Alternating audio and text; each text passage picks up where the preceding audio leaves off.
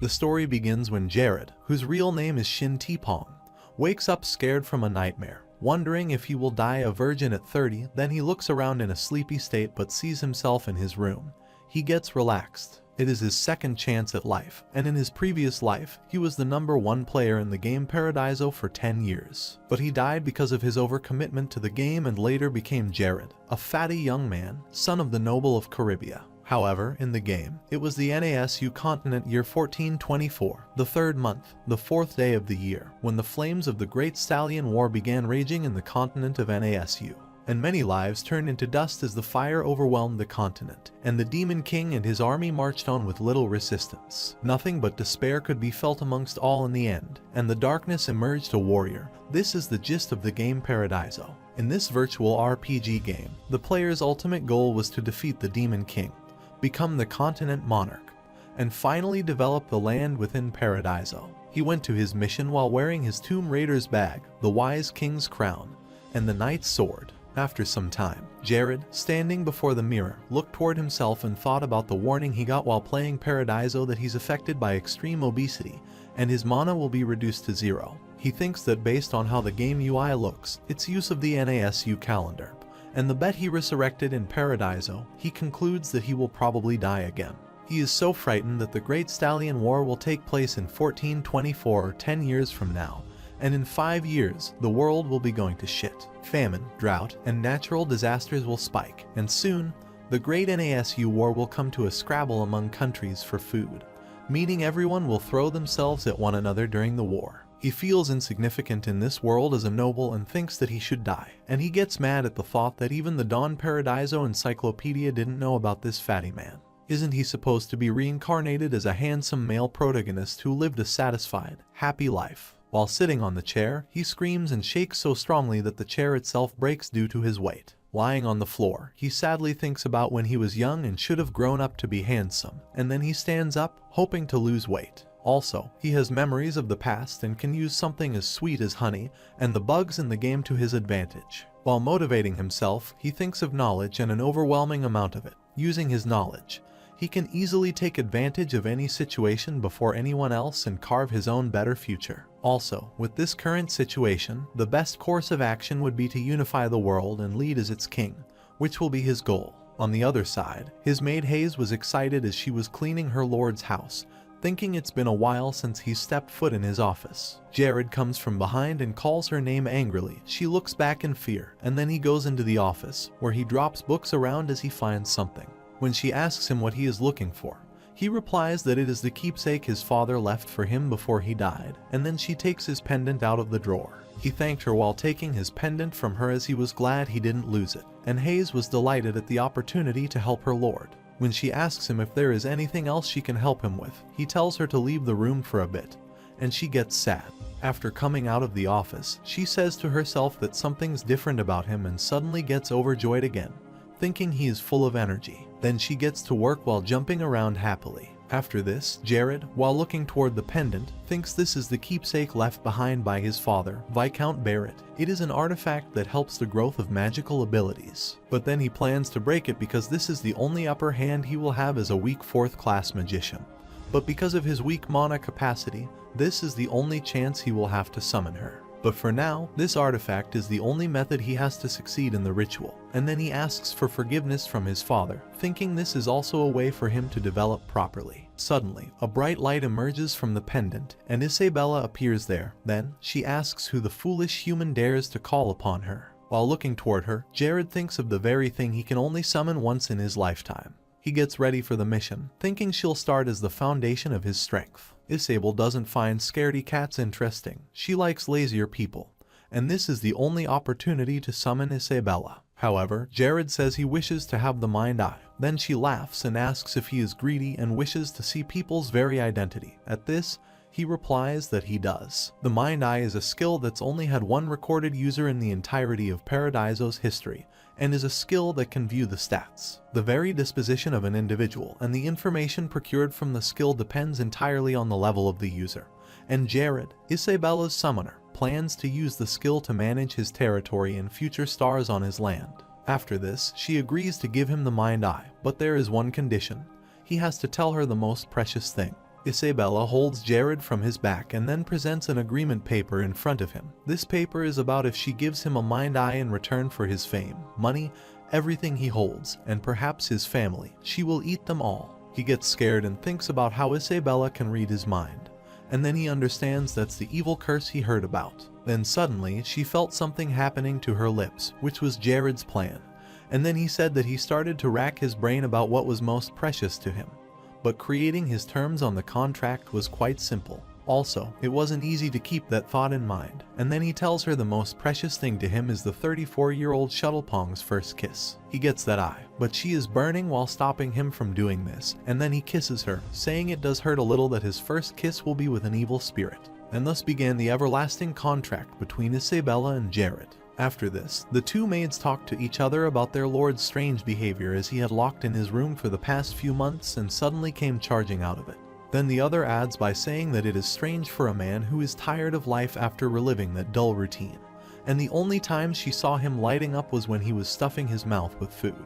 As they both talked, Hayes suddenly came between holding a bouquet and quickly passed them. Then they ask Hayes if she needs their help, but she says while running that she can do it alone.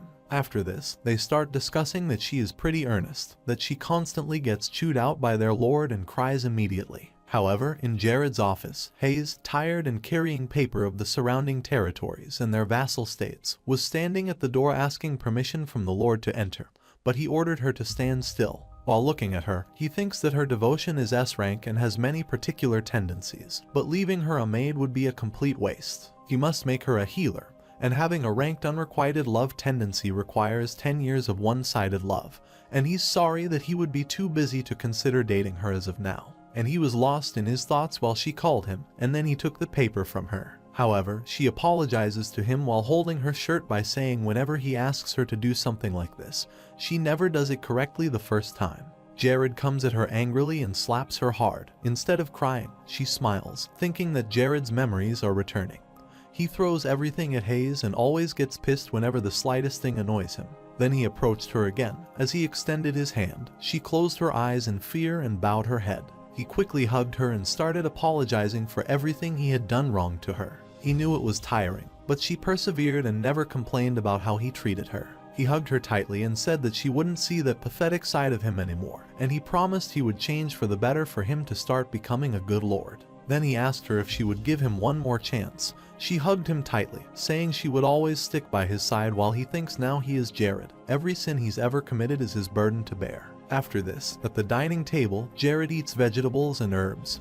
Hayes stops her from eating them a lot, and he might faint. But instead of stopping, he put more into his mouth and swallowed, saying a fatty man like him needs this much to lose weight. Also, in Paradiso, vegetables have a strange effect on one's satiety level. These vegetables, which carry a robust dieting impact, taste like dead insects, and nobody would eat them willingly. While hardly eating this food, he thinks it tastes like vomit, and then he gets the message that the consumed melon herbs have increased his lipolysis level. The consumed aspho leaves have restored his metabolism to normal, and calories burned at 2x the average rate of intense stimulation activated, and he has lost 450 grams of fat. Jared gets slightly relaxed and slowly removes his fat, but he will throw up while at it. Hayes brought steak for him, saying he was concerned for his health, so she learned this healthier dish from the chef a while back and hoped he would give it a chance despite throwing it away. Tears started flowing from his eyes as he was embarrassed about how he could raise a hand against such an angle. He cried joyfully that the rotten taste in his mouth was finally gone, and he started eating steak. While eating, he thought, as the document indicated, the Caribbean territory based in the northernmost part of the kingdom, and it's a good thing he remembered that. However, Caribbean was a poor place ranked F with freezing weather tossed in with monsters, bandits, and the impossibility of farming. After finishing steak, he gets up, saying he will focus on bettering himself for now. Then suddenly, Isabella appears there, asking for her mind eye. Jared spits on her, asking why she is still there at this. She angrily replies, how dare he deceive her, and until she gets back her mind eye, she will keep bugging him until he dies. 10 years ago, Jared locked himself in the room while Rackies knocked on the door and asked him to come out as his father's death was regrettable. But they must stop living in the past and focus on the future. He was comforting him, saying they fought these difficult times together, but he was crying while remembering his father. Then the story shifts to the present time where Gragas, the more irritating party member, flirts with Hayes and the other maids, thinking that he doesn't know why this angel Hayes keeps hanging around that fatty Jared, but he will make her his someday. Meanwhile, Sir Rakes comes there and restrains Gragas from his wrongdoing. Hayes is happy to see Rakes there. Gragas shouts at him, asking if he is trying to teach the chef city guard how to conduct himself. Then he abuses him, saying this stupid junior still doesn't know his place and starts teasing him. Meanwhile, Oberlin comes there and tells them that the Lord will soon come. Then Gragas leaves by saying it's disgusting to see the toothless fat and the old geezer still walk these halls. Hearing this all, Rakes angrily said they still can't wrap his head around being the chief guard. Then Oberyn replies while he understands how he feels it is not an easy task to assign another to his position. After this, the meeting starts where two party members talk in a low voice while looking toward Jared, saying it's unbelievable that he called a meeting by himself, read the document, and even lost his double chin. Then Gragas asks, while drinking, if the rumors are true that their lord changed, and then he tells Jared to stop reading boring documents, zip past this meeting, and go for a drink as he brought some pretty tasty stuff around that he'll love. And when Jared asks about drinking and alcohol, Gragas laughs that he will get all the pretty girls for him. At the same time, Rakes, looking from behind, thinks angrily that every meeting that annoying Gragas seduces the Lord, so he'll turn a blind eye to his deeds. Then, while clenching his fists, he thinks he has to stop him at once, no matter the consequence for the good of Caribia. Everyone there is surprised when Jared addresses Gragas by asking how dare he show up to this meeting drunk and if he is out of his mind.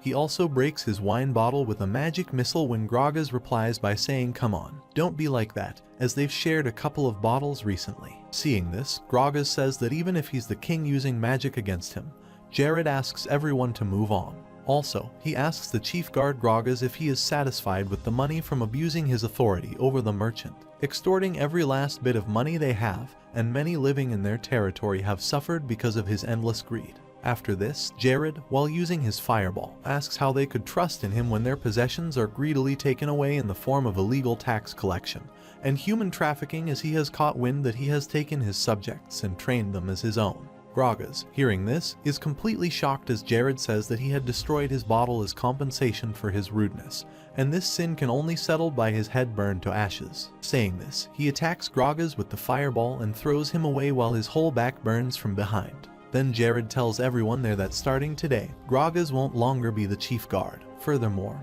he shall be sure to root out all corruption on this land.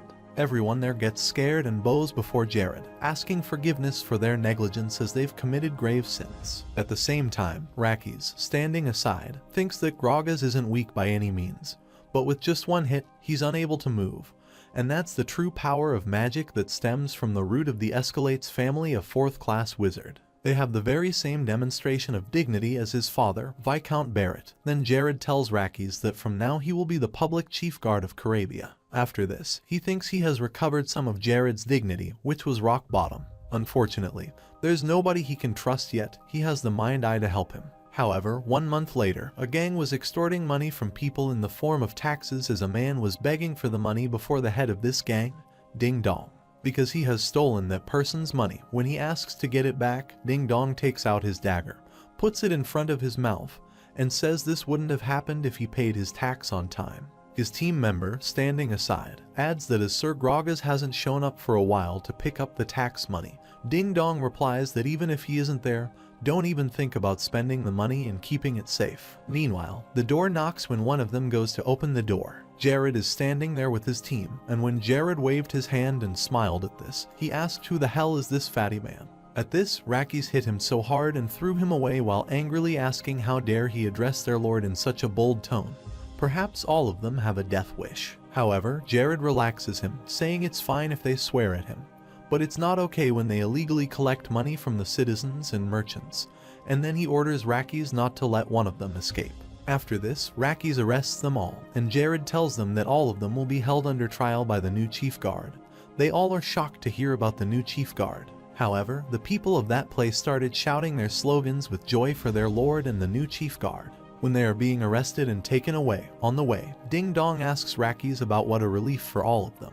Then he declares under the public recognition of his mistakes. Their lord pledges to always put his people first from now on, and catching criminal is only the tip of the iceberg though. According to Jared's order, they started distributing food among needy and poor people, and street songs started playing for people's amusement over the frozen land of Caribia. And because of Jared's good work, people shout slogans at their lord and his team members wherever they go. However, the next day, in the meeting room, Rakis tells Jared how the citizens finally trust the throne again. Not only that, but some are starting to support him outright, and it's a complete success. Jared happily replies it's finally starting to pay off. He trusts that his new position and subordinates have been agreeable. Rakis says with a smile that he is thankful to him for establishing him in such an honorable position. However, the conversation between them continued, and then Jared got the message that charm had risen to 1. He thought that a month after the capturing of Hardboard Criminal, the public favor and sentiment towards the head had become significantly better. And not only this, but Rakis had assigned competent soldiers exclusively selected by the Mind Eye. All of them would serve under his name, and this was all thanks to the Mid-Eye. Meanwhile, Isabella appears from behind, and she tells him to give her Mind Eye back, but he ignores her. After this, in the meeting, Sir Oberlin adds his point that the new corpses are fine in part due to the newly developed farming methods.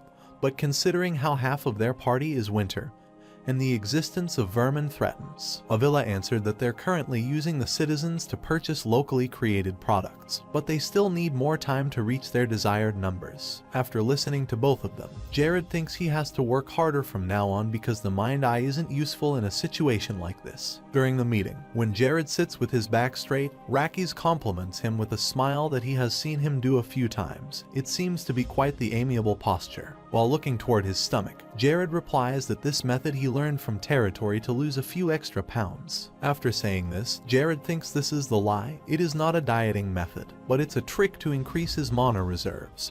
And after releasing mana from both hands, he reabsorbs it back into his body to increase it. Then, while looking toward one of his party members, Jared thinks he wasn't known as a bug in Paradiso. Then he again starts thinking about the mana that a month of this gives the same effect as increasing his mana level by 12.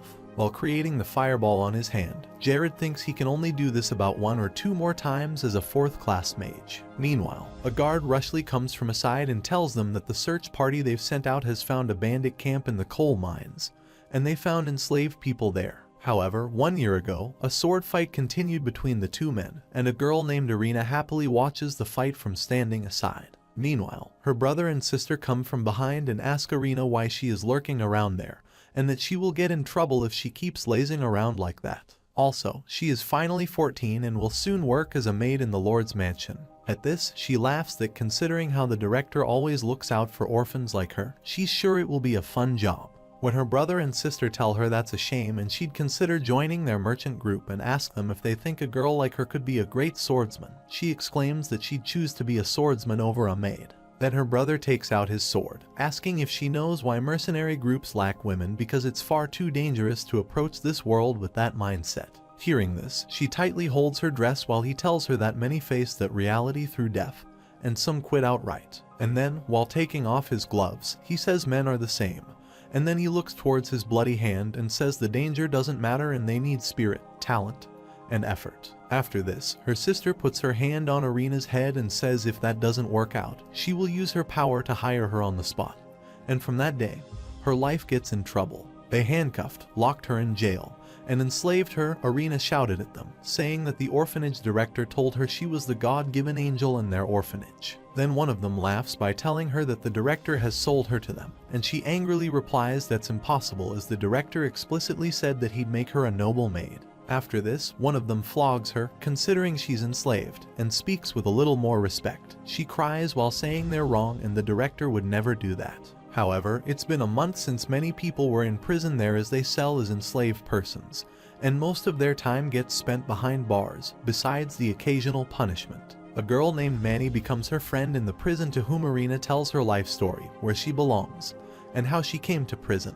When Manny asks Irina as she says she's from Majorica, it means she was bound to be bondservant from the start, and Irina doesn't understand what she is talking about. Then Manny explains to her that all of the orphans in Majorica depleted as enslaved people, and that's what the lord of that territory ordered. And when Manny says that she's pretty sure that her orphanage head was with the lot and she might as well give up, Irina replies that she'll never give up no matter what it takes. She will find a way out of this. However, another month passed, and they both got along quickly while the bondservant of their age was hard to find.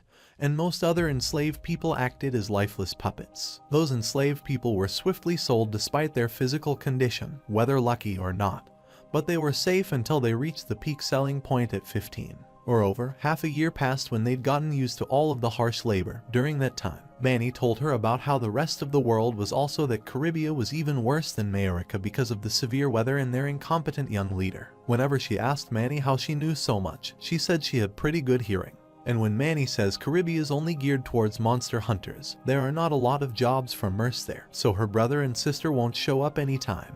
And then Arena, while looking handcuffs on his hands, thinks she still won't give up hope. In the same way, a year of their life passed, and the day came when they were finally 15 years old. That night, Manny had a very high fever, and Arena, seeing her condition, thought that Manny was burning up and that if she didn't get help, she'd be in big trouble. The guard was sitting outside while talking to himself that they were facing a significant loss about trusting Gragas as he got caught by that fatty man.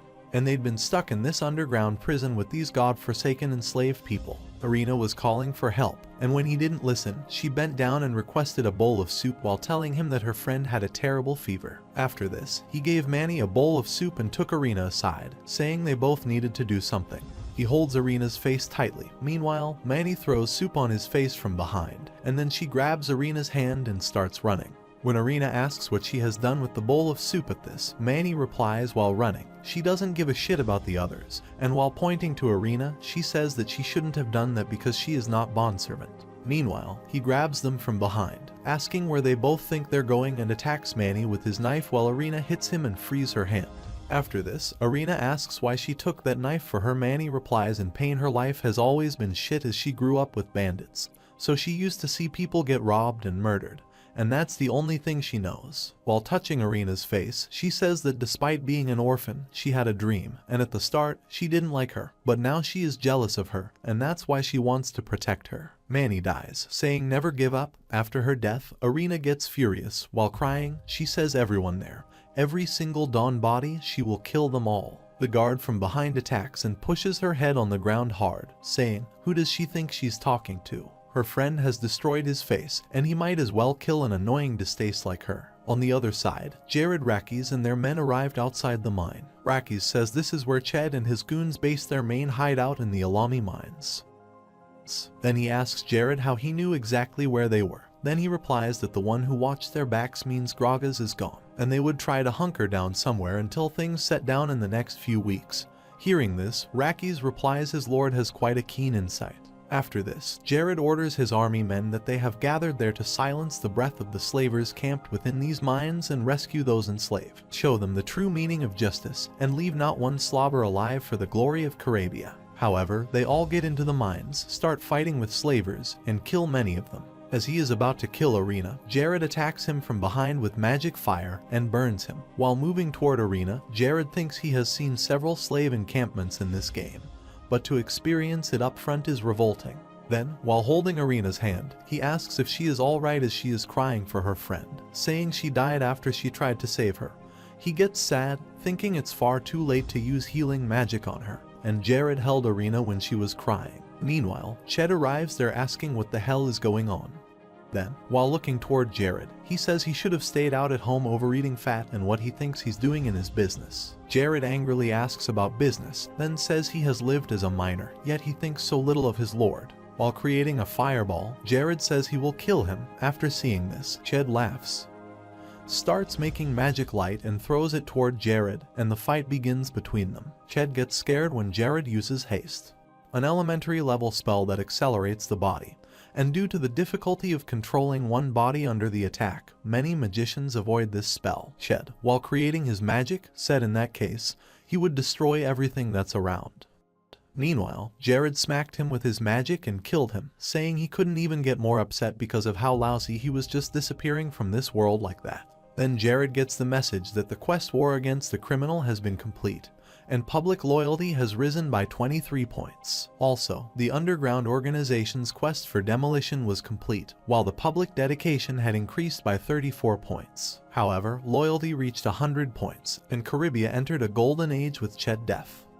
The situation quickly got normal. From kidnappers to murderers, all involved were executed rapidly under the watchful eye of the public escorts, and the formerly enslaved people sent back to their families. Irina, while sitting before Jared in the room, asks him if he is allowed to stay in the territory. He replies that if she remains at the orphanage at Majorca, she will be sold once again by the orphanage director, and he is looking for talented youngsters to work with in future. He would be grateful if she came with him to Caribia. Hearing this, she excitedly says as a swordsman, she promises she will meet his every expectation. The conversation continues between the two, and then Jared thinks he never expected to meet Irina Geisel herself. Moreover, Jared thinks that during the Excellent Stallion War, Irina was supposed to be an essential vanguard for the Demon King in the next 10 years. Even with hundreds of players raining their full might down upon her, she smiled and refused to move to establish herself as the most vital tanker imaginable. The wailing wall of the fortress she defended was well known to be impossible to break through, and because of that, she's known to be an achieved guard. After this, Jared extends his hand, and she puts her hand on his hand while creating mana. He thinks it's good that this happened and will ensure the Demon King never lays a hand on her. Meanwhile, her wounds start to heal, and he believes he will ensure that she's preparing for the coming war and make her a rising star. The most significant issue now is Majorca. Suppose the lord of this place allows enslaved persons to trade. In that case, it's a given that he'll enable loads of other illegal activities, and theirs will adversely affect his territory. However, at nighttime, Majorca's state head, Horgos, says as of late, he has heard many compliments directed towards the Caribia territory. It is as annoying as a buzzing mosquito. Then he asks Priua, as he was the friend of Gragas, what he thinks, and he replies he has to get revenge for a close friend. After this, the next day in the night, a masked man named Top throws a corpse in Caribia's state, and the following day, Jared and Irina are doing a morning walk. After completing the walk, they went for breakfast, where Jared received a letter that Hayes had brought him. As he read the letter, Irina asked him what was written. He said it seemed that Oberon successfully cultivated a crop called Letriella, since most of their food was imported from other territories, which should cut down their food expenses by a manageable amount. Avila's managed to bring in 1.5 the average amount of monster hunters to their region. It was starting to sell the mana crystal he receives from them, and if compared to last month's number, they've made twice their average profit. Then she says that her friend told her Caribia would soon fail, but it is much closer and better than what she described. He adds that it is only now starting to get better, and soon enough, the entire continent will know the Caribia territory. Meanwhile, Rakis comes and tells Jared to come with him because there's an urgent matter he must attend to. He takes Jared outside where the corpse is and tells him it's also found in various other locations. As Rakis felt embarrassed for not being diligent in his work at this, Jared says that he shouldn't be hard on himself. Nobody died from this incident as Caribia has no surrounding walls to speak of. Things like this were bound to happen. While looking toward the corpse, Jared thinks since public loyalty isn't an issue, the culprit has to be a foreigner. But what do they gain from this? However, in the street, a girl was shouting at the shop owner and begging for her mother's medicine.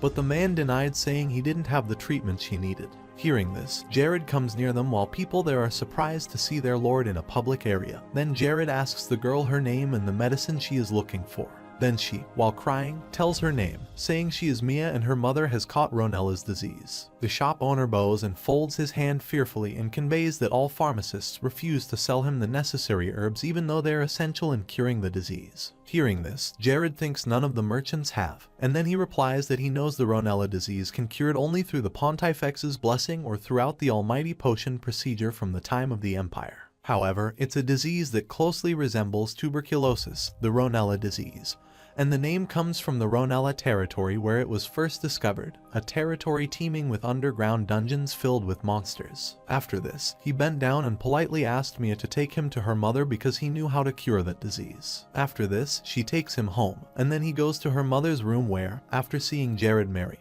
her mother says to forgive her and return to the doctor because she doesn't have anything to pay him. Meanwhile, Jared gets the message that Mary's expected lifespan is 7 days, and then he replies he doesn't need payment.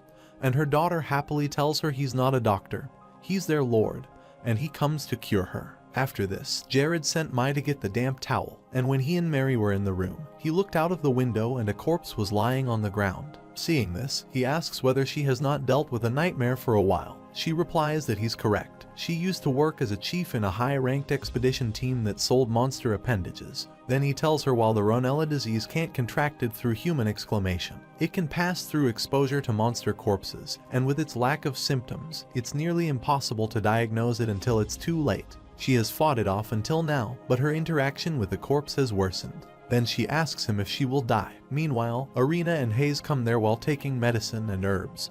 And then while folding his sleeves, he says he won't leave her side until she gets better, so trust in him. And then they start preparing the medicine. However, he watched Jared from the house's roof and said he planned to cure an incurable disease. Then Rakis, standing behind him, replies he's not sure, but their lord hasn't been wrong so far.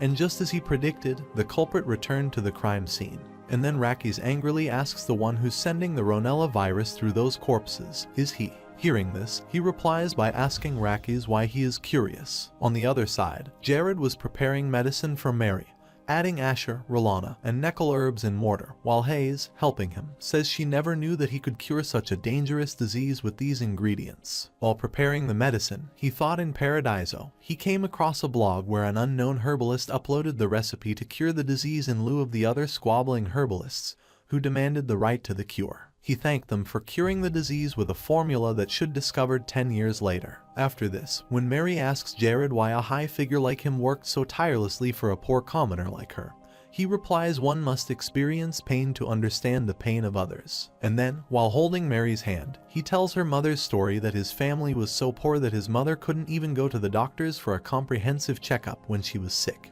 When they finally went to the hospital, it was too late, and his mother couldn't even use her own hands. She was in the final stage of terminal cancer, and he was more angry than upset. He was angry at himself for being unable to fix such a common situation. It had been 15 years, but he still blamed himself for that day. While mixing medicine, he thinks he's there because he knows how Mia feels and doesn't want Mia to feel the same pain he felt. While on Rakis' side, a sword fight starts between Culprit and him. Rakis attacks him, but he blocks his attack with his sword, and while pushing Rakis' sword, he thinks he's moving with a foolish amount of strength. Then Rakis attacked him, but he could hardly save himself, thinking that if he aimed for his vital point, he would finish this quickly, and the culprit hit him with his foot. Rakis attacks him with his sword, saying how dare he raise his foot against Caribia with such skill as the fight continues between the two. Seeing Rakis' strength, he was shocked and thought they never told him that the public guard chief was so powerful. However, Rakis' power during the one-on-one battle against the assassin originates from his particular tendencies. When fighting against evil enemies, his order and justice tendencies raise his physical abilities beyond his limit, as this culprit got identified as a villain who will never be able to beat Rakis. After this, when Rakis stands in front of him, he says that he surprised the chief guard. He thought he could kill him once he found out, but now he has given up. Then the culprit blows out fog from his mouth, and that fog spreads Rakis all around. And as soon as the fog clears, the culprit disappears from there. 2 weeks later, Jared teaches Mia the usage of mana by using the merging method while wearing a magician costume. She questions him, asking if she may, why can't he focus on studying one way if both work in the same fashion? He explains to her an evil magician can destroy the surrounding mana, and then a mage who relies on the magician's method can use their magic like the fools they are. So that's why she studies both, even if it's difficult saying this. He takes off his costume. Meanwhile, the door knocks, and Mia's mother comes in. She is cured of Jared's medicine while she is there to take Jared and Mia for dinner. Isabella appears when they leave the room from the roof, saying Jared is different. After this, Jared sits alone in the room, and his weight has reduced while creating mana thinks as everyone tries to find the shortcut in life. Just like how using a bug increases one's mana levels by 2 to 3 levels. He gets the message that he has successfully created a new training method, and has now created an input name for this method. This mana training method is a mixture of a bug training method and a mage mana training method, and this method increases Jared's spell level by 6 points. Now, he has to decide a name for this mana's method. As he was thinking about some symbolic name, he alone sucked the benefits of this world as a player. Suddenly, Isabella appears there, saying she has secretly watched many magicians over the years, but his style, seeing her there, he asks if he can spot the bug in his method. While pointing to him, she replies that although normal people won't be able to see it even though he's cheating, he's still drawing in mana at an abnormal rate. She puts her hand on Jared's face from behind, saying he's not from there. When he asks what she's talking about, she replies she's curious to see if he's from another continent, as she heard that people from the eastern continent are good at absorbing mana as well. While hearing this, he sighs. Then he excitedly tells her, as she mentioned, he has heard a story from his ancestors that closely reminisces that myth as the eastern continent was an enormous Paradiso project that was in development for 5 years. After this, while looking toward his hand, he thinks he was looking forward to that. It's a shame he died before its release. However, the conversation between them continued, and then she came close to him while opening his eyes, saying, "Feel free," when he's talking to her, as he is the only one who can see her. He got scared when she said forget about that, mind eye. He could consider it a wedding present from her future wife. He feels insecure when she says it was unpleasant to look at him first. Still, now that he has lost some weight, he's easy on the eye when he runs out of the room, saying he has run out of the Ronella territory when she says if he's this much of a man, it shouldn't be a problem for a virgin like her to take him as her partner. Also, he took her first kiss. However, after some time, when Jared and Hayes were in the carriage, she read the report to him, which was sent by Rackies, that Arena has accomplished much for her age and she has so much potential, to the point where he's surprised that he finds her with a single eye, and he believes that he won't have anything to teach after a month or two. Hearing this, Jared replies that the little of the strongest person in Caribbean will expire in a month. He thought he had a few good candidates for that position, and then suddenly someone from outside attacked them with an arrow. As the arrow was about to hit Hayes, Jared saved her from his mana. After this, he stood in the carriage, saying it looked like it was the work of bandits while they threw many arrows toward them.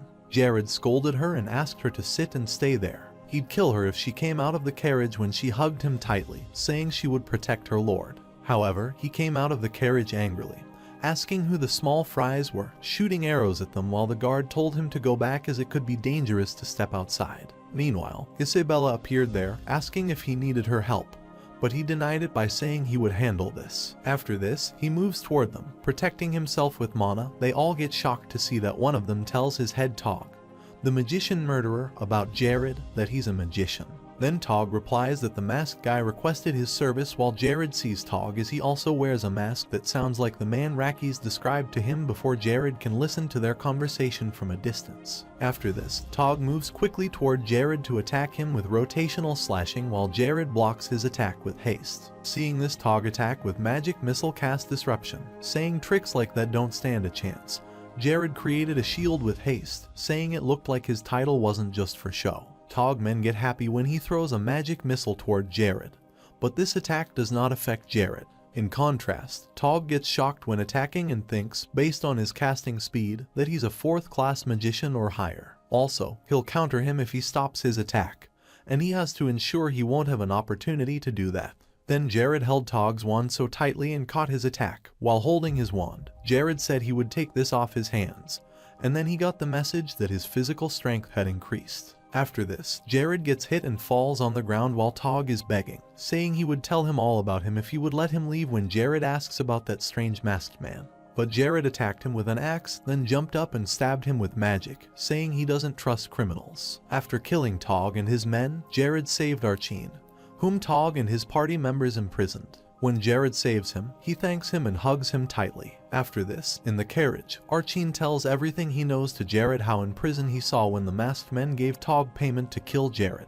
Also, the masked man was confused to see how the people in Caribbean had successfully healed from that disease, and they both were waiting as they were sure that Jared would head over to Ronella with the cure for profit.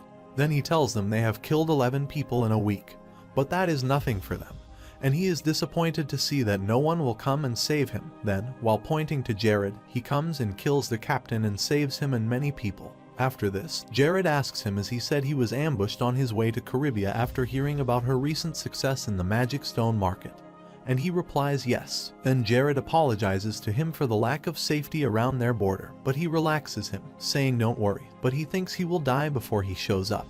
Due to his innate ability to analyze and predict future market trends, he pioneered these changes while controlling and expanding the surrounding market. As the leader in fashion with their impeccable foresight and trend analysis, they've taken the lead and can wipe out any product easily. Many new user tries to follow in his footsteps. While looking toward him, Jared thinks he is saying that Archines was in their territory around that time and what the guy at the top of the market is coming up north part 4. And then Jared says that while he understands that he is distraught from losing his wealth, he can pitch a proposal to him. When he asks about the proposal, Jared replies if he acts as his selling manager in the Ronella territory, he will give him 15% of all profit. He starts thinking he's near the top of all named NPC. He has to make a fair deal with him to raise his goodwill to recruit him. Then he said he would accept his proposal if he granted 2 of his wishes, and when Jared said yes after this, he told him his wish, saying his first wish is that he call him Aki from now on, and he'll tell his second wish later. Moreover, in Ronella territory, Aki started working as a sales manager while taking the contract paper. He told Hayes that many people think that way, but nobody in their right mind would refuse such lucrative rewards waiting in the dungeons. Also, there's a lot of growth potential there once the disease gets cured. After Jared thanks Aki, saying it looks like they've found a prime place to sell their good, he replies with a smile he's trying to pay him back that lord. In all honesty. After this, when Jared carries the medicine bottle from Drum, Aki asks him if there is a cure to the Ronella disease, but he replies not yet. While he was filling the medicine bottle, a message was made that production of rare medicine derived from medical herbs was completed due to the potency of the rare medicine. His skills had risen to level 2, and he had reached his daily limit for the next 24 hours. Further additions to his proficiency has been capped. Seeing this message, Jared thinks just as he expected, he is limited for the rest of the day when he first starts the game. It took a few months for him to raise his proficiency before he learned of a game bug. After this, he gave the medicine bottle to Aki, saying he could sell it and ensure he told the customers. However, a customer named Tolon comes to Aki's shop while coughing and asking for medicine. He politely deals and charges 1 gold for medicine. Aki takes his signature on the contract to finalize his purchase. After taking the signature on the contract paper, Jared tells him that the effect of the medicine should kick in around 30 minutes, and he will be there, so feel free to get some rest for the time being.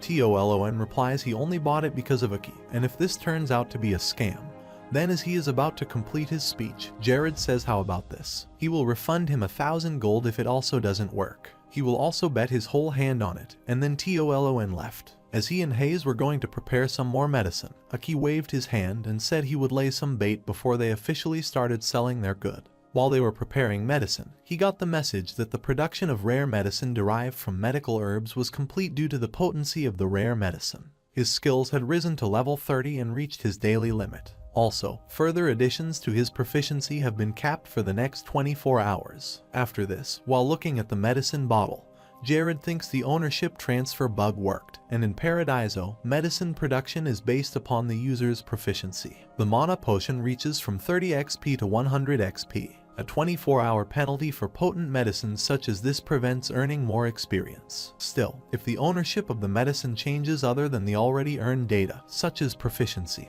all of the other data is transferred to the new owner. And in perspective, the 24 penalty was applied to the customer, who gets cured of the disease. After 2 hours, Jared and Hayes were in the shop suddenly. When they looked aside, a crowd was running toward them. Hayes gets scared to see this, but when they see the front of the crowd, Aki and Tolon are waving hands. As the crowd comes so fast, they start falling on Jared while asking for the medicine. Also, Aki holds many gold pieces. However, Hayes asks them to be in line first while people start fighting for their turn, and they start praising by saying how the Caribbean territory developed such medicine. It must be due to the blessing of God, as God has lived his blessing across the entire territory. The other one replies he didn't go to the Caribbean because of how dreadful it was. Still, it seems the lord of the territory finally came to his senses, and the fatty finally woke. Hearing this, Jared and Hayes get angry while Aki announces that he will only sell the medicine at this spot for the day. If they want to purchase it after today, head over to the Caribbean territory. Since the monster hunters come to the Nightmare Forest of Caribbean, plenty of monsters are roaming around the area. It's a playground for all hunters. Besides, Caribbean is the cheapest procurer of this medicine. They can get one for only 39 gold. Aki was telling them, showing the gold pieces, while Jared and Hayes were getting mad as many customers reached. Aki says they knew that the medicine produced by the ITIMA Empire cost 100 gold, but this medicine doesn't even add up to half of that place. The crowd was getting bigger to take the medicine while Aki asked them to get in line. They were exhausted the same day at night. Hayes went to bed for rest while Jared counted the money they earned in a single day. They made a total of 12,250 gold in a single day, and in terms of winning, that's equivalent to around 122 billion they won. Jared thinks, as he expected, that monster hunters are quite rich. Are they satisfied with these earnings? Meanwhile, Aki comes to Jared's room, showing his fists from behind, and when Jared asks why he is still awake, then showing the gold piece, he replies he came to use his last wish. After this, he tells Jared his second wish, that he would like to be a vassal and run a trading company in his name.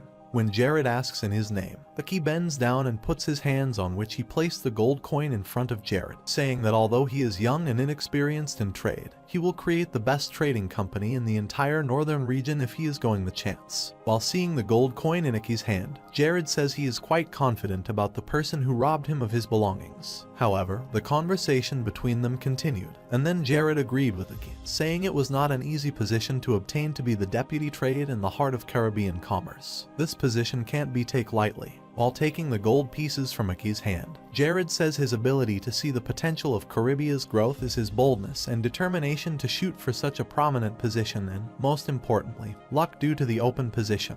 After this, while putting his hand on Aki's shoulder, Jared says those traits are greatly favorable. However, Jared, thanks to a production bug because his skills in potion creation and medical herbs mixing have risen to the 35 level. As a reward for hitting the 30 level, he received 2 skills, automated production and the beauty to create intermediate mana potions. As Hayes filled the medicine bottles, Aki was selling them among people. An automated system requiring 5,000 gold and 10 mana stones can produce 24 medicine bottles daily. The daily revenue exceeded 900 gold, with each bottle of medicine selling at 39 gold each. As the cure can only be found in their territory, many monster hunters flocked to their land and inadvertently began hunting in the Nightmare Forest. By increasing the production rates of the Caribbean magic stone, the numbers of those negatively affected by the beasts decreased. With rumors of the cure and the magic stones spreading, merchants from the TAH district visited their territory to acquire additional benefits. And Caribia far exceeds Jared's plans through such positive feedback loops. With the knowledge of the cure spreading wide, Caribia has come to be known throughout the continent. However, Jared was on the way to take down Lick. Deluc Isabella appeared there, saying Jared, with the knowledge of the cure spreading widely in Caribia, has come to be known throughout the continent. She asks where he is going off to be himself, and he's just running off into a barren, cold place. She stops him from going there. He may kill himself there as he looks amazing, and she doesn't want him to be a ghost. But he doesn't stop to go there even though she shouts, saying Alik is a cursed, powerful black mage, and if he gets caught, he will have his soul stolen and be an undead. Jared asks if Deluc can take him down when he has mastered everything, including having an impeccable strategy. However, the Deluc is a lick sealed in an elaborate sanctum of his creation.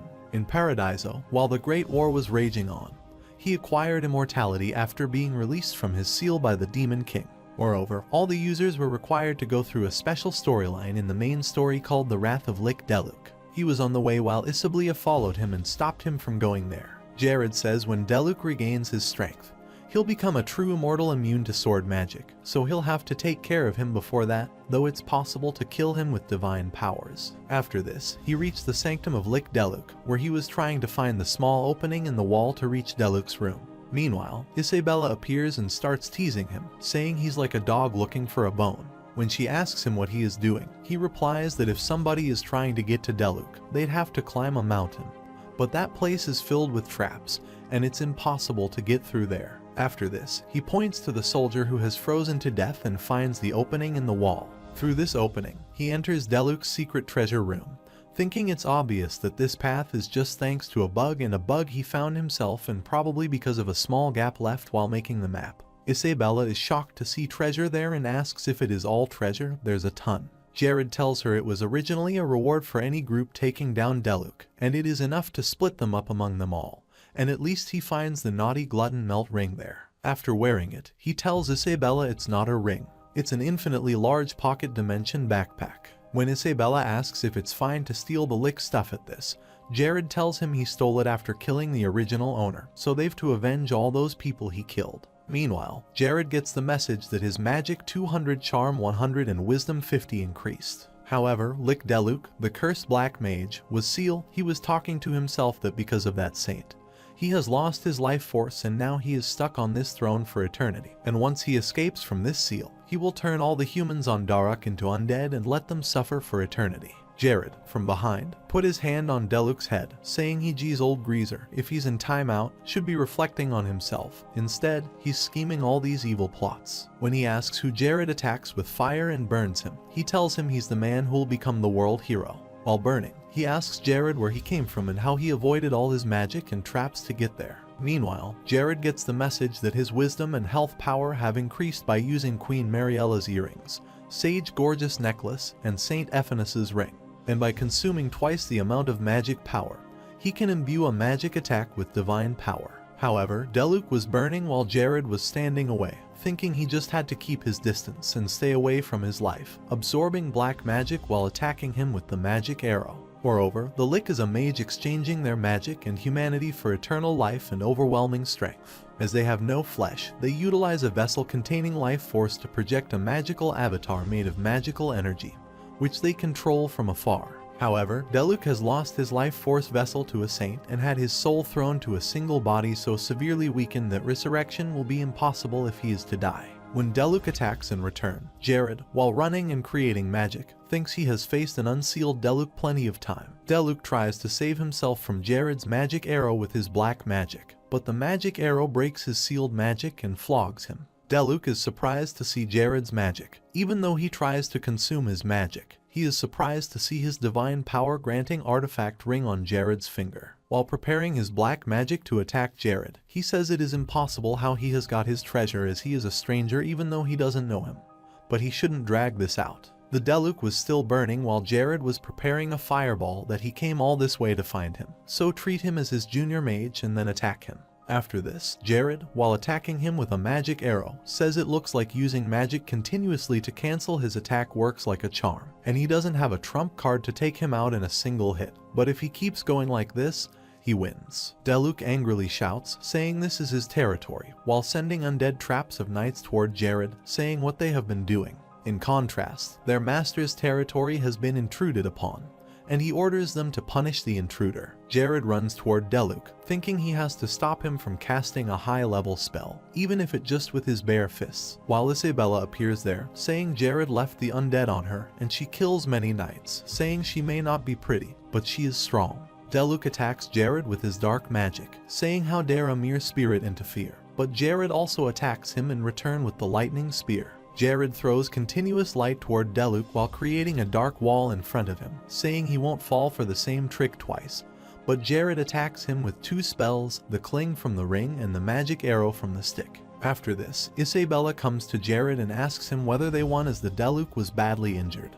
But before his death, he tries to drain touch Jared, but Jared, with his magic stick, attacks him and breaks his skull, asking does he knows he won't die from that deluxe because he has the mind eye. When Jared strangles him with magic, Deluk says to fear death for the first time after becoming a Lick, and his instincts are screaming out at him to dodge his attack. But he is a Lick, he is the black mage that spreads plagues and rules over death. He is the Lick Deluk, and he will fight Holy Mage again. After this, Jared stands away, and Deluk throws a spell toward him, but Jared creates a shelter with magic and saves himself. However, the shelter breaks with the spell, but Isabella comes and saves Jared while Deluk shouts enough with interference begone demon, and then she turns to the side saying to Jared she is sorry, but this is as far as she can do, and she's sure that he can kill this monster. Jared replies that he already told her Deluk can't hold a finger against him when he's in that state. While his appearance and potent attack disconcerted him initially, he still hadn't changed his fundamental patterns.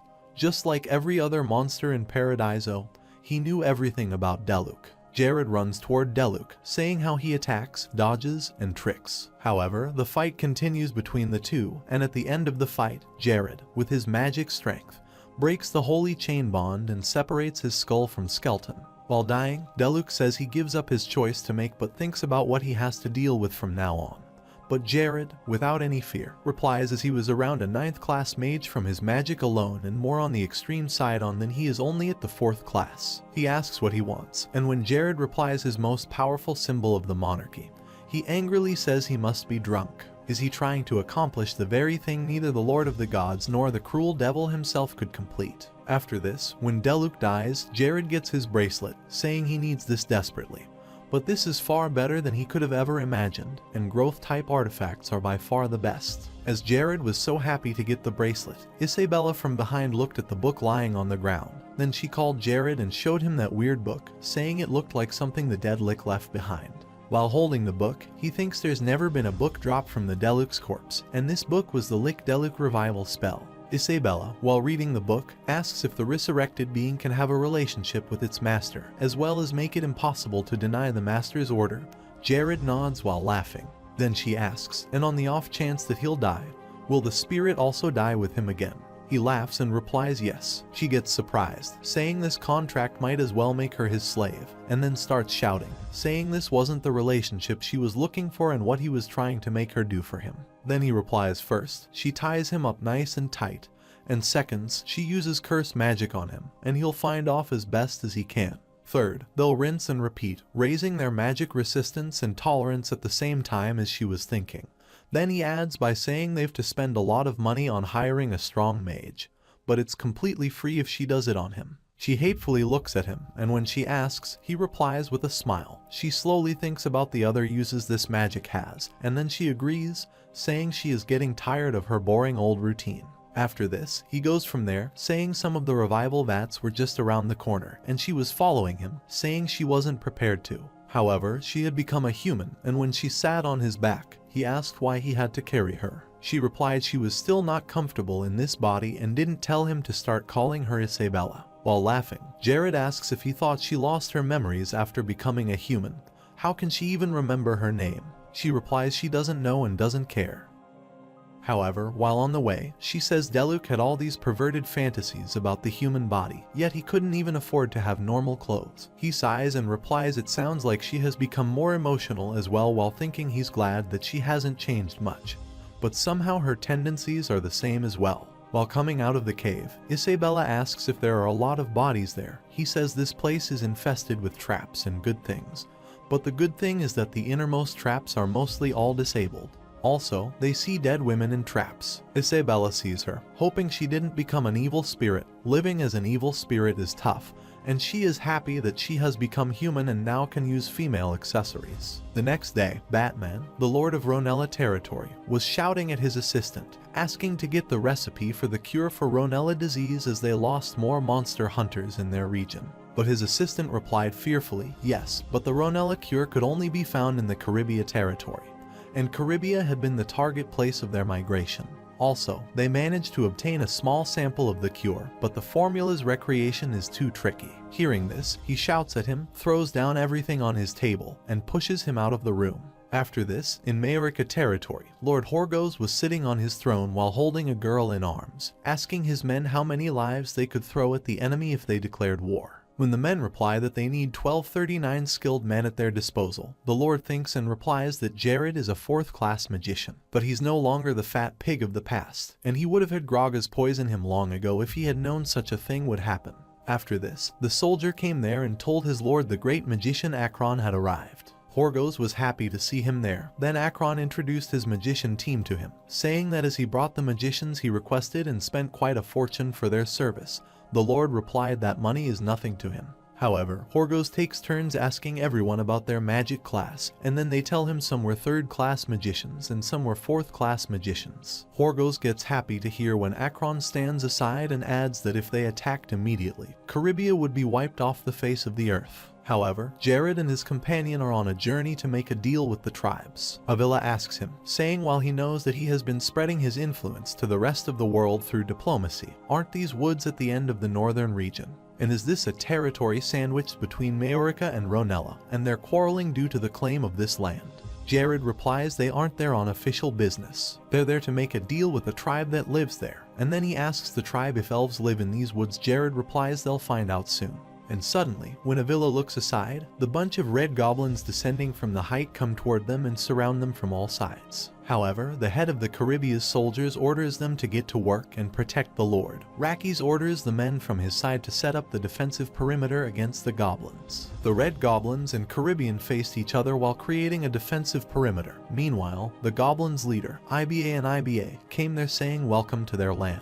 Hearing his words, Oberon thinks he's a goblin who can speak the NASU dialect, and then Jared and IBA introduce themselves. After this, IBA asks Jared about the reason for calling upon this meeting, and when he replies, they desire to establish diplomatic relations to acquire iron and gold. IBA laughs and says this is the first time in all his years that he saw a human offer a hand first, and then Jared asks the soldier to bring gold and iron while Avila is surprised to see this saying nightmare stone that doesn't make any sense. When Jared asks IBA if it is enough to satisfy his need, Avila and Iki are shocked to see that these nightmare stones are worth nothing, and Rakis stands alone on the side in anger. Nightmare stones are beautiful stones that monster hunters commonly pick up in the nightmare forest, and they might be seen as an insult to the goblins due to their overall low value. While checking the stone, Avila got scared when IBA said, "Jared, it seems to have quite a few nightmare stones.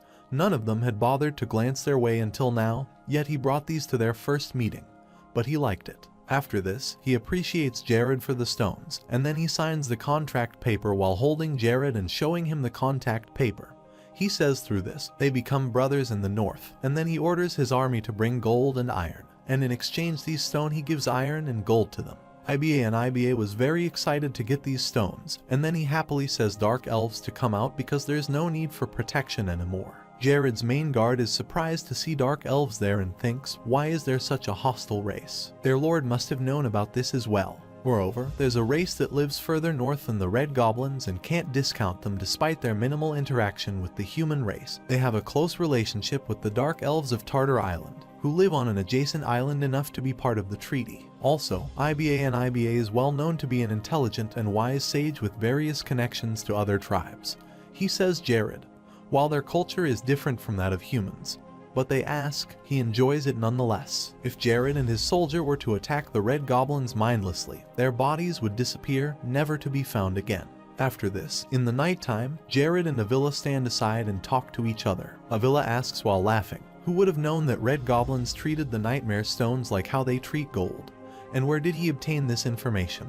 After this, the celebration was going on. Jared called Rakis and asked him about the current outlook on the army and smithies. Also, they're missing the materials to forge new weapons to supply the recruits and mainly focus on repairing and improving their existing equipment. Also, he orders Rakis to say that once they obtain the refined iron from the red goblins, they must focus on mass-producing swords, spears, and arrows first and leave no one ingot unused. Moreover, he uses the portion of the gold obtained from the red goblins to further invest in their army, and he will be putting him as the head of recruitment effectively.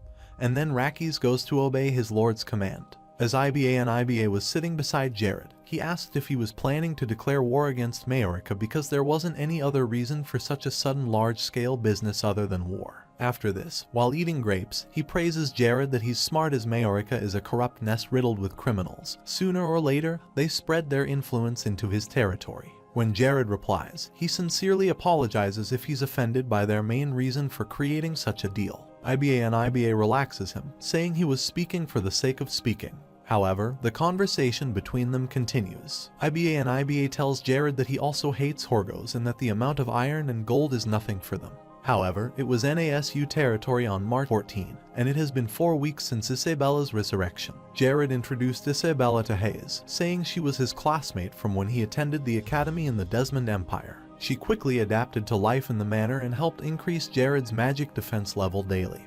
His magic defense was raised to 34 points. After this, Jared brings candies for Isabella, and when she asks him about sweets, he replies he gave them as an anniversary present and that today's a special day when a guy has to provide candy to another girl. While remembering his past life, today would have been the White Day celebration, and when she says he doesn't recall it being a particular day, he explains to her. Meanwhile, she started seducing him, saying a month ago, on February 14th, marked the day when a woman gifts a box of chocolate to a man. Today's celebration is the opposite. A man gifts a woman candy. He hesitatingly replies he gave candy to every single woman in this manner. After this, she unwrapped the candy, put it in her mouth, and got close to him, asking if he knew their lives were intertwined by the mind-eye and the contract was eternally bound by their kiss. Then he replies while pushing her away, which strangely sounds like a marriage contract when she puts it that way, and stops playing around. Moreover, he moves away from her and usually starts talking about their magic resistance level and gets scared when she replies they will do magic training but only start with a sexual desire spell,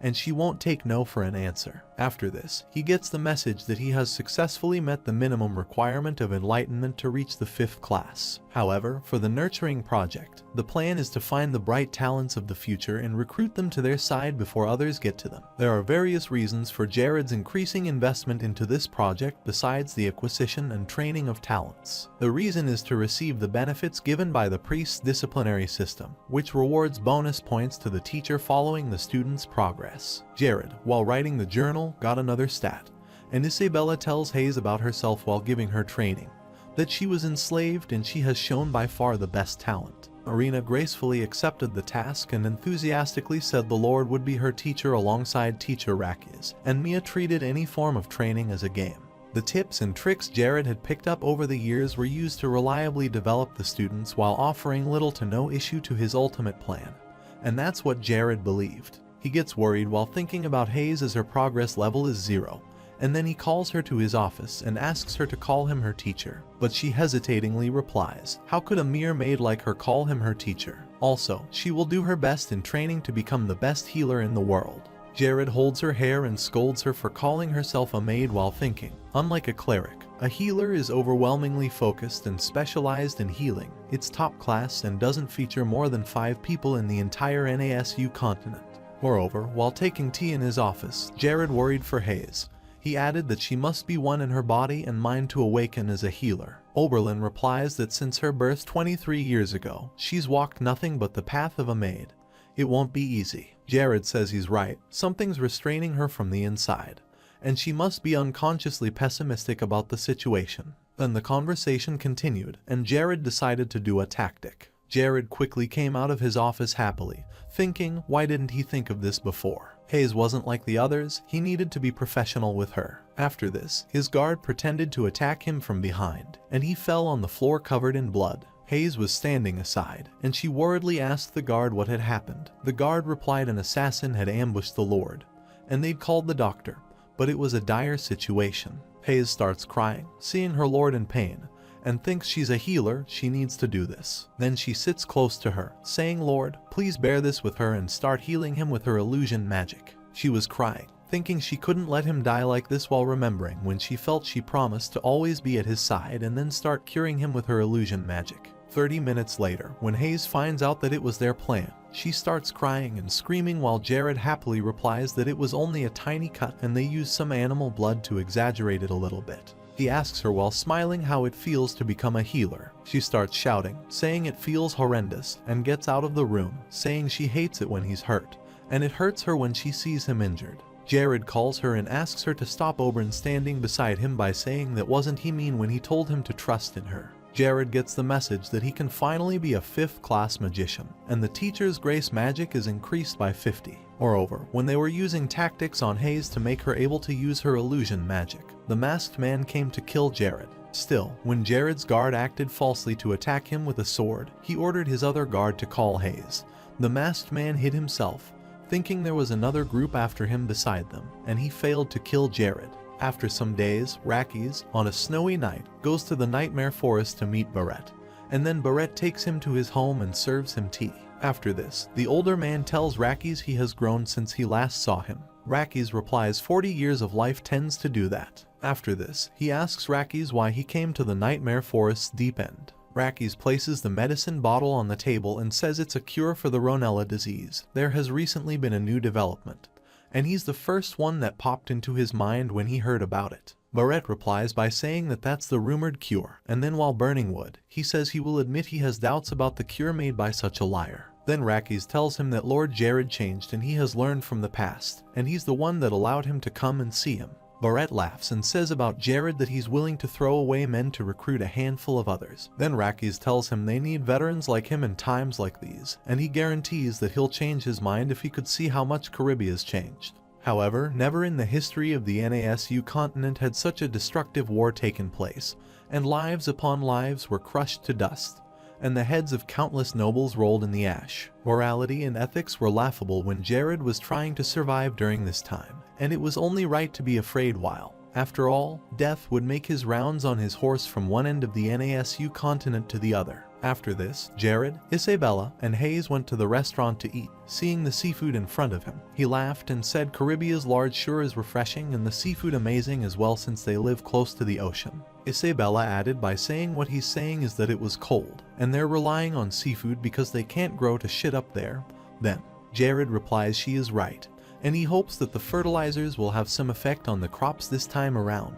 As the conversation between them continued, Hayes looked back to where some people sitting at the table next to them were talking about the cure for Ronella's disease, and they were also praising Jared for his good work in Caribbean. But Jared was watching aside where the lady named Ella was drinking beer. Isabella angrily asked what is he looking at. While looking toward her, he thinks that person isn't. She is an absolute nutcase of a warrior, and she's an NPC warrior that is pretty famous for helping players during the first crises in Paradiso's history, given that they could pay her for the services. The only problem is she'd be willing to join the Demon King's army if they paid her enough. However, the lady Chloe was sitting aside said to Ella that she needed her wits to stay with her, and that alcohol paralyzes one's ability to think when Ella ordered the waiter to bring another glass of alcohol. And then Ella put her hand on Chloe's face that's so rough she's going to need to learn how to drink a glass or two if she ever find a guy like her. Chloe replies she'll find someone who doesn't drink. After this, while looking toward Chloe, Jared thinks, isn't she the Queen of Silence? 5 years before the Great Stallion War, a 38-year-old NPC emerged as the Queen of the Grey Elves, Chloe. Also, she was an NPC that was created in secret behind a large-scale patch in the game.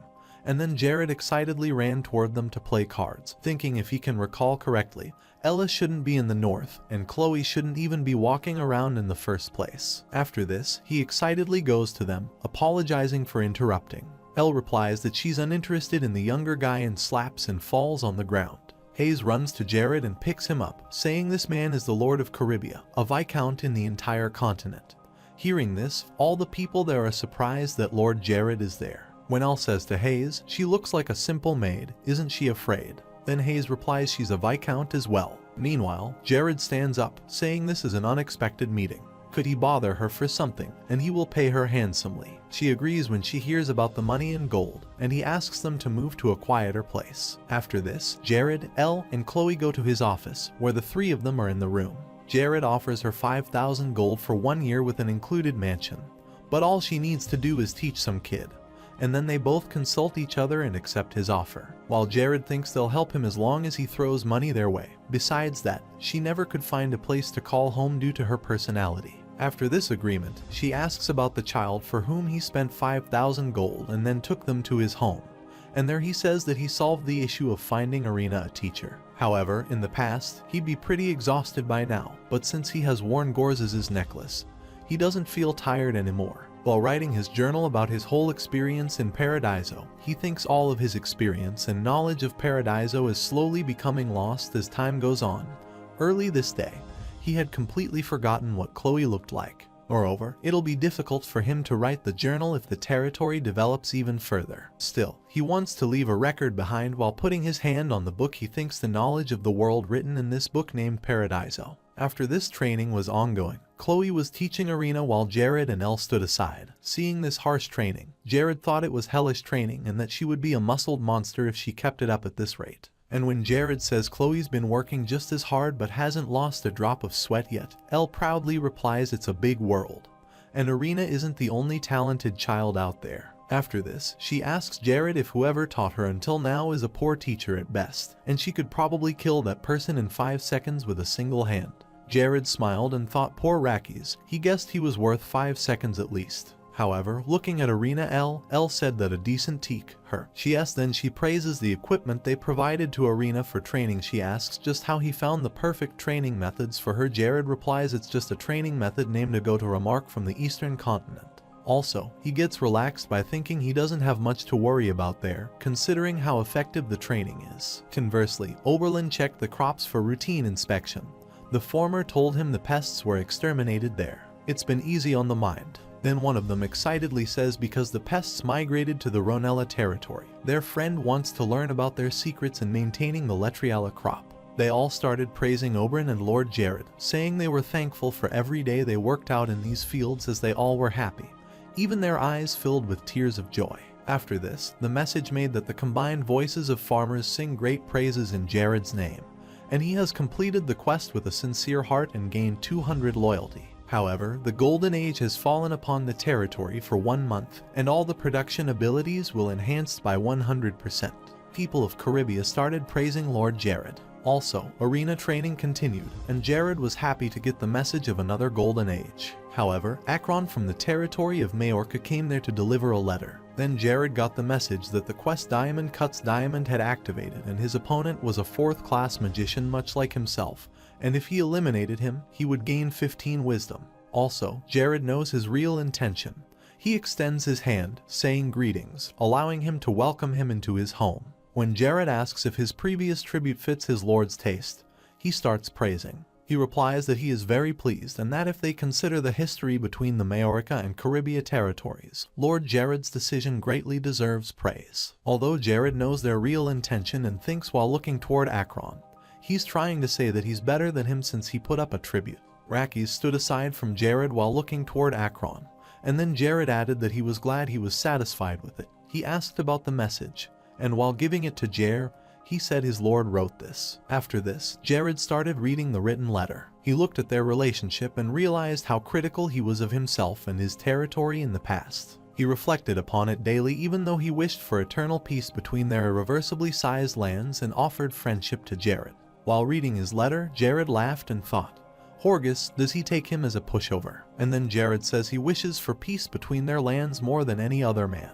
Also, in the meantime, he shall send the finest and purest magic crystals in all of Caribia, and he sincerely hopes that will serve as a token of friendship between the two territories. Akron replies, is there even a doubt his lord is sure to be happy? Then Jared smiles and says he's welcome in Caribia at any time. After this, Jared hunts deer in the evening when Rakis asks him why he is so consistently submissive to the Akron from Majorca. Isn't it about time that they distance themselves from their authority? Jared smiles and replies it's best always to put on a smile instead when it comes to the political battlefield. After this, Jared announces dinner. While eating, he tells Rakis that he better understands their relationship with Majorca and won't worry much about war. In the meantime, Rakis laughs and replies that perhaps the golden age of their territory is there. The masked man named Top was also sitting behind and watching everything, and then he picked up a bunch of wood and went from there, thinking the next cup of wine Jared would be pouring out would be full of his blood. Jared was also watching him from behind, and he knew what Top was thinking and then laughed by thinking there'd be spies in their territory. He's so good at camouflaging himself he wouldn't have been able to spot him without the mind eye.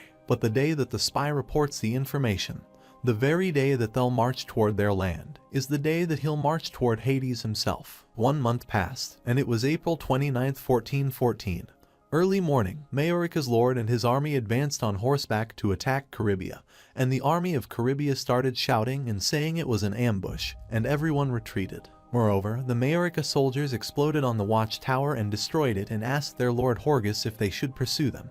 He replied, leave them. Those idiotic fools. He didn't believe that they moved the military force to the forest where the magical beasts lay, and if he knew it would be easy this way, he would have invaded Caribia sooner. When one of the soldiers shows his lord an alcohol storage drum and tells him that their soldiers have been drinking, the lord replies this level of patheticness makes it hard for him even to judge them. However, he ordered his soldiers to charge directly into Caribia at this pace, and the people of Caribia were sadly moving from their land. While Jared and his companion are standing at the height of the mountain and watching from a distance, one of his companions says Rakis was still peaceful until yesterday. Rakis replies by asking, what kind of a disastrous situation is this? After this, a soldier goes to them and tells them that the 4th defensive line has broken through, and they will soon arrive there. Jared replies they should get moving soon, and then he orders Rakis to implore him to do his best if they break through this line when the land done. Meanwhile, Hayes comes there asking why he is not bringing her along in a war as important as this. She requests him to bring her along with him as well, as she has healing abilities. Jared replies he can't because war is a place where a single mistake can lead to her demise. It's too dangerous. He holds her hand, saying that her ability is a scarce and valuable skill. However, he can't drag her into a situation where he could lose her just because he wants to use her skill. There are tears in her eyes, then she replies, but she doesn't want to lose her lord as well. Then Jared says her, is there anyone who would want to lose a comrade, and it's natural that she doesn't want to lose them. While remembering their childhood, he added by saying, especially someone like her.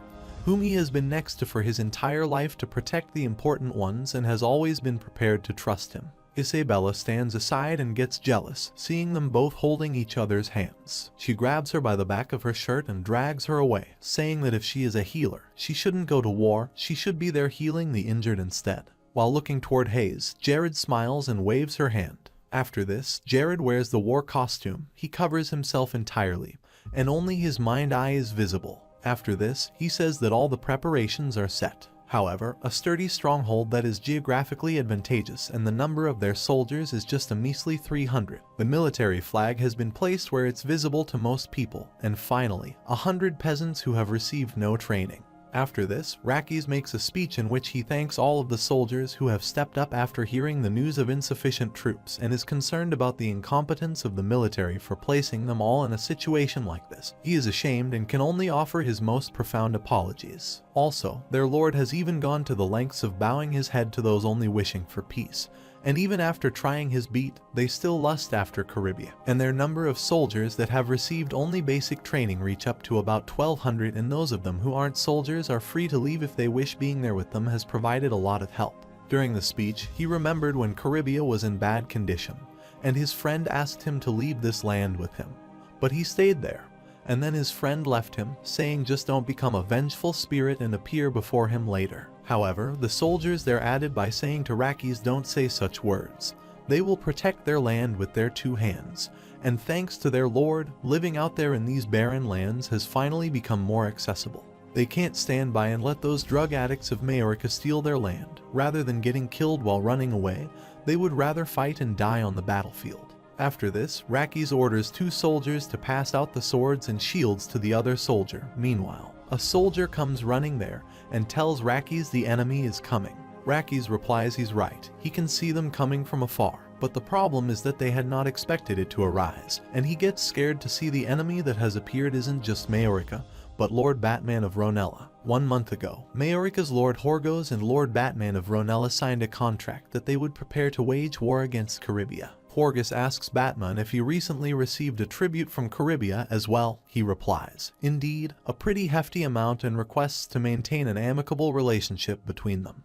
They send in various goods from their region, and it seems they've good financial stability considering the amount of gold they gifted. Hearing this, Horgos gets angry and tells him to consider it carefully. As they would, Jared started to wag his tail and become amicable after all this silent time. 20% of their hunters had fallen, and it's continuing downward, and Jared is trying to shake the foundation of their territories. Batman thoughtfully answers that Jared is scared since even though his territory is advancing, they aren't ready that much, so he's trying to buy peace through money. After this, Horgos tells him Caribia has a measly number of 300 soldiers, while holding the gold coin. He added that that's why he attempted to buy peace through money. Then he twisted the coin and made it crooked, saying if Jared offered a large of money, they would be content and decide not to attack. Also, he sent Akron to Caribia for inspection mage since they'd decided to declare their 2 lands as allies. However, Batman and Horgos allied and joined hands with the birth of an allied force with over 3,000 soldiers. At first glance, it looked like a formation of mutual understanding reaching for the same gold, but each had different objectives. After this, while coming toward Jared and his soldiers, Batman asks, standing far away from Jared, how surprised and hateful he must be seeing their unexpected arrival, and his bold, barbaric actions have shortened his life. Even if he attempts to stop him, it will be all for naught. As they speak, Horgos' army has surrounded the lands of his territory. How foolish of him to deploy his army at the main front without even recognizing a byway nearby his territory. Then she shouted, saying ignorance is a sin and his land done for. And if he crawls onto the ground and pleads for his pathetic life right now, they shall give him mercy. As Rakis, Jared, and their army are standing in front of them. And when he takes off his military mask, Batman gets shocked to see it wasn't Jared. While Top was standing behind spying on them, he was shocked to see and think it was not Jared. Where's the real one? Meanwhile, Top is attacked by the arrow and starts running, thinking it is all a trap, and before it's too late, he needs to inform his lord. However, Jared and Iki attack him with a sword, saying there is a spy, and ask him if he's the one who let the Ronella army invade their territory. Top was shocked by thinking they even knew his identity, and the information he received was all false.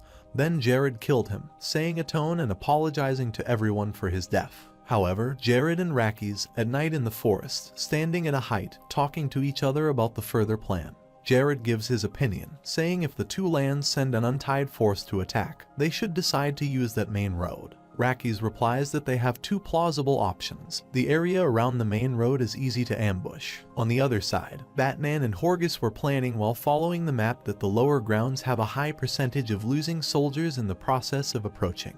Jared agrees with Rakis, saying anyone can see they have a geographic advantage. They should have the same thoughts. Horgus tells Batman that after careful inspection of the land, he has discovered a hidden byway. While Jared tells Rakis that if the spy is indeed talented, they should have discovered the byway since he was poisoning as a lumberjack. He should have thoroughly inspected the detourway. Jared already knows where they will attack them and then places a landmine trap in the byway because he knows they will come from this side. Moreover, this landmine was a magic device that caused magic intake to overload and, in return, created an explosion equivalent to that of a 4-class mage. On Rakis' demand, Jared shows the usage of this landmine. He puts it on wood, pulls the wire attached to it, and then there's a massive explosion. But Jared, with his magic, creates a shelter for him and Rakis. He gets amused to see this extraordinary weapon. Jared tells him by using this, and he will annihilate the enemy in one blow. That's why their lands wouldn't become a battlefield since the forest would be the graves of all those who dare to attack. And that byway will be their one-way ticket to hell. And so they made their plan to defeat their enemies. As Horgus was moving with his army through hidden byways toward Jared's territory, Akron was also with them, and they all were excited, thinking they would destroy Caribia. While on the way, he orders the soldier to cut the limbs off of those who resist and, for those who surrender, tie them up with the chain. Also, with the start of this war, the eternal wealth and honor era shall usher upon them, and now they will commence the massacre. While hiding in the bushes, Jared says they're wrong about one thing. And the thing is they need to raise their weapon but their shields and have a good taste of the traps that he prepared so zealously. As they move forward on their horses, Akron gets scared and thinks the mana flowing underneath them is causing the ground to tremble. As he is about to tell them, suddenly there is a huge explosion, due to which all the people of their army are killed. But Akron, while creating his magic shelter, saves himself and Horgus while Batman from a distance, looking toward the forest and getting scared to see fire and smoke there, and think a great explosion has occurred from the direction of the byway that Horgus was using are the ones who are disadvantaged in this war. But he moves ahead with his army, thinking even if he doesn't have the support of Majorca, he still has the command of over 1,800 soldiers. After this, he orders them to wipe Caribia's soldiers out, and the fight starts between them. Moreover, when Akron asks Horgus if he is alright, he angrily shouts, saying he is fine and just giving him the report on their situation instead. Akron says the surrounding lands around his territory of about 500 soldiers following them from the rear have been eradicated. His main two soldiers, Isaac and Odium, have also perished. While Horgus thinks in a state of anxiety that he never would have guessed that Jared possessed such a horrifying weapon, he orders Akron, from now on, not to stray far from his side. Meanwhile, Akron is attacked by Jared from the aside. Then he shouts, calling his name, but Jared grabs him by the neck and drags him up to the sky, saying that his appearance had been a stage act. Then Jared removed his hand from Akron's neck while he fell from the great height. Jared attacked him with an ice storm, saying he had given him two choices. Either he activated Fly to stop himself from falling or dispatched a shield to correspond with his ice storm. Normally, in a magic duel, the two opponents put distance between each other, and as if they're feeling each other's strengths out, they exchange a series of attacks. After carefully inspecting and reading into each other's moves, they move on, bombarding each other with chains of fierce attack. And that's how it goes. However, Jared took what is like common sense to a mage during a magic duel and destroyed it. After this, Jared held him while Akron was falling as he understood Jared's plan and thought, what kind of situation is this, and is he attempting to commit a double suicide with him? Akron smiles and looks at the magic circle and thinks he has figured out all of Jared's intentions, and the balance of Akron's skills is perfectly distributed, making him a perfect 4th-class mage. However, the 4th class is not considerably low. Even Horgus, who unified a place filled with criminals like Majorca, through brute force, put forth a vast fortune to employ 3rd-class mages to care for situations carefully. Nonetheless, there were two reasons why Jared was at the point of shouting out loud in frustration when he initially saw himself. As in the past, He was an individual strong enough to subdue the reincarnated Lick Deluk several times. Compared to that, a Yahoo like Jared was a person who could only use 4th class magic once. However, Akron uses strength and power enhancement, although his close combat skills fall short. He can fight head to head with Jared in terms of magic. Then he attacked Jared with magic while Jared created a shield to protect himself from Akron's magic. But Akron broke this shield with magic, and then he hit Jared. However, the fight between them continued in the air. Akron used his teleportation magic dimension door to reach Earth safely. Akron was laughing, but Jared thought that he couldn't use fly magic to counter any strong attacks that may crash down on him. Also, Akron would use that to his advantage and leave him to crash while he used the dimension door to save his life. He believed that only the pattern was that of a class spell, but to think he knew how to apply it on a level like this. However, Jared has seen his tricks due to the impact of the previous attacks. The one to fall through and use the dimension door first is now Jared.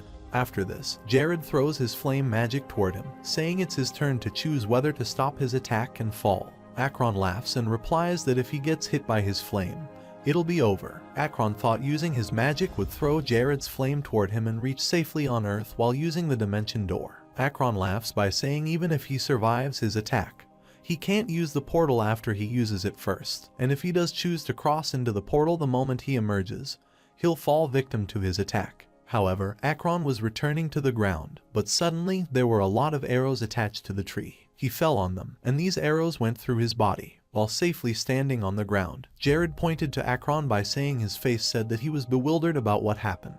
After this, Jared shakes and tells him without magic, he's simply an idiotic, thoughtless guy. Then, pointing to him, Jared says he was able to cushion his fall due to his attack. Also, he shouldn't have shot an attack at him when he was above him. On the other hand, when Jared shot his ice storm at Akron while he was below him, Jared's attack accelerated his descension. Jared purposefully let himself get hit by his attack, making him fall into the dimension door, where he set his trap first. Jared attacked him with a fireball and killed him, saying as he has committed countless evil deeds, he shall deliver it in the stead of all of his victims. However, the message made that the quest neck and neck combat was complete, and he has received 15 wisdom as a reward. On the other side, the war continued, and Hayes was healing injured soldiers. A soldier came to Racky's and told him they needed more soldiers. While Ronella's soldiers were going toward the camping area where Hayes and the injured soldier were, Barrett and his army arrived to kill those soldiers and save the camp area. When Racky's asks why he is arriving just now, Barrett replies they give Majorica a good beating just before they arrive. Caribia's master and great leader, Barrett, follows the successor of that great person who is the current lord of Caribia, Jared. 100 elite guards of Barrett and Jared's army of 900 will henceforth participate together in this war. However, Barrett was the guard of Caribia whom Jared fired, saying he had served them well for so long, and he is nearby retiring him as his father has died, and he no longer needs his father's solider. So Jared dismissed most of the soldiers because of a lack of funds, primarily due to Jared's lavish spending on his desires. To live a luxurious life, the vermin who took advantage of this situation quietly crept up and sized Caribia. Moreover, all of Barrett's associate guards were forced out of their positions, and the soldiers receiving high salaries faced continuous salary cuts until their eviction. Orson and those veterans with him didn't have the will to watch as the Caribia had worked so hard to build up was slowly falling apart, and they had vowed to spend their days quietly in the woods and dispersed. After this, Barrett tells the reason for coming as the spring snow was quite heavy one day, and he would need to give up on hunting at this rate. Suddenly, he looked aside and was surprised to see goblins there, but he was surprised to see they got this deep inside Caribia. Also, goblins looked toward him, but they ignored him, and where they came from, they went back the same way. After this, he goes to a blacksmith's shop to ask him about the iron that goblins are carrying, and he replies that those are probably the ingredients they ordered. They've been selling the military a ton of weapons recently. Also, the blacksmith thanks the Lord because of him, they can work for 24 hours, and now they've been living like blacksmiths. Also, thanks to the Lord, he has relit with the flames of passion. Barrett thought the change in Caribia was just luck at first. However, with better management of irrigation facilities, the warrior of the drought was solved with a better road system for the population influx. The treatment of soldiers, establishment of new positions, and recruitment of new talents were improved, and the soldiers who had left acknowledged these changes and returned to the military with all the work that Jared had done. They gave him a second chance. These men have stood by Jared, surpassed the monster invasion, and were the best. The Majorca and Ronella armies couldn't be compared because they had unmatched experience and skill. Buried in his army killed so many Majorca soldiers as they were begging before Barrett for their lives. Seeing them, he thought these worthless men who couldn't even look them in the eye before now standing in front of them for battle. However, Horgus and his soldiers were running away while one of the soldier captains abused Horgos, asking if he couldn't predict that they were hiding there in fear. He replied they'd allied in vain, retreating from there before Jared came. Meanwhile, Jared comes flying in the air from behind, and when he asks Horgos my lord if he is alright, Horgos screams out of fear. Then he stands on Horgos' head, saying maybe he's a little tougher than Raki's. Horgos says they don't fly around like a coward, come down and fight him like a man.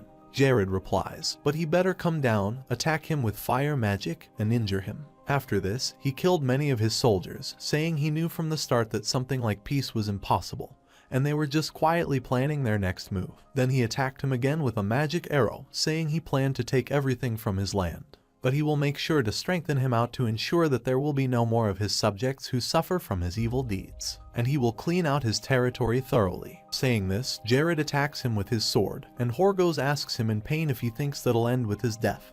He laughs and says if the general of the Empire's knight learns of this, then he'll drag his knights out there and avenge him. After this, Jared shows him the book, which was about Paradiso, and asks him about the book, and then he starts reading the book. While reading it, he says that the Count Birox he's talking about won't come. When Horgos asks him how he knows his name at this, Jared replies that he has spent countless nights writing diligently, just some personal notes about people and events. While he was making it, turned out that he and that count were related. And then while closing the book, he angrily asks if he thinks that a general of the knight ordered from the ITIMA Empire will save his nephew. After this, Jared says he means traveling over 5,000 kilometers crossing 4 kingdoms and through those dozens of territories is impossible. Does that mean he'll grieve over his nephew's death and do everything he can to avenge him? Also, pointing to Horgos, a famed nephew was just an eyesore for a power-hungry person like him. Was anybody going to mourn his death to begin with? Horgos replies they'll just be relieved by it, while Jared laughs and says his life is worthless. Moreover, the conversation between them continued, and Jared added by saying he had prepared far more thoroughly than he had, so don't worry, and then attack him with ice magic. As Horgos moved toward Jared to attack him back, he froze him with ice magic, and then while touching Horgos' freeze sculpture, they flay into the air like tiny snowflakes. However, the message made that the quest's first successful defense is complete. He has earned 50 charms as a reward, and the value of his territory has risen by 50% regardless of the state of internal affairs. After reading the message, Jared relaxes, and Majorca soldiers come to him, saying they surrender. However, the rest of the Majorca soldiers were stripped of their gear and surrendered entirely to an easy victory. At the same time, Jared didn't indulge in his victory but instead advanced after disguising himself as a Majorcan. He only had a single goal from the start, placing Majorca and Ronella in his hands, and in the end, Majorca fell. It was when the leader of Majorca changed in a single day. After this, Jared gets the message that farming business, public order, science, and loyalty affairs have decreased. While reading the message, he thinks Caribia isn't a subservient nation, though it might be called a weak new nation. When Rakis asks him what he should do now, as Ronella has no fortresses as with Caribia, and as their military demolishes, it's implausible that they can defend themselves now. Jared replies that a fight between armies comes down to which side has more numbers, and now they must make their way to Ronella. However, Jared's ambitious plan is over with the appearance of an unexpected person, and then Jared comes to Batman's reception room, and Myzeria territory General Capper is there. General Capper added by saying this war's mastermind, Lord Horgos, has died at Lord Jared's hands, and he's also conquered Majorca. With this, they've eliminated the cause and produced a fine result. After this, Jared adds that his thoughts are different. He doesn't think just one person would have been responsible. While hearing this, Batman starts coughing. Hearing this, General Capper laughs by saying that if that's the case, then Lord Batman should agree to pay a compensation fee as a peace-loving pacifist himself. He would never want to see his neighbor territories consumed by the terror of war. With his mind eye, Jared understood that General Capper was looking carefully for an opportunity to attack the Ronella territory while putting on a show of loving peace. When the general asks Batman if he agrees, he replies fearfully with tears in his eyes that he agrees. Then Jared, in his thoughts, angrily adds by saying no, he doesn't. Then he attacks the general with his whole magic. including an ice storm flame arrow and a lighting arrow, but General comes safely from this attack. After this, he attacked Jared with sword and cut his chest and injured him very badly. However, he snaps out of his thoughts and starts thinking he's a rank B tank, so there's no way his magic would even hurt him with the territory and an army 2 times that of Caribia. He's the leader of a central territory. When the general asks Jared, he replies he understands, while thinking that if he wants to advance from the northern to the central continent, he has to pass through the Miseria territory, and he will make sure to kill him, too. However, in the nighttime in Caribia, Arena was sleeping, and her teacher Elle was drinking outside while Chloe also came there. When Elle asks what she is doing up so late, she replies she wants to get some fresh air. Also, she was worried why Lord Jared didn't ask for help from her. Then Elle replies he probably didn't want to ask a guest to defend his home. He only invited her to teach Arena. Chloe replies, but Caribia is about to be overrun by the enemy. Elle says if they were only looking at the result, it'd seem like Lord Jared's been preparing for this war for quite a while. Chloe added that she felt it when they first met, but it felt like the Lord looking out into the future, and she had plenty of opportunities to talk to Lord Jared while resting. He asked if she was doing okay since most Grey Elves better themselves in the safety of their territory, and he asked why she was out laboring in the world. And he knew about the gruesome end her father saw at the hands of those black orcs. And when Elle asks, aren't Grey Elves the only ones that know? She only knew because, while pointing to Chloe, she told her about it. Chloe worriedly replies, he even advised her not to seek revenge on the black orcs but to look at the bigger picture. He's quite the person, how does he know everything? She just wanted to know that, too. Then Elle tells her if he is interested, keep her eyes on him. They still have plenty of time to spend in Caribia territory. And tell her if she starts feeling something else. After this, in Black Street Alley, Mayorica Prua, in anger, broke the wine bottle. While saying Horgo's the fool, he dragged the many soldiers, and on top of losing, he died too. He can't believe he wasted all that money on. Prue, while leaving there, tells his men to gather the money and any important valuables together immediately because they're leaving Mayorica. As they come out, they are surprised to see Jared and his team standing there, and when Jared, while activating his mind eye, asks where he is rushing off to, he looks at him with disgust and replies he's moving due to his new job. While activating the space warping clock, he says he doesn't have the time to humor him, while Jared throws his lighting arrow toward him, saying he is also busy taking him and his butt is down. Cora creates a space warping clock artifact and saves himself and his men. Seeing this, Rakis shockingly asks Jared if the magic has stopped. Is Prue a mage too? Jared replies no. Also, it's an effect of his artifact, and he can slow down magic 20 meters away from him. While looking toward Prua, Jared thinks that an artifact can't affect 5th class magic, but he's still a 4th class whether he likes it or not. To land an effective blow, he has to be within 20 meters of him. As Jared steps forward, Prua asks if he is saying that he, a mage, wants to fight this close up. Jared replies that the head of the infamous drug cartel, Delaware, is the end of him. Cora smiles and says, Lord Jared, is he tired of trying to catch him? As soon as the war is over, forget about that and make a business deal. He will give him 3 times the money he gave. Horgo's looks the other way toward them. Also, he doesn't want to humor a war with a new lord in their organization's territory.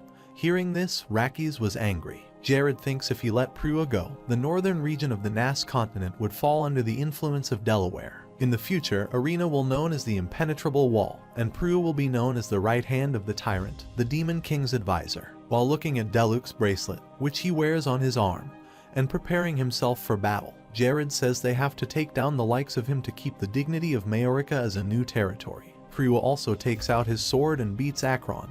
He goes to his head as it's past bedtime, so he'll be putting him to sleep now. Meanwhile, Jared gets the message that if his level is lower than his opponent's, his strength and wisdom will double. The condition is met, and the 5th option of Deluxe's bracelet is activated. While using Nightmare Black magic, Jared asks if he is ready, while Prua is surprised to see this magic. However, on one side, a fight starts between Prua's men and Jared's team, while on the other side, Jared throws a magic missile toward him, and Prua, with his recklessness stage 1 while holding his sword, moves forward while avoiding Jared's blows. The fight continued between the two. Jared jumped up and threw light toward him, and this light turned into a magic missile and walloped him while Prua looked toward Jared. Even though he was a mage, he was just as skilled with close combat. On top of that, he cast magic missiles abnormally fast, and it's strong, too, rather than 4th class. Isn't he at least 5th? It is like fighting 4 Akron at the same time. Jared, while standing up in the air, clapped and said he was impressed by his skill in slicing a shield in half. There's no doubting his skill with a sword, but he can't help but think he's relying on an artifact, and the sword he has, is it a sword designed as an anti-magic tool named Moisel? When Jared, moving toward him, says if he didn't have that sword, it'd be disappointing how weak he'd be. Prua angrily replies the same went for the previous lord, but it seems he's quite loose-tongued. Saying this, Prua activates Recklessness Stage 2 and runs toward Jared to kill him, but Jared, flying in the air, moves backward. Prua also follows him. Meanwhile, Jared throws a fireball toward him, but with one strike, he saves himself. After this, Jared moves to a street where he shoots missiles into walls, and huge stones fall toward Prua from the walls. But he could hardly save himself from the stone and attack Jared with the sword. But Jared disappeared from his eye, and when he looked up, Jared was sitting at the top of the building through lighting and nightmare. Both magic toward Prua and injured him. While sitting there, Jared tells them to give up against a sword he'd be a difficult opponent to face, and he's faster than any normal swordsman.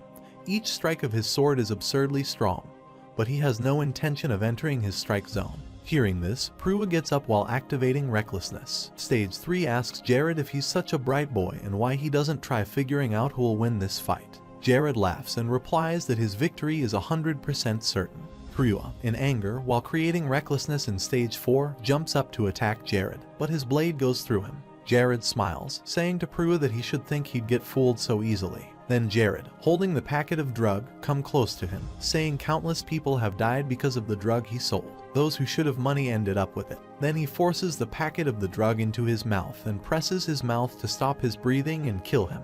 After this, Jared gets the message that the quest of tiger hunting is complete. The loyalty and public order of Majorica will rise by 100 immediately, and if the cause of the death isn't resolved, the death will continue. However, after killing him, Jared thinks Deluk and Prua are both strong enemies. The two couldn't be more different, but Deluk becomes weaker as time passes while Prua is in the midst of his growth. However, he could easily dodge Deluk's familiar attack pattern and slowly shave away his health with clever usage of his magic, as they could kill him in a single strike if he let his guard down for even a second. That kind of strategy doesn't translate well to Prua and Capri. Faced with this dilemma, Jared narrowed in on Prua's unique ability of recklessness, like stepping on an accelerator. One could raise their physical capabilities in stages with this ability. Such an ability is the perfect weapon for Jared, whose base stats are low, but he had turned Prua to have his rash through recklessness. After Prua's judgment had clouded over by recklessness, Jared used space magic to stab Prua with his blade, and he had faulted in a way that he wouldn't usually have.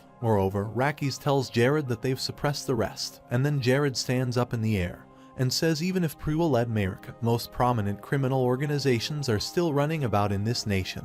Before dawn breaks, they'll clean them all up. After this, Jared orders his soldiers, if any of them oppose him, don't he dare let them live and take down their heads before all else. This land will no longer be ruled by crime. While looking toward Jared, Rakis thinks his lord had always surpassed insurmountable odds with a mysterious wisdom. Still, this time, rather than showing them wisdom, he's shown them his sharp, decisive, and quick-to-act nature, and my lord's appearance that of a rising emperor. However, the message is that Rakis' loyalty has risen sharply, and his loyalty has reached 200, he will achieve the first awakening. However, Jared started the Lord of Majorica's study as there was a lot of material that he had to study as he got exhausted while reading it. He thinks he doesn't have the time to wrestle with the paperwork. He also needs to do two things, raiding the ancient tombs around Majorica to amass more strength, and finding a skilled expert who can make Chaldea one of the underground resources. Moreover, Chaldea is a tough one that'll be found 13 years from that day. It is more robust than iron, and if they can get their hands on it first, they can shoot to the top regarding weaponry. As he was hell-tired, telling himself to forget what he was supposed to do with all this work, Horgos pulled a fast one on him, and he got happy by thinking that when he first came to Caribia, Hayes had helped him out and would see her again. As Jared sought unique talents who could help him run Majorica, many contestants, including Tonio and Katie Marklin, came to mind. However, he rejected them due to some issues. Some were exiled and executed in their previous lord's time. Jared was confused by thinking there was no talent, and this was the first time his wisdom and mind-eye had failed him. Then he thinks he should bring over Oberon and Avila but can't bring them there when they're busy with Caribia. Jared was getting mad with the thought when he got the complaint from the Majorica head of labor that had reached the extremes. 5 people left the territory's labor department, and 5 people left the Department of Commerce. However, Rakis arrives there, telling Jared there's a problem in the village of Devani in Majorca. A leader was assigned not long ago, but they've gotten reports that he hasn't been doing any work. Also, the village folk came up to him crying and begging him to help them return their village to normal. And not only that, but they've also heard that he's been drinking every day and busied himself with drawing obscene pictures. Jared gets up while activating Recklessness Stage 4 and replies he has to go and hand out some discipline himself to take the lead. After this, he moves to Devani village with Rakis and the soldiers. While breaking the office door they enter, Rakis angrily shouts, saying the head of Devani village, Julian, has come out. Aki and the soldiers get excited to see these pictures on the wall while Rakis scolds them and asks them to focus on work. While Julian was sitting on the floor in a drunken state, there were obscene pictures on the wall of his office. While seeing him, Jared thought he had seen multiple talents before, all developing their unique gifts. He made sure they could develop their talents as early as possible, even if it were a little late. But this Julian wasn't anything like that. Out of all the people he had seen so far, he was the closest to perfection. After this, Rakis angrily asks if it is Julian. He replies by saying yes, he's. Then Jared tells Rakis to keep quiet. He will talk. Meanwhile, Jared gets the message that Julian is an exceptional quality administrative expert, the sage of management, and their standard qualities are a successful career, money, and alcohol, and with the powerful synergy from his unique qualities, his wisdom has risen. Then Jared asks him why he has done nothing for this village. Isn't he being paid to play around? He replies it's because it's all trivial work. While drinking, Julian added, saying he doesn't think it's something he should deal with and he isn't someone who should be in such an insignificant village. Hearing this, Jared also goes to him and sits on the floor and asks. He said he didn't think this work was fitting him. When he replies that's right, Jared asks him to speak the truth, asking if it is that he doesn't want or that he can't. However, their conversation starts as they talk to each other while laughing. Rakis, standing aside, is shocked to see this. After this, Julian says that they should go to the other side alone and talk. Then he orders his manager to bring all the past documents. He will look over everything, even small civil cases, and then he asks for help from them to take down these pictures. And then they remove all the pictures from the wall. After this, while showing and solving every single case, he proves himself that he's not wrong, and then he tells Rakis it seems like someone is embezzling the money earned from the harvest. Hearing this, Rakis angrily replies he will get him immediately. While seeing him, Jared thinks he's done a month's worth of work in a half day. He is perfect, and then Julian orders all of them to leave with any pending issue solved. However, Julian and Jared were sitting in front of each other and talking, and Jared appreciated him for his work. He apologized for his lack of effort in managing this village until now, but as it all works, it wouldn't take him very long if he invested himself in it as he procrastinated for the time being. Then Jared smilingly says he has done well in his plan to lead him there. Does he understand what kind of person he is? Julian replies he managed to figure him out. After this, Julian tells Jared why he does not focus on work as he extends his hand before Horgoes to grow his nation and work for people. Still, he forbids him to do so, saying he brought him there because he scored perfectly on the test for the management of an empire.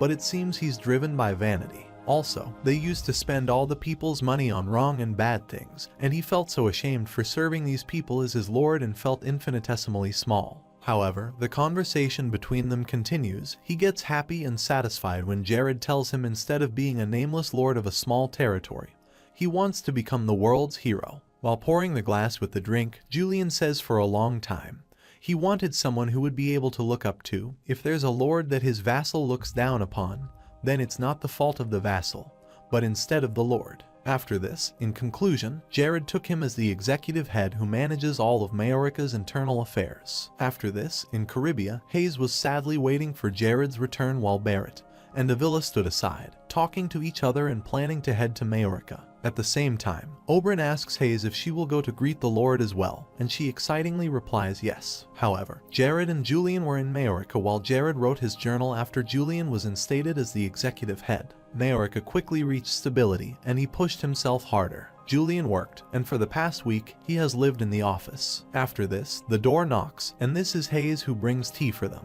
But Julian goes from there saying he has to meet with other vassals and return. However, the vassals in Caribia, including Avila and many others, heard the rumors. They came there to see it for themselves as they were worried that such a young administrative officer would cause trouble while managing the territory.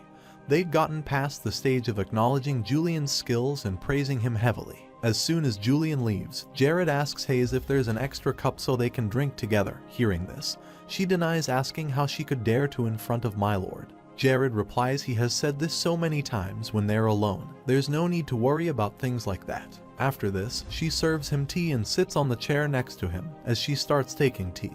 He asks him if she will give up being a maid. Hearing this, her tea spills on her clothes, and then she smilingly asks what he could mean by that. Moreover, there are tears in her eyes, and she is saying that she is a failure of a maid. Could the whole interior being so clean when she arrived be because of her lack of skill? He replies she did that just for the sake of mastering cleaning magic while cleaning the tea spots on her shirt with his magic. He says since she's a healer now, she can be promoted to a higher position and stop being the maid. And when she says she doesn't want another maid to take care of him, he pulls her hair and orders her to listen to him for once. Then she adds that if she has to stop being a maid, she'll stop being a healer too. However, behind them, a pendant was lying on the table, and suddenly, a light came out of it, and the sound heard, Death Plans Desire God Mirror Underground Resurrection, and with these sounds, the pendant rose upward and fell on the table again. Hayes surprisingly asks Jared about the pendant. He replies it was an artifact that a criminal owned, and then while holding the pendant, he thinks Tears of My Heart 3, it's just a simple artifact that just raises anyone's base stats by 25. Still, its true purpose is critical to the ancient catacombs under Majorica. After this, he asks her to head outside with him as it's somewhere he wanted to go ever since he arrived in Majorica, and she replies he's better with directions than her too. After this, in a small town in the kingdom of Lentus Morales at Sir Belton's home, a courier knocks on his door and gives him a letter and an extensive package. Still, he doesn't know who sent it. After receiving it, he returns to his home, where he starts reading the letter from Jared, the Lord of Caribia. In this letter, Jared asks for advice, saying his greetings, Sir Belhard. He has recently gone up to the 5th class magician but doesn't know how to progress from there, and he requires his advice as a senior. Belton is happy to see plenty of gold coins and letters and wants him to take this as his payment and go to him. After this, while holding the same gold and letter, Belhard, the 9th class Grand Mage, talks to himself, saying to be aware of the fact he who now goes by Belton is Belhard.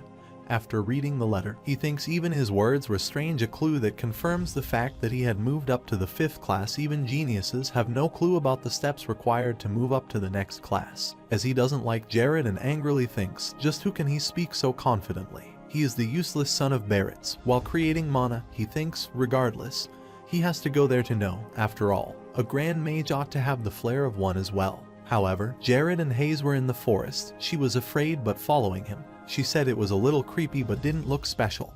He replied there are no villains there, so they'd be fine. While thinking during the game development, nobody gave even a single clue as to where the catacombs were. Even when he looked around places the developers didn't mod, he wouldn't find anything. Just as everyone was about to give up, the location of the ancient catacombs was in a picture on developers' personal social media discovered in a mirror showing what was on the monitor. However, they both reached their destination, standing before a considerable tree. Hayes was afraid Jared told him to stand 5 steps behind him. Suddenly, the sand falls around, and the tree turns into a vast sand model. He angrily asks how dare to enter his catacombs for the cursed one not belonging to this world to appear before himself and disperse now. The moment their curses resonate, the world itself will come to an end. Hearing this, Jared thinks Marhat knows who he is, and is he speaking to him that exists inside Jared's body. Also, he had a similar dialogue in the game, so it is hard to tell. When Jared asks him why he says such a thing, Sand's model angrily replies they shall speak no more and not disturb his slumber. However, Jared attacks him with a magic arrow and destroys him, saying the way he talks about himself is no different from in the game since it looks like he won't get anything out of him. They meet again later. After this, when all the sand falls to the ground, a cave emerges behind it, and they both go inside it. However, in the Lord of Majorica's mansion, Jared sat on the chair while Hayes stood aside. He appreciated her for drawing all the places they saw. When he complimented her for good work, saying he didn't know she had such a talent for drawing maps, she replied when she was young, she followed her father around and learned from him. However, the conversation between them continues. Jared asks when Mary says she'd arrive at Majorica, and she replies Miss Head Chef said she has some work to finish, so she'll arrive in around 2 days. After this, when Jared asks her if she could cook for him until Mary comes, she excitedly replies if it's a meal for my lord, she will make one even at midnight. Then she happily runs toward the kitchen while Jared laughs by saying her excessive drive worries him some time.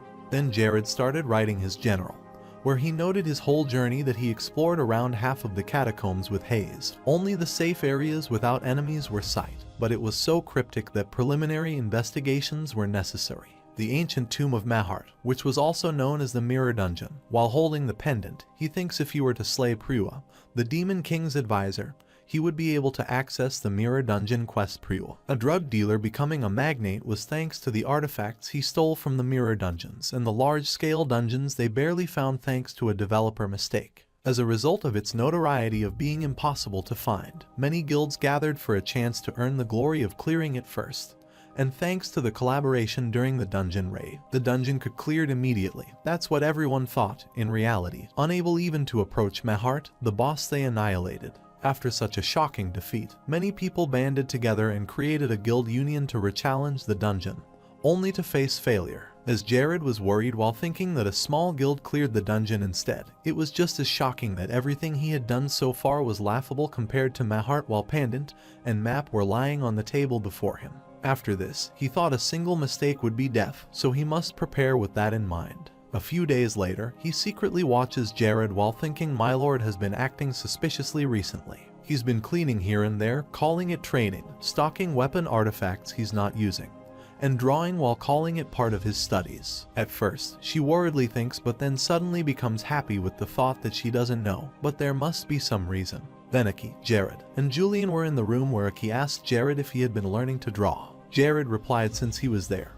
He asked him to look for someone willing to buy some drawings. After giving him that drawing, Aki is surprised to see these drawings, while Jared says all the obscenities that Juliana has been drawing have just piled up, so he wants a way to take care of them. Then Aki adds by saying he will search for a reasonable customer. Then Jared asks Julian why he has been drawing these. He laughs and replies he had some time to himself at night recently, as Jared was looking toward him and thinks he's already found free time in his schedule. And he doesn't even have Sage Gorgeous necklace, so how? After this, a soldier informs Jared a carriage hailing from Caribia has arrived at the manor, and Jared calls Hayes before leaving. She puts the arm protector belt on his arm while saying the place he's heading out to is the ruins he went with her to before, right? And she's been dead weight if she went too, wouldn't he? Replies the place he's heading to this time is better, exploring with fewer people. Hayes forbids him to go to such a dangerous place while he is leaving there, thinking this place is reality, so he can't revive like in the game. But that's why he needs the Mirror Dungeon's reward, so this time, he's taking the best fighters he knows. As he was stepping down the stairs, Chloe, Elle, and Isabella were standing there,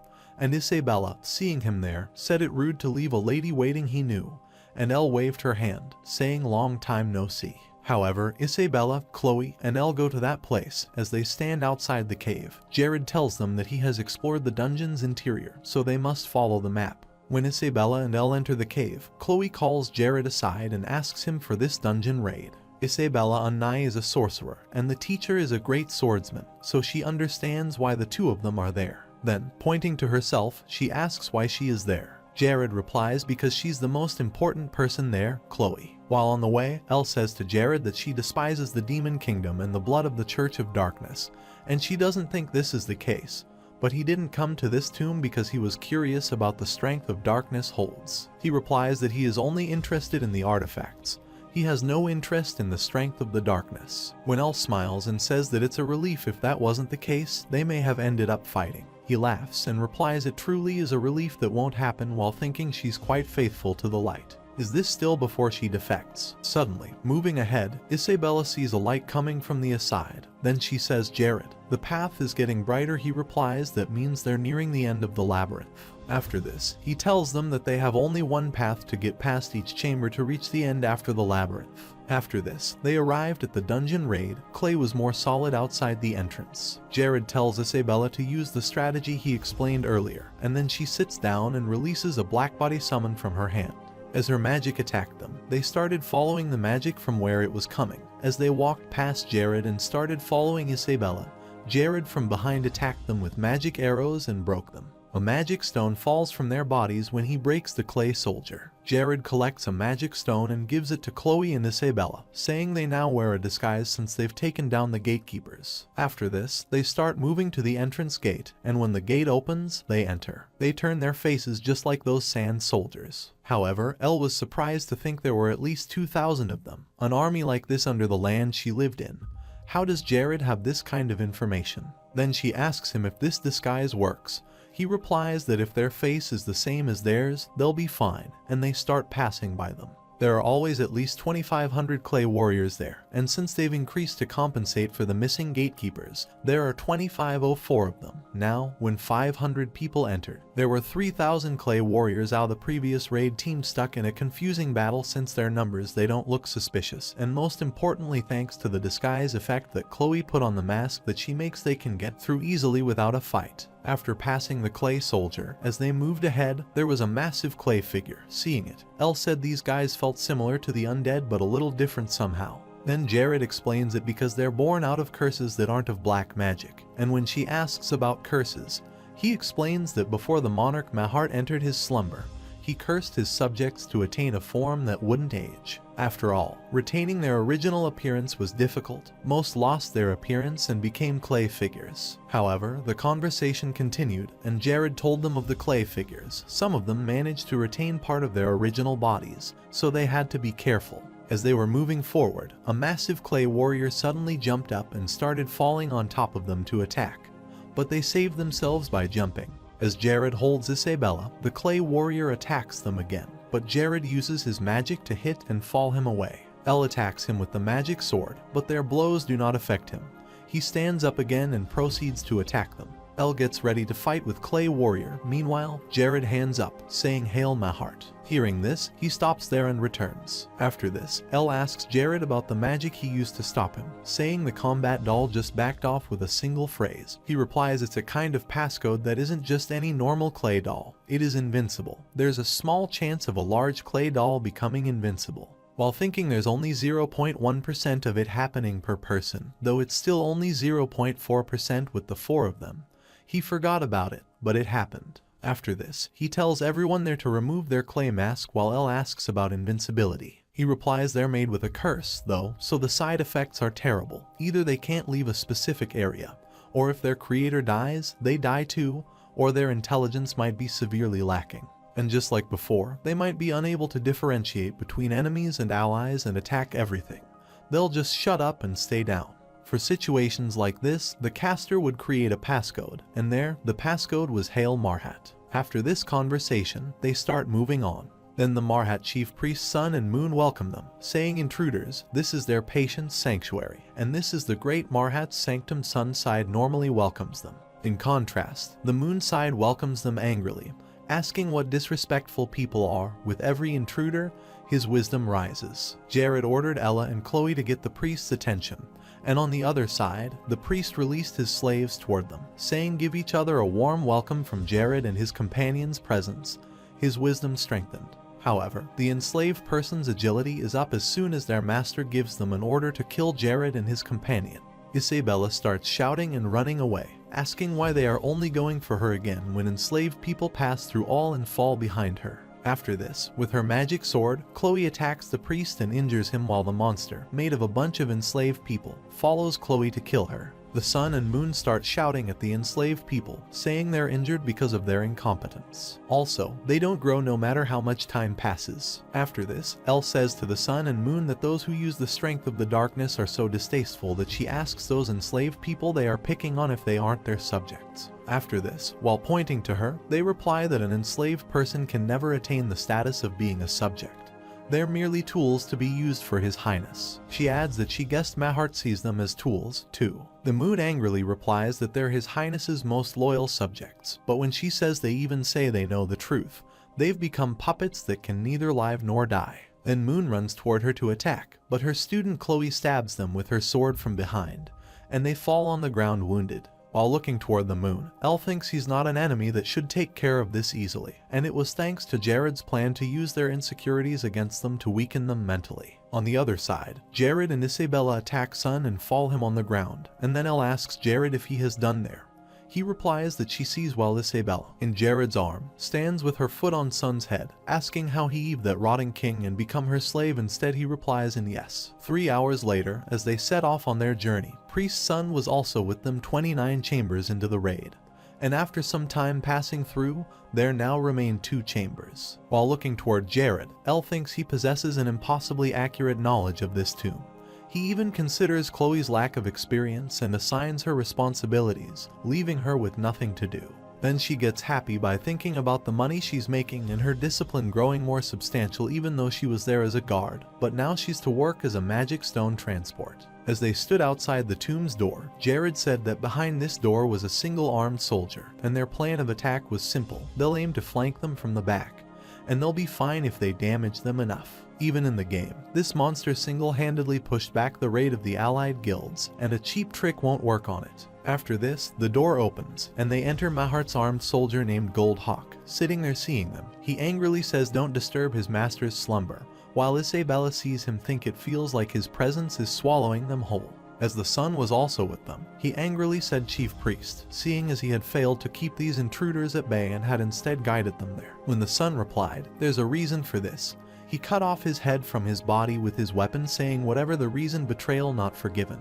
They're to put their lives on the line to serve the Lord. After this, while using his fireball, Jared orders his team to attract this monster's attention for 10 seconds, then attacks him with a fireball. Still, this attack doesn't affect him, and he says any intruder who heeds not his warning shall face death.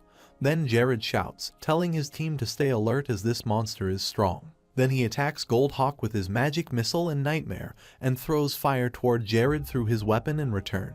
But Jared saves himself. However, the fight starts between the two. Jared, while blinking, thinks as expected, his affinity for a one-strike kill pushes his strength to a different level. However, an ability that momentarily amplifies his attack power to 1000% even if he grazes him.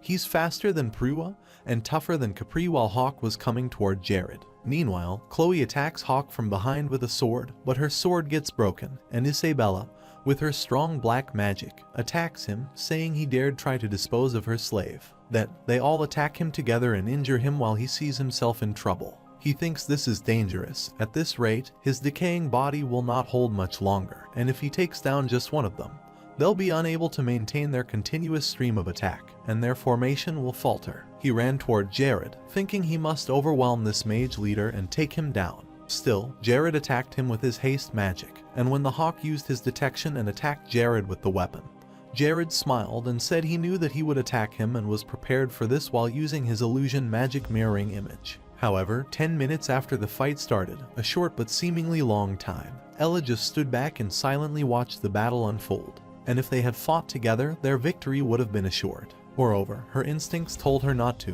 whether it was out of jealousy from watching Jared show his aptitude as a teacher, and whether it was because she believed in him.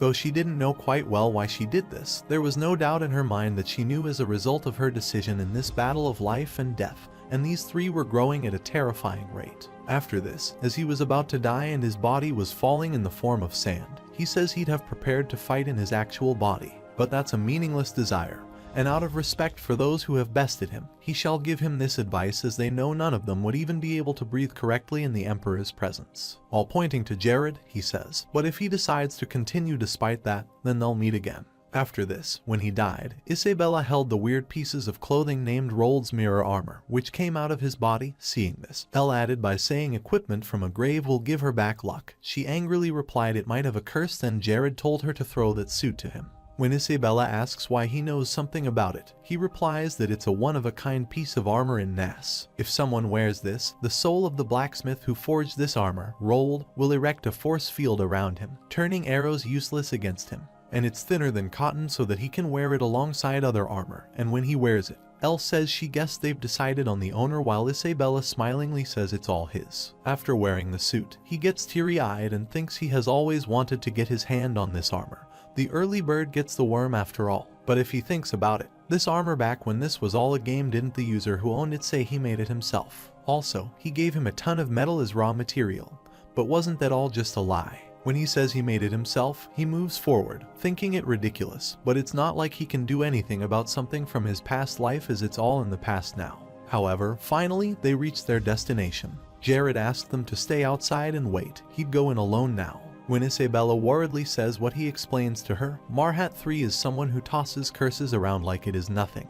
Even if it just grazes her, it destroys her mind. It is too dangerous, and he has the Saint Graja's ring from Deluk, which will protect his soul and neutralize all negative mental debuffs. After this, while standing before the hole, Jared says he isn't telling them to laze around, though, and he wants them to absorb all the demonic energy that Mahart will be emitting during their battle through this tiny hole. After this, before leaving, he tells Isabella that demonic energy is like a toxin. It might hurt a bit, but if she could absorb his demonic energy, she replies that she'd be okay with her magic. Then he tells Chloe to guard the entrance so none of the clay figures can disturb their battle, and she nods yes when Elle asks if she has a job. He smiles and appoints her to take care of the magic stone. However, while holding Sira's bling bling magic wand, he enters through the huge door and asks Mahart about himself, asking if he knows how many times he died, so it's fine if he gets a little revenge. Hearing this, a green light comes out of his grave box. He comes out of the box asking who has invaded his place of res and has done well to come there. Seeing Mahart standing there, Jared starts to sweat, then scribbles on his grave, saying Tyrant Mahart appears at last as he has come to judge his life of violence and murder. When Mahart angrily says he has settled this land of rest with the subjects and soldiers he loves, why does he disturb his slumber? Jared smiles and replies, pointing to him that he plans to revive himself and take care of the continent. And he forces his people to work like soldiers and brings them to their deaths. Burying their bodies and leaving them to rot is what he calls love. Mahart replies that giving up their lives for him is a blessing for them. When Jared, while pointing to him, says he is so scared of death that he has even tired of mimic immortality. He attacks Jared with mental affliction magic, but because of Saint Grass's ring, he escapes from this spell. Seeing this, he gets angry and tells Jared that he shall grant him the painful mar of a sinner, and send his black magic monster toward him, while Jared thinks it's a stigma that'll eat away his HP until he dies. Even if he dodges it, it'll chase after him, so trying to avoid it is pointless. While the monster and Jared were facing each other, Jared attacked him, thinking he could dodge it the moment it was supposed to reach him with a blink, and then he sealed the monster in the drawing he drew, and everything was fine. After killing the monster, Jared was in the air to best his curse and even avoid that painful mark. A simple fence is enough for a quick mouse like him. Mahart angrily looks up and says that until one of them dies, he will not be able to escape from this place. If he becomes a loyal servant, he shall forgive his sins and promise his immortality and incredible strength. Hearing this, Jared laughs and asks what he means by immortality means, becoming a bald skull face that won't rot away and die. Mahart was angry. Then he clenches his fists and screams even though the stones of nearby walls break, and with his magic, he throws these stones and green storm magic toward Jared. In return, Jared attacks him with a fireball, burns him, and gets happy to think that his body has to regenerate just like it did in the game, and he can win. After this, Mahart throws a green magic arrow toward Jared, and in return, he creates shelter and attacks him with all his magic, including a space warping clock, a lighting spear, and a nightmare. However, Jared faced hell throughout this long, drawn-out battle, and the magic was stronger than it rained down on him mercilessly. And even as he exhibited great concentration, his body and mind grew closer and closer to exhaustion. Fighting with him, Jared thinks he doesn't even know how often he almost dies, and his magic and stamina get depleted. But still, if he buys a little more time, he'll win. As Mahart was also tired, he looked up at Jared and thought, is he trying to hold him back at the cost of his own life? Also, he was surprised to see Jared's desperate fight. As Mahart thinks he's only pretending to be fighting so desperately, it makes him question if he's truly a weakling who makes up for his shortcomings with effort. Also, he played for a fool. What is he hiding? Suddenly, Mahart sat down while feeling that his life force drained so abruptly, but when he looked around, he was shocked to see it wasn't mere scribbling but a magic circle. Then he understood this is what Jared was trying to hide from him while sitting in this magic circle that Jared created. He says that while pointing to Jared, he stored that painful mark in it and attempted to send it back to him. Saying this, he attacked Jared with a Soul Chaser magic iron chain, and then through this iron chain, he reached up and attacked him, knocking him down. Jared angrily said he slammed him back down and attacked Jared again with the magic monster. He created a shield and tried to save himself, but his magic broke the shield and threw Jared away, and he got badly injured. Then he strikes Jared, saying he has entertained this farce of his, and this is how he repays that he should have never even attempted such a thing. He should never have stepped foot there to begin with. However, the warning message is that his remaining stamina reserve is at 10%, and he must evacuate his current location and receive proper medical and normal treatment. After this, Jared stands up and creates mana to attack, but Mahart grabs his hand, squeezes him by the neck, and lifts him, saying his pitiful magic and crude methods have bested him. He has nothing left, and this is an end. Meanwhile, Jared hits him on his mouth with his other hand, saying die and join the dead. The good thing is that he switched the hand he put his ring on. Then Jared attacked him with so many weapons that came out of that ring, and these weapons passed them through his body while telling him he still had plenty of tricks up his sleeve. His body just crumbled away like sand, and even if he pulled out a weapon, it'd end up lodged inside him. All these weapons are good at taking divine energy, and if he imbues the cleaning magic imbuement he has been working on, it flows into his body through these weapons. Mahart angrily shouts to use low-tier magic against him like this. Jared replies with a smile. It's not for him but for the demonic energy inside of him. Jared smiles and replies it's not for him but for the demonic energy inside of him. Also, demonic energy gets purified with cleaning magic, even if it's his losing his impetus, which would be fatal. Mahart, in pain, calls his soldiers for help as the clay soldier moves forward to help their master. Chloe attacks them all with her magic and defeats them, telling them they won't be able to pass through there since she asked to guard it. As soon as Mahart knows that all his soldiers are defeated, he shouts at Jared, saying his immortal soldiers who have transcended life itself arose while Jared stood before him, holding the weapon in his eye. When Mahart says he has the grand duty of conquering this continent ahead of him while his magic spreads everywhere, Jared replies loudly what a coincidence, his aim is to take over the continent as well. Meanwhile, a huge explosion occurs and Isabella calls Jared, and after this explosion, everything gets destroyed. Two of them leave there as Jared lying injured on the ground while Mahart is beside him. He tells Jared he is the immortal emperor. As soon as the weapon comes out of him, his body disintegrates as sand particles and a big stone falls from above. However, the weakest of the north, Lord Jared of Caribia, the smallest territory, has faced the man who once ruled the continent with blood and fear, and now Jared has won. Jared's party, who defeated the tyrannical Emperor Mahart, Chloe L, and Isabella, also came there. Isabella was crying, telling Jared that he wasn't allowed to die off, she would curse him if he did, while Elle said he wouldn't die from this. Then he calls Isabella while lying on the ground, whispering in her ear, saying, "Get the artifact for him." Then he points and tells her to go that side and also make sure to get the ancient grimoire in the secret room. She angrily looks at him, replying she got it, he greedy man. After this, they left for Majorca after taking their spoils of war, and it was June 1st, 1414. Everything had returned to normal since the tomb raid, and it had been 23 days. However, Jared was in his office and regretted not asking Marhat about his identity. And when Julian asks him if something is wrong, Jared replies that it is nothing.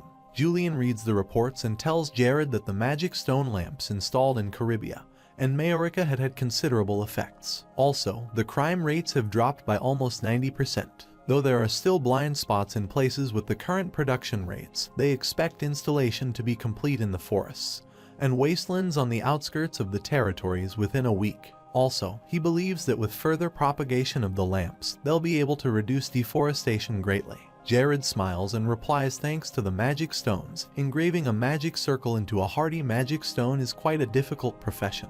After looking at Jared's left arm scars, Julian asks if it is fading away. Then he replies that it's not a simple burn, so any of the usual treatments don't seem to have an effect, and he will have to consider it a scar of victory. Moreover, Aki comes there, and seeing him, Jared asks about his outfit. He excitedly replies this is the trending summer fashion as it was popular among the aristocrats in the Cinder's kingdom. And when Jared confusingly looks at him, he asks what does my lord think of it. Jared replies they do say beauty in the eye of the beholder. Hearing this, Aki says it's not his type of clothing, then lies down and starts crying. Jared asks him about selling the pornography, and he replies he sold all of it. He just forgot to tell him. Then Jared asks about the customer, and he replies it was Lord Aba and Iba. Hearing this, Jared replies he gave him a small peek while trading the nightmare stones with him, but then he said he'd buy all of it. Then he surprisingly thought, why would that wise, noble red goblin's king? Could it be that his whole tribe wanted to pass those around? And had he brought shame to the integrity of humankind? Meanwhile, Aki says last night, the Cinder's kingdom's military gave them an official request. They wanted a long-term contract to buy all the mines they produce. Jared ordered him to reject them, saying they don't negotiate monopolistic terms and telling them they won't sell at all if they're not selling a set monthly amount. He tells the aristocracy in the Cinder Kingdom seems to be developing an interest in him, and they want pesticides to cure Ronella disease, a magic potion mine, and Caribbean magic stones. Then Jared answered thoughtfully, since the Cinders Kingdom is the closest to his territory, they've developed an interest in it. The Cinders Kingdom will be facing some issues soon. After seeing this, he starts thinking the Cinders Kingdom's current king, Dactyr the Ninth, will soon die. After his death, the 4 princesses will begin fighting amongst themselves, bringing about the prince's uprising. And in the end, the second prince, Prince Pudelin Decider X, will sit atop his blood-stained throne. The problem is that he's a follower of the Umbra Church, a brotherhood of dark magicians, and the holy nation of Cinders will transform into an evil nation, and the Umbra Church will be a focal point of the Great Holy War. The moment the Holy War begins, all nations that designated the Umbra Church as their national church will take in under the Demon King's rules. So in the long term, there's a high chance that they'll end up being their enemies, since there's a chance he might go back. He is considering just waiting things out. After this, he says he is just an unaffiliated minor lord not tied to the Cinders and has no right to interfere with their kingdom matter. As they were talking suddenly, Hayes ran to them tiredly, telling Jared that the king of the Cinders Kingdom had sent a handwritten greeting to him and the 4th prince himself was going to bring that greeting personally. It seemed he'd just now crossed the border into his territory. Julian stands behind, added by saying he doesn't know the exact situation, but it doesn't seem good news, while Jared agrees. Jared thought that with the 4th prince's visit, he could finally feel the mad typhoon that wouldn't simply pass over them quietly. After this, Prince Izel arrives. He briefly introduces himself to Jared, saying he is the 4th Prince of Cinders, and Jared welcomes him there. However, Jared gets the message that Kingliness Radius Theology studying science research due to the strong alliance between these special traits, magic power has risen drastically. After this, Izel gives the letter to Jared, telling him His Majesty has sent an invitation for him on the day of his upcoming birthday celebration. His Majesty said that he would be honored to grace with his presence. After this, Jared started reading the letter. While reading it, he was confused by thinking most of the letter was just for formality's sake. Why would the king invite him, and no matter how interested in him he was, he should think it too early for him to participate in his kingdom's affairs. However, Prince Izel adds by saying he had asked His Majesty to allow him to invite him, Lord Jared, and he wanted to see him for himself as he is the first person he wanted to see with his own 2 eyes. Hearing this, Jared replies hesitatingly. He truly doesn't know how to react to such words, while Izel smiles and adds that he'd quite enjoy talking with him over a few light drinks at the palace. When Jared replies, he is simply the lord of a small territory, not their kingdom vassal, and he is thankful for his words, and such a conversation would be discomforting for him. Hearing this, he angrily says it seems he has taken a pointless venture, and he asks that he doesn't see the invitation His Majesty has written as insulting Jared's smile, and replies he won't ignore an invitation from His Majesty. After this, he goes back. Then Jared thinks he's way smarter than he thought he'd be than Prince Izel. He has all the qualifications to be a king, opposes the Demon Kingdom, and has the theological knowledge to lead a whole nation. Still, he has to be careful. The guards next to Izel can't prove to be his men. Also, he'll have to show the world how things are now, the strength of this growing influence on the northern part of this continent. However, in the Cinders Kingdom, an older man sitting in darkness asks Prince Pudelin for what purpose he has called Jared. He replies that he said he had worked under Caribia's lord for a long time. When the older man replies that he had served Viscount Barrett's rule, left his post, and came there last year, Prince Putin tells him to tell everything he knows about Caribia, the current lord, his family, his past, everything. After this, in Majorica, Mia ran through the hall using magic while Irina followed and prevented her from using magic while she ran toward Jared's room to show her magic. She rashly entered while Jared wasn't there. When they asked about Jared, Julian told them my lord was currently out.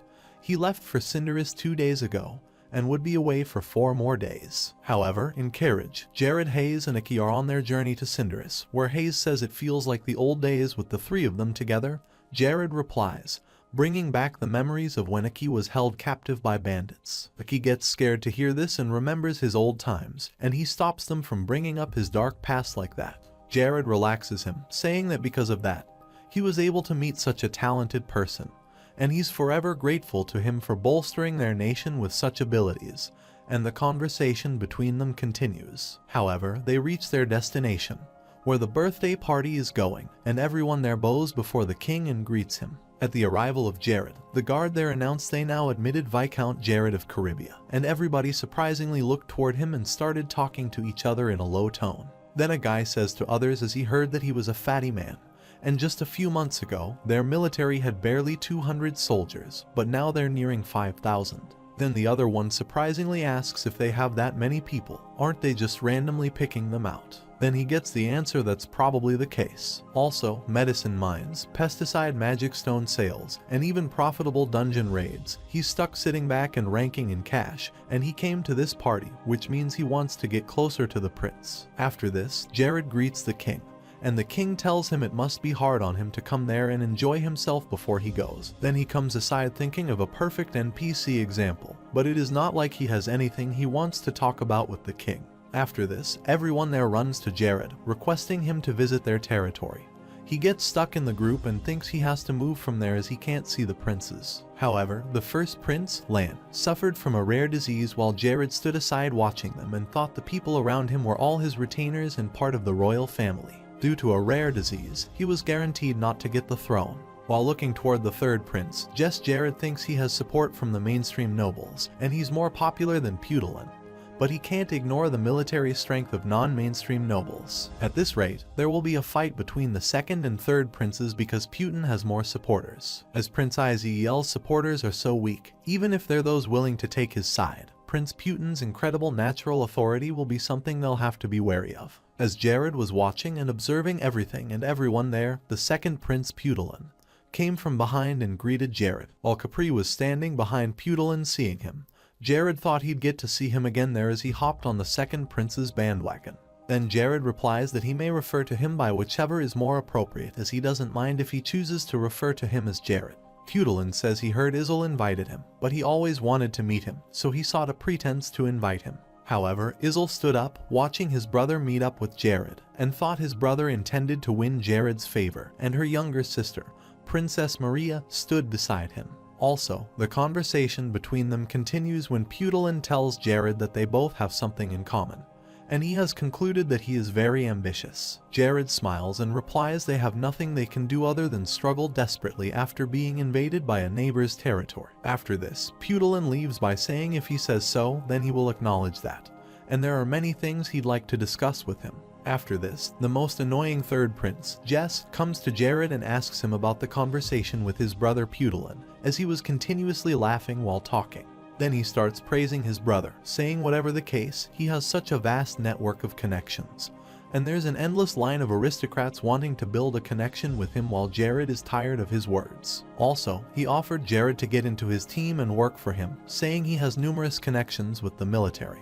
If he decided to, he could order the military to purchase the military supplies his territory produces at an expensive rate. Then Jared smiles and answers a high rate decided through mutual negotiations while consulting the laborers might be okay. Still, he has no desire to apply external pressure to influence an occurrence. Hearing this, he and his companions start laughing, and when he asks Jared if he is trying to embarrass him, Jared answers that the one feeling ashamed prince should not be he but he. Still, he also shows too much interest in the lord of an insignificant territory like himself. Hearing this, Jess angrily asks if he is telling him he doesn't intend to make any connection with him since he isn't his brother. Jared laughs and replies, unfortunately, rather than Prince Jess, Prince Putilin. However, the argument between them continued, and Jess grabbed Jared by the neck while Izel and his younger sister Maria got there from the side. After this, Jared, Izel, and Maria have tea under the night sky's shadow. Izel apologizes to Jared for his brother's misbehavior. Jared replies that the party atmosphere has returned to its joyous nature. Then Maria, while looking toward them, says she has heard many stories about him and just thought that it'd be great if a lord like him were to be a vassal of their kingdom.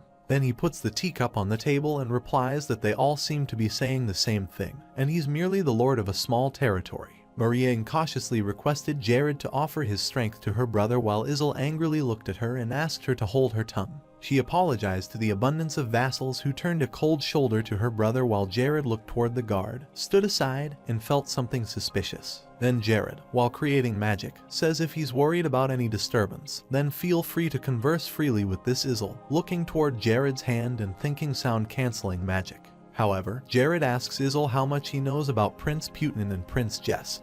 He says he doesn't track every one of his brothers anymore but knows that he needs to know. When Jared asks if he is aware of their faith in the Umbra Church, he surprisingly replies that those are merely baseless rumors, and Mara adds that by asking foes, he intends to slander the royal family. The Kingdom of Cinders has always sought the divinity of Radius. While picking sugar cubes, Jared tells them what a surprise for them to be aware of such a thing. Either they lack interest in national security, or their faith in the Radius Church is inadequate, just as in the world. When Izel says this isn't something anyone other than Maria and he should be aware of, Jared smiles while looking at Izel, thinking he's finally opening up. After this, Jared, while utilizing the tool with his magic ring, says that if they're aware, this will go much smoother from now on and try to investigate all the sinful actions the two princes take part in. If he utilizes the magic tool, he can record any meeting or secret ritual. This will become a foolproof way to gather evidence. Then, Izel asks Jared if he is helping him, and Jared politely replies that's quite the delusion, and he isn't a vassal of this kingdom.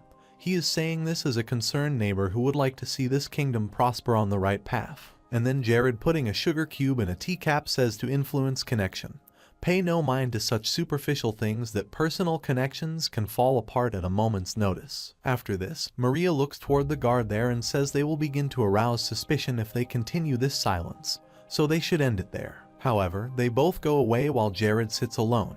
He says he will leave the rest to them to survey any affairs in the place diligently, and he trusts that they, whom he has personally selected, will do him better than Priu's spies. In contrast, some strange people sat behind him in the night's darkness. After this, Hayes and Jared are waiting for a key. The next day, Hayes says to Jared that the way they're waiting for a key is the same as last long time, and he nods yes. Then she adds that other than him, my lord, she doesn't think there's another lord out there that wants their carriage to return to their territory. He replies that while they're waiting there, she wants to look at some clothing. She denies, saying no my lord, she's afraid he has no complaints about the clothing she has either. Jared held her hand and took her to a clothing store where she tried several suits. She asked him how she looked. He praised her every time, thinking she was so excited and like coming there was a good thing. Meanwhile, Jared gets the emergency notification that the territory of Caribia has adjoined the Forest of Nightmares, and every year on the 1st of July, when the brightest star Theseus and the comet Vendela appear in a straight line in the sky,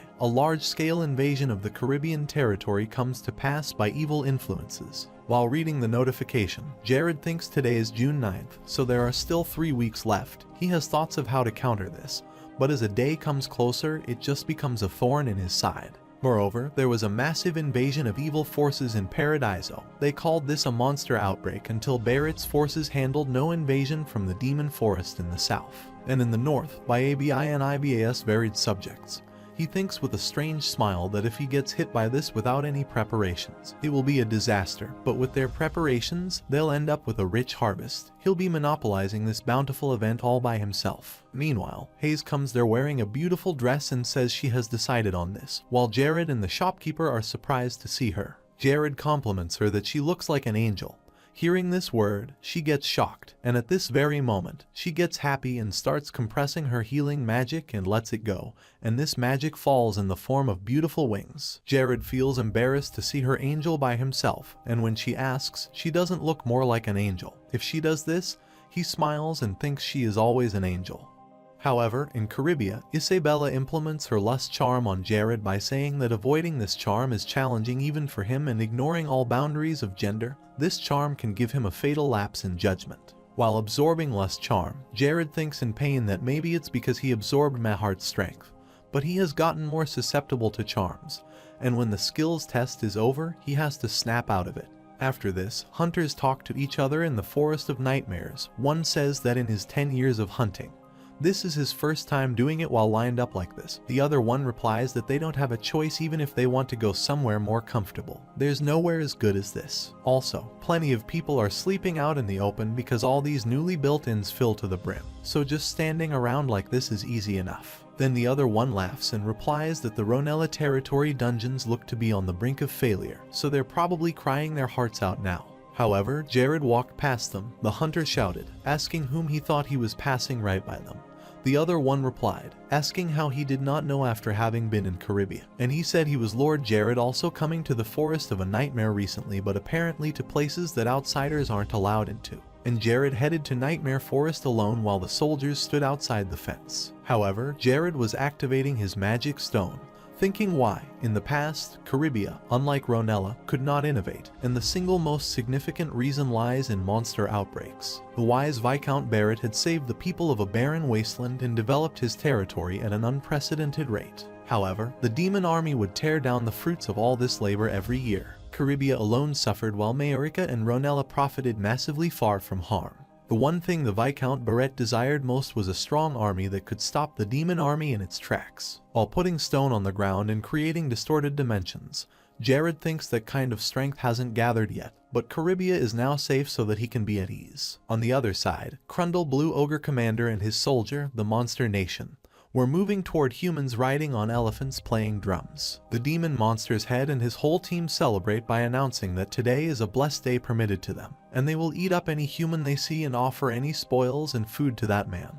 They're the greatest in the world. After this, he tells Commander Crundle that the interdimensional gate has opened, and then Crundle orders his soldiers to enter through the gate. As they enter, they see Jared standing there. Seeing him, they excitedly move toward him, saying there's a human in front of them and how unlucky it is for him to wander around in front of the gate. Also, the monster was about to attack Jared on the other side, and all the monsters were coming out of the dimensional gate when the soldiers had told the commander they should have cleared out of the area by now, and they should hurry and close the place of the humans. The commander orders them to wait and check the surrounding area where they are. While looking out, he tells the commander they should be in the humans' land, but this place, as he was surprised to see another dimension there, Jared tells them is a distorted dimension of his creation, and he made it from the same principles as a dimensional door using magic stones. Don't they think it sets the atmosphere pretty well? He has made it so the walls are recursive, and they pass through one back into this space and never escape from it. Then, Commander Crundle asks if this is his doing.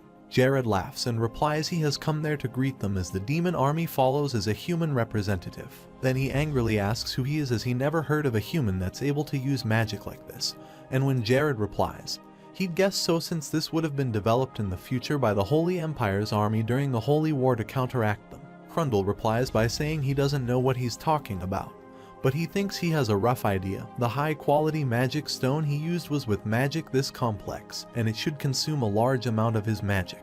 Jared smiles and replies that if they wait it out, this magic will unravel itself. The Crundle ordered Tabanan to attack and kill Jared, and when he moved toward Jared while holding the weapon and as he was about to attack, Jared started creating nightmare black magic. Seeing this, Crundle thinks the energy from his body increased abruptly.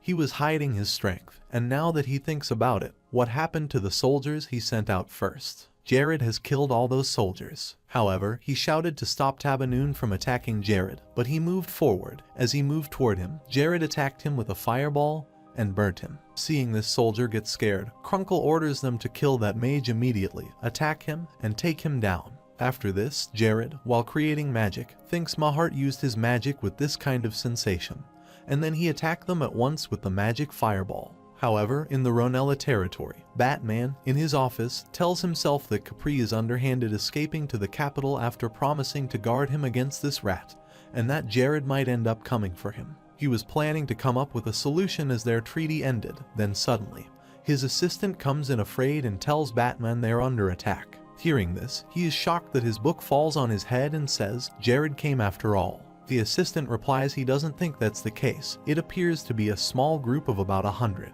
After this, he throws books, ink, and everything on the table at the assistant, saying he scared him and didn't bother reporting that kind of stuff to him. While shielding himself, the assistant replies this is an emergency. The enemy has breached Ronella's borders. Batman angrily throws books toward him, asking if he is telling him the great fort they've built up to guard against any evils has fallen to such slow invaders. The assistant replies it appears they've had defectors that allowed the enemy to enter. Then he orders his assistant to bring him there, thinking how dare he look down on Ronella when he is not even at Caribia's level. After this, as Batman moves forward, he is shocked to find that the people attacking him and his territory are the traitors himself working under him during the Ronella disease's time.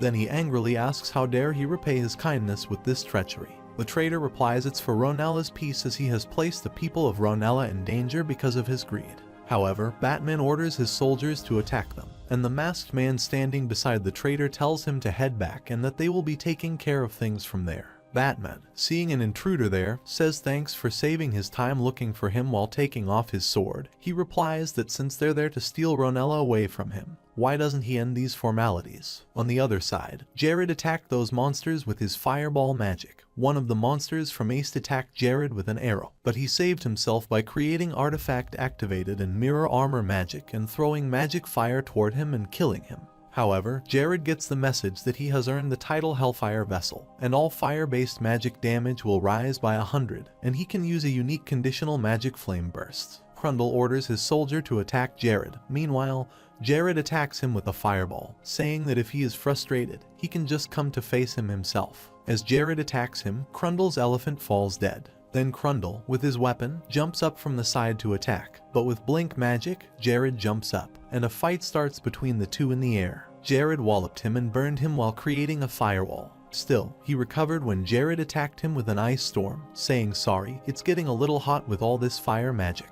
He cooled him down, but Crundle recovered quickly again. Then Jared attacked him with a flame burst and killed him. Jared drafted them all, and their army dimensional age and everything there disappeared. However, while sitting alone in the Nightmare Forest, Jared is thankful for the magic stone because everything ended nicely. Then, while closing his eye, he asks his father if this failure Jared look any different and if his son has managed to protect Caribia. From behind, Belhard looks at him secretly. On Batman's side, he was scared to see so many soldiers there. Then they told him they were Caribia's army, and they were the most substantial platoon aggression hand-picked by the Lord himself. They were the Aggressio Royal Guard, and then one dragged Batman by the hair, calling him Mr. Criminal. Batman also told his lord that he had to command him to bring him in as roughly as possible. With this, Caribia also annexed Ronella. 3 months later, in the daytime, Jared stands in the forest leaning against a tree while Princess Maria is depressed about coming there. Jared asks her what happened to the king. She sadly replies it happened so suddenly.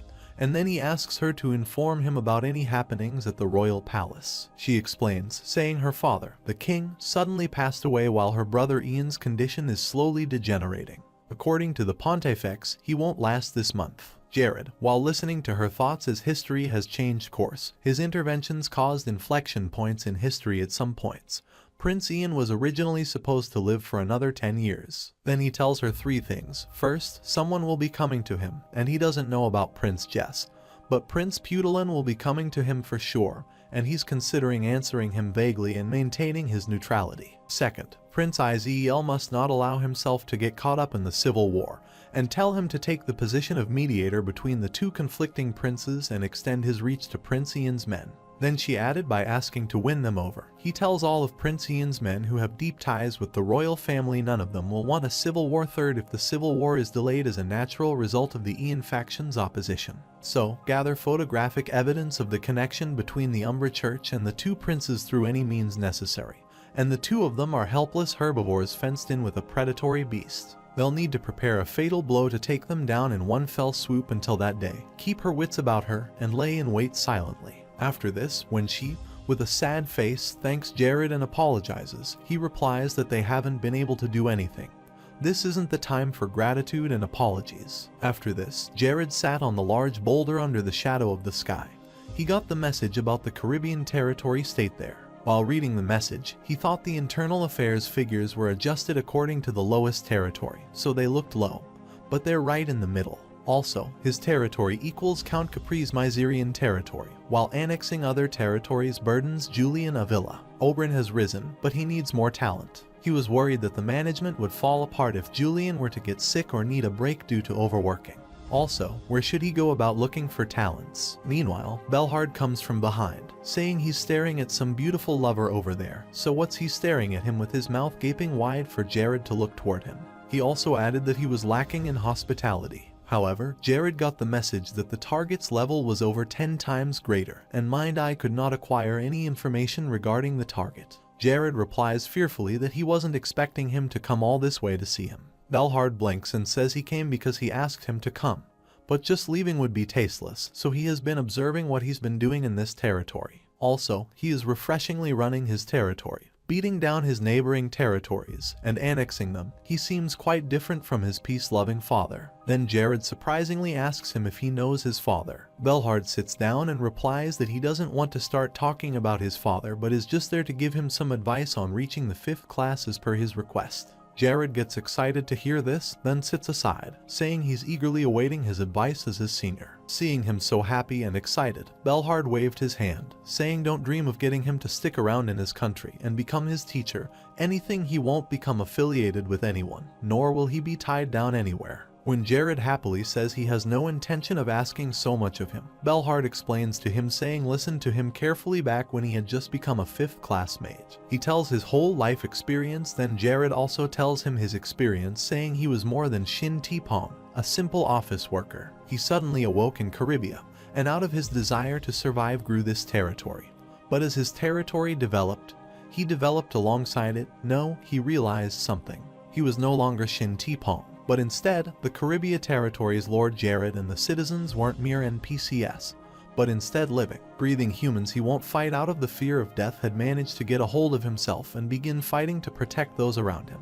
He doesn't become conceited because of his skill. Instead, knowledge of his enemy's strengths shackled him with anxiety and fear. However many attacks, plans, and bugs he has up his sleeves, in the end, he's only human and therefore flawed. That's why he has to gather trustworthy companions and exits alongside his companions. As Jared was telling him, a bright light from the sky suddenly covered the whole place where he was sitting. Belhard surprisingly asked him what it was, and he replied he just reached the 5th class. Belhard laughs and asks how he reaches the 5th class just after listening to somebody talk and explain some basic principles.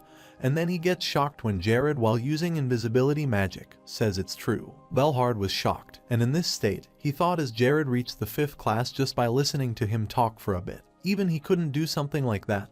Those magic stone lamps and that medicine weren't any ordinary feats. Is this kid different from his father, who had clearly defined limits? A discipline like this might be worth teaching.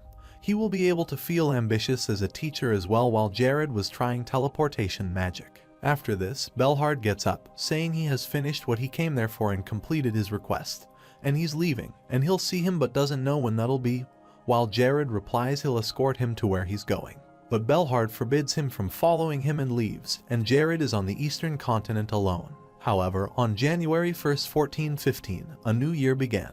While attaching the new calendar to the wall, Jared thinks of the past. After he died of overwork in his previous life, he was reborn as Jared, a fat lord of the Nas continent. 1 year has passed, and time sure flies. And then while looking toward the bottle of Lafayer's potion, an expert potion from Mayhart III's tomb he had just downed before. Moreover, if anyone fills the bottle with water blessed by the vicar, a hidden bug resets Lafayer's potion on January 1st of every year. After this, he drinks this bottle while thinking of starting the year feeling good. His level is up 3 with these new levels. He decided to invest them all into mana since he consumes a lot of mana, and continuous investment is important. After this, while standing before the mirror, he laughs by saying leveling up just by drinking potions is so great.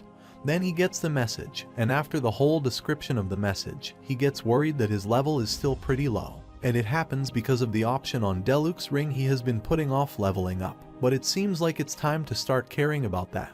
Then he gets the message that option 5 of Deluxe Ring, and if he is at a lower level than the opponent, his strength and wisdom stats will be doubled. Then he laughs by thinking about his work in the Kingdom of Cinders, as he better take his disciples to the dungeons. However, 4 months ago, he was in his office and started analyzing that. Under Paradiso's system, there is a benefit whenever his rise classes. As such, there were various bonuses he could have selected. But there was a choice he had always resolved to make when he would reach class 5 magician. As usual, he wondered how he could make the most of it, and his conclusion reinforcing his nurturing project between master and disciples. Then he gets the message that his current disciples are Hayes Isabella Arena and Mia.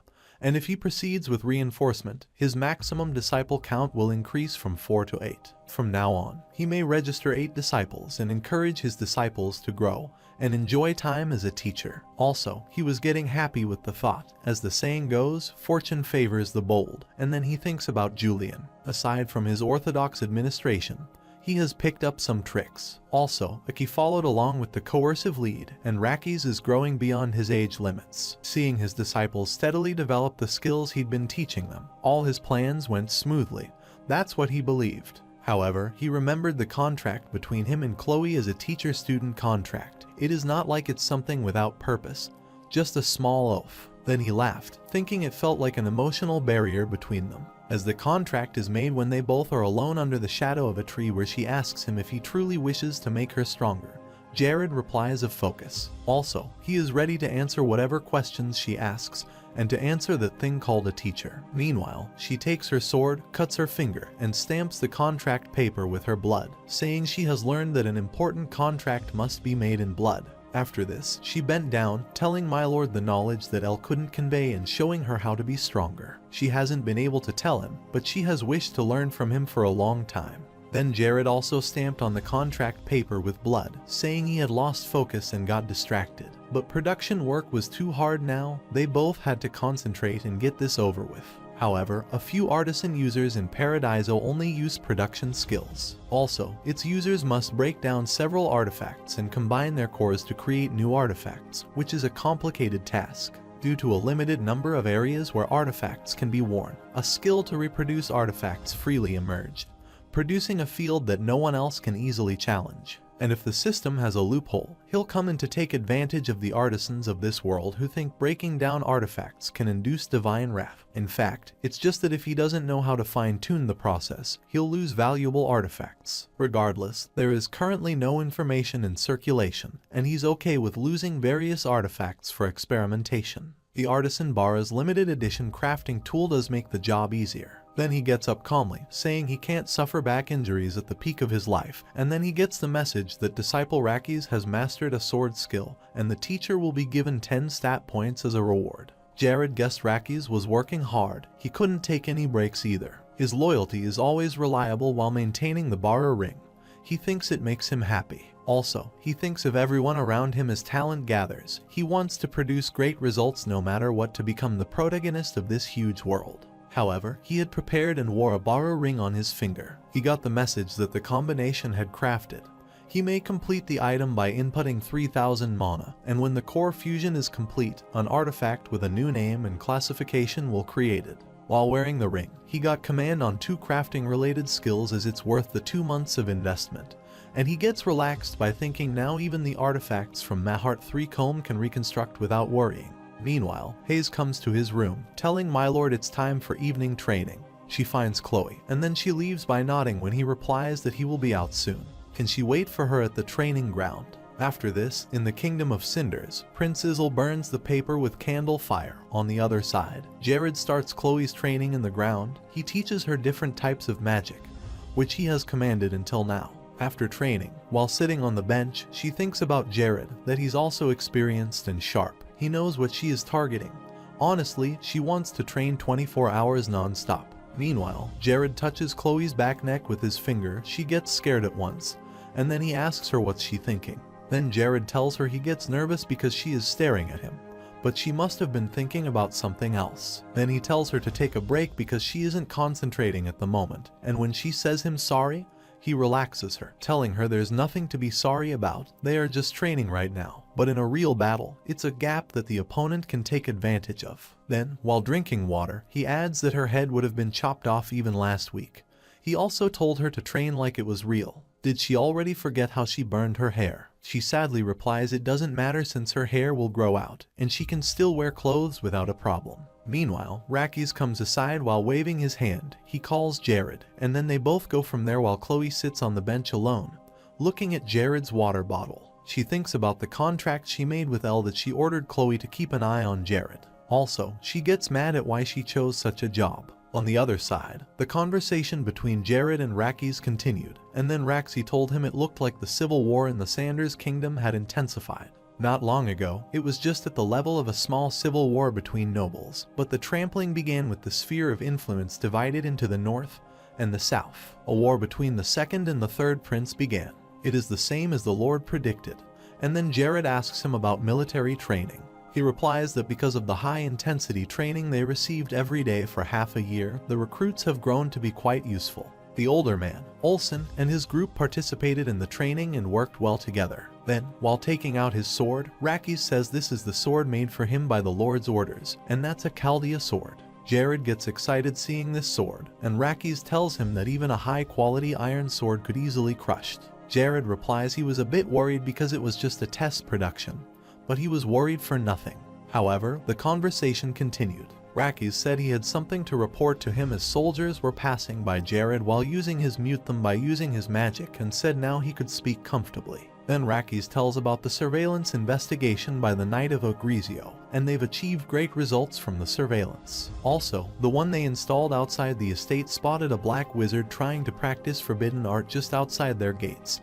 After raiding the site and capturing all of them, they've confirmed that Umbra is a group of black magicians. Jared clenched his fist and smiled, thinking he got them as expected. Eliminating the Dark Church is a strong cause to start a war. Radiusism is the religion of the Cinder's kingdom. Anything other than that is considered heresy, and the Dark Church, involved in black magic, is the top priority of this kingdom. In other words, if a force believes in and protects the Umbra, it means that no matter their target, the kingdom can't protect them. In a neutral territory between the kingdom of Cinderth and their land that worships the Dark Church, the kingdom can't protect them, so they have a chance of subjugating them. It also means that their territory can expand it. Rakis calls Jared as he is lost in his thoughts.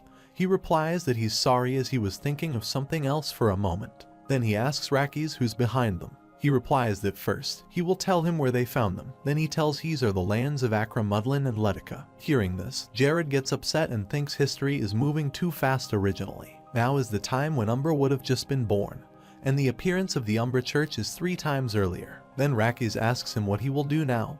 He replies that first, secure the surveillance from the video device. They need to start an active public opinion campaign. After that, he will focus on invading the 3 lands behind them. At the same time, they'll be raising their forces. All the Ogrizio guards will also be mobilized in this war. That's a wise decision. While thinking now is the best time for him to move to the Caribbean territory, he asks Jared if he is looking forward to his kind cooperation. He smiles and replies that he will heed his order. However, the cause of this war is clear, and evidently it will be on a large scale, and then he goes to Chloe to tell her to stop the training there for today. Caribia declared war on the neighboring territories 3 months later, resulting in consecutive victories. Akramudlin and Letica didn't even resist, and so they were defeated by the Caribia army in the middle of it. The Ogrizio guards Olison's separate unit. However, beyond all this, Jared, the commander-in-chief of the Kariba army, brought fear to the enemy, and he's 26 years old this year. Also, no one expected his rapid growth as he was too young to reach the 5th class. Moreover, people were shouting slogans outside the window as one of them tells other Prince Fethelin is with the Umbra and Prince Jess too, and Prince Isil is looking at those people outside his window. Meanwhile, Maria comes from behind, asking what's on his mind. He replies he is worried about what will happen if Lord Jared loses. Also, he thinks he's more nervous than him. She added, saying don't be worried, brother. According to the reports, it seems that he's having a series of great victories, and the reason for these victories was that he continued showing videos as evidence of the followers of the Umbra Church. Isil replies that the parties can't even say their conspiracy theories. He has given them proof that they can't get rid of it. She added by saying, therefore, even the neighbors' lands, which are in friendly positions, can't come forward recklessly. Then he tells us their kingdom is a nation that pursues the perfection and holiness of Radius. And this time, he's sure they're walking a path they shouldn't. It would be a warning for both brothers. However, in Cinder Kingdom, Isil received a letter from the church in which the writer had written to burn it after reading it. Also, it was written that as a believer of the Holy Church, he's just pushing back the followers of the Dark Church around the kingdom. Also, the war and the merger went well, and he had no intention of invading the kingdom. After reading it, Isil burns it, thinking if he was to succeed, remembering his father's tears in his eyes, and thinking a person's heart can be genuinely cunning. After this, in the 4th land, a church follower was begging for his in front of Jared, saying if he died, the church followers would not leave him alone, but Jared would kill him with Chaldea's sword. Then, a soldier tries to run away and tells Jared that all the guards have opened the doors and raised a white flag to signify surrender. Also, they say they've never cooperated with the Umbra Church, and they're begging him to save their lives. Jared orders the soldiers to unarm everyone first and then put them in jail, and they will deal with them according to the legal procedures. Rakis, standing aside, praised Jared, saying he finally conquered the 4th land. It's been a mess, but now no one can stop the Lord and the Caribbean army. Then he bent down in front of Jared, saying, "No, every day has been full of happiness since the Lord entrusted him with his duties. Now that they're facing the enemy's head on as soldiers, they now realize what it means to live and breathe." Then Jared smiles and replies that they must keep going ahead with this momentum, and the Sindarth Kingdom is in civil war. It will be an excellent opportunity for them. However, the best debut to conquer the heavens, and so their Caribbean forces continued their unstoppable march. 3 months later, Mayorika Jared looked at the map and thought the land of Caribbean was now 5 times larger than it was 3 months ago. If they increase the territory, they become a part of Caribbean but a new territory. Then he gets the message that no further land integration is possible, and he has reached the maximum amount of territories that can expand and has earned the title of Excellent Lord Charm, which is increased by 100.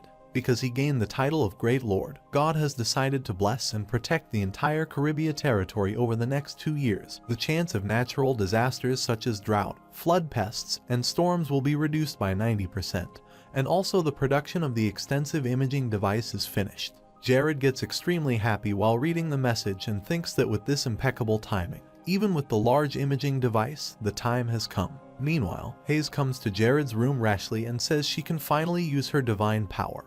All the effort she made the past 6 months wasn't in vain. Hearing this, he again gets happy and congratulates her for the most significant thing he has heard lately. She bumps into him while thanking him, and he falls. Moreover, divine power for healers, the presence or absence of divine power, makes a huge difference in their lives. And if the healer with ordinary magic restores 10 HP with essential healing, then a healer who uses divine power using the same elemental magic can restore 20 HP. It is just the beginning. The higher the healing magic she uses, the more comprehensive the gap can get. She adds by saying thanks to the artifacts the Lord gave her and the cursed bracelet. When she wore it, she felt like she was suddenly sick. The ring restored the power she lost to the curse. Wearing these two together has resulted in her constant training.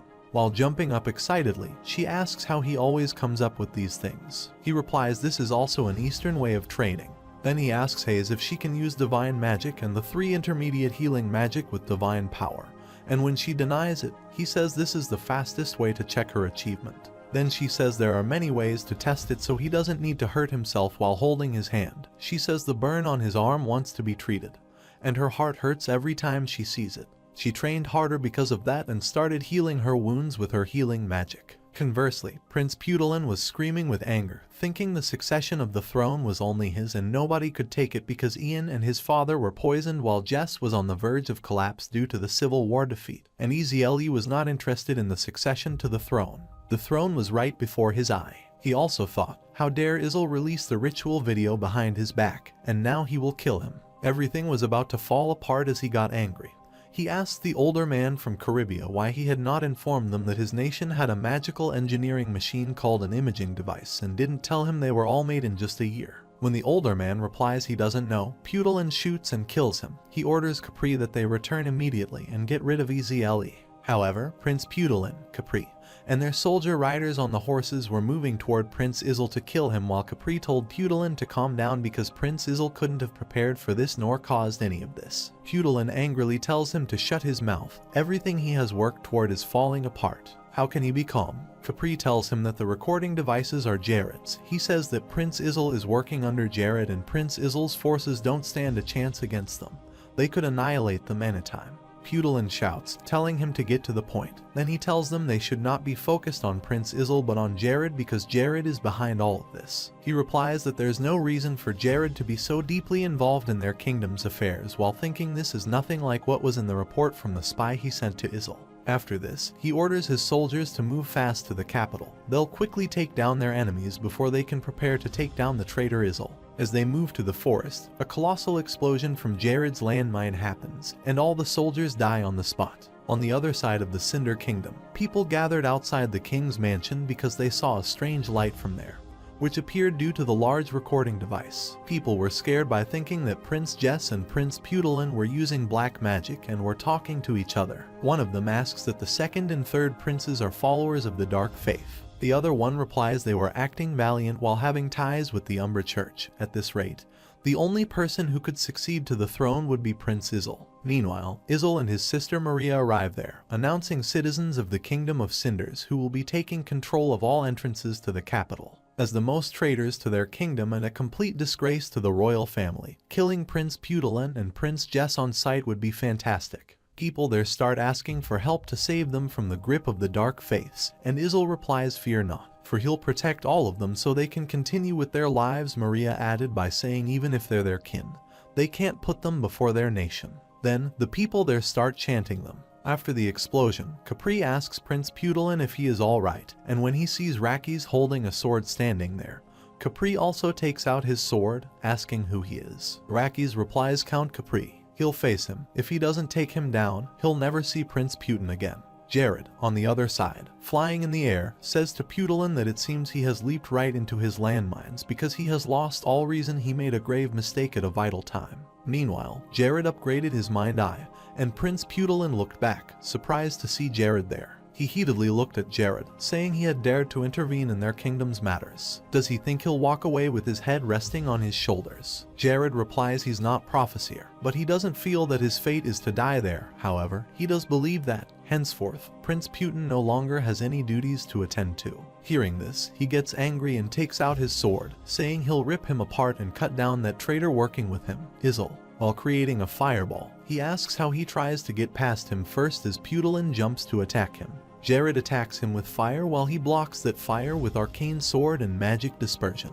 While quickly moving his sword, he jumped toward Jared, hit his sword, and tore his robe. Standing in the air, Jared says he ruined his robe. Then he smiles and asks if he should call him the Umbra Church's dog. Hearing this, he jumps and stabs Jared with a sword, but he creates shelter and saves himself, saying now it is his turn. Then Jared attacks him with fire arrow magic, but again, he blocks this attack with a sword, telling him his magic stands no chance against his Cinders-style arcane sword arts. Jared smiles while thinking, is he talking about his anti-magic armor and unique magic sword arts? That might have bothered some if he didn't have Deluxe bracelet. Meanwhile, he jumps to attack Jared, but his attack fails. He worries about what's going on as he can't defend himself against him. He's only a 4th class mage, he should have the advantage there. Jared smiles and attacks him with a fireball. But Pudolin, seeing this, says how utterly ridiculous he is. Did he not say that his arcane sword arts specialize in magic? However, whenever he uses this magic against him, he cuts it down and gets shocked when Jared attacks him with a flame bursting and burns him. Also, fire burst fire demons that stuck to him, and he started shouting, saying back off these evil fire demons. But instead of stopping, Jared attacked him with a forced missile and flame arrow. Pudolin was severely injured, and blood drops were falling. Jared tells him he managed to repel the flame arrow but took advantage of the opening right after that by firing a fire missile, resulting from him not seeing the forest for the trees. Pudolin, injured, replies he's referring to how he abandoned the Radius Church for the Umbra Church. Then, in pain, he calls Capri for help, but Jared says Capri won't come. When Pudolin asks if everything he has worked for will fall apart like this, Jared replies that this is the consequence of his attempt to take the easy way out of the Umbra Church's strength. Then he says he was destined to raise a kingdom greater than there ever was. Then Jared kicks him, and he falls on the ground while his artifact, Cluzy's red light necklace, falls aside. Jared picked it up. He was surprised while holding it in hand. However, in Paradiso, he was the Umbra Church's leader, an absolute lunatic fixated on reaching the limits of magic. Also, he was skilled at deception, scheming, and leading others through false faith. He was a depraved man who would sacrifice his flesh and blood if necessary while holding and pressing it tightly. Jared thinks he can't scan this artifact option, but this is Cluzy's doing. Its purpose is evident as it was used to take control of Prince Putin's mind. On the other side, there is a fight between Rakis and Capri, and Jared, carrying Pudolin unconscious on his shoulder from behind, attacks Capri with a magic arrow and kills him. However, an aggressive royal bodyguard of Caribia arrived there and defeated Pudolin's army. Before long, the battle had ended, surrounded by Pudolin's soldiers who had their arms confiscated and were promptly taken captive. It was in this manner that Pudolin's army was defeated. Though Pudolin had avoided capital punishment, he would live out the rest of his days in prison. After hearing this news, Jess escaped from the kingdom, and news about him never surfaced again. Only the rumor that he had escaped to where the Umbra Church's leader is circled about. Taking Jared's advice, Isil had waited until the last moment to appear, and he alone earned everything. And it was in this manner Isil became the successor to Decade the Ninth rule. However, when Isil sits on his throne, Jared goes there and greets him. He gets happy because he was waiting for Jared. Also, he appreciates Jared for the work he has done to aid him in ending the civil war, and even raising him to this very seat is commendable. After this, he rewarded Jared for his work and appointed him as a vassal of this kingdom. When Jared replies that he judged right from wrong and offered him his strength and majesty, he doesn't take action for the cause of becoming the vassal of his majesty. The older men standing there ask how dare he deny their king's offer. Izel stops the older man from interfering, and then he says, subsequently, Lord Jared's territory will be a dukedom. He will give him the rank of duke, and this will be done without necessitating a bond between them, and he will not require an oath of allegiance nor any pledge. Any objections will be taken as a challenge to his authority as king, therefore, he expects no more discussion on this subject. In addition, he granted the land of the Myzerian territory to Duke Jared, and now Duke Jared has prevented the fall of their kingdom. After this, the people there shout slogans praising Jared, saying they will never forget the goodwill he has shown this kingdom. Though Jared thinks that he will never be able to escape the gloomy future of being the lord of a small territory, his tumultuous life has become bright and promising. Moreover, in Cinder's kingdom backwoods, Rakes had no words to say when Jared gave him the artifact of the Red Moon Sword Judith's armor. While giving it to the Rakes, he says it's a heartfelt gift from him. Also, he was using what he stole from Count Capri benevolently, and when Jared asks him how it feels, Rakes, with teary eyes, replies that he stole it. The victor has the right to all that was the loser's. While holding the sword and looking toward his hand, Rakes says it's as if he can visualize the resonance between magic and his sword. Then, he asks Jared if he may ask something, and Jared nods yes. Then Rakes praised Jared, saying he has never seen such a unification between the soldiers ever since he became one himself. All the soldiers respect him, and all of them are prepared to give up their lives for him, and every one of them dreams of a much grander future under his prosperous rule. After this, he bent down, saying that though others may worship a god in the heavens above the god, he stands before his very eyes. However, Jared gets the message that Rakes' loyalty has drastically increased and has reached 360. And then Jared grabs him by the arms and makes him stand and hug him, saying his understanding his words have left a deep impression on him. Prince Putalion decides to take his troops to Prince Izel. They move through a dense forest. Count Capri asks Prince Putalion to give up on eliminating Prince Izel. Count Capri asks the prince to calm down. He adds Prince Izel would be ready for this attack. He says Prince Izel has not caused any problems in the civil war. Prince Putalion asks Count Capri to shut his mouth. He says all his efforts are on the verge of falling apart. He adds in such circumstances, how can he stay calm? Count Capri changed the mode of conversation. He says Jared Eucalyptus' recording devices are the cause behind all this. Count Capri adds according to him, Prince Izel is working under Jared Eucalyptus. He gives confidence to Prince Putalion that Prince Izel's forces stand no chance in front of the They can easily annihilate them. Prince Putalion asks Count Capet to stop beating about the bush and comes to the point. Count Capri suggests to the prince they should not go after Prince Izel. He adds rather than that they should target Jared Eucalyptus. As for him, Jared Eucalyptus is the mastermind behind all the things. Prince Putalion says there is no reason for Jared Eucalyptus to get involved deeply in their kingdom's affairs. Count Capri thinks Prince Putalion is wasting his efforts and time in rage. He believes there is no point in going after Prince Izel. Count Capri thinks there is nothing like that in the report he received from a spy. He realizes that everything is a farce. Count Capri seems absorbed in his thoughts when he hears Prince Putalion's voice. Prince Putalion asks his troops to move toward the capital quickly. He says they will put down their enemies before they prepare for the war. All the soldiers aloud say they will take down the traitor Izel. Landmines beep when the horses' hooves hit them. Prince Putalion, he hears the beep of the mines. He asks his troops to stop, but it is too late. Soon, the landmines explode. The troops were hit by heavy clouds of fire. A large-size recording device moves in the air. The device records the general public's view about the use of black magic. A man says it is unbelievable that Prince Jess and Prince Putalion are using black magic. Another man says it means the second and third princes are followers of the black faith. Another man says it is disgusting to think they were acting so valiant while fighting with the Umbra Church. People say in that case, the only person who will take over the throne in Prince Izel. These are the views of the Kingdom Cinder's citizens about the successor of the king. Prince Izel arrives there. He stops by the people. He plans to guard all the entrances of the kingdom. He announces that he will see the annihilation of Prince Jess and Prince Putalion with his eyes. He adds they are traitors of the kingdom and a disgrace to the royal family. Citizens notice the arrival of Prince. They beg the prince to save them from the grip of dark faith. Prince consoles the citizens by saying there is no need to worry. He ensures that he will protect them and they will live their lives freely. Princess Maria, they would not spare even their kin if they stood against the nation. People raise their hands and again ask the prince and princess to protect them. They cheer for the kingdom of cinders. The scene shifts to the forest. Count Capri coughs and asks Prince Putalion if he is safe. Count Capri receives no answer from the prince. Meanwhile, he feels someone's presence. The count asks who is there. Rakis asks Count Capri to put his weapon down or else he will be facing him. Rakis says if he failed to defeat him, he would never see Prince Putalion's face again. Clouds of smoke make the atmosphere unclear. Jared Eucolates also reaches there.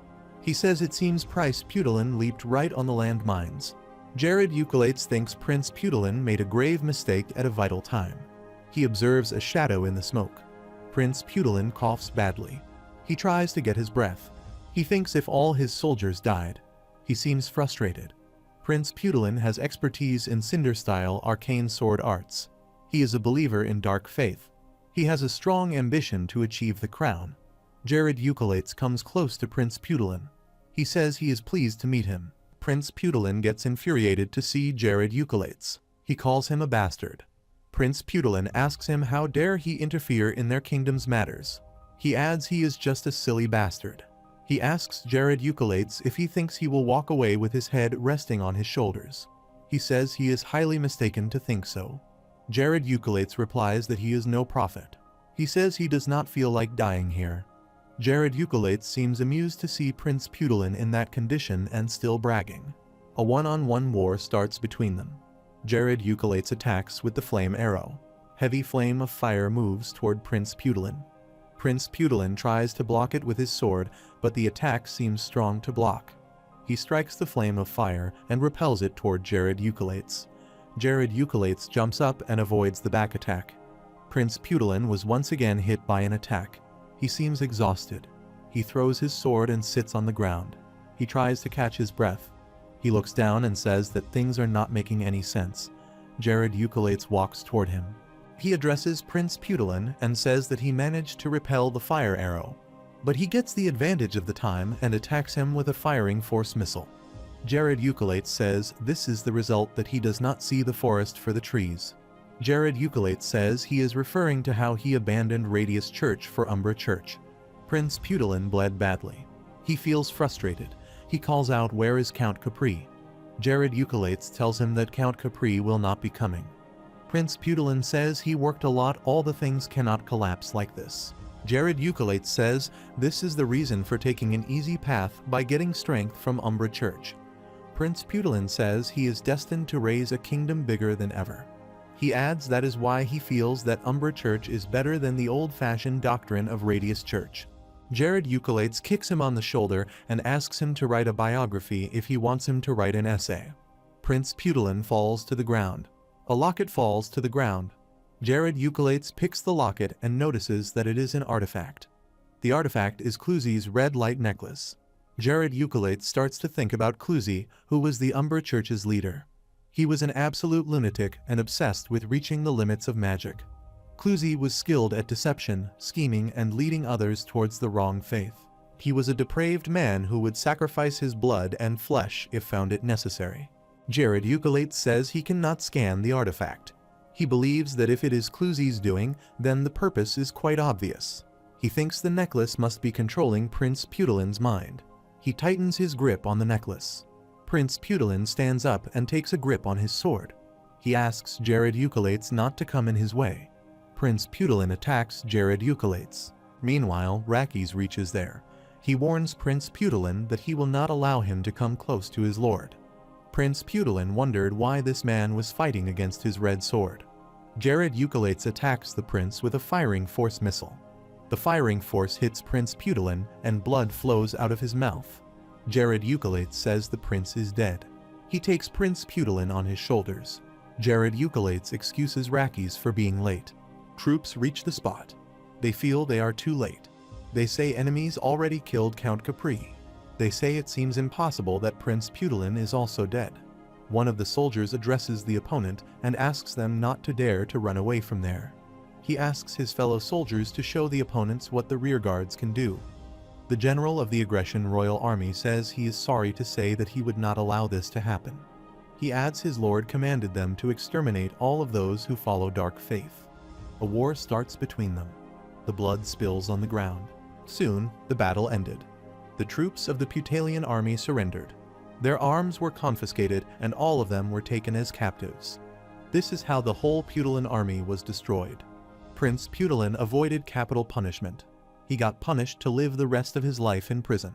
After hearing the fate of Prince Pudolin, Prince Jess escaped. Once Prince Jess escaped, no news about him ever surfaced.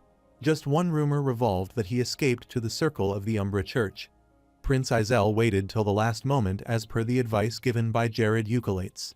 He avails everything at the end. This is how Izel became the successor to declare the ninth rule. Jared Eucolates bows before Prince Izel and says he presents his heartfelt greeting to the Majesty. Prince Izel welcomes him and says he is waiting for his arrival. Prince Izel says to Jared Eucolates that the work he has done to aid him in stopping the civil war and getting to the royal throne is commendable. Jared Eucolates smiles and says the prince is flattering him. Prince Pudolin says he wants to make Jared Eucolates a vessel of the kingdom as a reward for his services. He asks Jared Eucolates if he agrees to this. Jared Eucolates says he offers his strength to the Majesty. He says he did not work to get the seat of the kingdom's vassal. One of the prince's advisors says how dare he refuse the offer of the Majesty. Prince Izel stops him before he completes his sentence. Prince Izel says Lord Jared Eucolates' territory will be a dukedom. The prince gives him the seat of a duke. Prince Izel says this will be done without necessitating a bond between them. He adds he does not require any allegiance or pledge. Prince Izel says any objection will be taken as a challenge to his authority as a king. He declares he does not expect any discussion on this topic. King Izel says he grants the land of Miserian to Duke Jared Eucolates. The king says Duke Jared Eucolates prevented the fall of their kingdom. One of the citizens of the Cinder Kingdom says they will never forget the goodwill Jared Eucolates showed to the kingdom. One of the royal soldiers bows before Jared Eucolates and thanks him for saving the kingdom. People say aloud, "Praise be to the King Izel," and "Praise be to the Duke Jared Eucolates."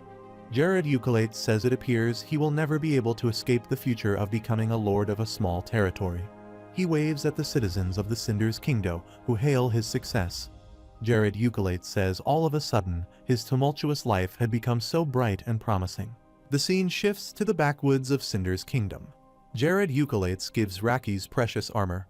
Rakes wonders and asks his lord why he is giving such precious armor to him. Rakes looks at the red mood sword, Judith's armor. Jared Eucolates says it is a heartfelt gift from him. Jared Eucolates smiles and says he is using what he has stolen from Count Capri. Jared Eucolates asks Rakes how it feels. Rakes replies he should not say that he has stolen the sword. He adds that the winner has a right to everything that the loser has. Rakes raises the sword and says something about the sword making it a reliable thing. Rakes feels a clear resonance between the magic and the sword. Rakes addresses his lord. He asks if he can ask a question. Jared Eucolates allows him to ask the question that is pooping in his mind. He says he has never seen such a unification among the soldiers since he became one. He adds the soldiers respect him and are ready to give their lives for his sake. He continues, each one of the soldiers dreams of having a prosperous life under his rule. He confesses though others may worship a god that lives in heaven, he worships the one that is standing before him. Rakes bows before Jared Eucolates with tears in his eyes. Rakes' loyalty drastically increased by a level of 360 points. The notification shows the loyal has reached the level of 800 and he has reached the third awakening. Jared Eucolates sits in front of Rakes and holds him by the shoulders. He confesses Rakes' words have left a deep impression on him. He auras Rakes that he understands his emotions. The scene shifts to King Izel's VIP royal room. Princess Maria enters the room and addresses King Izel as Majesty. King Izel says she can call him brother. Princess Maria calls him brother. King Izel says it is good to hear this. He asks her what she wants to tell him. He asks her if it is unrelated to the meeting with Duke Jared Eucolates. Princess Maria says this is right. King Izel says he would like to hear his opinion. She says the rapid development of the Caribbean territory is unreliable concerning agriculture, printing, commerce, and dungeons. Princess Maria says to stabilize the kingdom's development, they need Duke Jared Euculates' help. King Izel says that is right. He says he thinks that others will do it in 10 years. Duke Jared Euculates can do it in 1 year. Princess Maria agrees with his view. Kind Izel says Duke Jared Euculates does not want to have a deep bond with their kingdom. He addresses Princess Maria and says she must have observed this earlier. Princess Maria puts his cup on the table. She tells her brother that she thinks a lot about what she can do for the kingdom. She advises her brother that they can use her as a means to strengthen the kingdom. She adds they need a political marriage. The notification shows that the seal of Cluzy's necklace will be undone after 12 hours. It seems to be the reason that it is not showing any options. The scene shifts to a lavish room. King Izel, Princess Maria, and Duke Jared Euculates sit around a table and seem busy chatting. King Izel says he feels himself a victim of the devil's temptation. He says to Duke Jared Euculates that he had thoughts of betraying him and reaping all the rewards from him. Duke Jared Euculates says he understands him. He adds there is always a chance that he can turn on him. King Izel says even if he becomes an enemy to him, he will think that this is the time to show his gratitude for what he had done for him. Duke Jared Euculates says he is thankful to the Majesty. Princess Maria says they are thankful to him that the kingdom will live to see another day. She adds they cannot thank him enough. She declares they will continue to purge their kingdom of the Umbra Church. Princess Maria intends to say something but feels hesitant. Duke Jared Euculates asks her to speak. However, Princess Maria stays silent. King Izel addresses Duke Jared Euculates. He asks what would he thinks about taking his sister, Princess Maria, as his spouse. Jared Euculates thinks about the sudden proposal of apolitical marriage. King Izel says he wants to have a friendly relationship with him. King Izel adds he admired him for a long time. Silence prevails for some time. King and Princess wait for the answer. The notifications show Princess Maria possesses decisiveness and a sacrificial nature as her normal tendencies. Duke Jared Euculates addresses the king and princess with all due respect. He says he cannot accept this proposal.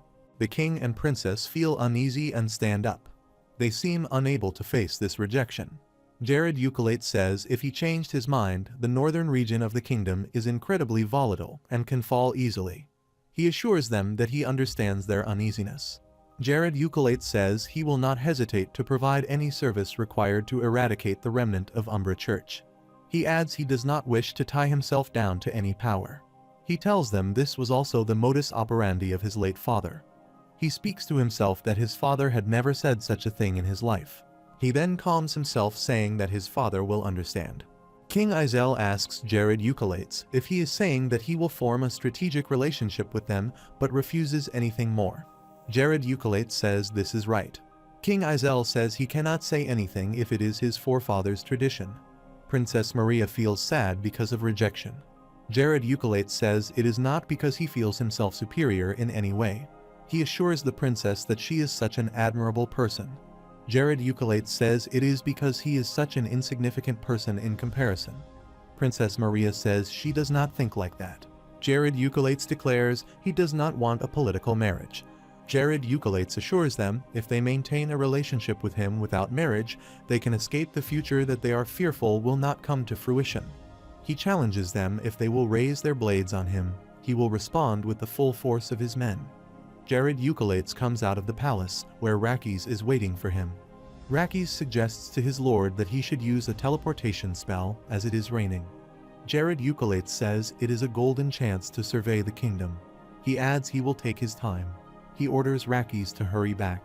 Jared Euculates opens his palm and feels the drops of rain. He says the rainy season has started now. He thinks the rainy season in the northern region of the Naz continent starts in July and lasts for 1 month. He remembers that last year the northernmost regions were unaffected by it. However, this year the rain has been causing floods in the areas near the rivers. He remembers that the chances of drought, floods, invasion by vermin, and other natural disasters will decrease by 90% in their territory because of his title of Great Lord. He thinks their territory should be fine. He says to himself they are not the only territory near the river. Jared Euculates hears someone saying it is Optatio River. They should not be walking here for now. A man tells a child that a huge flood broke out there last year. The child says it is scary. He asks the man if an epidemic is also going to attack. The man says there is a possibility of an epidemic, however, Majesty Izel will protect them. Jared Eucolates hears the conversation and thinks if rain starts to fall heavily, there will be more affected territories than the last year. He starts to think about the neighboring territories. However, the rain starts to fall with a heavy flow. He thinks he should get out of the rain for now. Jared Eucolates finds an inn on his way. He enters the inn to find refuge here. He sits on a chair and overhears the conversation of two men. One of the men asks the other if he hears about something. He says he is talking about the boy who annihilated the evil Pudilin. The other man asks if he is talking about Jared, who is a duke now. The first man says some months ago he was a fat countryside hick, but then he got successful all of a sudden.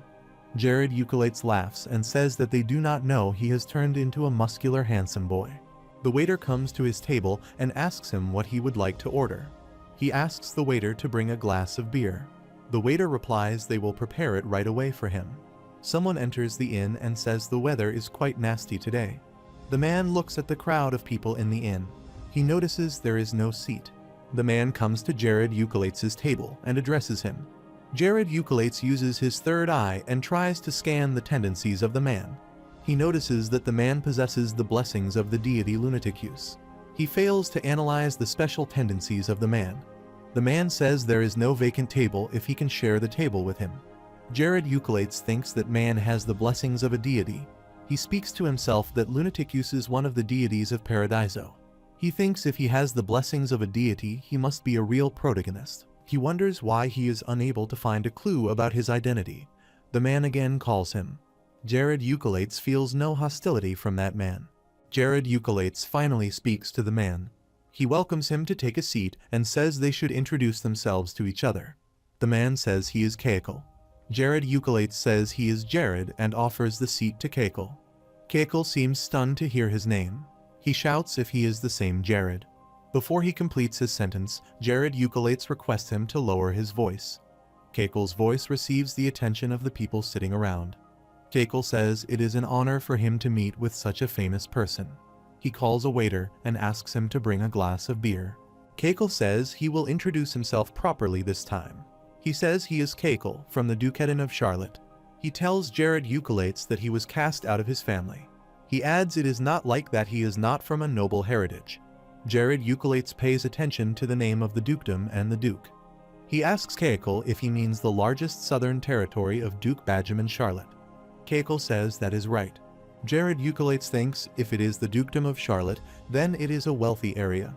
He believes that has a tight grip on the business district of the southern regions of the kingdom. Jared Eucolates thinks it is no wonder that there is no information on Keikle, as Duke Benjamin Charlotte has a lot of kids. Jared Eucolates Keikle why he left the south and came this far to the north. Meanwhile, the waiter comes and serves them beer. Keikle puts a gold coin on the table and says this is for his bear and this customer's beer. He asks the waiter to keep the chance. The waiter feels happy and says thanks to him. Jared Eucolates says it is not necessary, but since he decides to treat him, he will drink with gratitude. Keikle tells Jared Eucolates that he looks quite young. He adds he is going to be 26 this year. Jared Eucolates says if it is so they are going to be of the same age.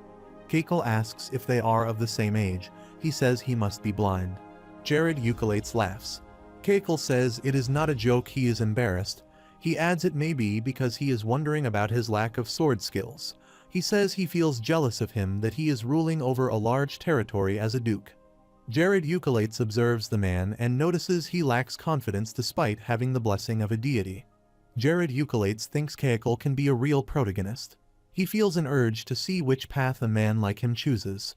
Jared Eucolates asks Keikle where he will be going now. Keikle replies he will be going to the Arakune mercenary group. He tells him that he heard that the group is forming a raid team for the underground caves of the ruins. He adds the way to get rich quickly is to go to the dungeons raid.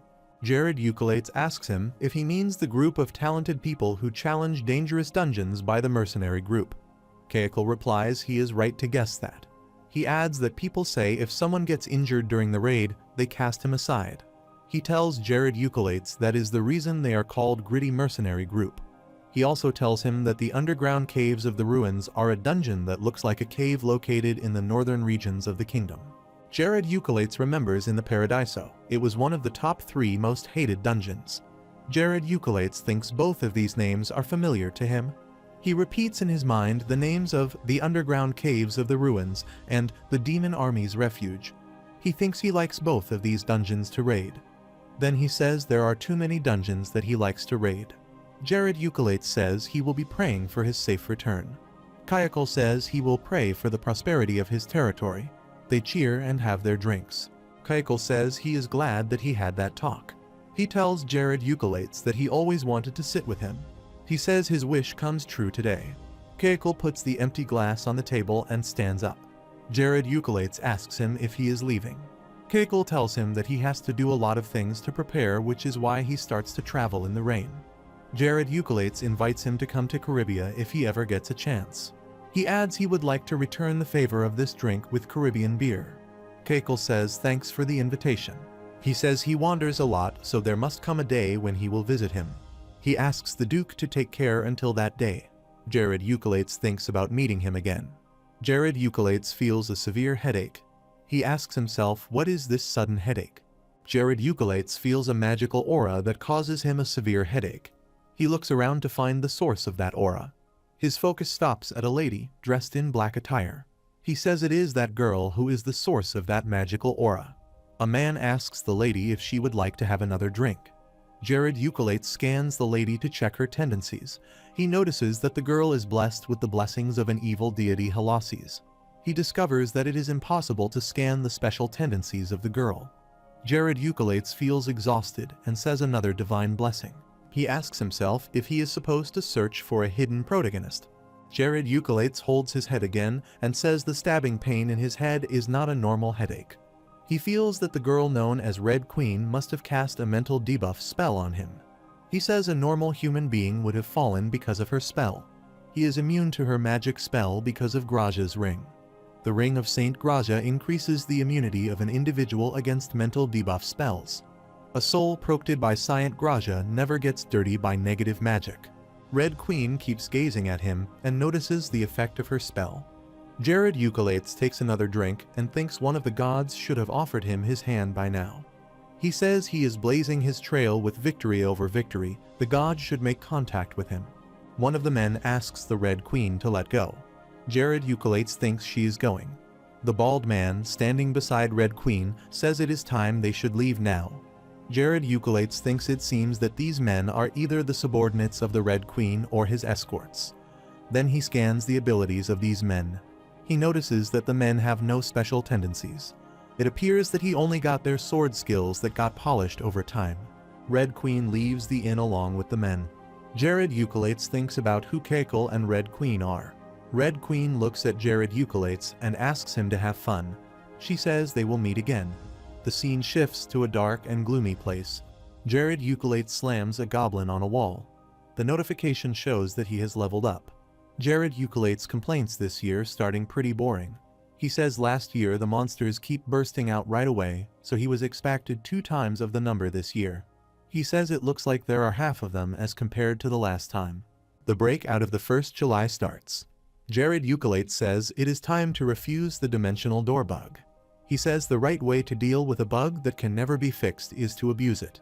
He adds the space that is cut in half is a little worry. He asks himself if their leader gets nervous. He ignores whatever the cause is. He says it is time to celebrate his 70th level up. He thinks he should balance his stats all at once. He says he got additional stats as the Bug Disciples training reward along with the increased magic defense stats from training with Isabel. His magic, strength, stamina, wisdom, charm, agility, physical defense, and magical defense all increased with the 70th level up. He wonders and asks him if this magic stats is for real. He cheers and makes himself believe that it is for real. Jared Eucolates says if he divides ranks and compares them with Paradiso system, it will come out in the following sequence. A man with 200 magic defenses endures first-class magic immunity. A man with 400 magic defenses will have second-class magic immunity. An individual with 800 magic defense will possess third-class magic immunity. Jared Eucalates checks his status window and says it looks like he is at a point where he can ignore third-class magic with his body's natural magic immunity. He checks that his physical defense is a little low. He says he can make it up with an artifact or something like that. The monster lying beside him growls. Jared Eucalates looks at him. The monster says he will avenge Lord Agrat. Jared Eucalates calls the monster ogre and asks him if he just mentioned Agrat. He says Agrat is already dead. He says he is someone related to the dark faith of the Kako Church. He adds Umbra Church is not the only church with dark faith. He says he figured out he would cross paths with them someday. Jared Eucalates thinks about why an ogre muttered the name Agrat. He wonders if there is a connection between this outbreak and Kako Church. He says it appears that he needs to look into not only the Umbra Church, but also the Kako Church. The scene shifts to an automatic production factory. There is a Ronella Medical Herbs, high-grade magic portion synthesization equipment working inside the factory. Jared Eucalates' landmine production also works inside the faculty. Magic Stone lightning equipment is also at the final stage of production. The recording device is also at the final production stage. Jared Eucalates shows all the equipment to Isabel. Isabel says these devices are incredible. Isabel compliments Jared Eucalates' efforts. She says he always goes above on whatever he thinks and aims to do. Jared Eucalates says this is how it is. He asks Isabel how is her charm training going. She tells him that she has mastered up to the 3-star charms. She adds she is getting through the stage of 4-star charms. She tells him that it is hard to learn. Jared Eucalates asks her not to rush. He gives her confidence that 3-star charms are sufficient. He tells her she can make a living with that. Isabel tells him that she is not training to learn charms to earn a living. She says their fates have intertwined since her previous life. Jared Eucalates looks at her and tries to comprehend what she said. He asks her why she kept him ignorant of that fact about their fate. Isabel remembers the incident she encountered 65 years ago. People tied her to a tree and called her bad names such as witch and sorcerer. People burned her and asked her to leave their pure empire. She again feels the pain of being helpless. She can hear the voices of people saying, "Praise be to the pure Transilian Empire." Some of them were saying to slaughter the demons and protect the empire's honor. Jared Eucalates asks her the reason. Isabel replies he shouldn't know about it. She says it is a truth that she does not want him to know. Jared Eucalates thinks Isabel is skilled in magic and has a cheerful personality. He rationalizes that maybe because of her specialty in charms, she is growing darker the more she trains. He feels guilty about that. He starts to think about how he can cheer her up. Jared Eucalates changes the topic of discussion and asks her to forget about it. He asks her if there is any problem with magic management. Isabel replies she uses it haphazardly, but if she manages it, she can last in battle for long. She thinks why would be something wrong? Isabel reaches the level of 75. Jared Eucalates tells her that he will soon go on a dungeon raid. He says he will require a focus comparable to Mayhart III's tomb. Isabel asks him if he is serious. Isabel asks him where is the dungeon that he is going to raid. Jared Eucalates replies it is in the demon army's refuge. Isabel tells him that he has heard about that place. She adds she has heard about it enough that the name of the place rings in her ears, so she will study it. She confirms that she will work hard to carry her weight. She leaves the place she needs to study so that she will be heading up first. She expresses her gratitude for showing such amazing things. She tells Jared Eucalates that she is feeling gloomy. Jared Eucalates waves her back and says it looks like he succeeded in cheering her mood up. He thinks about having a look at the recordings. He says it looks like there are some new recordings. He picks up a device. He came across an idea. He says his territory contains less than 2% of cultural content. He thinks about showing a movie through an imaging device to make up for this. He plans to use a military imaging device for this purpose. He sits and thinks about the idea. He concludes that he likes the thought of it. He overhears conversations of different people recorded in the recording devices. Someone says he believes the speeches that win the hearts of the public evoke emotions of the depth of their hearts. Another man says he needs to have a position above the general administration, considering the fandom and the number of regular viewers he built up. Some say making a movie is such a foolish idea. The man adds this is the first time he has heard about such a thing. Jared Eucalates hears another man saying that no one can beat a sincere speaker. Jared Eucalates feels disgusted after hearing the recordings. Jared Eucolates says it is a shame that no one can do that. He feels sad to know that all of them run after money. Then he says they have reached the final candidate. He says it seems that he has no other choice but to see him. The scene shifts to Arkane's pub Kerbia. Archness announces that today they invited a wonderful speaker for the peak hours.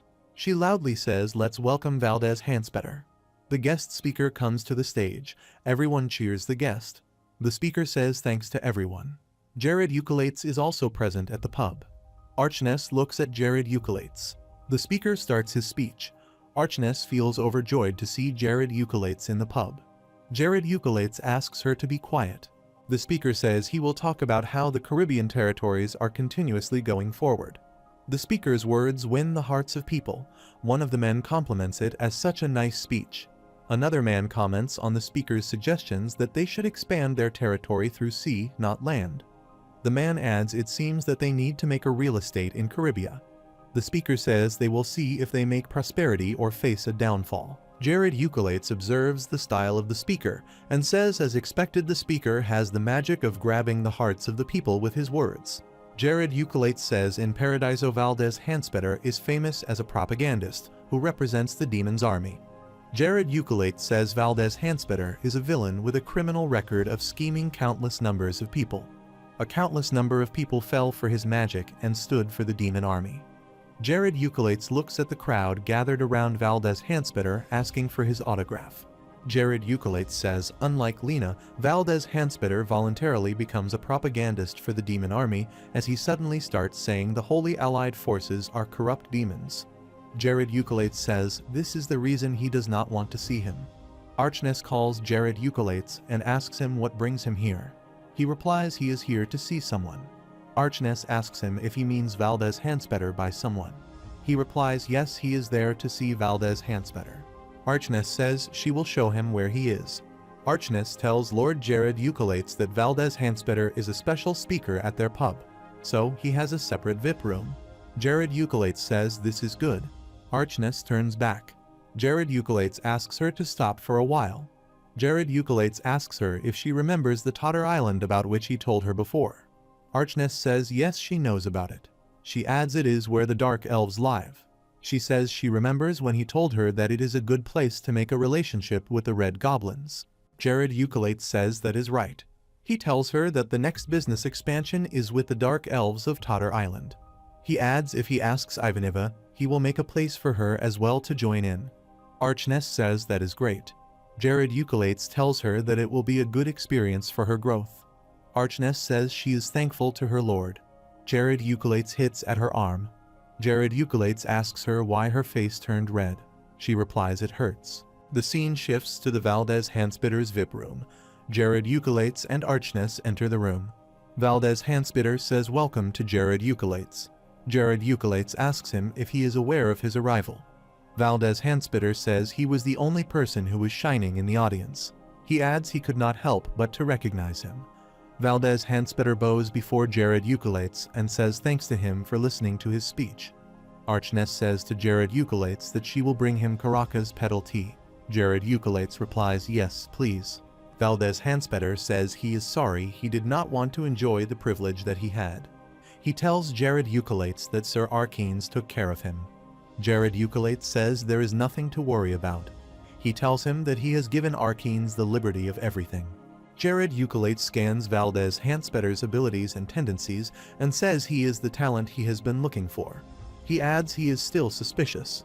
Then he thinks he cannot take care of all the operations regarding the territory by himself. Jared Eucolates adds that is true that no one can replace Valdez Hanspetter. He says he is worried about the flow of the story with Paradiso. However, like Lena, he also believes that he can change his future. Jared Eucolates addresses Valdez Hanspetter and asks her if he would like to serve under him as Minister of Public Affairs. Jared Eucolates says not only he will act as his spokesman, but he would like to entrust him with the development and promotion of the cultural industry. Valdez Hanspetter seems shocked to hear this. He asks Lord Jared Eucolates what he is talking about. The lord that Valdez Hanspetter served previously pressured him to talk about things that he has not done. Additionally, his previous lord asks him to hide the news of natural disasters in the territory. They were low-life people who eluded others of the truth. All of them are greedy people who care only about their interests. Valdez Handspiter thinks all his previous lords are the people who engage themselves in ugly schemes without any guilt or hesitation. Valdez Handspiter knows Jared Eucolates is a different person, who thinks about the welfare of his territory first. He thinks he is a reliable person. He says he has one condition. Jared Eucolates asks him to go ahead. Valdez Handspiter says he does not want to be in charge of the publicity of a leader who will turn out to be a devil. He adds that the propaganda hall states that everything must be good until he serves the right objectives. Jared Eucolates compliments him that whatever he says is well spoken. Valdez Handspiter says he is not lying, he is telling him the truth. He says that the only quality that a leader should have to sign an agreement is that he must have good virtue. He asks Jared Eucolates if he can promise him that he will become a leader with that virtue. Jared Eucolates asks him if is this all he wants to discuss. He asks him the pay rate he wants to have. Valdez Handspiter says he is not a greedy person. He just wants to raise the person high in the world whom he serves. He says he just has that ambition. He adds a great value cannot be exchanged with a few pennies. These are Valdez Handspiter's true feelings that cannot be heard in the Paradiso. He is a kingmaker. In Paradiso, he spits blood and continuously screams at the audience on the stand. Jared Eucolates says he wondered if it was because of the Demon King whom he has served as his master to succeed. Jared Eucolates promises Valdez Handspiter that he will become the leader he wants him to be. He adds if he loses his motivation he can leave him without hesitation. Valdez Handspiter says he is thankful to his lord. He adds he lacks in terms of abilities, but he promises he will stand with his lord to achieve big dreams. Jared Eucolates says he hopes that he can rise to his expectations. They shake hands with each other. Arkenes enters the room and says she has brought the Caracas pedal tea for the Lord. She looks at them shaking hands and says another talent finds a place next to the Lord. Valdez Handspiter and Jared Eucolates start discussion. Valdez Handspiter says the idea of the movie is quite unfamiliar. So if they foster the film industry, it will be a great boost to the development of the territory. Jared Eucolates agrees with him. Valdez Handspiter says unlike the plays there is nothing more pleasant than being able to enjoy the video from afar. He adds they should begin with the pleasant military life of the Caribbean Territory Army and the military welfare that cannot be compared to any other territory. Then he says what about making a movie on the things that he achieved? Jared Eucolates says it would be a promotional movie. Valdez Handspiter says he does not mean to use the movie for publicity purposes only. He adds they should start with an easily accessible promotional movie and use it in different ways. He tells Jared Eucolates that some of his acquaintances discussed the development of the cultural content. Jared Eucolates says it is good to hear. They will be of great help in making the movie. Valdez Handspiter says he has one suggestion that he wants to make. He adds he has been thinking about it for a long time, but no one is ready to engage in it. Jared Eucolates asks him about that idea, and he says his ears are open to anything. Valdez Handspiter says the idea is to make a movie on a lord's life story. He asks Jared Eucolates to write an autobiography about his beliefs and thoughts about the development of the territory. Jared Eucolates stops for a while to hear this idea. He says he likes it. He asks Valdez Handspiter how he wants him to start it. They intend to discuss the introduction of the autobiography. Jared Eucolates says it did not seem that their conversation was going to end. He adds they spent the whole night sharing the stories that he did not share with anyone else, even if he spent his whole life with them. Jared Eucolates writes his autobiography and says that day he met a capable man and gained a good friend. The story of Valdez Handspiter has long since been well known to the people. Valdez Handspiter proves to be the best speaker for the territory that can be trusted. There were no interruptions during the appointment process, rather he was welcomed quite easily. Valdez Handspiter, who took on the position of the Minister of Public Affairs, immediately started working on 2 projects. He started working on a promotional video as his first project and producing an autobiography as his second project. Jared Eucolates says the projects went smoothly, like the boat sailing with the wind. The scene shifts to the morning of the 5th of July. Jared Eucolates leans on the map of the Dungeon of Demon Refuge. He looks at the map and says it is more complicated than he thought. Chloe comes silently, looks at the map, and says it is quite complicated. Jared Eucolates jumps up in the manner of getting scared. He says she scared him. He asks her how did he enter. He says she should ask before entering. Chloe looks at Jared Eucolates and tells him the door is open. Jared Eucolates replies, "Are that so?" Chloe leans over the map. Jared Eucolates says he will explain the map later. Then he asks her if she wants to see him right now.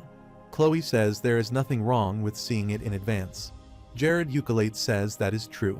He tells Chloe that the demon refuge is a kind of underground tomb created by demon worshippers.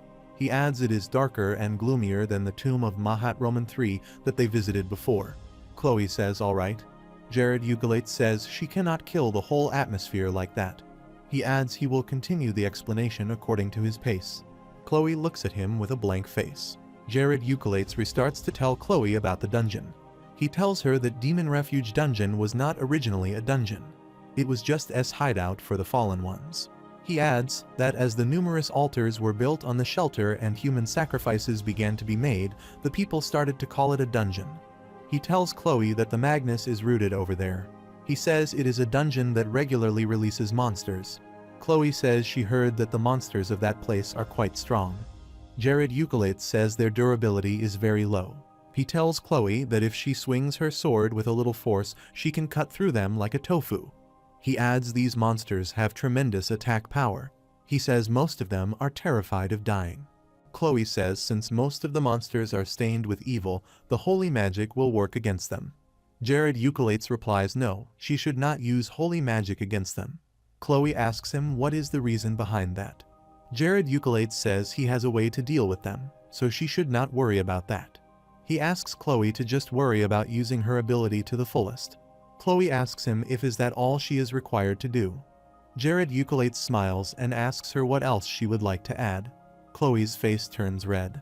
Jared Eucolates thinks what is the reason behind the general air of confusion. Jared Eucolates scans Chloe's tendencies. He notices that there are tendencies of love and confusion among her general tendencies. He thinks her good feelings towards someone confusing her mind. He says to himself that his guess is right, but who is that target? Jared Eucolates thinks there are quite a few handsome guards in the Agricio, maybe she has feelings for one of them. Jared Eucolates looks at Chloe's boots. He notices that they are an artifact known as the Boots of Tranquillus. He thinks he has never seen this artifact before. Then he remembers that Tranquillus is Chloe's brother.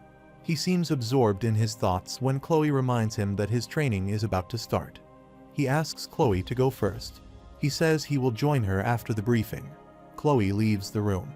The scene shifts to the east side of the mansion annex. Jared Eucolates explains a few things to the people present there and says that's his for the instructions. Hayes, Isabel, Rakis, Chloe, Lena, and Mia all are present there. Jared Eucolates says in his opening all the people gathered there can raid the Demon Refuge dungeon without any problem. All of them listen to Jared Eucolates attentively. Jared Eucolates asks them if any of them have a question.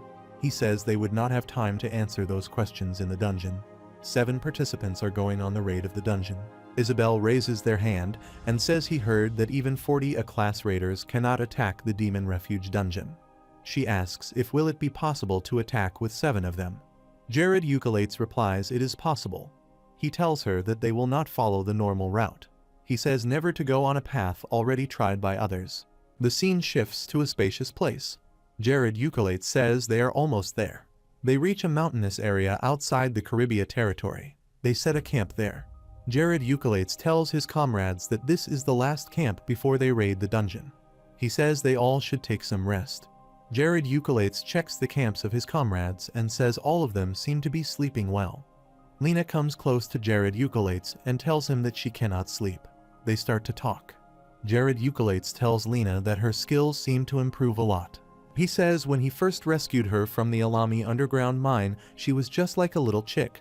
Lena says it has been a year since that. Lena says she is thankful to him that she become able to grow this much.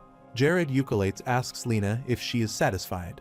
She replies no, she still has a long way to go. Lena looks at Jared Eucolates and says it is nice to see her lord after a long time. She says she wants to show him a different side of her. Jared Eucolates says he wants to see her growing more than his expectations. He pats Lena's head and says he is glad to see her growing. Lena says it is not just her but a lot of other people who respect and admire Lord Jared Eucolates. She adds everyone says ever since the governance of Lord Jared Eucolates began the territory developed drastically. She sits in front of Jared Eucolates and says everyone respects him for his grace. Jared Eucolates says thanks to Lena for her respect and admiration. Jared Eucolates asks Lena to let's get success in the raid of the dungeon, so everyone can survive this and grow stronger together. Lena bows before him and says she will do her best for him and the team. The notification shows that Lena's loyalty increased drastically and it has risen by 50%. She has entered her first awakening as her loyalty reached 200. Lena, who opened up her feelings and exceeded the maximum level of loyalty, entered the first awakening state. It seems that the future of Caribia will only get brighter. The next morning, all of them wake up and reach the entrance of the dungeon. They feel the smell there. Raki says the smell is unusual from the entrance. However, they enter the dungeon. They find a pile of skeletons and a few fresh dead bodies inside. Jared Eucolates says using clean magic will lessen the odor. He casts a spell to get rid of the smell. Hayes asks him if her holy magic will work. Jared Eucolates says no, it will not work. He says he told them in the briefing that if they use the holy magic, the damage they will inflict on the monsters will double. Likewise, the damage they will receive from the monsters will also be doubled. So they should better not use the holy magic here. He adds, there is nothing to worry about without the magic. They will be fighting under the same conditions. Mia tries wind magic. All of the team members notice that. They look at her. Mia says if she uses wind magic, the smell will disappear, and it will become easier for them to enter. Jared Eucolates looks at Mia and says she is only a Class 1 magician, but she can use wind magic like a Class 2 magician. He smiles and says he is proud of her. Mia's wind magic wipes out the bad smell. Jared Eucolates asks the teammates to advance quickly. He tells them that the first floor has a strong hunter presence, so there would not be any monsters around. Jared Eucolates asks if everyone understands the instructions. He instructs Lena to help cover their backs. He says he does not anyone getting ahead of him until he says so. Lena says yes, Lord. They start to proceed. Jared Eucolates sees something shiny on a skeleton. He wonders what is it. He picks up that thing. It is a ring. Jared Eucolates scans the specifications of the ring. He discovers that it is a luck ring with Fleer's curse. He also comes to know that the one who finds the ring will be blessed with eternal life and wealth. The ring's specifications further say if the ring's owner loses it for the second time, the ring will kill that person. The ring also can disintegrate the mind of the one who wears it. Jared Eucolates also discovers that if someone wears the ring for 60 seconds, he will die. He learns to prevent it. 4 people should wear it within 60 seconds. Jared Eucolates says, "What the hell is this?" Hayes asks him about the ring. It is not a lucky ring, rather it is a horrible thing. The Spitful Paradiso developers placed it at the entrance as an artifact.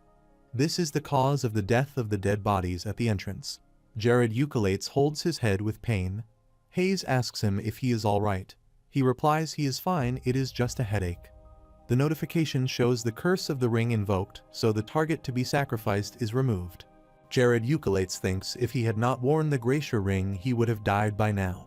He says all thanks to the ring that he is immune to the Fleer's curse. He makes a connection with a previous incident. He remembers the same thing happened with his encounter with the Red Queen. The cursed ring turns into a blessing once again. The ring's status turns into a blessing.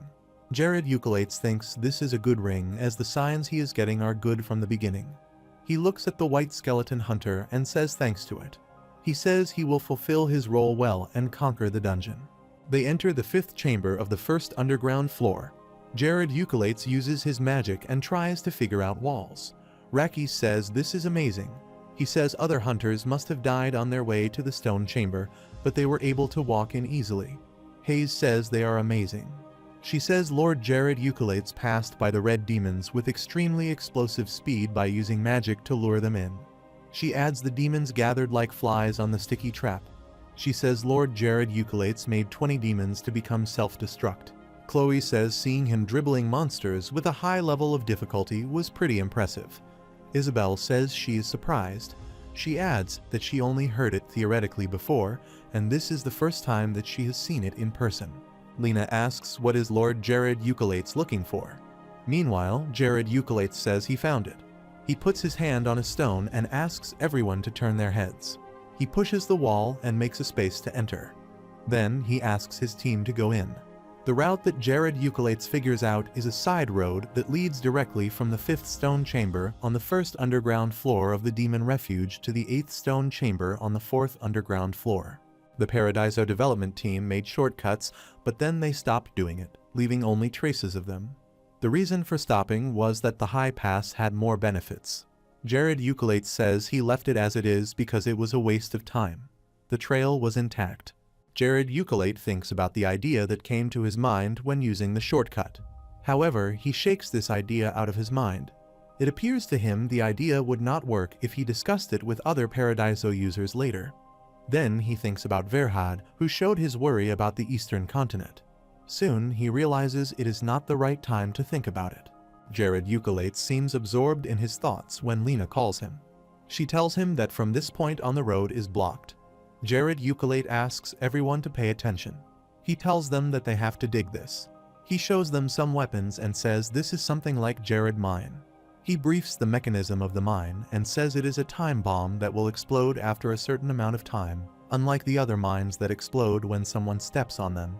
Jared Eucolate asks them to pay attention to the passage to the 6th stone chamber. He adds when the bomb goes off, the red demons or the other monsters that reacted on the other side of the wall may appear. Jared Eucolate sets the time bomb and makes the explosion. The explosion removes the blockage on the path.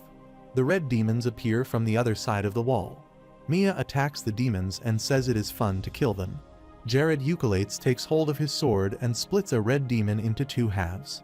Isabel and Mia also attack the demons. Chloe says she will take care of the small things at the front. Hayes tells Chloe that she will support her by using the healing magic. Jared Eucolates claps and says this is great. He seems happy to see his team working efficiently. He says this is an organized team play, all the players are equipped with a high level of skills and accurate memory ideas. Everything goes as planned. Soon, they reach 4th underground floor and 8th stone chamber. One of them asks Jared Eucolates if it is the room of the middle boss Fleer about whom he was talking earlier. Jared Eucolates replies yes. He tells them that many hunters died while attacking Fleer because there are so many traps there. He adds it is difficult to attack without experiencing any causalities. He tells them some people joke about that, saying they should take photos of the dead before it happens. Fleer appears there with strong weapons in both of his hands. Jared Eucolates tells his team that at first glance it looks like a power-type monster that is strong and has no sense of resourcefulness. He adds Fleer is a wizard-type monster who knows how to use black magic. He continues that means it would be difficult to attack him considering his power and abilities. He smiles and tells his team that they will use a shortcut and skip Fleer. Everyone looks at him with a sense of surprise. Jared Eucolates says it is not necessary to follow all the rules and proceed sequentially. He adds just because they cannot kill Fleer it does not mean that they cannot move to the next stone chamber. Hayes smiles and says there is nothing that her lord does not know. Jared Eucolates looks at Hayes and thinks it is her first dungeon raid, but she is doing quite good. It is a relief for him that she does not have any mental breakdown. Raki says to Jared Eucolates that he heard that there are 8 stone chambers on each floor. He asks if they can enter the 5th underground floor only through the 8th stone chamber. Jared Eucolates tells him that there is a door that leads them from the 8th stone chamber on the 4th underground floor to the 1st stone chamber on the 5th underground floor. Then he tries to open the door. Rakis tries to stop him and says if he opens it the demons will flow out of it. Jared Eucolates asks Rakis to relax and tells him that there are no demons in the 8th stone chamber on each floor. He shows them a crystal. He tells them as they can see this divine crystal, it does not allow demons to come there. He adds the presence of the divine crystal is a sign that there are no camps of demons. He tells his team members that they are the first ones to attack the 5th underground floor. One of them says it is amazing that they are doing what even the hunters failed to do. Another member says it is an opportunity from the heavens. Another one says starting from the 5th floor each monster will become a valuable asset. One of them says let's wipe them out without leaving anything behind. Jared Eucolates asks them to stop and enhance their power. They all follow his command. Then they leave Fleer behind and proceed to the dungeon. They move in and see the physical existence of earth demons. Jared Eucolates says the earth demons are a bad matchup for them. They are white demons with strong magic resistance. Mia says she has practiced a lot. She comes forward and attacks the white demons with magic. Rakis asks her to stay away. He tells her that the white demons are resistant to magic. No matter how strong magic she may use, it would not affect them. Jared Euclid says he will deal with the red demons. He asks others to stay away from them. Rakis asks Lena to deal with the white demons on the right side, and he will deal with the left side. He asks her to try and lure the red demons to the Lord. Lena says she got his point. Rakis asks Chloe to get rid of the demons by using the blood coming from their mouth and nose. He tells her if she hits their back when that is happening, they will die instantly. Chloe follows his instructions. Rakis asks Mia to keep their distance from the monsters. He says they are only required to push the demons when they attack. Rakis asks Hayes to use her healing magic mixed with divine power and shoot the earth demons in their front. Hayes says okay to him and follows his command. Rakis says now he is the only one left to do the job. He asks Jared Euclid to leave aside to him and take care of the red demons. Jared Euclid says to Rakis that he is outperforming his role as a sub-leader. Jared Euclid looks at the flow of the red demons and says it seems that the monsters on the 5th floor have taken a haste boost. Balls of fire can be seen everywhere. Jared Euclid observes the situation and says if he is hit by the self-destructing power of the demons, even his bones would have melted. The notification appears that he won the title of Red Demon Slayer.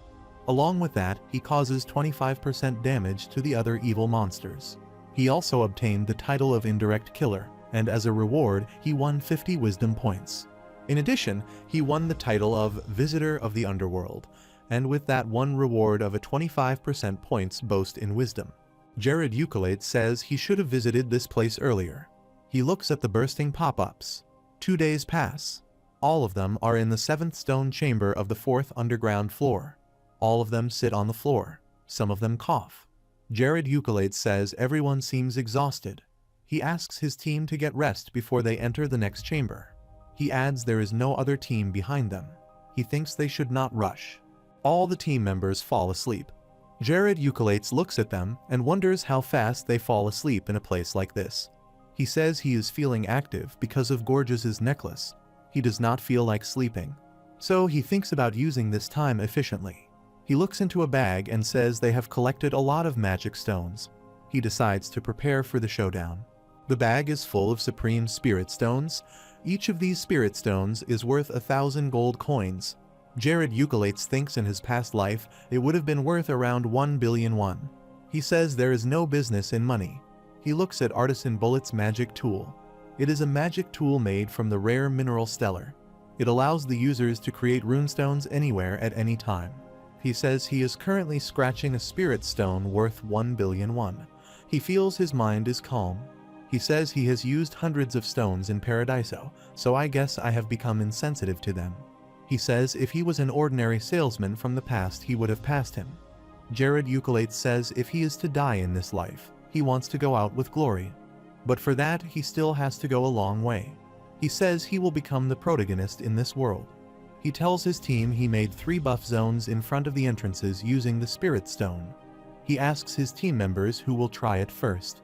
He calls Chloe and asks her if she would like to try it.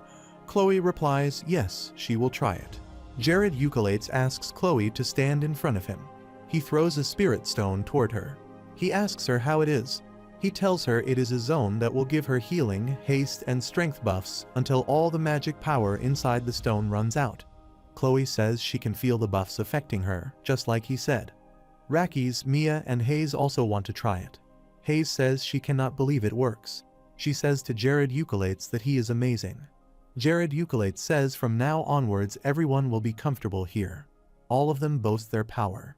Jared Euclid briefs his team before they enter the next chamber. He guides them when the boss phase begins. The demons will start to come from the outside of the stone chamber. He commands 5 of them to fight the enemy in 3 directions. He instructs Lena to take care of the left side. He asks Mia to help her. He asks Chloe to take the middle part during the fight with the demons. He adds Rakis will be on the right. This is how they will be positioned. He asks Isabel to use her magic to support the 3 of them. Hayes asks him what about her. She did not receive any role yet. She says he cannot treat her like a child after she came to the dungeon. Jared Euclid holds Hayes by the shoulders and tells her she will be fighting the boss with him. He briefs her on how they will treat the boss. She replies that this is the key to beating the boss. They proceed toward the stone chamber of the boss. They can hear the voice of a heavy breath. The ruler of the demon abode Gapages sits on a chair. Jared Eucalates smiles to see him while Hayes feels afraid. Jared Eucalates tells her there is no need to stay quiet, Gapages is asleep. He says the only way of waking him up is the alarm sound. He takes notice of second-class magic dust. There is a web of lasers between them and Gapages. Jared Eucalates tells Hayes that if they touch even one of the lasers shown by the magic dust, Gapages will wake up. Jared Eucalates asks Hayes to use her unique flexibility to reach the throne. She says alright to the command. Jared Eucalates thinks if he was a 6th class mage, he would have been able to use multi-teleport, which allows them to move together. But this is the only method he has currently. Jared Eucalates asks Hayes if she is ready. Hayes asks him to wait so that she can tie her hair. She ties her hair and says she is ready to move. Hayes jumps up and moves swiftly from the web of lasers. Jared Eucalates looks at her and says she is amazing. Mia says Hayes is moving like a slime. She wonders how her waist bends almost 180 degrees while passing through all the twisted lines. Hayes tries to focus and thinks she will touch the laser if she makes even a single mistake. Lena asks Hayes if she has put something in her clothes. Hayes replies she does not put anything in her clothes. She laughs and says she almost reached. A small distance left to cover. Everyone cheers Hayes and says she can do it. Hayes takes a few more jumps. She hears something and wonders what is this wound. Her hair touches the laser. Jared Eucalates asks Hayes to watch out. She asks him if this is what he calls a super save. She picks her hair on his finger. Jared Eucalates smiles and says she surprised him. He appreciates Hayes' work. Then he asks her to collectively attack Gapages. In the past, there was an idiom that goes, "Who goes slow goes far." It talks about how a falling droplet of water can make a hole in the rock. This idiom is the key point of defeating Gapagas.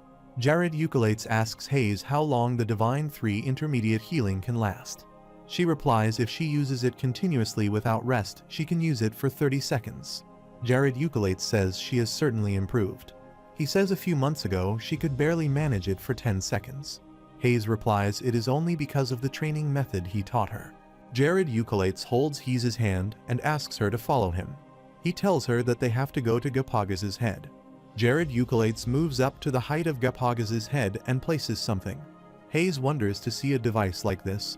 Both Jared Eucalates and Hayes sit on the attached device. Jared Eucalates tells Hayes this is where their combined power will come into play.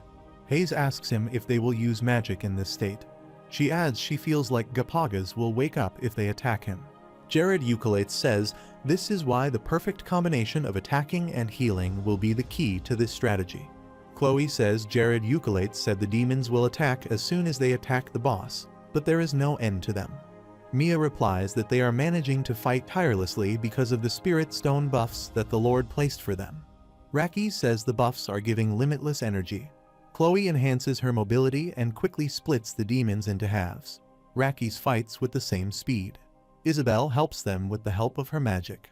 Raki's feels that all of their small wounds get healed by the buff circles, so a lot of the burden goes. Isabel says since they are in the zone of continuous buffing from the spirit stones, it seems like their combat power increased by 2-folds. Raki says this is right, but they still need to be careful. He adds if the demons cross their line of defense, they will touch the laser line and Gapagas will wake up. He adds they need to keep defending Lord and Hayes as they are risking their lives. One of them says they missed one demon, which is heading toward the laser line. Chloe says her attacks are useless on Earth demons. Lena says they are lacking in magic. Jared Eucalates and Hayes attack the demon with their combined forces. They throw a dimension door plus healing magic toward the demon. Mia, Isabel, and Chloe feel happy to see the demonstration of such magic. Jared Eucalates shows them a thumbs up. Hayes says this is not a normal strategy. Jared Eucalates says she fights him head on. Hayes says yes she did, but it was all his strategy. She adds he told her that Gapagas is not a normal enemy. Jared Eucalates says this is right. Jared Eucalates tells Hayes that if someone wants to attack the demon's abode, the number of people does not make any difference. The success is all about the strategy. Jared Eucalates tells Hayes that it is required 30 B rank hunters if Gapagas is awake. He adds if Gapagas awakened, he would not only summon all the monsters from the first underground floor to the boss room, but the force field surrounding Fleer's room would also release. That would cause the crazy monster Fleer to rush over there to protect his master. Jared Eucolates thinks he has to end this to get the benefits of the first attack phase. He moves his hand, emits some light, and says the trick is simple itself. He adds there are two main conditions to wake up Gapagas. The first trick is to touch the alarm line. The second trick is to inflict 3 HP of damage or more on Gapagas. The problem is that the basic attack that he uses inflicts damage on 5 HP. However, if he adds a skill that heals him 2.5 HP every second, it becomes possible to adjust the damage to 3 HP. Jared Eucolates says this is the so-called deal and heal trick. He touches the hand of Hayes to combine their powers and tells her that if they a little more forward, they will see the part that connects to the brain. Hayes asks him if she is doing well. Jared Eucolates replies she is doing great. He tells her that they have to keep their breathing synchronized. Hayes says this is unbelievable. She adds even if a bunch of hunters came, they would not have been able to take him down. She says it is so cool that they are slowly killing the monster. Jared Eucolates says this is the beauty of this trick. He says they should concentrate on killing the monster so that they can get the rewards. Hayes replies in affirmation. Gapagas says perfect sleep is required for the perfect recovery. He says what is this weird feeling that he has been feeling recently. He adds this is annoying, but maybe it is something in his dream. He wonders if he is feeling tremendous pain in a dream. He opens his eyes and feels the pain is real. It is no dream. By then it is quite late. Jared Eucolates asks Hayes to end this. They again attack Gapagas. Gapagas seems unable to understand this. Gapagas growls with pain. Soon, his body turns motionless. Hayes and Jared Eucolates cheer to see Gapagas dead. Jared Eucolates asks her if she sees all this. Hayes laughs and replies yes, she has witnessed the sad ending of the Demon King. Gapagas starts to vanish away. All the other monsters also begin to disappear. Rakis looks at Jared Eucolates and says he has done it. He proudly says there is nothing that his lord cannot do. The notification shows that Jared Eucolates has achieved Gapagas' powers. Jared Eucolates smiles and says the enhanced attack magic of Transcendental is now in his hands. In Paradiso, the first ever user of the attack, the Gapagas discovered that one can get a unique perk given by Gapagas' spirit. He also discovered the wizards can get a Transcendental magic perk. Transcendental magic is magic that can break limits. It is famous for increasing the existing magic firepower by inducing transcendental power inherent in the magic itself. It is possible to strengthen it up to 10 times its maximum value. But there is one problem with this overpowered magic. That is, for every higher class of transcendental magic one has to use, the amount of mana used increases by units of 1,000 times, 2,000 times, 3,000 times, and so on. Jared Eucolates says, in other words, if he takes this example, a class 1 magic missile with double transcendence will consume 2,000 mana. He thinks his mana is around 6,000. He adds, according to this theory, he can use double transcendence fireball. Jared Eucolates seems absorbed in his thoughts. Hayes calls him and tells him that something is following her. Jared Eucolates notices that it is an artifact. The wings of Gapagas. Mia puts on these shoes and asks others to do the same. She tells others that her movement is as fast as the buffs of spirit stones. She says they look like shoes with haste buffs on them. Rakis says it seems like the reward that everyone receives. Jared Eucolates says this is great. Gapagas' spirit fully stelled in Jared Eucolates' left hand. The notification shows from now on he can use Transcendence magic freely. Jared Eucolates demonstrates the power of double Transcendence fireball. He releases heavy fire flames from both of his hands. Everyone appreciates this great demonstration of power. Jared Eucolates thinks this is the Transcendence power that only he can use in the entire world. He says everything is perfect, like a happy ending to everyone. Their plan ended with great success. Jared Eucolates tells his team that there is a shortcut that they can use to the way back. Hayes says the next hunters can use this passage. Jared Eucolates replies they will use this shortcut. He adds they have to block that pathway so that they cannot do that. He says no free rides are available. Hayes says that is right, it should not be the path that anyone can use. Mia says they will help him block the passage. They say if a hunter has a good eye, he might be able to find that path. One of them says they have to make the outer side of the wall look neater. At the end of the dungeon raid, every member of the team receives a classification 4-star artifact, Garaga's Wings, with haste buffs as a reward. The only thing left behind is Gapagaz's Purified Spirit. Humans cannot use the power of the Purified Spirit. Only animals can consume that energy. The team's members also received other rewards. Mia gets a magic book that will enable her to use wind magic 2 classes above unconditionally. Hayes receives a magic necklace that amplifies her healing magic 3 times. Lena's red shield defense increases by 250% with the power of Gapagaz's Wrath. Rocky's gets gauntlets that increase his physical defense by 400. Chloe receives one of the best daggers made from the rare mineral stalb. Isabel gets a purification ring that can suppress surprising emotions and help to awaken class 4 magic. Each person earned a customized luxury artifact. The scene shifts to Jared Eucalates' house. Jared Eucalates sits in his room. He seems uncomfortable. He says the feeling of using Transcendence magic is quite clear. He says he can double the Transcendence fireball that he used in the demon's abode. He adds by using Mudidus's prayer he can triple that power. He thinks he has to use it a lot from now on since his amount of mana will increase. He starts to think about how he got Mudis ward out staff. He looks at it and says it is the artifact that he received while rescuing Aki. He says it seems like he got it long ago. A cat puts its paw on Jared Eucalates' shoulder and meows. Jared Eucalates asks how a cat reached his room. The maid enters the room and tells the cat that entered the mansion a few days ago and started wandering around. The maid apologizes and says she wants to tell him about the cat, but he is in the dungeon. The maid adds since the rainy season starts it seems the cat came here to avoid it. Jared Eucalates says it may be like this place. He thinks it would be nice to raise a pet. Hayes would like it. He imagines Hayes asking him if they can raise the cat in the mansion. He looks at the Gapagaz's Purified Spirit in his hand and thinks about using it. Gapagaz's Purified Spirit is the pure energy left after the spirit of Gapagaz has been purified. Animals implanted with this will exert a special energy and inherent extraordinary communication skills. Jared Eucalates touches the Purified Spirit with the cat's head. The spirit is implanted in the cat. Then, the spirit has settled in the cat's body. The guardian characteristics are applied which allows the target to exert the transcendental power over the master he is supposed to protect. The target can develop new abilities immediately. The target can easily detect anything that has dark energy. The notification shows 5 people are designated as the preferred affinity for this target can buff, debuff magic and curses onto the subject. The subject is a pet that can grow. The cat speaks and asks Jared Eucalates to give it a name. It tells him it does not like the name Kitty. The maid wonders if the cat is talking. Jared Eucalates wonders if the cat is talking because of Gapagaz's Purified Spirit. The cat replies it thinks so.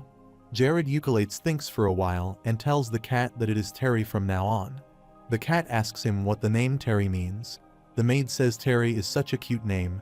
The cat laughs to hear this. Jared Eucalates laughs and thinks it is the name of the burger that he used to enjoy in his previous life. The scene shifts outside the mansion. It is raining outside and the atmosphere is all gloomy. There is a group of people standing near a well. They are all covered in black robes. One of them has a mask on his face. The masked man seems to be the leader of the group. One of the team members asks if this well is the last landmark. The masker man asks one of the subordinates to throw something in the well. The men reply in affirmation. The name of the masked man is Clues. They throw 2 bags in the well. The blood spills from them. One of the men says they have tied rocks to the sick corpses that they cut. He laughs and adds the dead bodies will sink deep into the well. Clues asks one of the members how are the results of the previous test are. The man replies the test with the young subject is perfect. The man looks at the well and says it is a good trick to spread diseases. He says any person who drinks the water of the well will become the playground of waterborne diseases within 24 hours. Clues says this is great. He adds this is what he is hoping for. They turn to proceed toward other areas. Clues says now they are left to see how the Malice, Bonuso and Cinderth kingdoms respond to the hellish cursed water. He adds they will also have a look at the Caribbean territory. The scene shifts to Jared Eucalates' mansion. Jared Eucalates holds a necklace in his hand. He says it is a necklace given to Pithalion with malicious intentions. The unsealed Clues' red necklace disturbed the wearer's mind, erasing all his memories including his name. The person with the erased memory will become Clues' minion. If the mental ban of the minion is removed forcefully, a great urge of suicide is born in the person. The person ends up killing himself. Jared Euclides says this necklace should be discarded. He adds the best option is to keep it away from the world. He ensures that it would not see the light of another day. Jared Euclides looks outside the window and thinks the rain does not seem like stopping. He says his state is well equipped with the facilities that would not be a problem for them. He thinks about his title of the Great Lord, which is an advantage in protection measurements. Someone knocks at his door. He thinks who would have arrived so early this morning. Jared Euclides opens the door and finds Valdez standing at his door. Valdez says he apologizes for coming so early. Jared Euclides asks Valdez to come in. Valdez says he has mentioned earlier that according to the radius, there would not be a disaster in the Caribbean territory this year. Jared Euclides says to Valdez he can dismiss it as a superstition. He adds he believes they will avoid any disaster. He thinks he cannot discuss the title of Great Lord in detail, but this is a rough idea. Valdez says that is why he is mentioning this. Valdez asks Jared Euclides to think about making a movie of the Lord offering prayers for the well-being of the citizens. Valdez tells him that they have already discussed it with the temple. He adds there are enough spirit stones light, so it would not be a problem to shoot at the dawn. Valdez asks Jared Euclides how about shooting it right now as he is with him. Jared Euclides thinks Valdez is such a quick thinker. Then he thinks Valdez must have anticipated his approval, that is why he is ready for the shooting. Jared Euclides approves his idea and gives him a green signal. One of the essential virtues of the leader is to work with the strength of the hard-working subordinates. Jared Euclides and Valdez go out of the room. Jared Euclides says he has not approved the idea only for promotional purposes. He adds he approves it to support Valdez, who is dedicated towards the territory. He says this territory is not the place where he can run alone. An old man says, "Is not it amazing that their territory is safe when other territories are facing the problem of the flood?" He adds they are safe when dangerous diseases are spreading in other territories. A young girl says their Lord's prayers paid off as per expectations. They ask each other to focus on the video. They say it is a waste to miss even 1 second of the video. The title of the video is A Prayer to God. People watch the video on a big screen. They say it is a beautiful video. Some of them compliment Jared Euclides' beauty by saying how he is so good looking. The hearts of the people were greatly moved by the video. The hearts of the people are naturally filled with loyalty. The notification shows the heartfelt impression has been completed and citizens' loyalty increased by 150%. Another pop-up shows the loyalty reached 1,000. It appears the golden age of the territory is coming. With the arrival of the golden age, the overall production capacity of the citizens will increase by 100% for a month. The golden age arrived for the great land of Caribbean. The plight of other surrounding lands and kingdoms seems miserable. There are floods and infectious diseases in other kingdoms. Worst rains, floods, and fetal diseases hit those kingdoms. There is no clean water to drink in those kingdoms. It was a perfect time to blame the leaders. Therefore, it was only natural that the territory of Caribbean had not suffered any damage from the diseases. People felt the peace of the territory because of Jared Euclides' prayers. 1 week passed. The scene shifts to the underground processing room. Isabel and Jared Euclides enter the processing room. Isabel notes a few new bottles there. She asks Jared Euclides what are these. Jared Euclides tells her it is a master potion made in preparation for the rainy season. He says he had an extremely hard time making it. He adds according to the formula, there are 10 different types of herbs mixed in there. It is a general purpose medicine that only needs to be poured into water since the MANHWA treatment has been completed. Isabel hears about 10 different kinds of herbs. She appreciates his efforts, saying he is an amazing person. She says she is surprised by the Ronella cure. She asks him how he knows about this master potion. Jared Euclides laughs and says there is nothing new in this. Jared Euclides says there is a reason that he called her here. Isabel says she heard about it, so she knows about it, but he did not understand it. She asks him why he put a curse on the medicine that he prepared. Jared Euclides touches the bottle of the master potion and says it is because the effect of this potion is quite strong. He tells her it could be too much for the body. He adds they need to downgrade the potion to see if it is mild enough to cure the disease. Isabel says he will get a worse disease after taking this potion. Jared Euclides says that is the reason. He asks her not to worry about that, her work is quite important.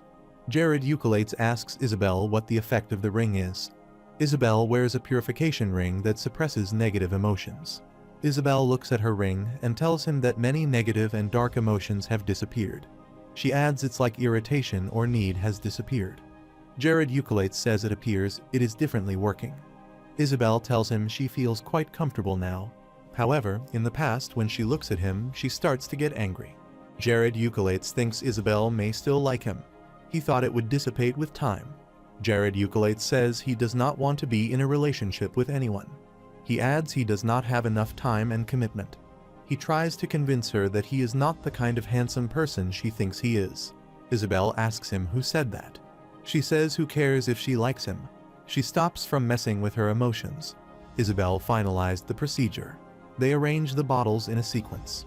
Isabel asks if there will be a reason to use this many potions. Jared Eucolates says of course. Hayes arrives there in a hurry. She says Lord, there is a problem. She tells Jared Eucolates that both the ambassadors of the Bonuso and Malice kingdoms arrive at the same time. The scene shifts to the VIP private room. The ambassador of the Malnus kingdom looks at the ambassador of the Bonuso kingdom and asks him if his kingdom also facing problems. The ambassador of Malnus looks around and thinks the room's interior is like a parlor. The ambassador of the Bonuso kingdom also looks at the interior and thinks if someone tells him that the place belongs to the royal palace, he would believe him. Jared Eucolates enters the room and welcomes the ambassadors. He says he has had no relations with these kingdoms before. He asks them what happened. Both of the ambassadors seem impatient to describe his cause of arrival at first. Jared Eucolates says they have a lot of time. He adds first he will hear what the Bonuso kingdom has to say. The ambassador tells him heavy rains have caused the Optative River to flood during the rainy season. He adds with more than twice as much rainfall as last year, massive floods have occurred not only around the Optative River but also throughout the whole kingdom. Jared Eucolates says it looks like they were not fully prepared for the flooding. The ambassador of Bonuso stays silent for a while. Then he says the flood has resulted in several deaths and casualties. He adds they are trying their best to recover, but the problem is the epidemic that has been spreading in the affected areas. Jared Eucolates listens to his problems. The ambassador says 3 days ago, he received an official letter from Archness Mercenary Crops. The letter said that the Lord has created a remedy that can effectively treat infectious diseases. Jared Eucolates thinks Aki's timing is scary. He says to himself she masterfully leaked the information of the Master Potion in 2 kingdoms. Jared Eucolates asks him if he is asking to buy the cure. He looks at the ambassador of the Malice kingdom and says he is assuming he has come up with the same suggestion. The ambassador of the Malnus kingdom answers in affirmation. He asks him to sell the amount he has, and the price is not the problem. The ambassador of Bonuso says the kingdom of Bonuso is also ready to pay any amount in gold coins. Jared Eucolates says very well, they will prepare the cure immediately. He adds the promised amount will reach the border promptly. He tells them depending on the severity, a potion can be divided into 5 people and can still be effective. The ambassador of Malnus asks him to give the supple at once. The ambassador of Bonuso says the highness will be pleased. Hayes enters the room and addresses Jared Eucolates. Jared Eucolates asks her what is the matter. She tells him an envoy from the Sindirth also arrives, but that person is Princess Maria herself. Jared Eucolates wonders if Princess Maria came here. He says her presence shows the seriousness of the situation in Sindirth. Jared Eucolates offers tea to Princess Maria. She takes the cup and stops for a while. She says she does not think it is the time to take this fancy tea. She adds at this moment many people are suffering at the flood site. Jared Eucolates asks her not to think that she is drinking just for herself. He asks them to get better after drinking this tea and deliver this positive energy to the people. Jared Eucolates thinks the princess is looking different from the last time when he met her in the Sindirth kingdom. He says to himself she must have left quickly because of the worst situation. Princess Maria says she thought they were ready for the situation, but the spread of the epidemic is faster than they estimated. Jared Eucolates asks her to tell the situation in detail. Princess Maria says the flood and epidemic are best friends. She adds they continued to prepare and had enough medicine. She says they thought they had enough medicine, but this was where the problem originated. She says all the people affected by the flood moved to the outer regions. They were isolated considering high risk. She adds nevertheless, the epidemic still spread. She tells him that they tried their best to stop the outbreak, but they failed to do so. She says the spread of the epidemic is not a normal route, as there has been this outbreak in the area unrelated to the flood-affected areas. She tells him in the well that citizens use for the main supply they found something. Before she completes, Jared Eucolates asks her if they have found corpses of affected people. Princess Maria asks him how he knows about it. Jared Eucolates thinks he has expected this, but he does not think they will suck Vixius means along with disasters. He says to himself it must be the work of Umbra Church. He says unlike Lynx, the veiled priest Cluse is famous for being someone who does not hesitate to terrorize the world. He adds he intervened in the civil war in the Sindarth Kingdom and ruined the plan of Umbra Church. It was obvious that they had planned to take the revenge by various methods. He tells Princess Maria it is the work of Umbra Church. He says there are not many organizations that can carry out such attacks. Jared Eucolates asks her if she wants to be familiar with the internal affairs of the Sindarth Kingdom. Princess Maris says if it was Umbra Church, they would have collected enough information about the kingdom. Jared Eucolates says that is right. He says he will tell her the solution. He tells Princess Maria that he has the cure for the epidemic. He says it is a master potion that can cure all waterborne diseases. Princess Maria seems surprised by the name of master potion. She asks Jared Eucolates if he prepared the cure. She asks him if he has prepared this cure like the cure for Ronella's disease. She wonders how he stays ahead of time in every case. Jared Eucolates replies to her that he has been studying herbs since childhood and now he started applying them.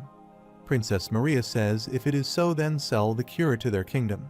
She adds she is ready to pay the price of his hard work. She says she is in a hurry because people are dying. Jared Eucolates replies he will give her 70% of the secured cure since the production of the cure is still in progress. He assures her that additional supplies will be provided from time to time. Princess Maria asks him if is he not going to sell the cure to the ambassadors who visited him before her. Jared Eucolates says those two kingdoms want to buy 30% of the cure. He adds they are not going to use the cure on everybody probably. That means only the upper-class nobles and aristocrats will be treated with the cure. Princess Maria says this does not make sense. Jared Eucolates says there are a lot more unusual people than she thinks. He compliments the princess that she is a pure soul. Princess Maria says she knows that, but she is embarrassed because the Lord is looking out for her.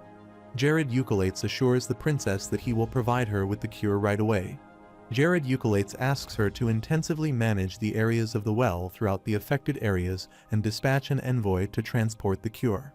Princess answers she understands. Princess Maria says thanks on behalf of the king and the people of the Sindarth Kingdom.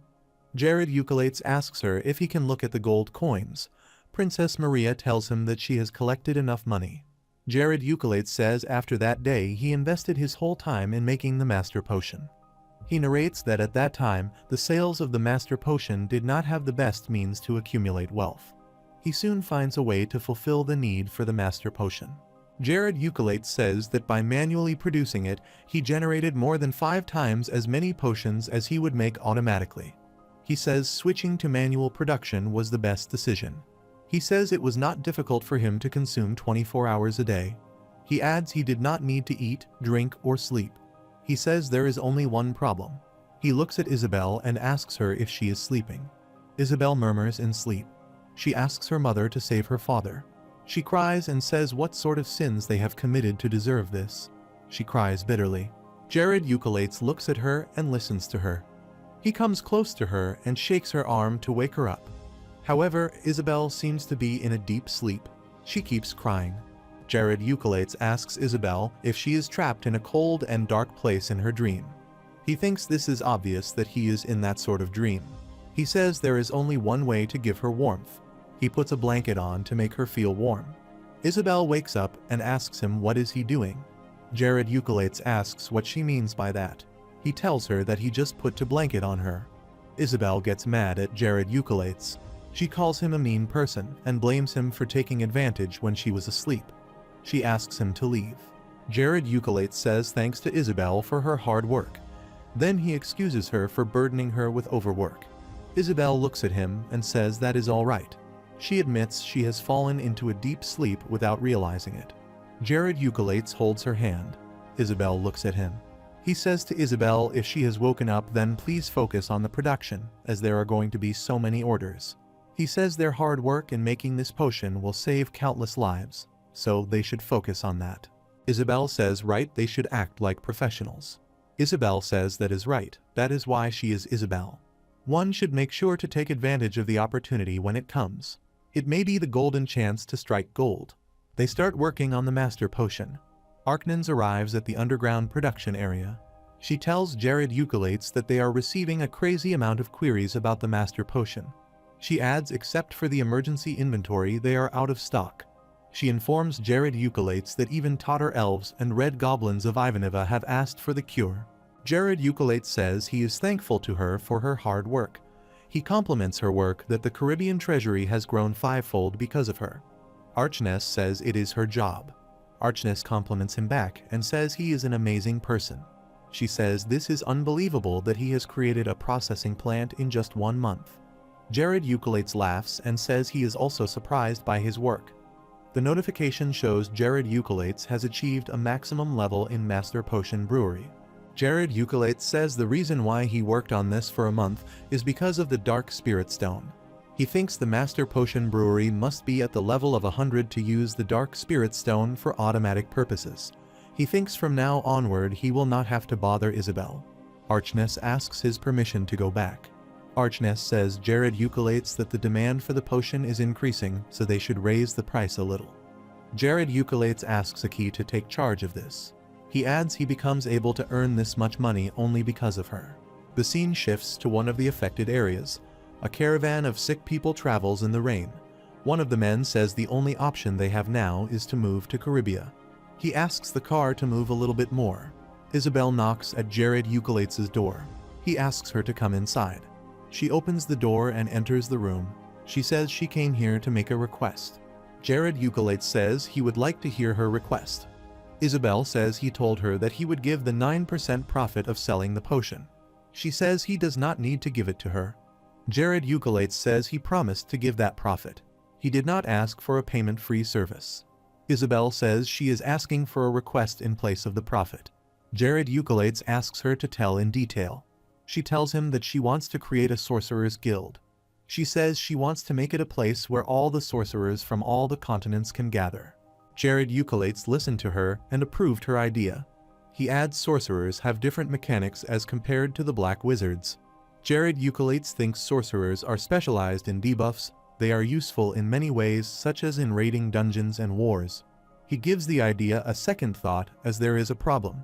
He says if the sorcerers are not properly controlled they can go wild. Isabel says she will not take sorcerers with the bad qualities. She adds that means the sorcerers who cannot control themselves will not be allowed to join the guild. Jared Eucalates asks her if she is planning to find the disciplined sorcerers. She says she wants to gather all the sorcerers scattered by the Transilia massacre. She adds and with them she wants to make a force that will help her. Jared Eucalates looks at her. Isabel says she is not joking around. She tells him that she had this idea ever since she got her new body. Jared Eucalates replies what she is saying is pretty unexpected. Isabel says to Jared Eucalates that she will bet her honor and her past that she will control the sorcerers. She says she promises she will not let anything bother him. Jared Eucalates says he remembers the sorcerers she used to be with. She must feel very lonely. Isabel says she wants to be a little more help to the kingdom. She says she wants her existence to be enough of a value for him. Jared Eucalates says right, he will fully support the establishment of a sorcerer's guild. Jared Eucalates says to Isabel she has to take the responsibility of managing it. He says the moment the sorcerer touches forbidden black magic or holds hands with the dark church. Before he completes his sentence, Isabel asks him what would he do if they turned evil. Jared Eucalates says he will take hold and destroy them. He adds there would be no cooperation with the dark church. Isabel smiles and says do not worry about that, she hates them more than he does. The establishment of the Sorcerers Guild began to rise quickly. Some of the sorcerers already reached the guild. In other countries of the continent, Nas did not know the potential of sorcerers, especially after their number decreased after the massacre. But Jared Eucalates focused on the unique breakthrough powers that sorcerers have in Paradiso. After someone trains them well, they can prove to be a huge advantage in wars to come. The scene shifts to the 19th of the 8th month. The caravan reaches the borders of the territory of Caribia. The soldiers look at the caravan and say it looks like the situation is happening that their lord repeatedly mentioned. Rakis says that the people are in great numbers, as if a whole country has been evacuated. Jared Eucalates agrees with him. He adds this is highly suspicious to him. He says to Rakis the size of the number has gone wrong, as this is 3 times the number he predicted. They observe the people from a height. One of them says their clothes show that all of them are refugees from the kingdoms of Boniso and Malice. They wonder why these kingdoms are abandoning their people like this. Jared Eucalates looks at the miserable plight of the people and feels sad for them. He says the kings of the 2 kingdoms are bastards and out of their minds. He thinks he cannot hold back his cure from these 2 kingdoms. He says he has to do something. Jared Eucalates addresses Terry, who is sitting on his shoulder. He asks it to detect the dark energy from the crowd. He says to Terry that it does not require to specify the people with dark energy. It only needs to specify how many of them are there in the crowd. Terry says he has to give him the snack after returning. It is Terry's special ability to detect anyone with dark energy. Terry moves toward the crowd. Rakis asks Jared Eucalates if they should carry on with the original plan. Jared Eucalates says they will name this place the entire region as Sanair District and will announce it as a refugee camp. One of Jared Eucalates' subordinates asks him if he is going to reclaim and rejuvenate the wasteland and the mountains simultaneously. Jared Eucalates says they have been able to get this area incorporated into the Caribia territory, but it lacks the power to develop. He adds they are going to invest all of our resources in developing the Sanair district. Rakis asks Jared Eucalates if he has been selling the master potion because he was thinking about this day. Jared Eucalates shows his worry that if the population keeps rising like this, it would become a problem for them. Rakis says people are power. Jared Eucalates says it is not like that. There is no dungeon here and there is no one that specializes in mining. Jared Eucalates says it is not viable for both commercial and resource development. He says this is the reason that other lords who ruled this area left that place untouched. Jared Eucalates thinks the best cheat key that he can think of this place is to make this place a holy place for pilgrims. He says believers of the Radius religion will not resist visiting that place. In addition, it will become a holy place of his territory. Terry walks among the crowd. It looks at a group of people standing away from the others. The group of people is Clues and his subordinates. Clues says Jared the bastard is quite good. Terry stares at them and listens to their talks. The scene shifts to the area where they settle the camps. Jared Eucalates and his team sit in one of the camps. They make a plan for the holy place. Jared Eucalates thanks everyone for participating in the Sanair District Holy Land project.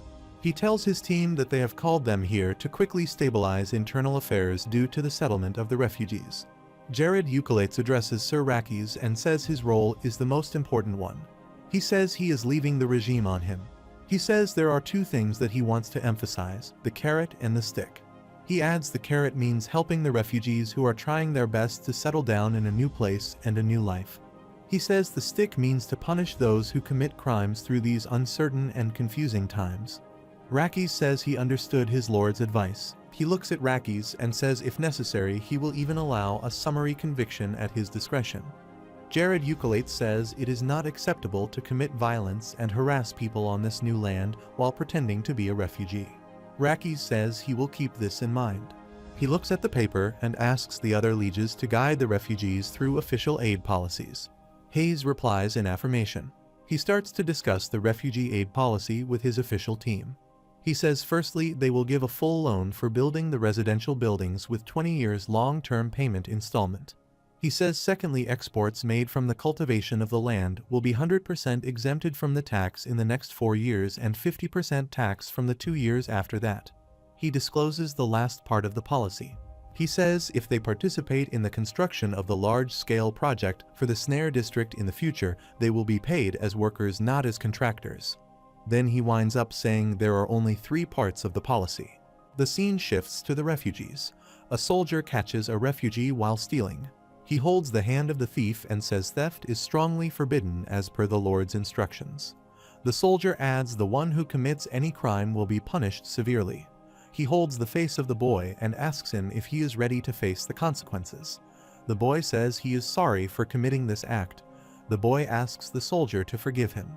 Jared Euclid stands at a cliff and notices there is no end to the refugees coming from the kingdoms of Bonaso and Malnus. He analyzes the situation right now is that the population of the area has reached by 2 times. Jared Euclid says to himself, if the refugees become stable and become part of their territory, they will surely have the power to endanger the surrounding kingdoms. Then Jared Euclid thinks about the other possibility. He thinks, what if their plan fails? He says in that case the hell will begin. He says he will make the kingdom of Bonaso and Malnus pay for this. Terry comes to Jared Euclid and calls him from behind. It tells him that it quickly came to him because it saw suspicious movement on the guy it watched over the most. Jared Euclid asks Terry what happened with that guy. Terry tells him that the man crossed the mountain and headed for his hideout. Terry tells him in detail that the man has white hair and covers his face with a red mask. The cat tells him that the man slipped out with his subordinates. Jared Euclid gives Terry its favorite snacks. Jared Euclid says the bastard must have come deeper into the camp and would have slipped out when they started watching out for the refugees. Terry asks Jared Euclid if he wants it to guide him to the hideout. Jared Euclid thinks about the past event. He says Clues was a powerful name during the Battle of Armageddon. He says Lena's The Wall of Wailing seems quite weak before him. Then he thinks he must be weak right now since it is 9 years in the future.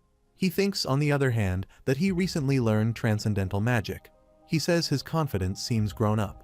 Jared Euclid takes Terry on his shoulder and intends to search Clues as much as they can. Terry calls Jared Euclid and tells him the cave right in front of them is the temporary hideout of that gay. Jared Euclid stands on one side to observe for some time and tells Terry that he will enter in on the count of 3. Terry says all right to him. Jared Euclid counts to 3 and enters the cave. Jared Euclid looks at his picture with a knife thrust into it and says he hates male stalkers. He adds it looks like he has a very bad stalker who is going to chase him around very tenaciously. The scene shifts back to the refugee camp in the Senar district. People cough badly. Jared Euclid asks one of the refugees if she is feeling her energy back after drinking this potion. The girl asks him why he is showing respect to a commoner like him. Jared Euclid says this is not the right time to think about such things. He again asks the girl if she is alright. The girl says she is feeling the energy coming back to her body, but her head feels so dizzy as if she is going to faint any second. Jared Euclid says it is because of a low level of stamina. He asks Hayes to help him apply a low-level healing magic on her. He says to Hayes they will link their magic together so that she can save her mana as they have a long way to go. Hayes says he understands him. She asks him if he does not have any mana problem. Jared Euclid tells Hayes that he can use magic for 365 days and can still be fine. He asks her not to faint after hearing that. Hayes says she asked a foolish question. Someone calls Jared Euclid from behind. 2 people arrive there and ask Jared Euclid's permission to work in the quarantine ward. One of them is Mary, who has an A-grade special ability in psychology and a B-grade ability in healing magic. The other person is Maru, who has an A-grade ability in general medicine and a B-grade ability in radius theology. They beg Jared Euclid to allow them to repay the favor that they received from him. Jared Euclid says to them that they were treated by him not long ago. Jared Euclid thinks Maru is good at medicine and pharmacy, while Mary is good at psychotherapy. Both of them are siblings. Jared Euclid thinks they lack a few things to be his liege, but they are enough to act as a control tower field. Jared Euclid addresses Mary and Maru and says he will allow them to work if they are willing to do so. Jared Euclid advises them not to go ahead of themselves as it is a quarantine ward. He guides them when they enter and exit one of the wards. They must sterilize themselves in the magic circle. He asks them if they understand what he is saying. They reply in affirmation. Maru says he will do his best to help the patient recover. Mary says she will be a companion to the people so that they do not feel lonely. She adds she will comfort their tired minds and bodies. Jared Euclid appreciates their high spirits, saying they are fully motivated. He adds the wards will be up to them now. They reply they are thankful to the Lord Jared Euclid. Jared Euclid and Hayes move out of the ward. Jared Euclid appreciates Hayes, saying her healing magic has been a great help in treating the patients. He says if she was not there, it would have taken him 3 times longer to do this. Hayes replies she is happy that she was a help to her lord. She says she was also surprised by her work.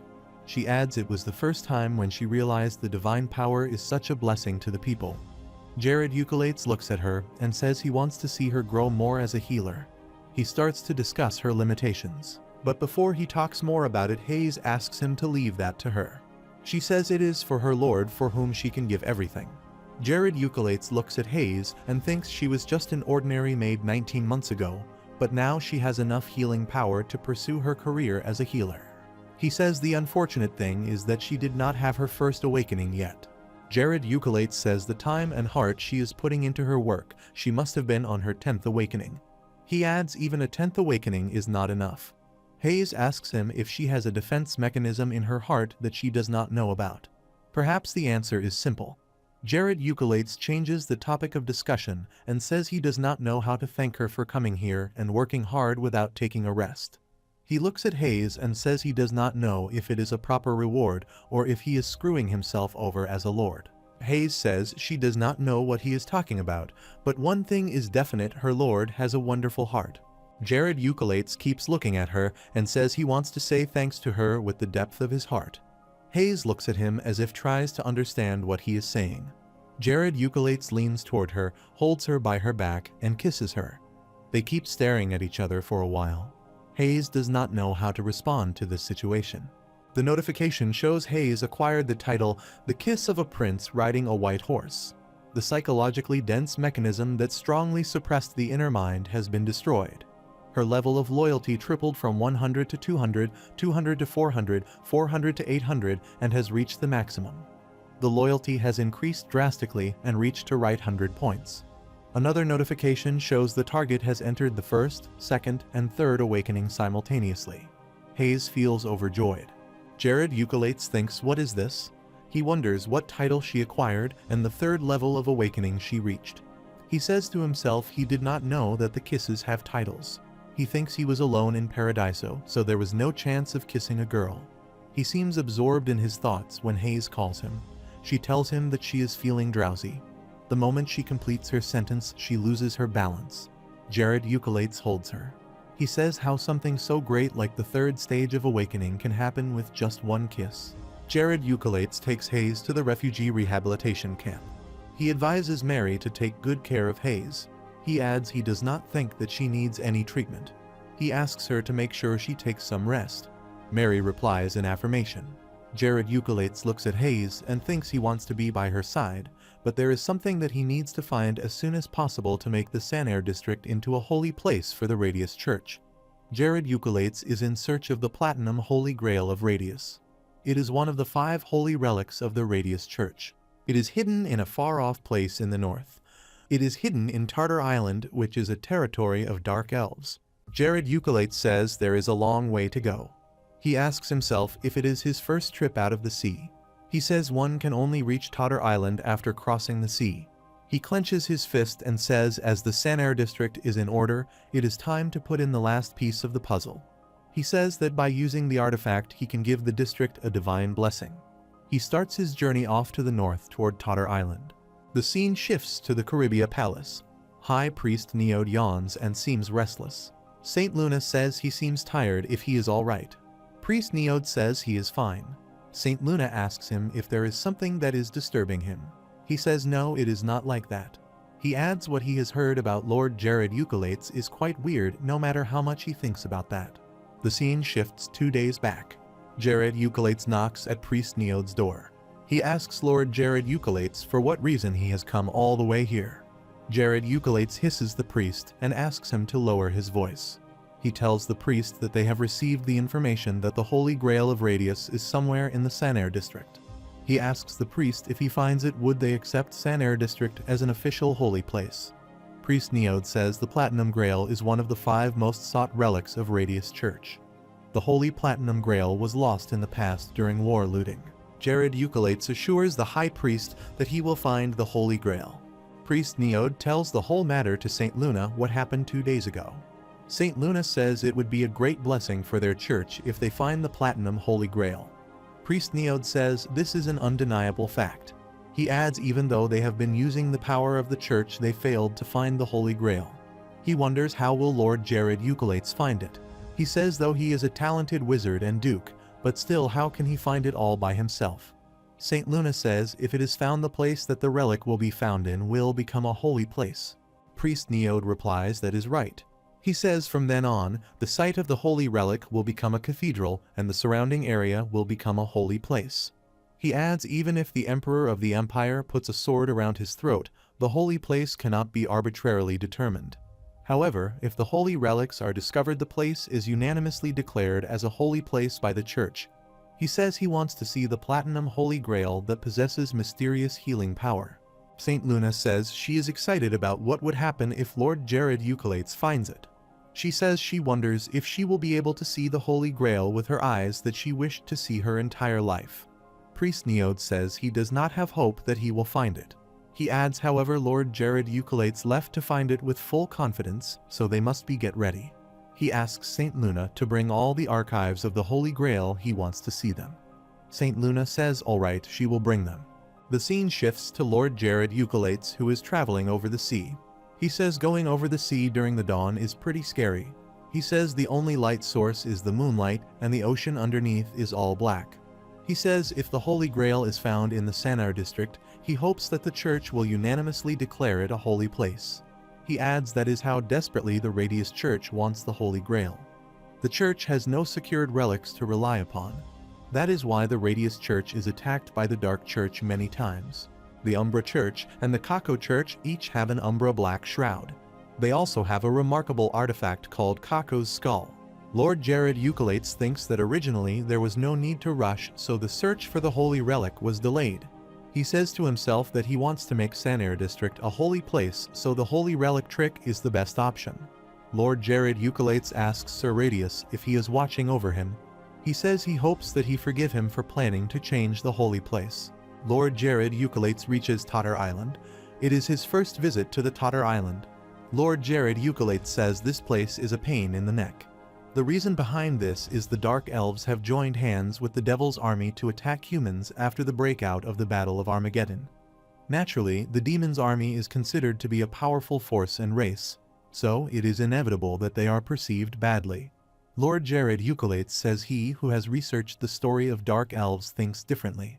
About 4 years from now, the Dark Elves begin full-fledged trading with the humans after releasing the decade-old territorial sea law. However, ships are prohibited from entering and fishing on their coast. Lord Jared Eucolates says thanks to that, the countries they exchanged with were able to buy magical weapons and devices. He adds the greed of the stupid kings was the problem. The stupid kings thought it would be better to subjugate the Dark Elves to steal their knowledge rather than pay a lump sum of money for the weapons and devices. Lord Jared Eucolates remembers that was the reason why Dark Elves gave up on humanity and joined hands with the Demon's army. He reaches a big tree. He says it seems like he has reached the place where the Holy Grail is buried. He touches a tree with a particularly high amount of extract and says the Holy Grail is buried right in front of that tree. He digs the ground. He finds the Holy Grail buried underground. He holds the Platinum Holy Grail in his hands. He opens his status window to check the title. He hears a weird sound. He looks back and says, "What is this object?" Lord Jared Eucolates looks at a Biff robot-like soldier. He wonders if it is a Tatarnex. It is the weapon that Dark Elves used in the Battle of Armageddon. It is the peak of magic engineering. He says the transcendental body Tatarnex is nicknamed Tanex. Lord Jared Eucolates hides behind a tree as he does not want to get caught by the Dark Elves. He says Tarnex is a scary thing. Regardless of the wearer's physical body, the moment he wears Tanex he gains tremendous mobility as well as adaptation to various pressures. Jared Eucolates says it is weird. He wonders if it is on a test flight. He adds if this were a game there would be a pilot to maximize the combat ability. He notices no one is riding it right now. He finds it a great opportunity. He thinks he should hold on to his past opportunities and never let go of the future ones. He thinks what if he takes Tenax and does his research on it. He jumps and says it is a golden opportunity. He goes close to the Tenax. However, the moment he goes close to the Tenax, Tenax starts to shout Morse, Morse which means kill, kill. Jared Eucolates hides behind a tree. He remembers how he escaped Tenax's attack and hid behind the tree. Tenax reaches loose to him repeating Morse, Morse. Jared Eucolates thinks this is the time. He looks at his storage ring and commands the Tenax to get into his storage ring. Tenax starts to relocate in his storage ring. He takes a deep breath and says nice he got Tenax safely. Then he thinks about taking the Holy Grail in his storage ring. The status window shows the information about the Tenax. Jared Eucolates checks out the specification of Tenax on the status window. The status window 7 option of Tenax. The first option shows Tenax takes the pressure off the user's body and increases the maneuverability by 5 times. The second option shows can fire 7 bullets of high strength. The third option shows the stamina of Tenax increases after getting 100% charged. The fourth option is about the fixation of Tenax in case of damage. The damaged area can be reinforced with spirit stones. However, the engineer is required if the core of the Tenax is damaged. The fifth option enables the skills of the users with Tenax immediately. Options 6 and 7 show that the developer's approval is required to open the sealed state of Tenax. Jared Eucolates reads all of the mentioned specifications and says everything is as he remembered. Tenax is Sabio's work, who was a well-known dark elf engineer. Jared Eucolates says Sabio will be very angry when he discovers that the first body of the Tenax has disappeared. Jared Eucolates feels relaxed as he achieved 200% of his goals by getting the Holy Grail and the Tenax. He says nothing good will happen after meeting the Dark Elves, so it is the right time to leave Totter Island. He takes his flight back to the territory of Caribia. A Dark Elf comes out of the leaves after he leaves. The Dark Elf looks at the empty place where Tenax was standing a few minutes ago. He seems amused that the man did not panic to see Tenax.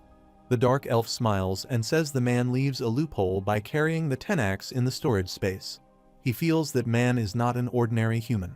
The Dark Elf says it is odd that the man came to their territory. The Dark Elf looks at the hole in the ground. He wonders if it is a treasure that he digs out. Then he adds that it is not a problem. He seems interested in how capable a pilot that human is. He takes out a gadget. The details on the gadget screen show all the pilot's maneuver information, patterns, and synchronization rates will be analyzed in real time from this moment onwards. The Dark Elf completes the settings and says this much is enough. He says none of the Dark Elves are qualified to use the Tenax, maybe humans can use it better. The Dark Elf estimates the man who has taken Tenax is at least a Class 5 magician. He adds it has been a while an interesting research subject has come. Once Jared Eucolates starts his flight, he thinks about checking the message. He opens his status window. The notification shows that he has acquired the divine power by finding the Holy Grail. My divine power shot up to 100% instantly. He says he has to raise his divine power because he has to face so many monsters and the Dark Church in the future. He feels that divine power is easy to use against enemies or curses. Additional damage is applied to the amount of divine power one adds to the magic. If one will use 100% of divine power, it would amplify 100%. So, the total damage will double. That means using 900% will amplify by 100%. The damage will be 10 times higher. Jared Eucolates says he is growing quite fast. He says to himself that with the Transcendental Tenax, he can deal with a 7-class magician easily. Jared Eucolates thinks now his next goal will be Bonuso and Malnus Kingdom. He shakes this point out of his mind and says he should focus on Sanair District. He feels he should think about others' issues later. The scene shifts to the church. Saint Luna enters the room and calls High Priest Neode. Priest Neode asks Saint Luna if everything is alright. She tells the priest that Lord Jared Eucolates is here. She informs him Lord Jared Eucolates has found the Holy Grail. High Priest Neode asks her if it is true. Both Saint Luna and High Priest Neode feel overjoyed to hear this. The stories have become a reality. Jared Eucolates finally found the holy relic that Radius Church could not find for a decade. Saint Luna says she is so thrilled about it. The scene shifts to Lake Margarita in the Sanate District. Jared Eucolates shows the Holy Grail to the people of the church.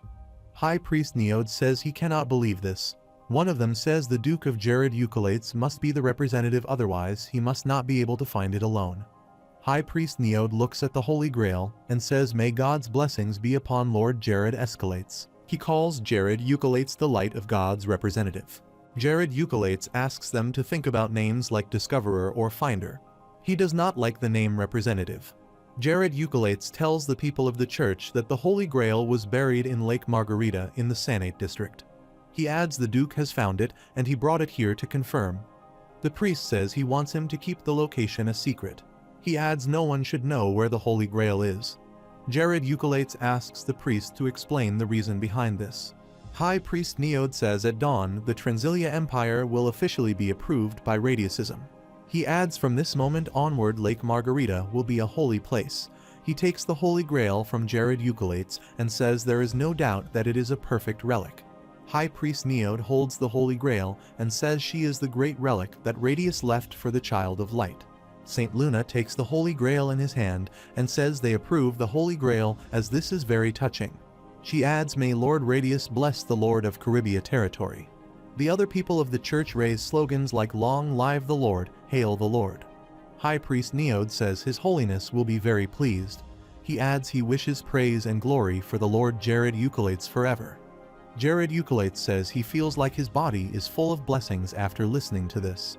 The notification appears on his status window that through the prayer of the Supreme Priest, he has received blessings from Pope Armenia. His divine power increased by 50%.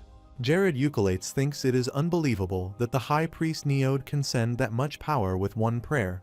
He adds this is something unexpected that the priest can raise divine power by prayers.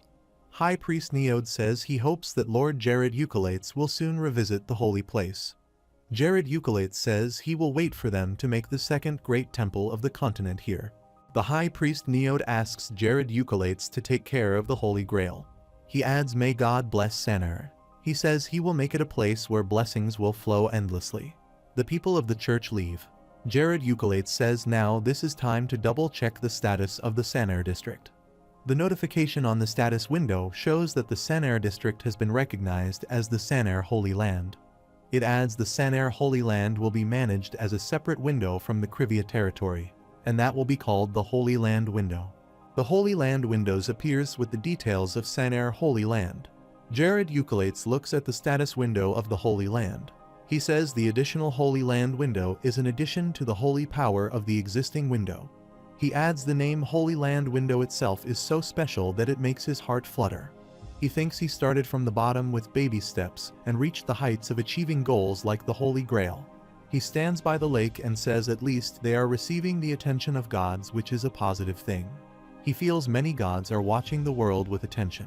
He says when he overworked himself in his previous life and restarts from here, he feels like there is an influence of a god. There are 4 categories of gods: the low, intermediate, high, and transcendence. He says he does not know they belong to which category. He says he does not believe that it is the #1 strongest holy place of the Radius Church on the Nas continent. Jared Eucolates thinks if they develop the Sanar district they can rake in money. The money collected from this place would be enough for a bigger project. He sits alone and thinks that the arrival of the refugees to his territory proves to be a blessing in disguise. He keeps talking to himself. He believes the arrival of the refugees was an anticipated problem. He considers it is because of his wisdom that the problem turned out to be an opportunity. Jared Eucolates thinks about another problem that he has to solve now. The reflection of Clues comes to his mind. He thinks Clues is the guy who would not let things go. The scene shifts to the Sanar district refugee camp. Jared Eucolates sits with Ella in a camp. Ella says it is a strange feeling that 2 of them are there alone at night. She congratulates Jared Eucolates for finding the Holy Grail. Ella Mercenary is a Grisio Royal training instructor. Ella says she wonders if there is anything that can make them happier than finding the Holy Grail. Jared Eucolates replies it must be a new thing for her. He compliments her that she is more devoted than others. Ella says for her Lord Radius is the beginning and the end of her life. She says this is the one reason that she despises the Dark Church. Jared Eucolates looks at her and asks her if she would like to have a glass of wine. Ella touches her cheek and asks how she can decline it in the company of a duke. Jared Eucolates pours some wine for her. He asks her what would be her relationship with Chloe in the future. Ella says it is in September. Jared Eucolates says yes after 4 days. Ella says the official contract will expire and their agreement will be done. She adds contract extermination will part ways. Ella drinks the whole drink in one long slip. She says Chloe is a good disciple. She adds it is like she taught her one thing and Chloe learned 3 out of this one thing. She says she was also greedy because Chloe is a gray elf who specializes in magic. She appreciates skills of Chloe. Jared Eucolates says this is right. Ella says Chloe has already passed the stage when she can teach her something. She emphasizes this by saying this is a very important fact. She adds there appears to be a better teacher than her. Jared Eucolates says it is a shameful question to ask if the better teacher she is mentioning is him. Ella says yes. Ella says Chloe's skills skyrocketed since she started to take private lessons from the Lord. She says Chloe's growth is so remarkable that she is embarrassed to have taught her for 1 year. She adds she was a martial artist before being a contractor. She says she has made her decision that she is letting go of Chloe. She says Chloe is free to make her choices. Jared Eucolates says he is touched by the fact that she cherished her disciple a lot. He adds he will stop talking about the topics related to Chloe. Ella takes the last sip of the wine and compliments Jared Eucolates that she likes the cool part of his personality. She adds the past is past, it is better to forget about it. Jared Eucolates puts another bottle on the table and says there is one more reason to call her here today. Ella becomes excited to see the bottle of premium wine. Jared Eucolates says there is something that he wants to do in secret. Ella frowns and asks if he wants to do it only with her among all the leeches. She wants to ask what is the matter. Jared Eucolates says he feels like there will be an attack by the Umbra Church. He adds he cannot predict the exact chance, but it is at least 90%. Jared Eucolates thinks Clues is the kind of person who will try to destroy things when happiness and joy are blooming. He speaks to himself there is no chance that he would spare the Sanair district after it is changed into a holy place. Ella takes a sip of the drink and asks if he is gathering people to fight with the Dark Church in person. Jared Eucolates says that is right. He shares his plan that they will lure the followers of Dark Church to the Sanair district and wipe them out. Ella takes another sip and asks Jared Eucolates if he knows about Clues. Jared Eucolates replies he knows him very well. He is an archbishop of the Umbra Church.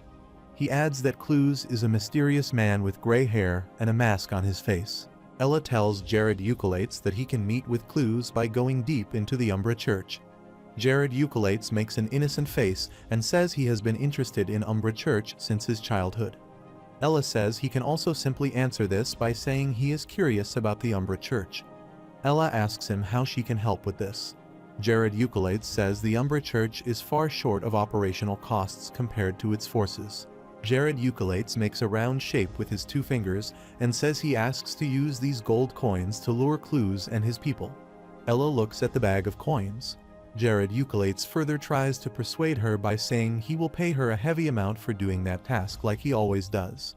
Ella says this many gold coins would be enough for her to do this task. She asks him if he is free tonight. Jared Eucolates smiles and clears his throat. Ella says she would like to discuss tactics. She adds if they are going to lure them, it is important to lure all of them. She continues that even if one of them survives, they will keep diving over and over.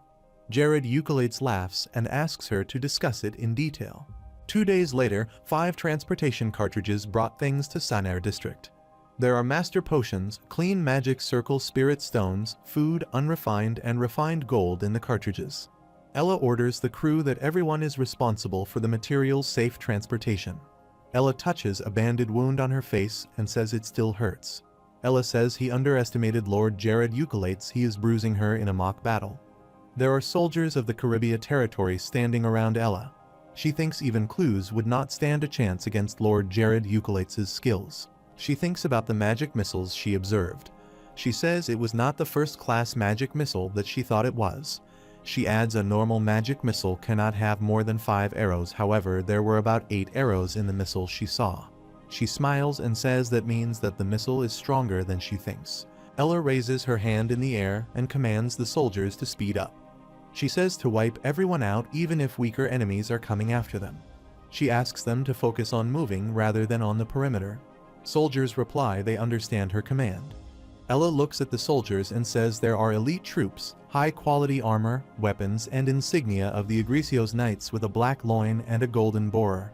She adds maybe she should also try to settle down here. Then she thinks she should see how Lord Jared Eucolates finishes the job. Jared Eucolates is in the air over the cartridges. He uses 5th-class magic of transparency and invisibility. He seems enjoying it. He says the invisibility magic is pretty good, because by using this one can remain invisible till he decides to attack. However, this magic needs to be cast every minute, and it consumes mana every time. Jared Euclides says right now he needs to give people a strong message that anyone who will with him will be crushed, especially the Dark Church. He stops for a while and wonders if this would be considered as intended aggression. Then, he says he has settled everything accordingly. It would be sadder if it would not attract the set amount of aggression. He believes his trick will work, and the king will also march if he is a king in the true sense. Jared Euclides thinks about the Black Death Demon. He is a member of the Umbra Church who is veiled from head to bottom and is third in command. Jared Euclides says he does not know about Black Death Demon's skills. The Bleak Death Demon boasts about being an undefeated killer. Jared Euclides remembers in his previous life, Bleak the Death Demon was declared the next boss monster after Clue's death. Jared Euclides says since then he has been overworked. He adds his information and here. The soldiers shout a large number of shadows approaching quickly from the right side. One of them says he will go and report about this. Members of the Umbra Church are on the right mountain ridge and they are quickly approaching. An explosion blocked the withdrawal route. Jared Euclides looks at them from the height and says the bastards finally came out. He adds there is no future for the followers of the Dark Church who gave their souls to the devil. Jared Euclides swears that he will not let even one of the followers of the Dark Church leave alive. Clues, who is hidden behind a boulder, laughs and says it is just a trap as expected. He believes the opponent already knew about his arrival. He understands the trap of his enemy. He believes they started the march on purpose to check if he caught the bait. Clues looks at the scenario of a fake battle. He appreciates Jared Euclides' attempt and says it is high-level thinking. He adds the good thing is he brought his expendables or else he would be in a big problem. He wonders if he met any such clever guy before.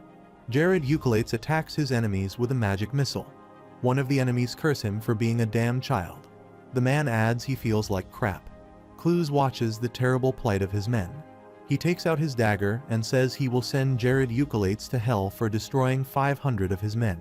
One of the Clues' men calls Jared Euclides a dumbass leader who follows the Umbra Church and asks his fellows to kill him.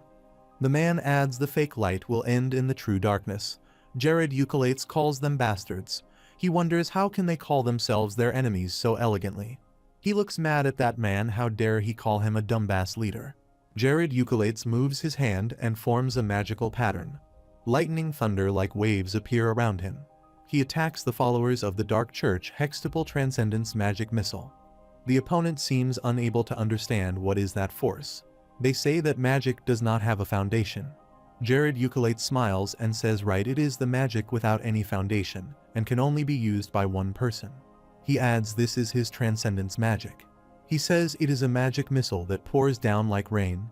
The magic missile works like the spears that are difficult to follow with the eyes. Then, Jared Euclides thinks of using double transcendence lighting arrows. Transcendence lightning arrows shoot out arrows with electric current from all directions without countermeasures. Transcendence lightning arrows strike the followers of the Dark Church badly. The followers of the Dark Church think of retreating.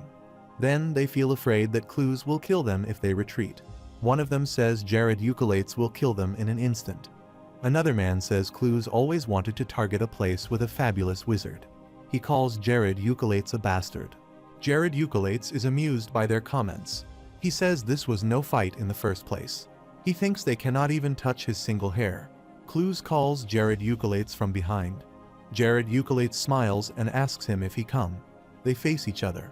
Clues raises his dagger in the air in an attacking pose. Clues has the special ability to form transcendental clones and extreme regeneration. In addition, he has terror, murder, and propagation as normal abilities. Clues' Flesh Digger can maximize critical hits. He also possesses the Ring of Absolute Weakness, which can stop buffs and reduce defense and mana without any exception. Jared Euclides notices Clues' artifacts and says they are a crazy combination for the enemy. Jared Euclides seems absorbed in his thoughts. Clues asks Jared Euclides if he has free time to look around. Jared Euclides still stays quiet. Clues smiles to see the plight of Jared Euclides and says it is pathetic to see him intimidated. He asks Jared Euclides if he is about to kneel and beg for mercy. That is the moment when Jared Euclides takes advantage of the moment. He tries to throw dust into Clues' eyes. Clues covers his eyes with his arm. He asks Jared Euclides if it is a little kid's joke. He says he needs to teach him a lesson.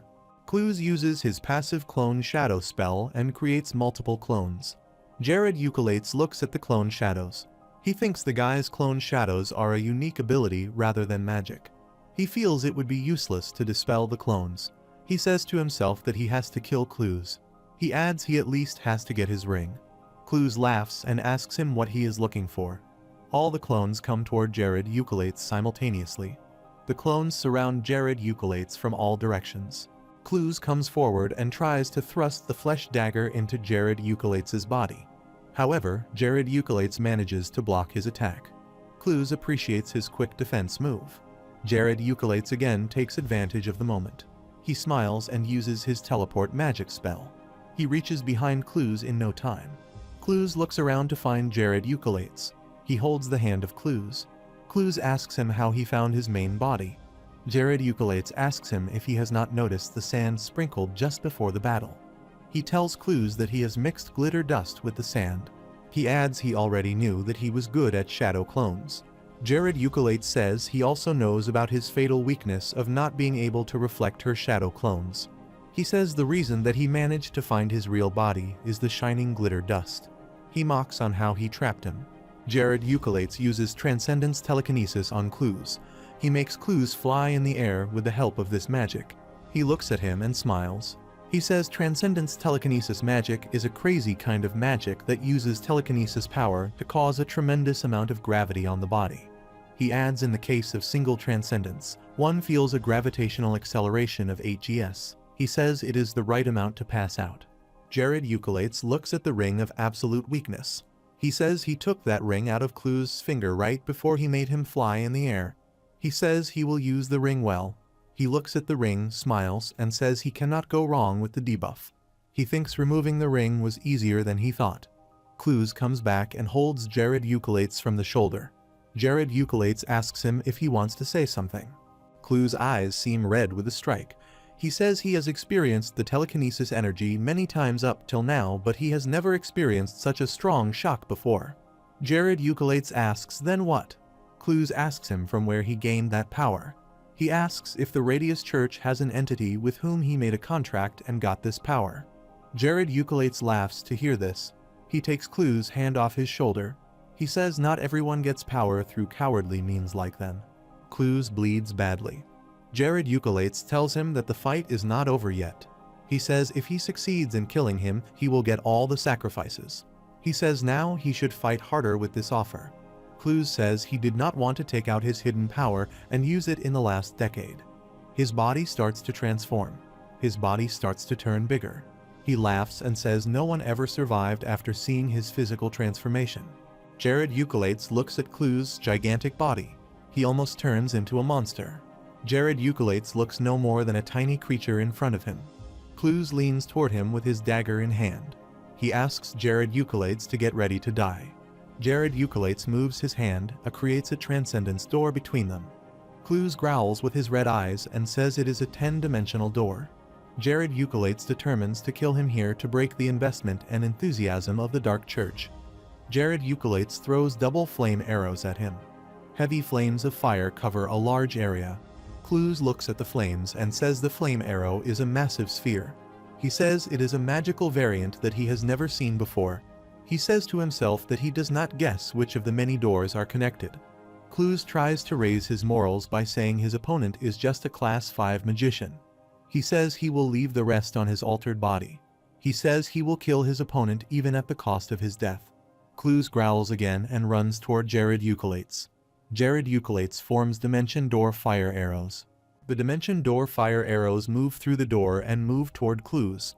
Light of Dimension Doors and smoke of fire flames cover the area. Jared Eucolates runs in a circular motion and makes Dimension Door fire arrows cover Clues from all directions. The fire arrows hit Clues badly. Clues growls wildly. Clues says he has to do something.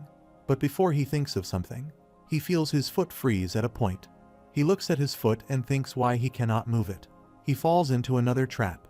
Jared Eucolates tells him it is telekinesis power. He laughs and tells him further that his movement is inhibited due to telekinesis magic. That magic forced Clues to stay in the original position. Jared Eucolates makes Clues stand at one point and bombards fire arrows. Clues gets hit by the flames. He feels helpless. He says this does not make any sense. Clues thinks Jared Eucolates cannot be this strong, even if he considers him a 6th-class magician. Clues speaks to himself that Jared Eucolates' magical power seems to work at a different level from what he attached to his subordinates. He adds this time Jared Eucolates' magic is twice as powerful. He says it would not be wrong to say that his mana is limitless. Clues looks at the things used by Jared Eucolates. He has Staff of Mudidus, Delrook's bracelet, and the Ring of Absolute Weakness. Jared Eucolates reaches behind Clues and attacks with the Ring of Absolute Weakness. Jared Eucolates socks Clues' energy with the help of the ring. Clues asks him how he knows the ability of the ring. Clues' body becomes smaller than before. He looks at himself. Then he uses a defensive stance. Jared Eucolates guesses Clues is more stupid than he thought. Jared Eucolates thrusts a knife into his body. Clues looks stalled and stunned. Jared Eucolates smiles to see his expressions. The knife that Jared Eucolates thrusts into Clues' body is not an ordinary knife. It is Artisan's Bullet's magic tool, a tool made of a rare mineral that is harder than spirit stone. Jared Eucolates inflicts a lethal wound on Clues' body. Clues sighs with pain and sits to the ground. Jared Eucolates tells him that the dagger would not have created a deep cut on his body if his body remained reinforced like before. He adds he inflicted the magic of certain death on him, which is why he is temporarily in a non-defensive state. He continues because of that the magic tool, the wound immediately became a fatal wound. Blood spills out of Clues' wound. Jared Eucolates leans toward him and tells him that he will take this dagger. Jared Eucolates again hits Clues with the same dagger to ensure his end. Clues sighs with pain. Jared Eucolates says many innocent people have died because of his desire and wrong ways. Jared Eucolates believes Clues would not stop his evil deeds. He says a person like Clues cannot feel bad for his misdeeds. Clues returns to his previous state and falls to the ground. He ironically appreciates Jared Eucolates' skills. He asks Jared Eucolates how comes that a person like him is the lord of a small territory. Jared Eucolates asks if there is a way to tell that he would not be an enemy he can beat. He tells Clues that he did not have a thought of fighting him in the first place. He adds he would not have prepared a trap if he thought that he could not beat him. Then, Jared Eucolates appreciates himself for being the one who understands the abilities of the ring. Jared Eucolates says he will take Kull's head off his shoulder and make his body travel the whole land to get people's wrath. Clues begs Jared Eucolates to kill him. He repents of his sins and says he has no right to take another breath. Jared Eucolates says it seems like everyone becomes weak in the face of torture. Jared Eucolates asks Clues to confess his sins before the imaging device. Clues looks at the imaging device. Jared Eucolates holds Clues by his hair and asks him about his last words. Clues says he wants the Umbra Church to avenge his death. Jared Eucolates smiles and says this is good for him as he hates the Umbra Church. Jared Eucolates again hits Clues. Clues sighs and says he will wait for him to arrive in the afterlife soon. Jared Eucolates says he does not intend to go to the hell where he would reside. Clues swears to God and curses him. Before he talks any further, Jared Eucolates takes his head off his shoulders. Then he thinks about carrying Clues' corpse in the ring space. After that, he intends to return to the battlefield. Ella looks at the scenario on the battlefield. She thinks at a point she and the knights have become spectators. She says to herself that Jared Eucolates does not need a backup even if he is alone. The battlefield seems in the grip of heavy flames of fire inflicted upon the followers of Umbra Church. The followers of the Dark Church get a hard time from Jared Eucolates. One of the knights appreciates Jared Eucolates' skills by saying he is a high-ranked wizard among all the combat wizards. Another knight says his lord is an amazing man. One of them says to the other that it would be an incredible moment when Clues gets his death by the lord. Jared Eucolates says that is right. He tells everyone that Clues is dead. The followers of the Dark Church seem unable to accept Clues' death. Ella wonders if he killed Clues. Jared Eucolates asks the followers of the Dark Church not to think about surrendering. He says he has no intention of sparing their lives. He says their wrongdoings against innocent people are sins that cannot be paid off in any other way but death. The followers of the Umbra Church try to escape. Jared Eucolates swings his wand in the air. He says no one can deal with Jared Eucolates' movements, magic, and the flamboyant dance of his dagger. So the embers of life quickly extinguishes in all directions. He says it is an expression straight to hell with no place to escape and hide. There are numerous notifications on Jared Ukulets' status window. The first notification shows he has earned the title of Thousand/Dark Hunters. Secondly, he earned the artifact Demon's Play. In addition, breaking through level 100 has allowed discerning eyes to be upgraded. Jared Ukulets looks at the messages in the status window. He notices the Demon's Play on his finger. He acquired the artifact Demon's Play by killing 1,000 people. There are a total of 7 options in the Demon's Play. It increases his mana by 500 times. It increases his health and physical strength by 100 times. Demon's Play increases his physical and magical defense by 50 times. He achieved the ability of special detoxification by the help of which he can cancel the poison of poisonous plants within 12 hours. Knights and Ella feel overjoyed to hear about the death of Clues. Ella says this is unbelievable that he has killed his lifelong enemy Clues. She asks him how he killed him. She says she does not know what she should say. Jared Ukulets replies that he has just used his skills. In reality, it is his transcendent magical powers that helped him to defeat Clues. He thinks the first infliction point has been created which can cause a big chance in the future. Ella says the Radius Church will greatly commend Lord Jared Ukulets' work since he has killed the man who was such a pain in the ass. Jared Ukulets says he is honored to kill Clues, an old enemy of the Radius Church. The scene shifts to an antique shop. There is a headmaster. A lady asks him to talk comfortably in the private space. The man with a covered face asks the lady Linksna. Linksna asks the man why cannot she call his name when he always calls her by name. The man says his name is Black Demon. Linksna says it is his nickname, not his real name. Linksna asks him to make a plausible name since they are discussing this topic. Black Demon says he will listen if it is an order, but he will refuse if it is a request. Linksna laughs and says he is very consistent. She says she has been calling him Black Demon for years, so she is used to it. Black Demon says Clues is dead. Linksna says she knows about it as he hears the news. She asks him if it is Jared Ukulets the bastard who killed him. Black Demon says Clues' body has been passed around as by being punished, as if losing the artifact were not enough. He adds there is also a video of him repenting his sins. Linksna says she advised him to report about Jared Ukulets' movement in advance. She adds it is the karma of a stupid hasty move. Black Demon asks Linksna about the Oath of Allegiance. She says the Clues faction surrenders with the white flag. She adds they did not like Clues since the beginning. However, they had no choice but to follow him. Black Demon says it is the effect of losing one pillar of the church with power. He adds this is quite ironic. Linksna moves her hand in her hair and says this is the way of life. She adds at the end a church is just a place where people gather. She asks the Black Demon about the position of vice president. Black Shadow refuses that position. He says he likes to do work in shadow as he always used to do. Linksna asks him if he is not interested in the position of vice president. The Black Shadow replies he does not like a citadel. He says he is already overwhelmed by leading the Black Division. He says he left the position to an unknown person. Linksna asks him about his plans for Jared Ukulets. He replies he does not have any hasty crap plan like Clues.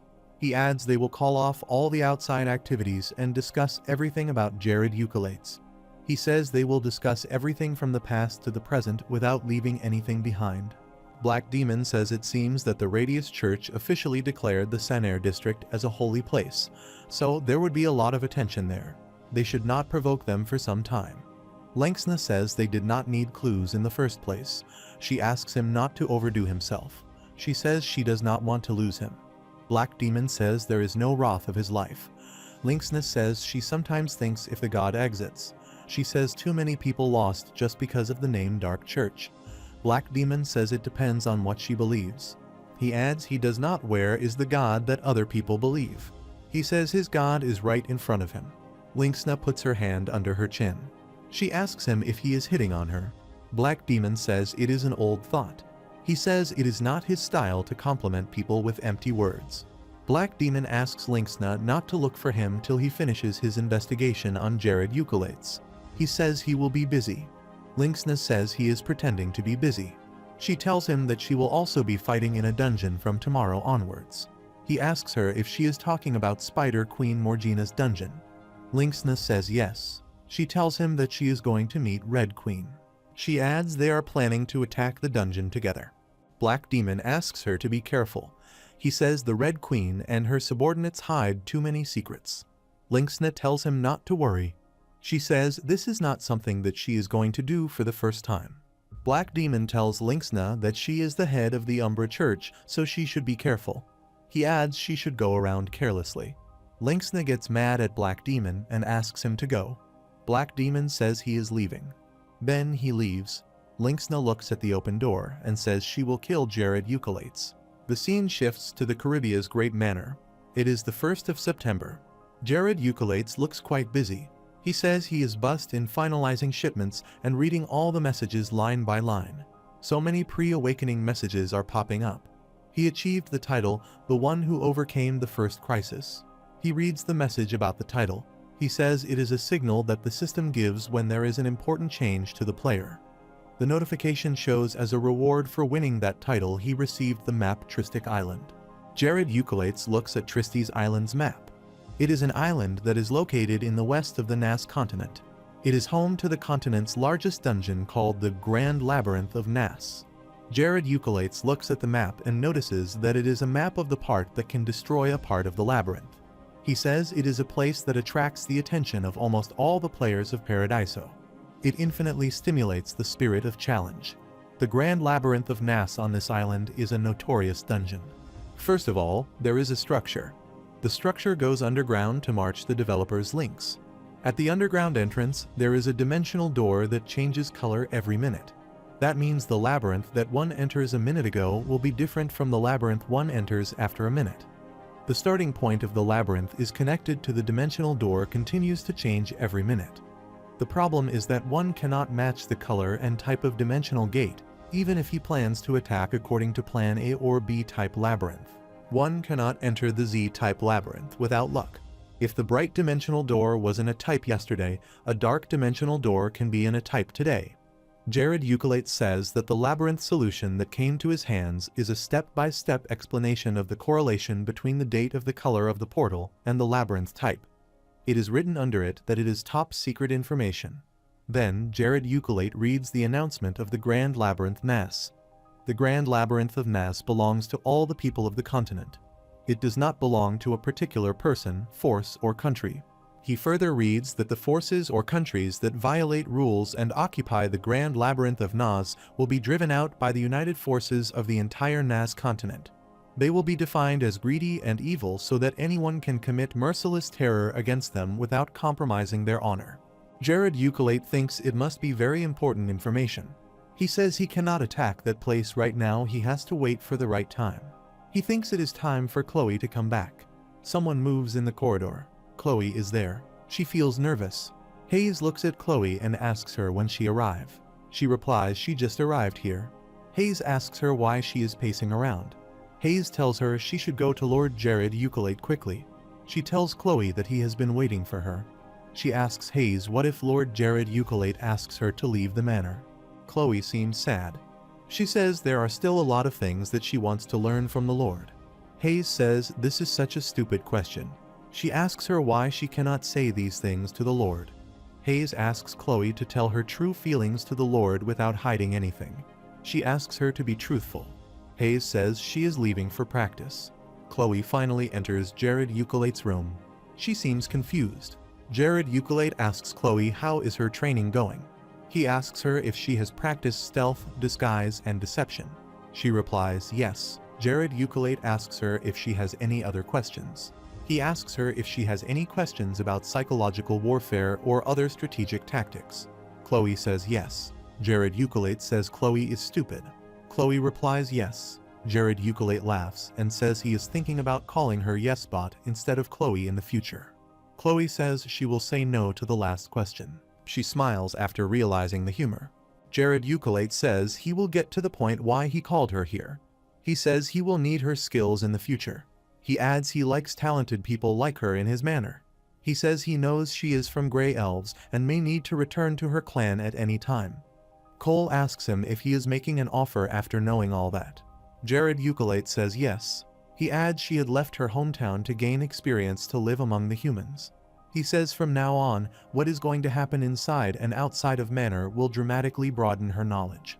Jared Ukulate thinks the Grand Labyrinth of Nas is a dungeon that he will beat someday before the end of his life. He says Chloe would be a great help in that mission. He thinks he has talked about it to Ella. He feels Chloe will accept this offer. Chloe says she has never thought about it.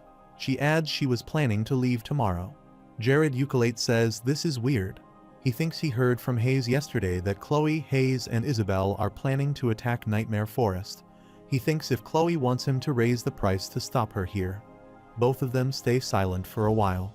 Jared Ukulate looks at Chloe and says she is worrying too much. Jared Ukulate says he needs her. He asks her to stay as long as she is allowed to stay. He says he wants her to help him and his manor. This is something unbelievable for Chloe. She asks if he needs her. Chloe looks down and thinks about something. Jared Ukulate thinks she has a lot of things on her mind. He says yes, he needs her. He tells her that no one by his side specializes in stealth, assassination, and camouflage. Jared Ukulate says there is one more thing. Chloe asks him if there is one more thing. Jared Ukulate tells her that she will not only learn from his advice, but he will find someone who can teach her. He adds he will find her a teacher in 1 year. Chloe asks if he will do so. Jared Ukulate says he does not lie. He says the teacher will be someone who can teach her better than Ella. Jared Ukulate thinks about Formido. He is a 70-years-old man now. He has spent his entire life walking down the path of an assassin to reach his ultimate goal. Sadly, he was not present when 1424's Battle of Armageddon broke out. He died at 79 because of a disease. Jared Ukulate asks Chloe to pretend to be deceived by him and stay. He says it will give her a lot of experience. He asks her to think of it as a class for a queen. Chloe tells him that she has 2 older brothers. She adds she believes one of her brothers will be crowned in the future instead of her. Jared Ukulate tells her that her brothers will die eventually. Chloe slams the table and asks what he is saying. Jared Ukulate says he cannot tell her the truth. Jared Ukulate asks her to stay for a year, then he will leave it up to her. Chloe again feels sad and asks if is that what he wants. She says she will stay. Jared Ukulate asks Chloe to do their best. Chloe says they will. Jared Ukulate stays in his office and works. He thinks it is time to start mining in Chaldea. He says they need a metal stronger than steel to mine in Chaldea. He looks at the 2 piles of papers on his table. He says he needs to calculate this well if he wants to compete with the kingdoms of Bonaso and Malnos. He adds ice-free ports are necessary if they want to expand the size of the estate in the future. He thinks about the sea in front of the mate port connected to the Magnum Strait in the Caribbean territory. That sea freezes in the middle of winter. He says it will be a secret surprise. Jared Ukulate looks at the papers and says the best gain is required when one uses exclusive knowledge, not just some bugs and tricks.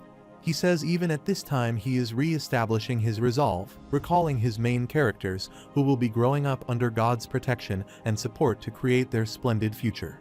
Jared Ukulate thinks difficult times may be opportunities for some people. He adds he does not think like that. He says heroes do not want what some people want in difficult times. He says the most important is to stabilize the order of the continent. Valdez keeps writing these words on the paper. He appreciates Jared Ukulate's words and asks him to continue speaking. Jared Ukulate continues and says people should not be sacrificed unconditionally in wars. He says as the leader they can instruct them to add their workforce and power. Volst again appreciates Jared Ukulate's sayings. Jared Ukulate asks Valdez if he is praising him for the sake of words only. Valdez says it is not like that, Lord. He says he does not know how to say empty words. Jared Ukulate tells him that he has not copied these words from anywhere, these are his thoughts. Valdez says that is what he feels. He adds he is a lord who is running a country. He is inspired by Lord Jared Ukulate's thoughts. His loyalty increased by 200 times. He enters the stage of primary awakening. Valdez tells Jared Ukulate that according to the news, the rainy season has just begun in the southern part of the Nas continent. He adds thanks to this, the master potions are selling like crazy. Jared Ukulate says that is great news. Valdez says he is neither a military expert nor a person in charge, but he wants to share some important information. He tells Jared Ukulate that he has gained this information from a personal network. He says the information is about Bonaso and Malnos Kingdom. Jared Eucolates says he would like to hear it. Valdez hands over a bundle of papers to Jared Eucolates. He says this is information about the personnel of the Army and Navy who manage coastal cities, ports, and general areas. Jared Eucolates says he would not ask for the source of the information. He looks at the papers and says the focus of the content is on the stories of naval generals who were treated as foreigners in both kingdoms and treated poorly. Valdez replies that is right. He says the Navy costs too much to maintain compared to its performance. Jared Eucolates says it must have looked undesirable in the eyes of the two stupid kings. Valdez says it is like this. Valdez says their loyalty is as bad as a sandcastle and on the brink of collapse. Jared Eucolates replies he knows what he means. He adds what the Navy of those countries needs right now is an opportunity and a cause. Jared Eucolates says all they are required to do is to give them a cause to think of a new leader. He adds they will shift to a stronger, sturdy ship without any regrets. Jared Eucolates gives the papers to Valdez. Valdez says it is almost done. He adds he will hand over it to the celebrities to read and recommendations. Meanwhile, Archness enters the room. He tells Jared Eucolates that she found the required person. She says she found the blacksmith. Jared Eucolates asks him if she is sure. He asks if it is the right person. Arches asks Jared Eucolates if he does not trust her. She says she came all the way here by herself because it is correct. Jared Eucolates addresses Aki and says she must be sure about it. Jared Eucolates and Archness started their journey to meet the blacksmith. Jared Eucolates takes Aki on his back. Archness falls asleep.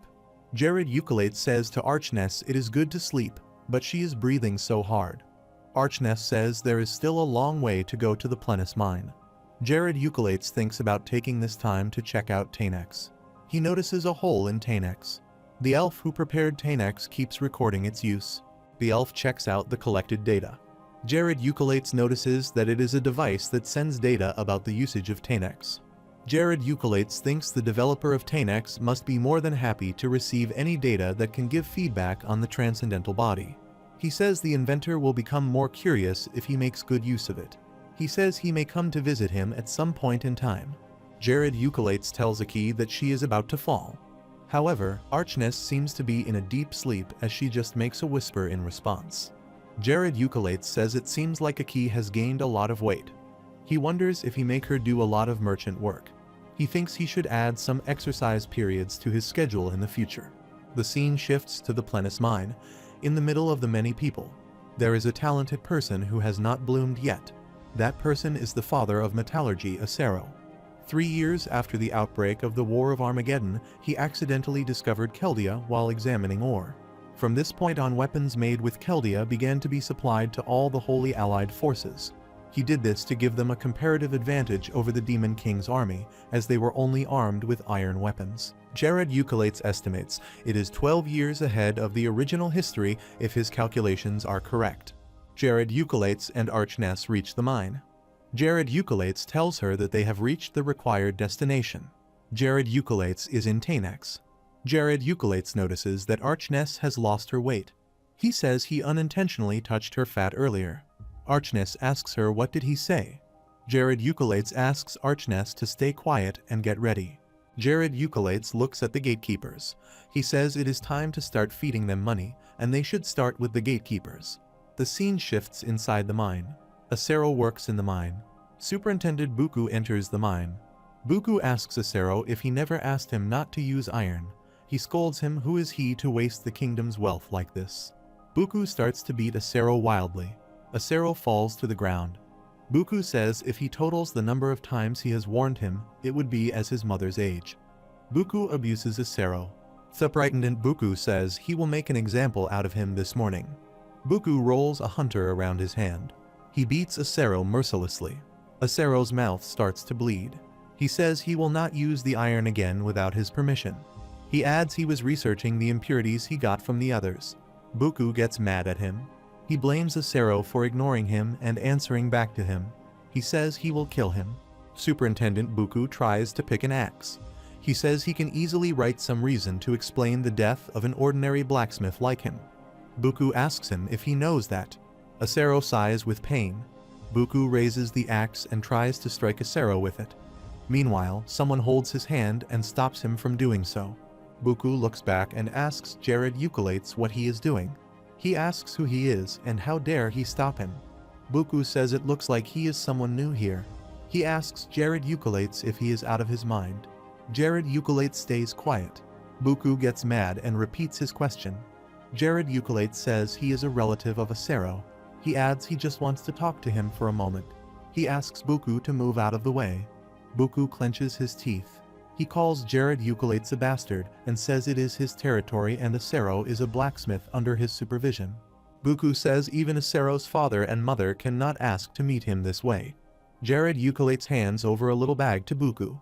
He says it is a gift for him to talk to Acero. He asks Buku to feel free to open it. Buku throws the bag to the ground. He asks Jared Eucolates how dare he play games with him. Gold coins spill out of the bag. Buku greedily looks at the gold coins and becomes stunned. He says the gold coins are worth equal to 3 years of his salary. Jared Eucolates says he still has more bags of gold. Buku asks how this happened so suddenly. He asks Jared Eucolates who is he. Archness replies instead. She says it is not for him to know. She adds if he listens to Jared Eucolates he can get 3 more bags full of gold coins. Buku asks them what he is required to do. Jared Eucolates leans toward Buku. He whispers in his ear to make a document to show that Acero has been fired from the Planis mine. He asks him to seal the document with the seal of the general manager. Jared Eucolates says for that task, he will pay him the gold coins equal to 9 years of his salary. Buku says he got his point. He adds he will do as they said. Jared Eucolates asks Acero if he is a sorcerer. Acero says he has no relative who is a sorcerer. Jared Eucolates says it is something that he made up. Jared Eucolates tries to heal the wounds of Acero. He says it seems like the superintendent continuously had been beating him. Acero sighs with pain. Jared Eucolates says well these are not uncommon things to happen in the Planis mine. Jared Eucolates scans Acero's ability. The scan shows that Acero is at level 25. His special abilities include metallurgy, alchemy production, sword, spear, shield production, and basic artifact crafting. In addition, he has research as his general ability. Jared Eucolates thinks it is expected that the future greats are different from the beginning. Jared Eucolates calls Acero as Sir Acero. Acero says the word sir is too much for him. He says to Jared Eucolates that he seems from a noble family, and still he is dealing him with respect. Jared Eucolates says it seems not many people know him, which means he is not famous enough yet. He thinks this is better for him. Jared Eucolates replies to Acero that it is perfectly fine with him as he can be courteous with any artisan. Jared Eucolates says he will get right to the point. He asks him if he is ready to leave this place and shift to a new place with his family. Acero sighs at leaving the Planis mine. He says he heard him when he told this to Buku. Jared Eucolates tells him that he made Buku make a document of dismissal. He adds he is the lord of the great territory of Caribia. Jared Eucolates says he sincerely wants to invite him to his state. Acero seems unable to believe this. He says he wants to escort him to his domain. Acero seems surprised. He wondered why a feudal lord asked him to come to his domain. He thinks he is just an ordinary blacksmith that one can find anywhere around a mine. Acero seems absorbed in his thoughts. Jared Eucolates says he will make 3 promises with him. He says firstly he will create the best smith with the best equipment. He adds he cannot promise it will be the best in the continent, but he promises it will be the best smithy in the northern area. He says secondly if he needs he will also provide him with magic equipment. He says he will even create it if he can create the required instrument. He tells Acero that he is a magician. He says he is also very good at making fine-grained instruments. Acero says it is very difficult to make fine-grained instruments. He adds it is very impressive.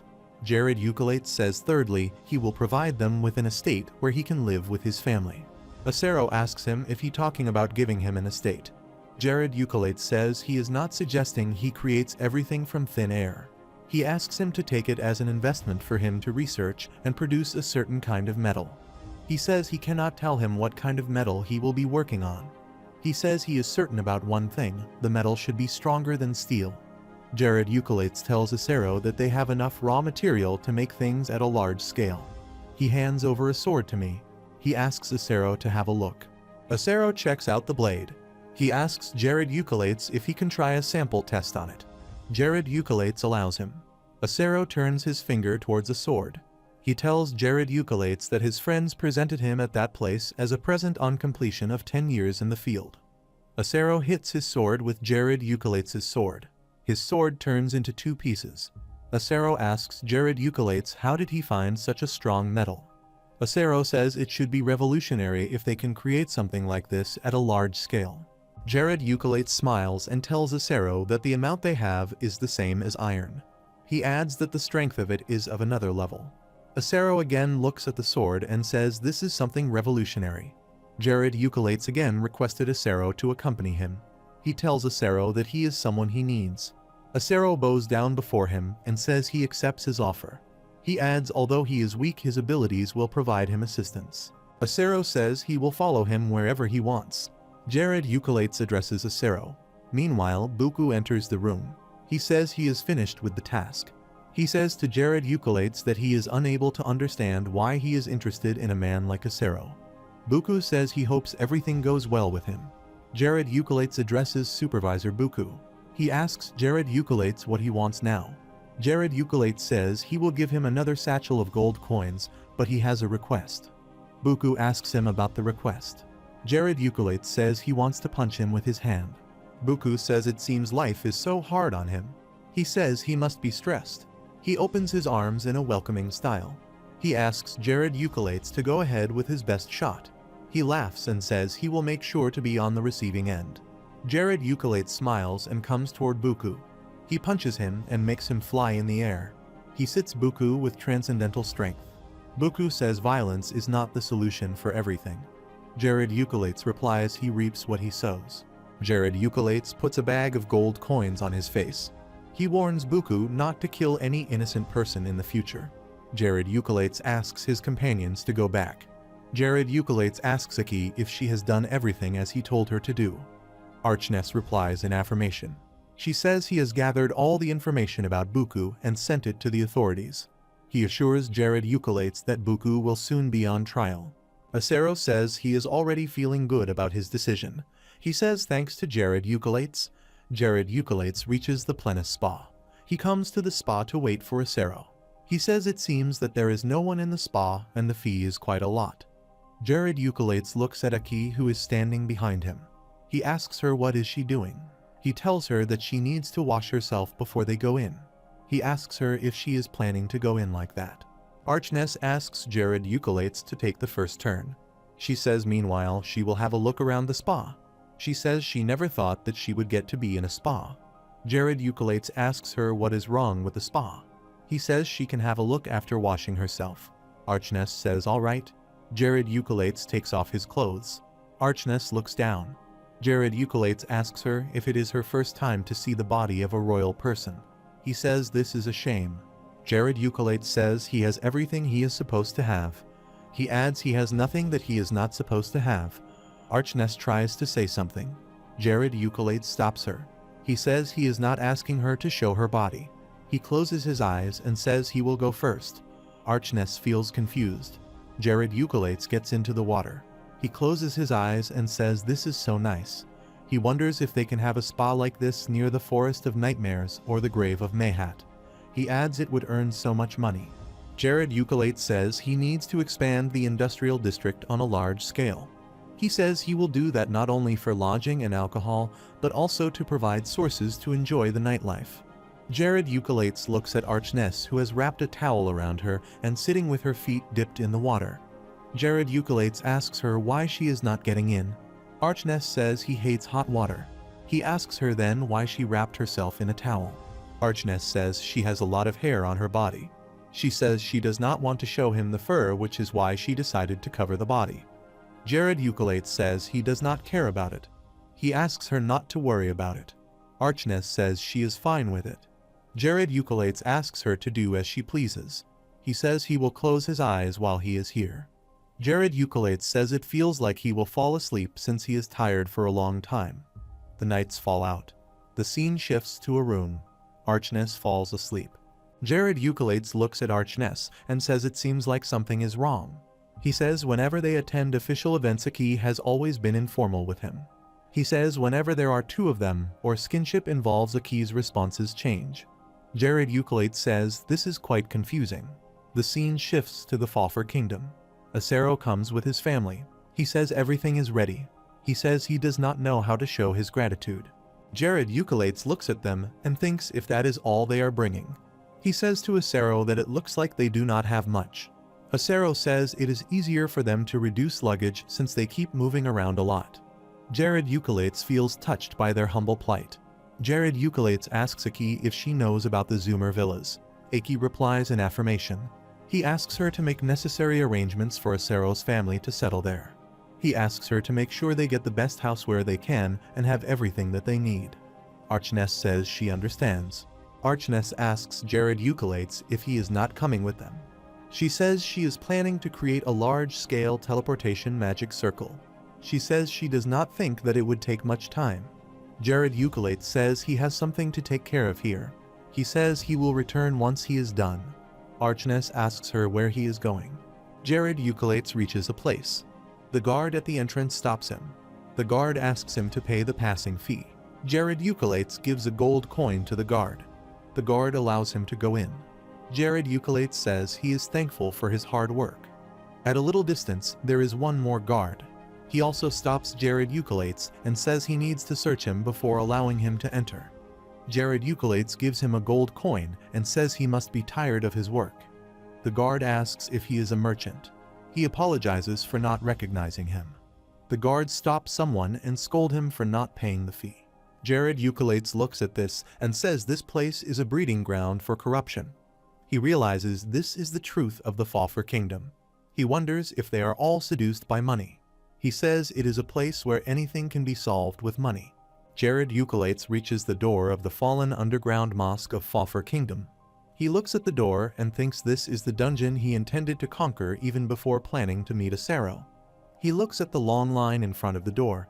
He goes close to the guard and gives him a piece of bread saying he must be hungry. There is a gold coin in the bread. The guard looks at the gold coin and asks him if he is a noble.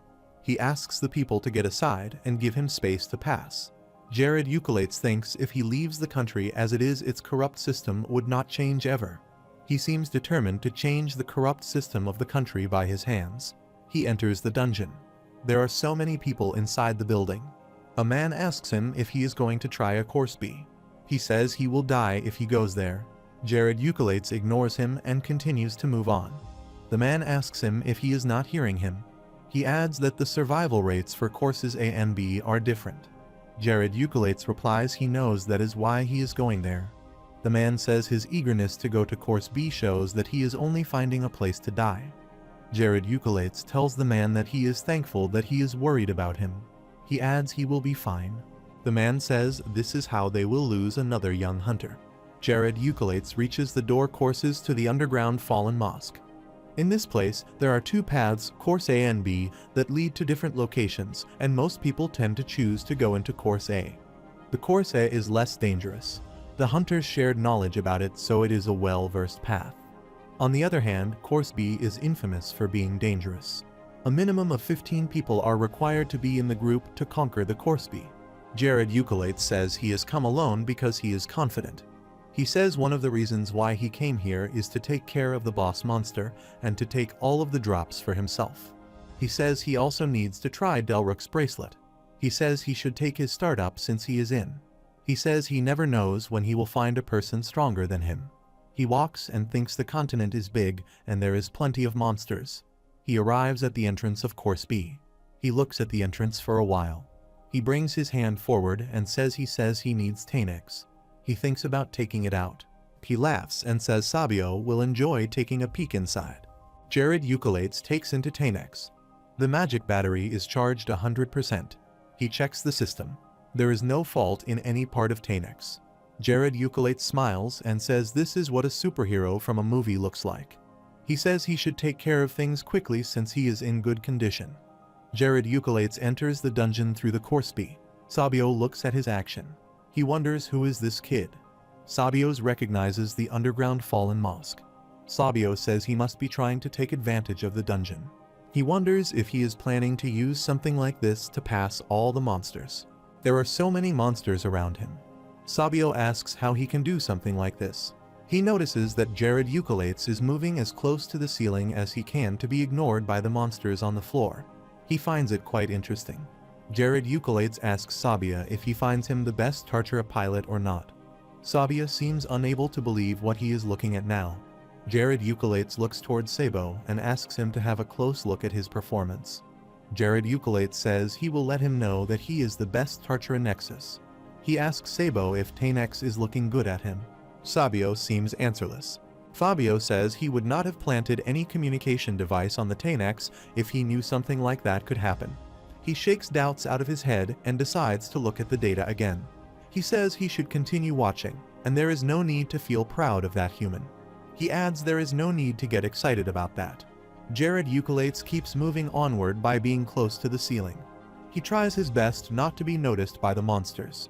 Jared Eucolates cautiously covers the distance. The monsters remain ignorant of his presence. He looks at the recording of the communication device and makes a victory sign with his middle fingers. Sabo says this is impossible.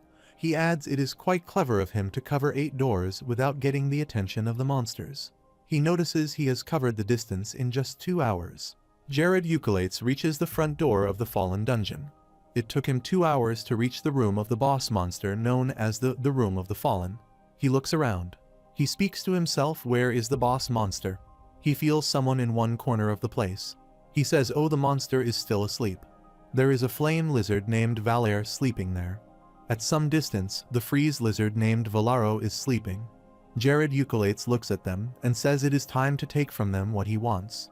He smiles and says they cannot hit him, he can hit them as much as he wants. Jared Eucolates comes close to Valere and Valaro. He says he remembers there is a time when he can do that. There are big boulders of wood. On 2 of them, Valere and Valero are sleeping. He thinks about the time when he was immersed in the Paradiso. He says it is clear that Paradiso has many people to work on it to support a vast world. He adds as a result that there are many creative ways to defeat them. Jared Eucolates says thanks to that, there were many cases where there were multiple patch notes that dropped on the same day. He adds that this is because Paradiso tried to be the best version of itself when it was not perfectly created. He thinks the point when he was reborn is 10 years ago in the main story. He says to himself that means all the bugs and tricks were not fixed by then. He makes himself clear and says in reality he has no intention of fighting with Valere and Valaro in a fair fight. He reaches the safe zone. He says he cannot tell how many people are sacrificed to get the right trick. He reaches the safe zone and says all the areas near other than this must be traps. He looks at the block of wood and says it is fake. He thinks if he attacked Valere and Valao from there, he would have been eaten by the lizard brothers alive. He imagined that horrified scene. He thinks he will either die by getting squished by the strength of their hands or get chewed alive while they enjoy the taste of a fresh human taste. He says he will die if he gets caught. He adds that is what everyone says. He says he is lucky that the dungeon's wall cannot be destroyed by the fire and ice. He says let's see what happens. Jared Eucolates looks at the ring of St. Ifnes. It is a class 5 ring. The ring can double the attack of mana. Jared Eucolates looks at the specifications of the ring and says now he can use the best trick to defeat the lizards. He thinks about blending debuffs with divine power. He opens his hand and forms a magical pattern. He releases a magic missile to hit both Valeria and Valero simultaneously. Valere growls and takes his long tongue out. Valero also does the same. Both of the lizards seem ready to attack. He looks at the lizards and says both of them have a problem. Both of them are degenerated versions. They use their sense to determine where someone is. Both of the lizards move around in aggression. They seem unable to figure out Jared Eucolates' location. They make random movements around. Jared Eucolates teases the lizards. Valere and Valaro open their mouth and attack in different directions in their attempt to kill the opponent. Valere releases a breath of flame. However, Valaro releases the breath of ice.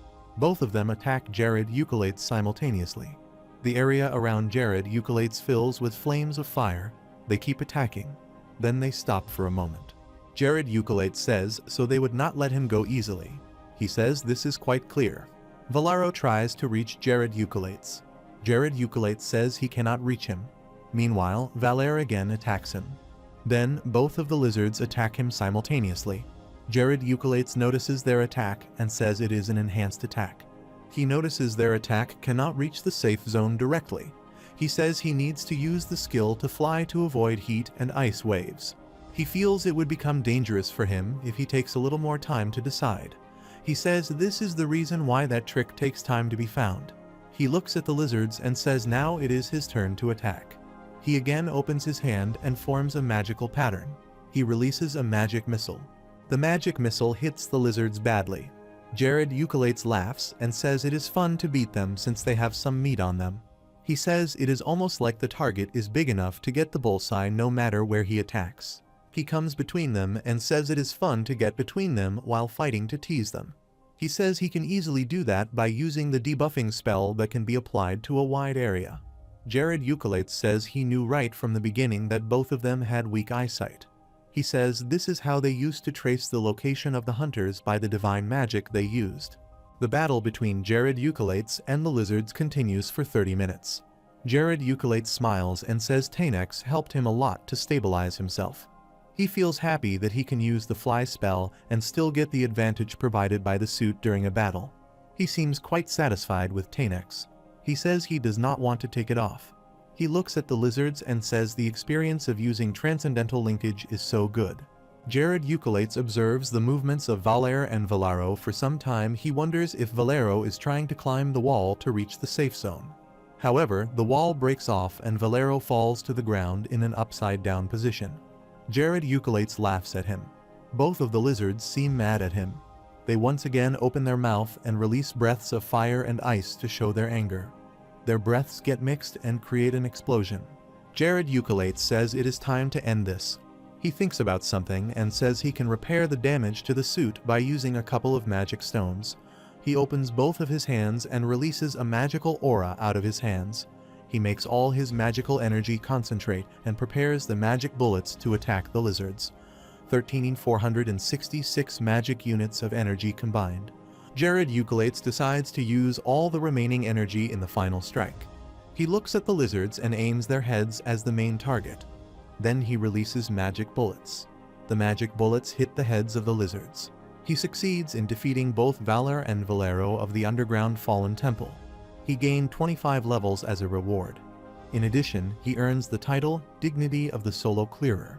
He also earns the title Song of Fire and Ice. Jared Eucalates looks at the title and clears that Song of Ice and Fire is the intended aim.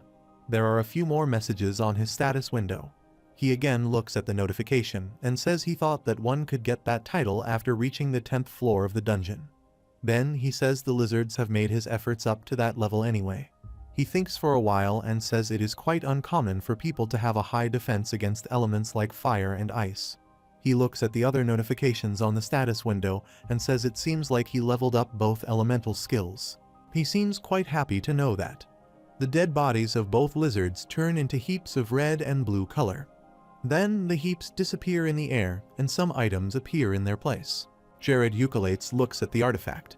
He estimates there are at least 5-star artifacts. He goes close to the artifacts and says it is time to put them into subspace.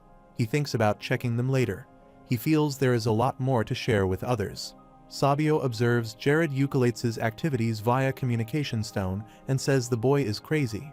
He seems shocked. He admits that he believes the boy is more special than others. He adds the expertise of the boy is beyond his expectations. Sabio wonders how he accurately knows the right location of the dungeon's safe zone. The fight between Jared Eucalates and the monster lizards is no more than a play. It seems like he was playing with both of them. Another thing that shocks Sabio is that the total damage that Jared Eucalates' suit received is only 2% of the total health. He wonders if this is the ratio of damage that he received against the infamous monsters of the Fallen Dungeon. Sabio says he is getting excited now. He feels it is as if looking at the best pilot with a gift of God. Sabio looks at Jared Eucalates and makes up his mind to visit him. The scene shifts to the great territory of Caribia. It is the morning of the 5th of September. Archness, Julian, Valdez, and Chief Murray come to Jared Eucalates' office. They ask him if he called them. All of them are quite well dressed. Jared Eucalates looks at them and asks if it is because he called them without explaining the reason. He asks them why all of them are well dressed except for Aki. He looks at Aki, notices his hat, and says it is a little too much. Archness replies that is a trend among the nobility these days. Jared Eucalates looks at the dress and asks if she can tell him what kind of man wears skirts. He asks what kind of men put on earrings and eyeliner. It seems that everyone thinks Archness is a boy. Archness says not everyone has old-fashioned sense like him. She tells Jared Eucalates that Suricero is thankful to him for providing him with a new life. Chief Murray tells Jared Eucalates that Acero's wife Crimin wants to show her gratitude. She adds that Crimin wants to invite them for a meal. Jared Eucalates replies that is great news. Yulian comes forward and asks him about the reason for calling them here. She says it is making him a little nervous. He asks him if he intends to fire someone. Jared Eucalates replies there is nothing like that. He adds he wants to work with them as long as possible. Yulian asks then what is the reason behind calling them here. He tells him that all of them are nervous because of that. All of them look at him with nervousness. Jared Eucalates addresses Yulian and asks him to come forward. Yulian wonders why he calls him all of a sudden. Jared Eucalates hands over a necklace to Yulian and says it is a gift for him. He asks Yulian to put on that necklace. Yulian does as he says and puts on the necklace. Yulian tells Jared Eucalates that he is feeling a sense of refreshing freedom inside his head. He adds that he feels he can do anything. Jared Eucalates replies it looks like the artifact is doing its work. He asks him to wear it while doing the assigned tasks. Yulian says thanks in return. Then Jared Eucalates asks Aki to come forward. He hands over a book to her and says it is the Journal of Fortuna. Archness wonders if it is the journal of the great merchant Fortuna. She says she always wanted to read this book. He tells Jared Eucalates that it seemed impossible to find a copy of that book. She says her lord is incredible. Jared Eucalates says now she is the owner of the original copy. He asks her to take good care of the book. Then he calls Valdez. He asks him to hold a thing. Valdez says it seems an ocarina at first glance. Jared Eucalates replies he is right to guess that. He adds it is an artifact known as Ocarina of Truth. Jared Eucalates asks Valdez not to play it. He says he already has its abilities naturally. He tells Valdez the more he speaks the truth, the more his communication and negotiations will improve. Valdez holds the artifact and says thanks. He adds it is the best artifact for people who make speeches. Now it is only Mary who left. Jared Eucalates asks everyone to leave except Mary. He instructs others to try out the effects of the artifacts by themselves. Everyone says thanks while leaving the room. Valdez swears that he will always speak the truth while holding that artifact. Now Jared Eucalates and Mary are alone in the room. Jared Eucalates clears his throat and is about to start the talk. When Mia enters the room and calls her mom, she tells her mom that her boyfriend Lachias is asking for her. She tells Mary that her boyfriend wants to meet her. Mary tells Mia the feudal lord is here. She looks at Lord Jared Eucalates from the corners of her eyes. Jared Eucalates smiles and thinks if Mary and Lachias are together. Lachias spent the entirety of his life in training. He does not get the chance to many people. Mary's husband died when she was pregnant with Mia. She rejected Lachias' feelings multiple times. She decides to open her heart after seeing his tenacity in trying to earn her hand. Mary admits it before Jared Eucalates. Mary tells the whole matter to Jared Eucalates. She apologizes and says she should not be bothering him with her issues. Jared Eucalates says this does not make sense. She asks her not to worry about him when it comes to her personal life. He adds people say there is nothing that can get between two people in love. Mary replies but still, she wants to make sure nothing bothers her. Jared Eucalates laughs and says the feudal lord of Caribia does not have any interest in his own love life. He adds there are rumors that he is interested in other people's matters. He admits he has an interest in the love life of the people around him. Mary still intends to apologize. Mia asks Jared Eucalates if her mother has done something wrong. She asks him if he is going to scold her or if she can scold her. She seems excited. Jared Eucalates laughs to see Mia's excitement. He addresses Mary and says there is no need to worry about him. He adds he hopes she shares wonderful memories with the people she loves. Jared Eucalates assures her that as long as she disciplines herself to perform her work, he has no issue. Mary says thanks to Jared Eucalates. Mia looks at her mom and smiles. Jared Eucalates asks Mia to report him if her mom and her boyfriend ever fight. Mia laughs and says she will make sure that he knows what happened. She says she will not even ask her mom before reporting him. All of them laugh and the room echoes with their heartfelt laugh.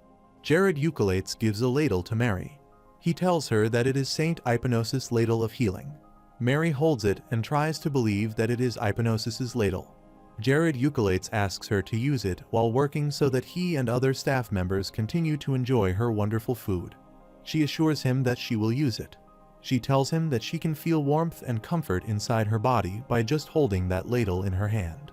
Jared Eucolates says to Mary that sooner or later a time will come when skills will become important. He says he will call her for help at that time. Mary replies she understands his point. She says she will do her best no matter what he asks her to do. Jared Eucolates thinks if they manage to supply her dishes at a large scale, it would help whether they are in a battle or anywhere else.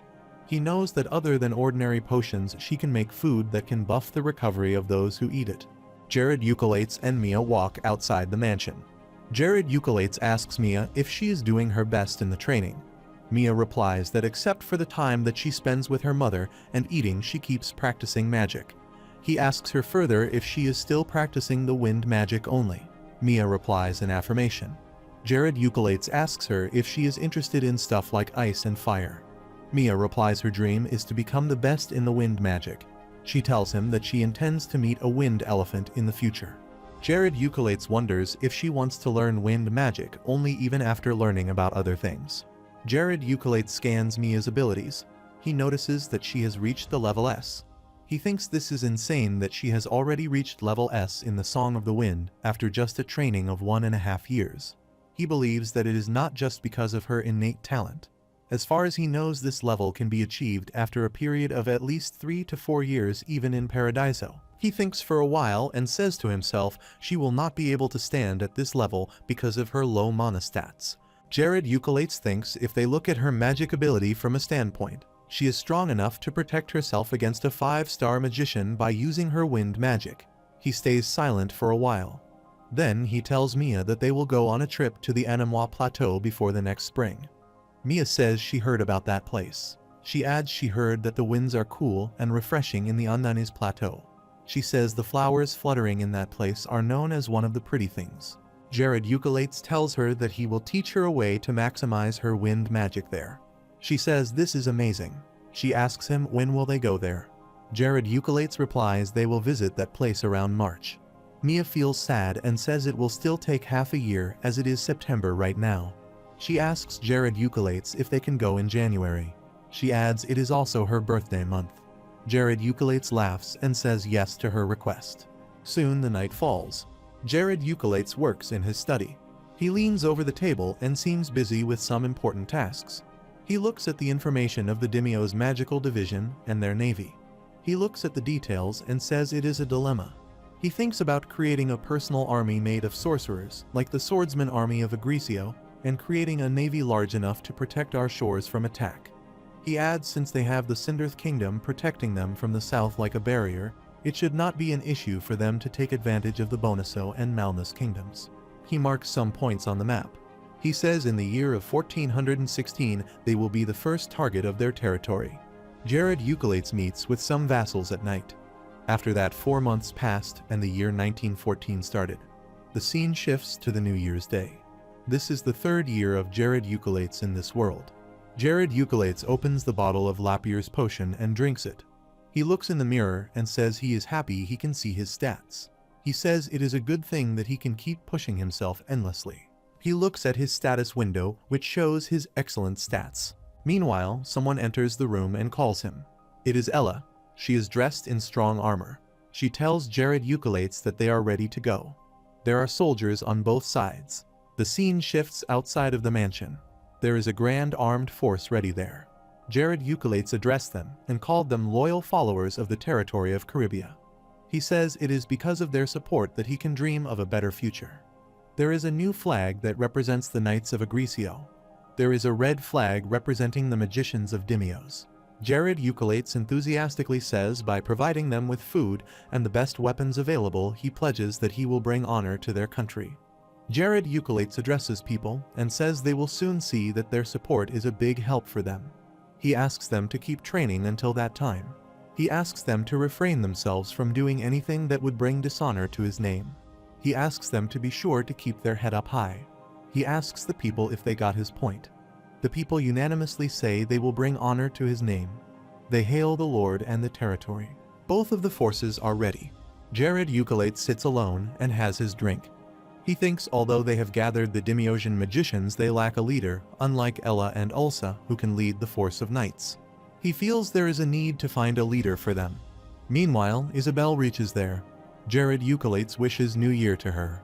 He offers his drink to her. Isabel stares at the drink and holds it. She asks him if he has put something weird in it. She suspects he may mix some potion to make her speak the truth or an aphrodisiac to make her be in heat. Jared Eucalates asks her if she wants him to take a sip first. Isabel takes a sip of the drink and says it is just a joke, she can tell him everything without drinking any potion. Jared Eucalates says to her she seems in a good mood. She replies he can say that. She says all thanks to the guild. She says it was welcoming to meet the people she used to live with. She says that they were not those people who lived with them, but their children and grandchildren. Jared Eucalates looks at her and says she is so willing to tell her past. He thinks if she is misunderstanding, she has already told him. He remembers the time when she said he should know less about her past. He thinks is a good thing that she wants to talk about her past. Jared Eucalates says he wants to ask something. He asks Isabel about the name of the shaman guild as Daraj. He asks what is the logic behind that. He adds anyone can tell that it is his name in backward order. Isabel gets shocked and asks him if he thinks like that. She tells him that she got the name from the ancient word that means honor. She laughs and says how he can think that she has used his name in backward order. She says she does not want to get unnecessary attention. Isabel tells Jared Eucalates that all the members of the guild have the same thoughts. She says all of them are thankful to him for giving them a chance to settle down. Jared Eucalates smiles and says it is good to hear. Isabel tells him that she made a new goal recently. She dramatically says she wants everyone to remember the name Daraj. Jared Eucalates says she should make sure to build the foundation in a way that her dream lasts forever. Isabel replies she will ensure it. Meanwhile, Lachias arrives there. He looks for Jared Eucalates. Isabel leaves and asks Jared Eucalates to take a break. She asks him not to worry, she will do her best. Jared Eucalates smiles and calls Lachias the great lover of head chief Mary. He welcomes him. Lachias asks him to stop joking. He clears his throat and says it has already been 4 months. Jared Eucalates replies it is fun to do so. Lachias says it is fine if the Lord is entertained. Lachias hands over an envelope to Jared Eucalates. He tells him that they have been receiving letters with the name Sabio printed on them. Lachias asks him if he knows anyone with this name. He further tells him that it is a secret document that they received from the Archness Guild, so he rushes to deliver it to him. Jared Eucalates reads the paper and says finally the time has come after 4 months of using Tanex. Sabo mentioned in the letter that he wanted to meet Jared Eucalates at Port Mate. He wrote he would wait for him until he came to meet him. He mentioned that he wants to ask so many things. Jared Eucalates finds the latter arrogant and scrumbles it. Jared Eucalates says he knew that he was arrogant about his skills and knowledge of magic. He speaks to himself that he never think that he would write such a cocky letter to him. Lachias asks him from whom they received that letter. The scene shifts to the portmate. Lachias accompanies Jared Eucalates to the portmate.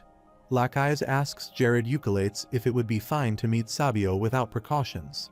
Jared Eucalates replies it will be fine. He adds Sabio is not an elf with whom they are on bad terms.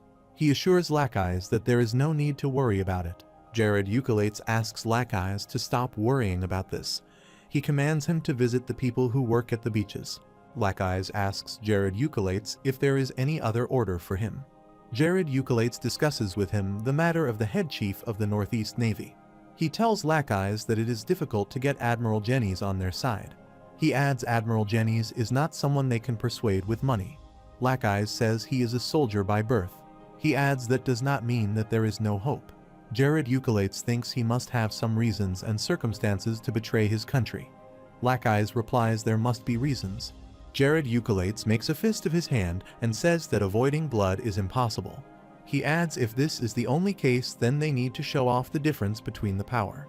Lachias says over the last 2 years they have been gathering information about the 2 kingdoms' budget for the naval forces. Black Eyes tells Jared Eucalates that they can take over the coastal area of Bonaso and Malmus Kingdom with the current Caribbean forces. Jared Eucalates replies they should wait for a little bit. Jared Eucalates says he wants to make sure that they have enough Chaldea to provide their forces with the required equipment. Black Eyes says he understands that. He adds they are making sure of the safety of Surasero. Black Eyes asks him permission to go and fulfill his orders to check on the people working in the coastal areas. He hopes to return soon. Jared Eucalates looks at the port mina.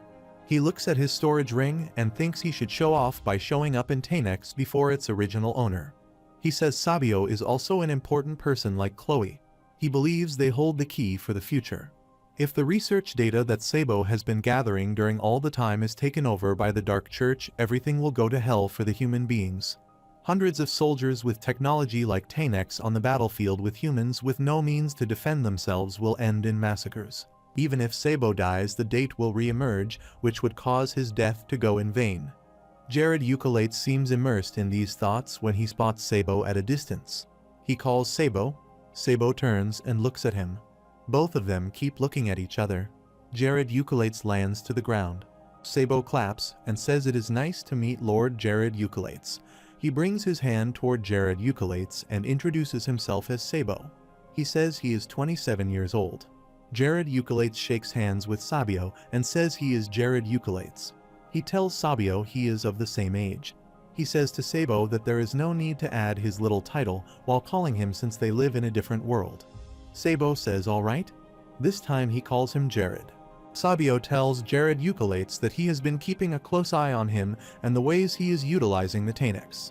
He asks him how he knows about that observation. Jared Eucalates touches the small hole at the point of the shoulder. He tells Sabo that he noticed that there is a small device attached to Tanex that sends him images. Sabo admits that. He says he tried to place the device in a place where no one could notice it. He appreciates Jared Eucalates by saying he is pretty sharp. He adds he is something different. Sabio says he knew he was someone special when he first took the Tetranex. He holds Jared Eucalates from the shoulder. He adds it seems as if he knew the abilities of Tanex from the beginning. Jared Eucalates asks him if he has passed as a pilot.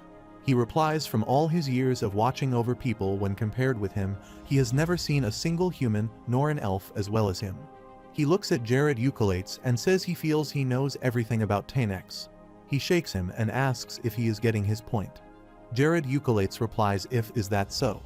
Sabo says yes. Sabo remembers it has been 8 years since he started researching, he was only 19 years old. He tells Jared Eucalates that he has invested a lot of time in the development of Tanex. He adds the fact that he did not know anything including whether he was going on the right path or not. He shares his feeling that he felt anxious about that for all these years. Sabo says he tried to use this machine times to the point of not being able to count the number of tests. He adds unlike him, he was never able to utilize the abilities of Tanex to its fullest potential. He holds Jared Eucalates again and says it is he who gave him confirmation that he was not wrong. He shares that now he feels he has not wasted 8 years of his life. Jared Eucalates asks him if he wants to take it back. Sabo says no, he has no intention to do that. He says he wants him to continue using it if it is fine with him. Jared Eucalates thinks it seems that Sabo is enjoying seeing him using the suit. He speaks to himself that any inventor feels happy to see the high level of success of his invention. Jared Eucalates says to Sabo that he has an offer for him. Sabo asks him what sort of offer. Jared Eucalates says it seems that Tanex has 2 seats. He asks him if he can unlock it for him. Sabo wonders if he knows about that. Jared Eucalates says he wants to use all the abilities of Tetranex. He says if he unlocks it, he will able to use it in a way that would satisfy him. Sabio says he cannot do it for free. Jared Eucalates asks him what he needs in return. He tells Jared Eucalates that he will do it for him if he passes his test. Jared Eucalates asks him what sort of test he is required to pass. Sabo asks him to kill the guardian of House Island. Jared Eucalates asks him if he is talking about Nemesis. Sabo wonders if he knows him as well. Jared Eucalates replies there is no way that he does not know about him. He adds that House Island is far away in comparison to Totter Island. He asks Sabo how he knows about it. Then he asks Sabo if there is something wrong and if he knows about that. He accepts Sabo's test. Jared Eucolates asks Sabo to promise him that he will remove all the seals from Tanex so that he can utilize all of its abilities. Sabo asks him if he is that confident. Jared Eucolates replies yes, he is confident about his victory. He asks Sabo to make a contract to be certain. Jared Eucolates asks Sabo to accept him as the official pilot of Tanex if he passes the test. He asks him if he is ready to accept that. He adds he would return Tanex to him in case he fails to pass his test. He further says he would pay him any fee for using Tanex. Sabo says that sounds good. Jared Eucolates asks him to lock the deal. Sabo shakes hands and says he is ready for this deal. Sabo asks him if he needs some time to take off. He asks how long it will take, 2 days or 4 days. Jared Eucolates asks him what he means by 2 days. He adds he will leave right away. The scene shifts to House Island. There is a heavy layer of snow everywhere. Sabo asks him why he is so decisive about things. He asks him further if he is not hesitant to leave right away. Jared Eucolates replies that is because he wants to prove himself, and that is not a joke. He asks Sabo if he does not understand how much he likes to use Tanex. He says it seems that Nemesis is a big deal for the Dark Elves. Sabio replies he is a big deal for them. He tells him Nemesis has never attacked them, however the monsters that surround the island attack them quarterly. He adds 4 times a year quite often. He says they would have developed a navy force or built a sea fortress if they attempted to attack through the sea. Jared Eucolates does not wait for him to complete and says Nemesis must have directly teleported monsters on them. Sabo seems impressed that he knows about the facts. He says this is a fact that they appear when they do not expect them. He adds that is the reason that they cannot do anything in this regard. Jared Eucolates asks Sabo if he can take care of Nemesis with their relationship with Dark Elves. Sabo replies there is a guy named Archness above him. He says it would be difficult to talk to others even if Ibana tries to help. He adds he cannot see any reason behind Lord's refusal if he succeeds in his test. He continues he cannot say anything for certain about this, but he guarantees that the Dark Elves would be very thankful to him.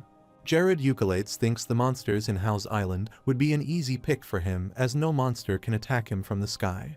Sabo addresses Jared Eucolates and says he is telling him out of concern that they tried to defeat Nemesis many times but never succeeded. Jared Eucolates smiles and replies he still made him take care of that. Sabio says he can assign him another test if he is not ready for it. Jared Eucolates asks him to forget about it and wait a bit. He tells him he is thinking about how he can take care of Nemesis. Nemesis is a monster who is described as being red from head to toe. He looks like a rhinoceros walking on its hind legs. A single strong strike is required to kill Nemesis. Sabo tells him Nemesis would not go down if they bombed him with weak attacks. It is Nemesis's innate ability to reduce the damage of the attack. So, any attack below a certain level will be negligible.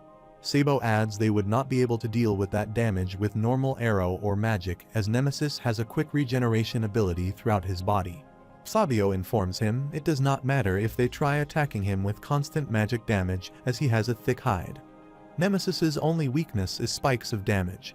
The only way to kill Nemesis is to attack his weak point with a strong strike. Sabio addresses Jared Eucolates and asks him if he wants him to unlock the seal before he goes for a fight. Jared Eucolates replies then there would be no point of agreement. He releases a heavy breath and says he is fine with the promise. He asks him to be sure to play his part when he is done. Sabio asks what if he dies. Jared Eucolates replies he would not die, so there is no need to be worried about that. He says there is one thing that he hopes he could do. Sabo asks what it is.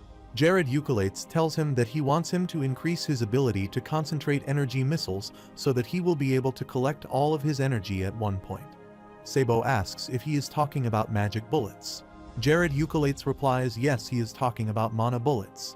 Sabo replies it should not be that hard. Sabo asks if he would make things harder for him since he is not able to use all the abilities of the suit. Jared Eucolates asks him to stop questioning. He asks him if he does not think that he better have answers once he experienced that. Jared Eucolates asks Sabo to hurry up.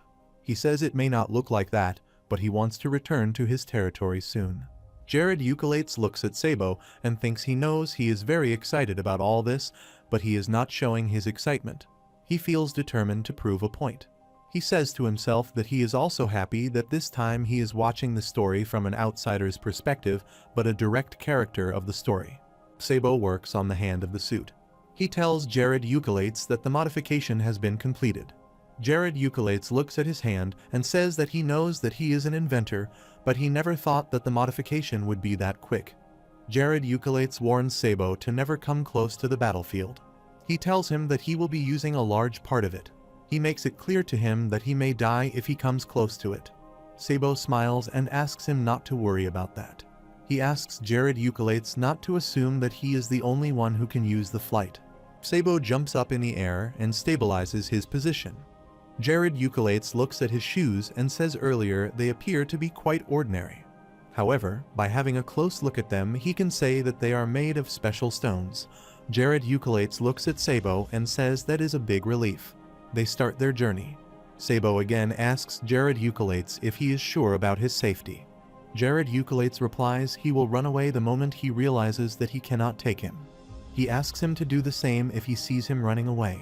He laughs after saying this. They soon reach the northern end of House Island. Nemesis, the guardian of House Island, is present there. Jared Eucalates looks at him and says he looks pretty stupid, but still he can use magic at a certain level. He speaks to himself that if he takes time to attack him, he will get a chance to call other monsters. He believes if it happened he might die. He releases a magic bullet and says this is his second time using this method. Jared Eucalates feels his lack of previous experience is making him worried. He thinks about the limitation of having only 5 minutes. He determines to end it with one shot. He moves towards Nemesis. Nemesis growls to see him coming toward him. He says with a sense of strong determination that if he has to kill that monster to earn Sabio's trust, he can do it tenfold or maybe to 100-fold over. He believes that the decision he is making here will bring a big change in the future. 3 minutes pass. Sabio observes him from a distance. He wonders how he is managing to dodge all the attacks from such a short range, even if he is receiving the support of Tetranex. Sabio mentions in his diary that his ability to utilize the suit deserves at least 200 points. He wonders why he got many chances to attack Nemesis, then why he is not doing so. He wonders why Jared Eucalates is just moving around and throwing small bits of magic at him. He says it seems as if he is making fun of Nemesis. Fabio guesses Jared Eucalates does not stand a chance against Nemesis since the Dark Elf Knights struggle against him. He believes just because he has Tetranex that does not mean that he will be able to deal with Nemesis. Fabio feels worried about Jared Eucalates. He thinks the Dark Elves were not stupid enough to take hundreds of troops to fight against him. He believes Jared Eucalates never has a chance to win against Nemesis. Fabio notices that Tetranex will use a mana shot now. He wonders why he is using a mana shot at this time. Nemesis growls again. He runs and tries to reach Jared Eucalates. Sabio notices that the current mana bullet is beyond their range. He feels there is no comparison. He feels he needs to get close and check out. He says double the mana will be compressed. He observes closely and notes he is using the same amount of mana and compressing it. He wonders how he has this deep mana pool. He feels inquisitive about where all the mana coming from. Sabio says that the suit indicated that the mana level was beyond comprehension. He notices he has twice the amount of mana that a person possibly has. Sabio looks at the light coming out of the suit. He fears that something has gone wrong. He says this guy is scaring him. Meanwhile, Nemesis growls wildly. Sabio says Nemesis is using his ultimate ability at this time. He asks Jared Eucalates to look out. Sabio asks Jared Eucalates to get out of Nemesis's way. He says he should not bother him while fighting, but if he will not do that he will be just a moment away from his death. He adds the most dangerous thing is that he is quite close to Nemesis. He tells Jared Eucalates that the suit will be destroyed if he comes in contact with him when he swings his arm. He warns Jared Eucalates that he will die with the destruction of the suit. Jared Eucalates smiles to hear that. Sabio wonders why he is smiling. He thinks if he has gone mad. Nemesis starts to run after him. He raises his bid axe in the air to strike Jared Eucalates. Jared Eucalates jumps up right at the moment when Nemesis tries to attack him. The axe strikes against the ground. Sabio thinks Jared Eucalates was memorizing Nemesis's attack pattern when they talk about that. Nemesis feels pissed off as his axe stucks in the ground. He growls in the madness of rage. Jared Eucalates takes advantage of the moment and hits him with the magic bullet. An explosion occurs and Sabio covers his ears. Sabio looks at Nemesis. Blood gushes out of his chest and mouth. The magic bullet inflicts a severe injury on Nemesis. There is a big hole in his chest. He falls to the ground. Jared Eucolates releases a heavy breath and says he did not know about this final strike. He was almost about to die. He smiles and asks Sabio if he saw that. He asks him how was that. He asks him if it is enough to earn his trust and respect. Sabio replies he is a crazy person. He adds it was dangerous. He asks him why he was sticking with defense while staying so close. Fabio shouts that he got worried about him. He says he did so to make his expose his arrogance. Sabio seems unable to comprehend his point. Jared Eucolates tells him that he was trying to get Nemesis to use his rampage skill. Sabio says he is sorry for not understanding his skills. He appreciates his skills and says he is the best pilot. Nemesis's dead body turns into a red heap, and then some block-like patterns appear on it. Jared Eucolates looks at it and says this would be very useful. Sabio asks him what it is. Jared Eucolates replies it is the rough skin of Nemesis. He thinks about adding it to Rohad's mirror armor since it is thin and light. He noticed that it is flexible so it would not restrict any movement. Sabio tells Jared Eucolates that he does not believe that he will kill Nemesis. He asks Jared Eucolates if he is alright. He looks at Jared Eucolates and Tanex. He wonders how neither he nor the suit gets damaged. Jared Eucolates asks Sabio to unlock the suit as per his promise. Sabio is about to do that when Jared Eucolates starts to check his status window. He asks Sabio to wait for a while. Sabio says there is no need to rush things. He asks Jared Eucolates to do whatever he wants to do. He adds he will be taking a look at his battle logs as he waits. Jared Eucolates reads the notification on the status. He comes to know that he has earned the blessings of the goddess Neferia. He learns that he is under the blessings of the goddess. Jared Eucolates thinks she must have been looking at him while checking Nemesis and gotten entertained by him. He thinks about the goddess and realizes that he does not know her. He believes she is not a transcendent level goddess. He says he received the blessing of the god just like the Red Queen and Keikel. He admits he is not satisfied by it. The reason behind his dissatisfaction is that the goddess is interested in him because he killed Nemesis. So that means she is not interested in him in the first place. He wonders thus that he has a god on his side now. Goddess Neferia is known for her beauty. Jared Eucolates says though he does not like her reasons, still it is nice to have her blessings. He receives 3 more notifications on the status window. The first notification shows that the god Chakamos has started to be intrigued by him because of the interest of the goddess Neferia. The second notification says the god Fecanus is enraged by him, but acknowledges his intention. The third notification shows the god Podoro is interested in his innate skills and sees his bright future. Jared Eucolates says though they are interested in him, they do not want to give him blessings. He makes a bad face. Then he closes his eyes and says some people are watching him while some are giving his blessings. He feels good to know that. Sabio says he will unlock the seals as he promised. He says he is excited to see how much more stuff he will do with that suit. Jared Eucolates tells Sabio that he wants to make a laboratory for him in the northern part of his territory. He asks him if it is fine with him. He adds he will make sure that he will have his privacy. He continues and says he will make guards stand at the gates. He ensures his security. Fabio blinks at the name of the laboratory. He says he wants him to come to his territory since he cannot come to Tatar Island. Sabio says he will be fine with traveling between here and there. Jared Eucolates tells him that he will finance all of his experiments. He adds he will provide him with the magical stone and even his help when required.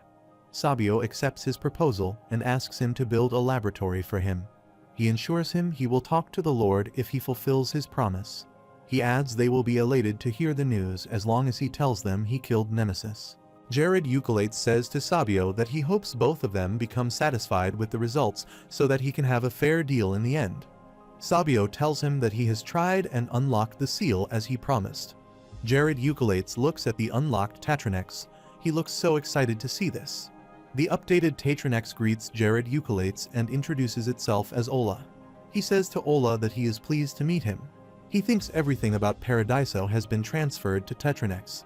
He gets into the suit. He feels Ola's voice is pretty familiar. Ola is the name of the artificial intelligence that lives within Tanex. Ola is intelligent enough to pilot the suit when there is no one inside. Ola studies the attack patterns and battle techniques of the pilot and can recreate them when needed. Jared Eucolates checks the updated specifications of Tanex. Tatragun can infinitely compress the magical energy till the components are intact. The time it takes to compress the energy is proportional to the amount of the energy. The specifications show that Ola has thinking power and she can make decisions. Ola will never harm the targets marked as pilot and his companions. The suit turns into a female while being under the control of Ola. Jared Eucolates looks at all those specifications and thinks he has gained many more ways to use the suit. He thinks he can make Ola to scout out the area if needed. He checks the target gun and thinks it would prove to be useful in the future. He gets excited to know that he can use a target gun to assassinate a target by fulfilling certain requirements. He thinks about the dictators of the Bonuso and Malnus kingdoms as the key targets. Jared Eucolates and Sabio arrive at the portmate. Sabio tells Jared Eucolates that he will use the laboratory to create the miscellaneous parts he needs for the suit. Jared Eucolates asks him to let him know whenever he needs anything. He asks Sabio to contact Hayes and Archness if he cannot contact him in the first place.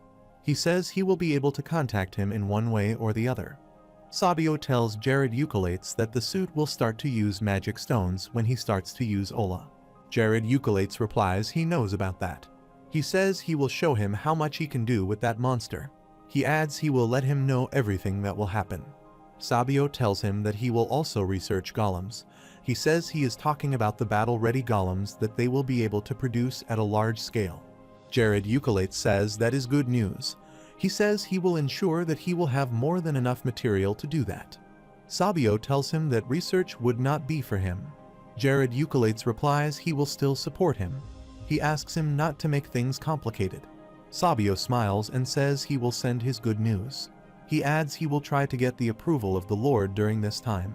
Sabio asks Jared Eucolates if he thinks that would be a good present. Jared Eucolates smiles and says he wants to develop a good relationship with the Dark Elves.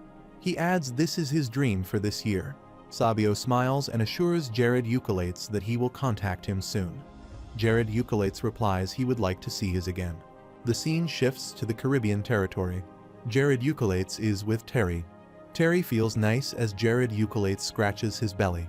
He asks Jared Eucolates to scratch a little bit more. He adds he feels like sleeping. Soon Terry falls asleep. Jared Eucolates looks at him and says he has already reached level 20. He comes close to him and asks how many rats he has been eaten by now. He asks him if he has gone on some trip. Jared Eucolates looks at Terry and says it looks like he has eaten the rats of the whole castle. He sits at his table. He thinks he should have a look at all the reports that are piled up. He reads that the imperial envoys of the Lantos Empire will arrive soon. The representatives would include Duke Galadin and the guard known as the Ren 7. Jared Eucolates reads the name of Galadin and thinks why this trash of a human being is going to visit his territory. He wonders why he is planning to visit the small independent power that is not even a kingdom. Galadin Rasmutin, who is known as Duke Galadin, is a famous sword master and the leader of the knights within the Lantos Empire. As a militarist, he is the reason why the Empire has so much power. His influence behind the scenes instills fear among the citizens. Jared Eucolates thinks if Duke Galadin intends to visit the territory in person, that means it is a direct message from the Empire. Jared Eucolates holds his head and feels worried because Duke Galadin loves wars.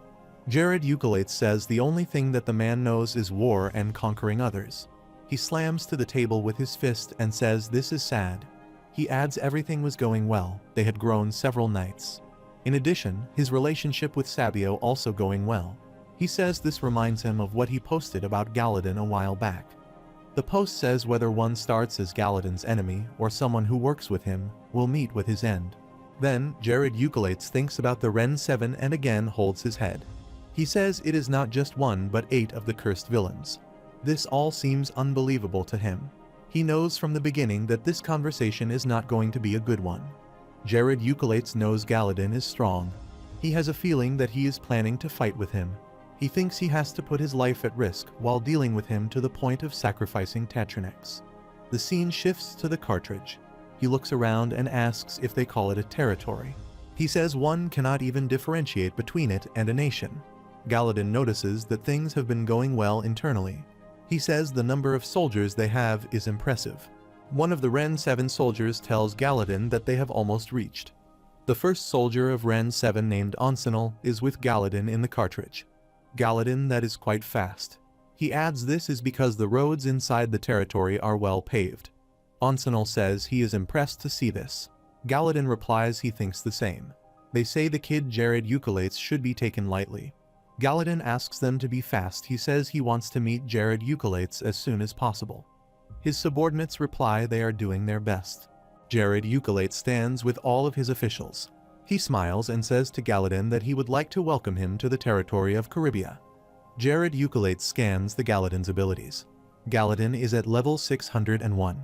His special stats count Aura Blade, Horse Counter, and Divine Power Enhancement. However, his normal stats count as Conquer, War, and Conflict. He currently possesses the Divine Sword of Lantos and the Mithril Armor of Master Agrito as artifacts. Jared Eucalates thinks the man is indeed a walking steel wall. They sit to have tea. Galadin asks Jared Eucalates why he is quiet. Jared Eucalates replies he is silent because he does not know what he should say. He adds their territory and the Lantos Empire are quite far away from each other. He says to himself that his instincts can tell him why Galdane is here. He knows he wants to manipulate him for something. He looks at Galadin and speaks to himself that he wants to use him as a means to do something. Jared Eucalates already guesses that the focal point of their conversation is going to be the Sindarth Kingdom. Galadin says he will tell him his reason behind coming here since he is curious to know about that. He addresses Jared Eucalates as Duke Jared. He asks Jared Eucalates if he is growing his forces for the safety of the territory. Jared Eucalates replies yes, this is the reason. Galadin says all right. Galadin stops for a while and asks Jared Eucalates to work with their forces and attack Sindarth Kingdom. He says if Jared Eucalates takes care of their back, defeating an internally weak kingdom would be quite easy for them. He asks Jared Eucalates what he thinks about that. Jared Eucalates seems unable to say anything. Jared Eucalates thinks about the information he has about that time. When the Great Holy War ravaged the land of Paradiso, even though they served Radius as the god, they brought together great armies. They raided the nations that had lost their strength during the long war with the Demon King's army. The words avaricious and backstabbing suited the state of affairs then. Jared Eucalates knows that they will utilize the surrounding areas to take control of their nation. He knows they will try to allure them with all types of promises of the future. However, the moment they reach their goal, the very moment they will point their blades at them. Jared Eucalates thinks if he agrees to accept Galadin's offer, no matter what, the relationship will end in destruction. Jared Eucalates returns to the present moment. He thinks that Galadin is out of his mind. He says to himself, this is so foolish of him to publicly announce that he intends to attack the Sindarth Kingdom. He feels it does not matter if he knows about his plan.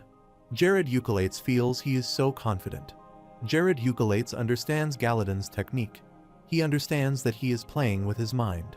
Galadin says the recent civil war and floor destruction have made the Sindarth Kingdom weak enough. He adds the northern regions of the kingdom are hard to secure. He believes that with the fate of the nation on the shoulder, Azil will abandon the northern regions. That is the time when he can take control of the northern regions. Jared Eucalates closes his eyes and tries to digest Galadin's plans. He knows very well that after the kingdom of Sindarth Caribia would be their next target.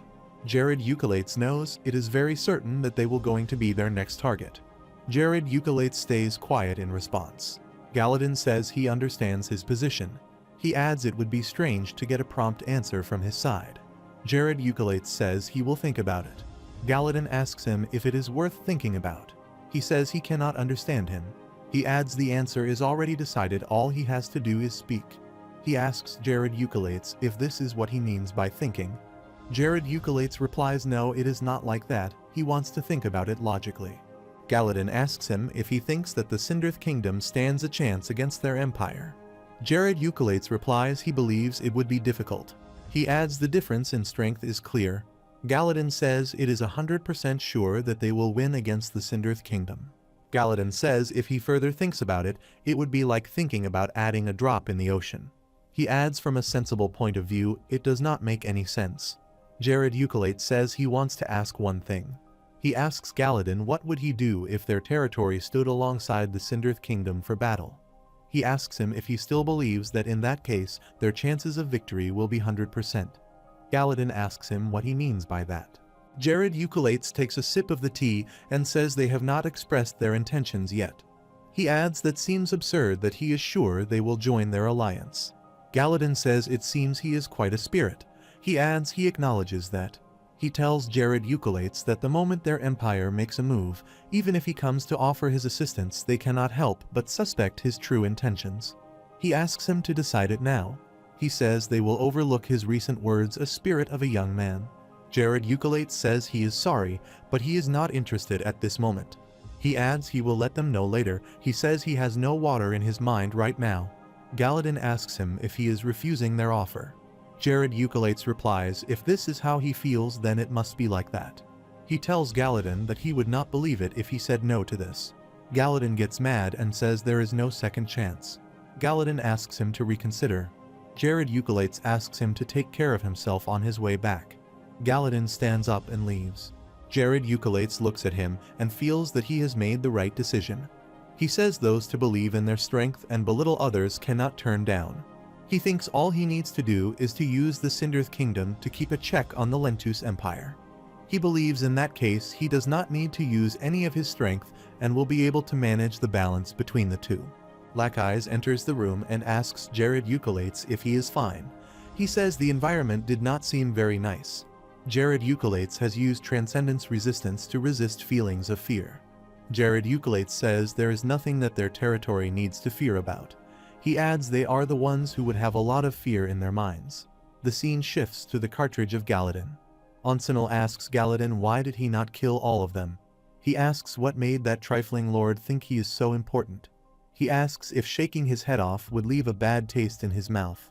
Galadin replies even if he seems that way, he has maintained good relations with the Sindath Kingdom, gaining a reputation as a warlord in the north. He adds that he recently built a shrine. He says if they had killed him without a reason, they would have become enemies of all the other nations. He adds they should not ignore the might of the Church of Radius. Galadin tells Onsenil that they need to keep their head down until then. He asks him to leave his mallet behind. He adds tall trees gather much wind. Galadin thinks Jared Eucolates' expressions changed during their talk. Onsenil says he will obey him. One of the female soldiers of Ren 7 asks Galdan, what if Jared Eucolates sends the information to the Sindath Kingdom? Galadin says this should not happen. He adds in case something like this happens, they will consider Jared Eucolates at the side of the Sindath Kingdom. He adds they will take both of them on one side. The girl asks him if that would come to bite them. Galadin replies even if it does, he will be just playing a leader in the barren north as compared to their land, which possesses a vast rich land. He brags that they are nothing more than a dart under their nails. Galadin determines that the day will come when they will crush him. He adds until then they need to gather as much information about him as they can. Both of the soldiers of Ren 7 reply they understand that. Galadin thinks he will crush Jared Eucolates one day and he has to pay for his arrogance. The scene shifts to the Sindath Kingdom. Jared Eucolates' letter reaches the Sindath Kingdom. Azil reads the letter. He seems worried to read the letter. He calls out his sister Princess Maria. Azil tells his sister that the Lantos Empire has ordered Jared Eucolates in large volumes. He adds there is a chance that the Lantos Empire will invade them. The scene shifts to the territory of Caribia. Jared Eucolates is with his close team members and officials. He appreciates their efforts by saying they have worked very hard on their preparations. They are in the middle of a discussion. There is a map in front of them. Jared Eucolates marks some points on the man. He shares with his team that they will attack the seaside city of Malnus known as Parasino and the Bonoso Kingdom's seaside city Laraka. Hayes seems worried. Jared Eucolates tells his team not to worry about anything, they are preparing well for that moment. He tells his officials that the 1st of February of this year will be the day when they will attack. The scene shifts to the 15th of January, a day before Mia's birthday. Jared Eucolates takes Mia on a trip as they have planned. Mia asks Jared Eucolates if it is MANHWA Plateau as he mentioned. Jared Eucolates is wearing Anex and holding Mia. He replies Mia yes, they are in MANHWA Plateau. He asks her if she finds it incredible. Jared Eucolates tells her as they go up. The steep incline makes it look like it is cut artificially, but it is flat from the surface. Jared Eucolates says he never imagined that it would look like this. He adds that is why many trainees come here to train since the old times. Mia looks down and sees some animals. She seems happy to see them. He tells Jared Eucalates that there is a boar there. The boar puts his foot at a point and a massive explosion happens. Mia sees this and shouts that she is scared. Jared Eucalates calms her down by saying there is no way that they put their step at one of the traps. Mia holds him tightly. Jared Eucalates asks her to trust him. Mia asks him who has placed these traps here. Jared Eucalates tells her that there is a blue dragon's den around 30 kilometers away. He adds they are the ones who placed their traps there. Mia calls them bad dragons. She says according to her, killing a person on an animal without any reason is a bad thing. Jared Eucalates says that is right, but there is no point in understanding a dragon's mindset. He adds they kill people for fun, sometimes just like they put a step on the ants. Mia says, but this is bad. Jared Eucalates tells her this is the law of the jungle. He says to her if they want to set them right they need to have a strength that surpasses the dragon's power. He clarifies that is how things are for him. He tells Mia that he wants to be a mage who surpasses even a dragon in strength. He adds there is nothing as thrilling as that. He tells Mia that he is going to speed up a little. He let her know that he would stop the wind of the plateau. He asks her to enjoy the view. Mia says thanks to him. Then he does as he said. They move around. Jared Eucalates seems taking a bird's eye view of the place. He soon finds the plains in the center of the MANHWA plateau. He believes golden points are the best spot to train for a wind mage. Jared Eucalates asks Mia to wake up. Mia rubs her eyes and says she is feeling sleepy. They land at the golden points. Mia asks him if they are going to train here. Jared Eucalates replies here. He adds he needs to explain something before they start to train. He says the Anemo's plain is blessed by the winds since the spirits of the winds reside here. Mia feels excited to hear that. She says she feels like she will learn a lot by training there. Jared Eucalates looks at her excitement. He thinks if they somehow succeed in calling the wind spirits and their Queen Vienna, they can speed up their achievements. Jared Eucalates believes they will surely win the attention of Vienna. He asks Mia to loosen up a little before that. Mia says all right.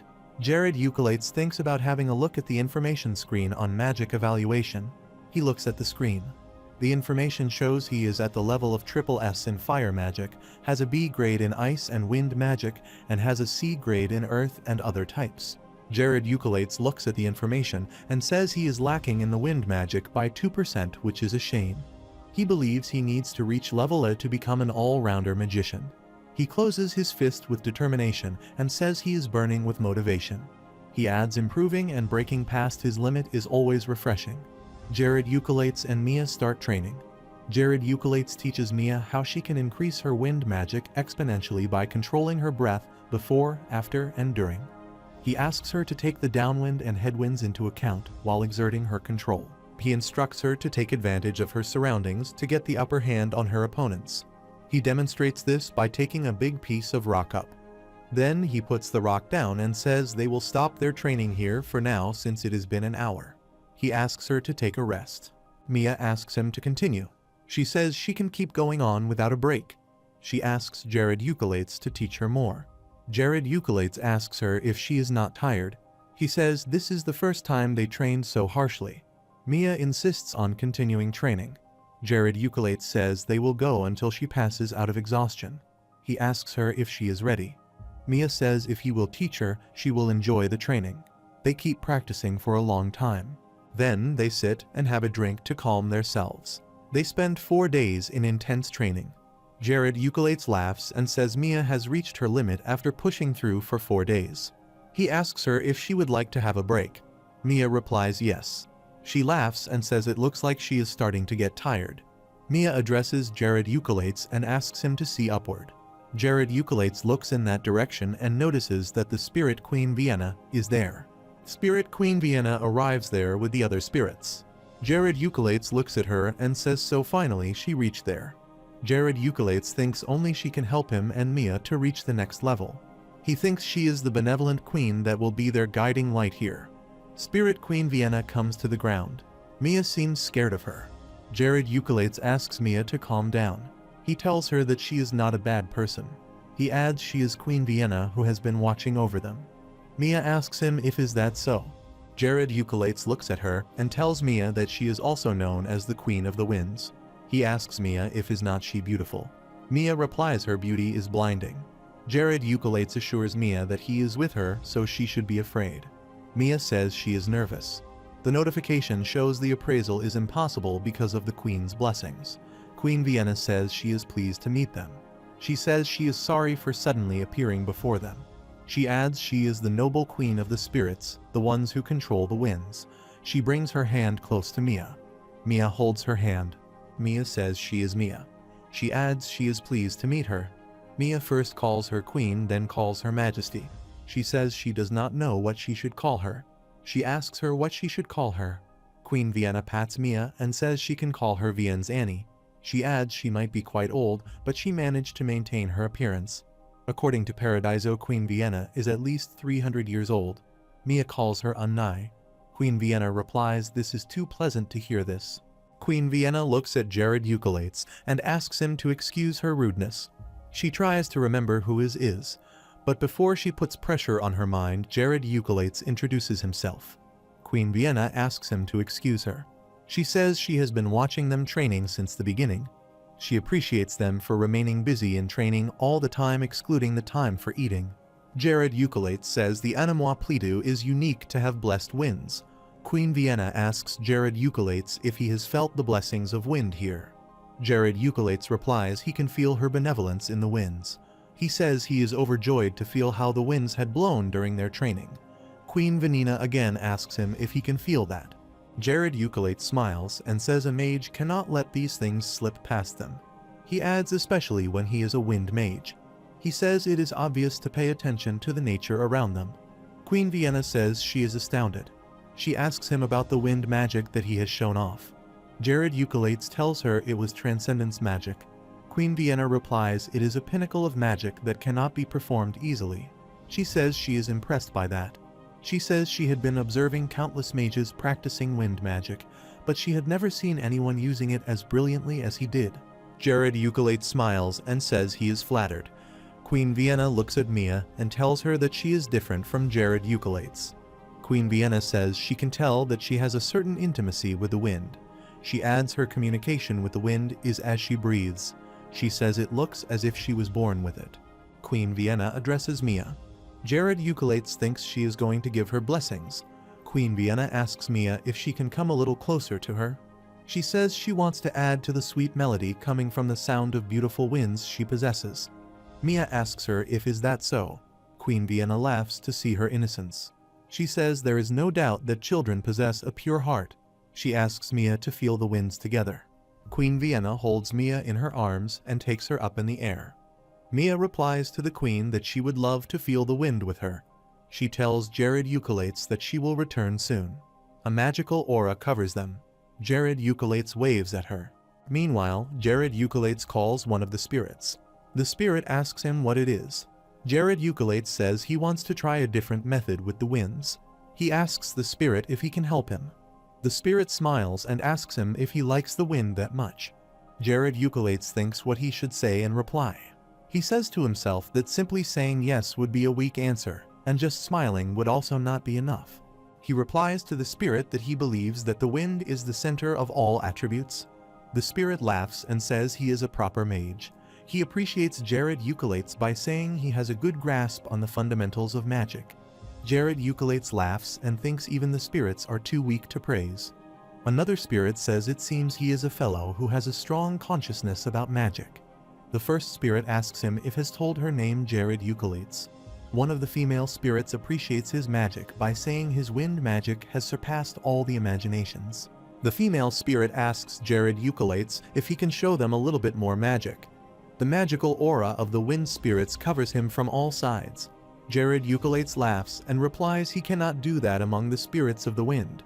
He thinks the living and breathing masters of the wind are with him. Jared Eucalates looks upward and thinks the trip of Mia and Queen Vienna is taking longer than expected.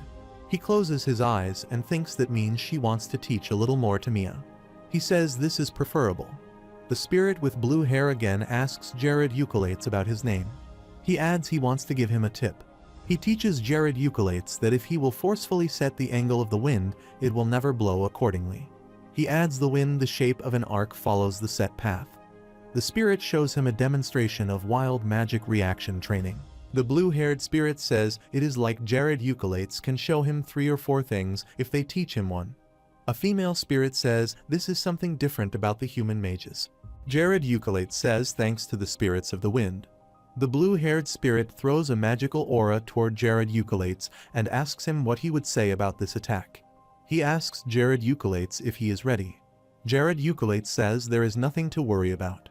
Then the blue-haired spirit tries the wind spear on him. Jared Eucalates repeats the instructions such as adapt it, guide it, incite it calmly, and respond to the wind spear. He repeats the instructions that he has brainstormed as a basis. He twists the direction of the wind spear. He carefully lays the winding path and adapts the wind to the path by guiding it.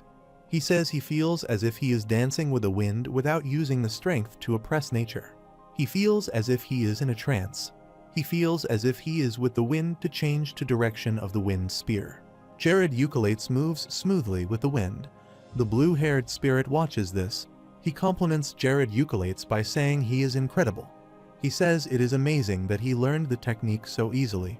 Jared Eucalates opens his eyes and asks the spirit if he succeeded in using the technique to manipulate the wind. It is something that a 9-class mage can do. The message on the status window shows that he has successfully fulfilled the minimum requirements to become a 6-class mage. All the spirits clap for him. He shows gratitude to them in return. He says he is thankful to them for generously teaching him. Jared Eucalates feels happy and says to himself that he finally broke through to become a 6-class mage. Jared Eucalates thinks about the required challenges he needs to fulfill to be reborn as a 6-class mage. He thinks about finding the King of Fire, Ignis, and passes his test to understand the essence of fire. He reads that Ignis will give him a second adventure after teaching him. Jared Eucalates says it is even difficult to think that the first chance is to find the King of Fire who does not even have a shred of humanity. Meanwhile, Mia returns and shouts she has loved it. Queen Vienna asks her if she is enjoying it. Mia says yes, she enjoyed it. She says thanks to the Queen of the Winds. Queen smiles to see Mia's response. Jared Eucalates says welcome back to Mia. Mia says thanks to him and tells him that it was fun to learn this.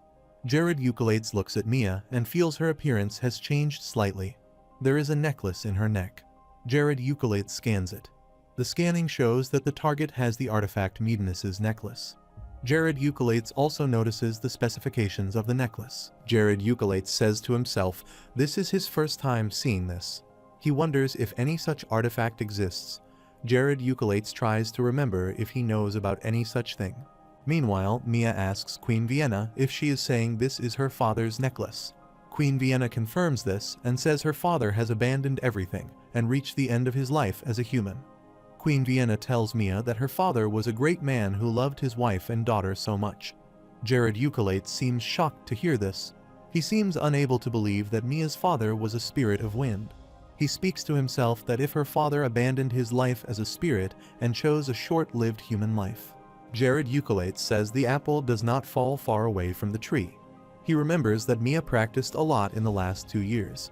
Queen Vienna asks Jared Eucalates if he can spare her some time. She brings her hand close to him. Jared Eucalates holds her hand and replies how can he refuse to her. Queen Vienna creates a strong magical aura and takes Jared Eucalates up with her. She asks him if he knows that even the spirit monarchies have a deep interest in the human world.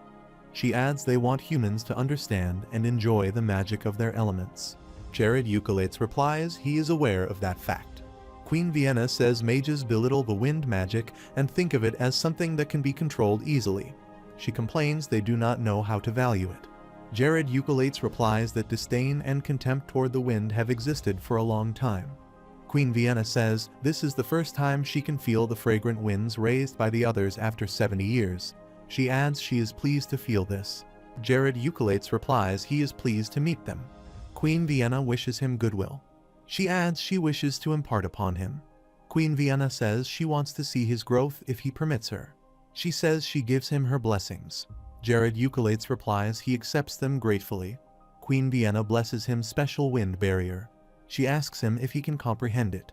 Jared Eucalates replies yes, he can comprehend a dauntless wall that is only given shape by the wind. Queen Vienna admits that he is not an ordinary person. She adds many mages are unable to understand it even if given this knowledge directly. She joins her hands together and a castle heart appears. She asks Jared Eucolates to take it. Jared Eucolates notices that it is Spirit King's gemstone. Jared Eucolates asks her why she is giving this. Queen Vienna says it is a small token of appreciation, which he can use to summon her soldiers if he needs them. Jared Eucolates says she has given him such a precious token of appreciation. He holds it and says he is very thankful. Jared Eucolates asks her if she is investing in him. Queen Vienna laughs and says if it is how it is, then it is how it is. She says she acknowledges him as the greatest mage of the mortal realm who freely wields the winds. She says she wants him to be the representative of them. Jared Eucolates wonders if she is saying that she will support the hot new Jared coin with all her might. Countless deities search for saplings to bestow their blessings upon, and the spirit monarchs do just the same. Jared Eucolates thinks if he can have their focus and attention on him, he will be able to grow stronger. He says his relationship with Vienna will become the starting point for that path. Jared Eucolates says thanks to Queen Vienna. Jared Eucolates says he will always remember and cherish her teachings and blessings. Queen Vienna says she will become his supporter and will passionately cheer him from unseen places. She says she wishes him to grow more. Jared Eucolates says he once again shows his heartfelt gratitude from the bottom of his heart. Mia shares her feelings with Jared Eucolates. She says she feels she has received a big gift. She looks at Jared Eucolates with wet eyes and says she will consider it a gift from him. Jared Eucolates laughs and says this is how things turned out.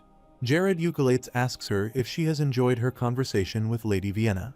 Mia replies she has enjoyed it and feels happy. She adds she also felt a little sad. Mia says there is a lot to talk about to her mother when she returns. Jared Eucolates thinks she recently discovered that her father was a wind spirit, so she must have a lot of things to discuss with Mary. Mia asks Jared Eucolates how he feels about that experience. He closes his eyes, smiles, and replies he has received an incredible gift from Lady Vienna.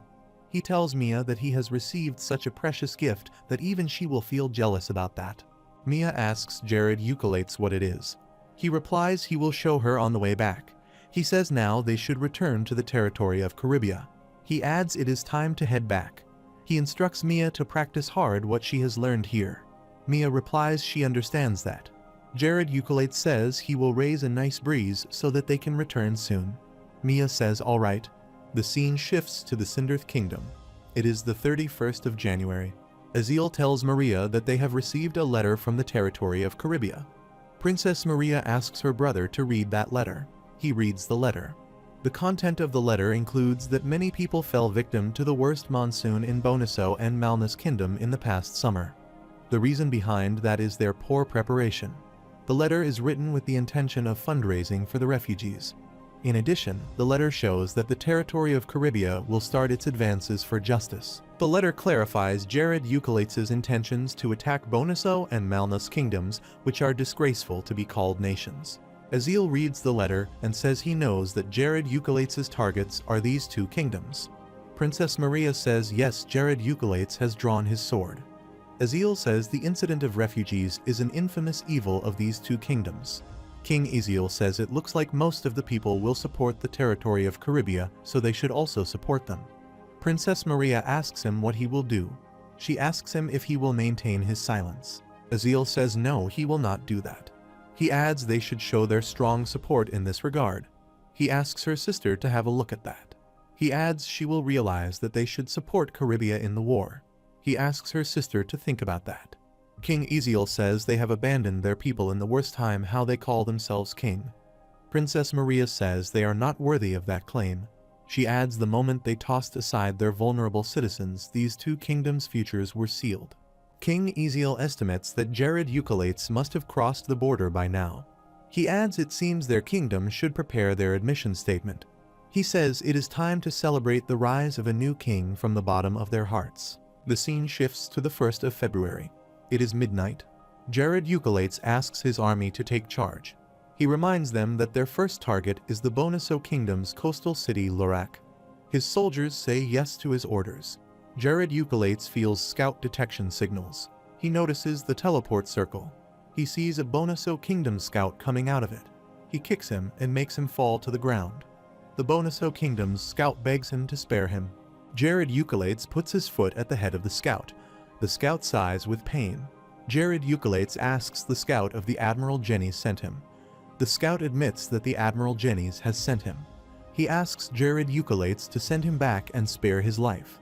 He says if he spares his life, he will say whatever he wants him to. Jared Euculates paralyzes the scout and thinks he should keep him in prison. He says for now their preparations are complete. He says he needs to go back. He smiles and says his role is important to enacting a blitzkrieg. Jared Euculates comes back to his army. He tells Ella and Lackeyes that he has dealt with a scout. He instructs that the two of them will immediately attack the point where Admiral Jennings and his forces are located. Ella asks Jared Euculates if he will attack alone. She asks him if he will be alright. He says the number of wizards in the base is less, and all of them are class 4 mage, so he alone will be enough for them. Ella replies they will take down the troops at the outskirts one by one as they planned. Jared Euculates addresses Lackeyes and instructs him to receive the rear right after Ella breaks through the line. Jared Euculates makes his team realize that in this war speed is life. Jared Euculates tells Lackeyes to make sure that there should not be any disturbance in the rear. Lackeyes replies he will keep this in mind. He adds the army commanders are ready to move. Jared Euculates adds he will entrust Ella with the Templar Knights and the medical division. However, Lackeyes will command the whole territorial army. Both Ella and Lackeyes enthusiastically reply they got the point. Then, Jared Euculates thinks about Hayes and Isabel. He looks at the 20,000 people in the Crevia territories. He takes a deep breath and says he will surely win this war. He goes to the north. The scene shifts to the Navy base established in the land of Lyraki. The Admiral Jennings asks his soldier if he is saying there is no movement. The soldier replies yes, it is like that. The soldier adds before the coming of spring, many young Jai soldiers were focusing on supporting the public in their farming preparations. The other soldiers confirm this.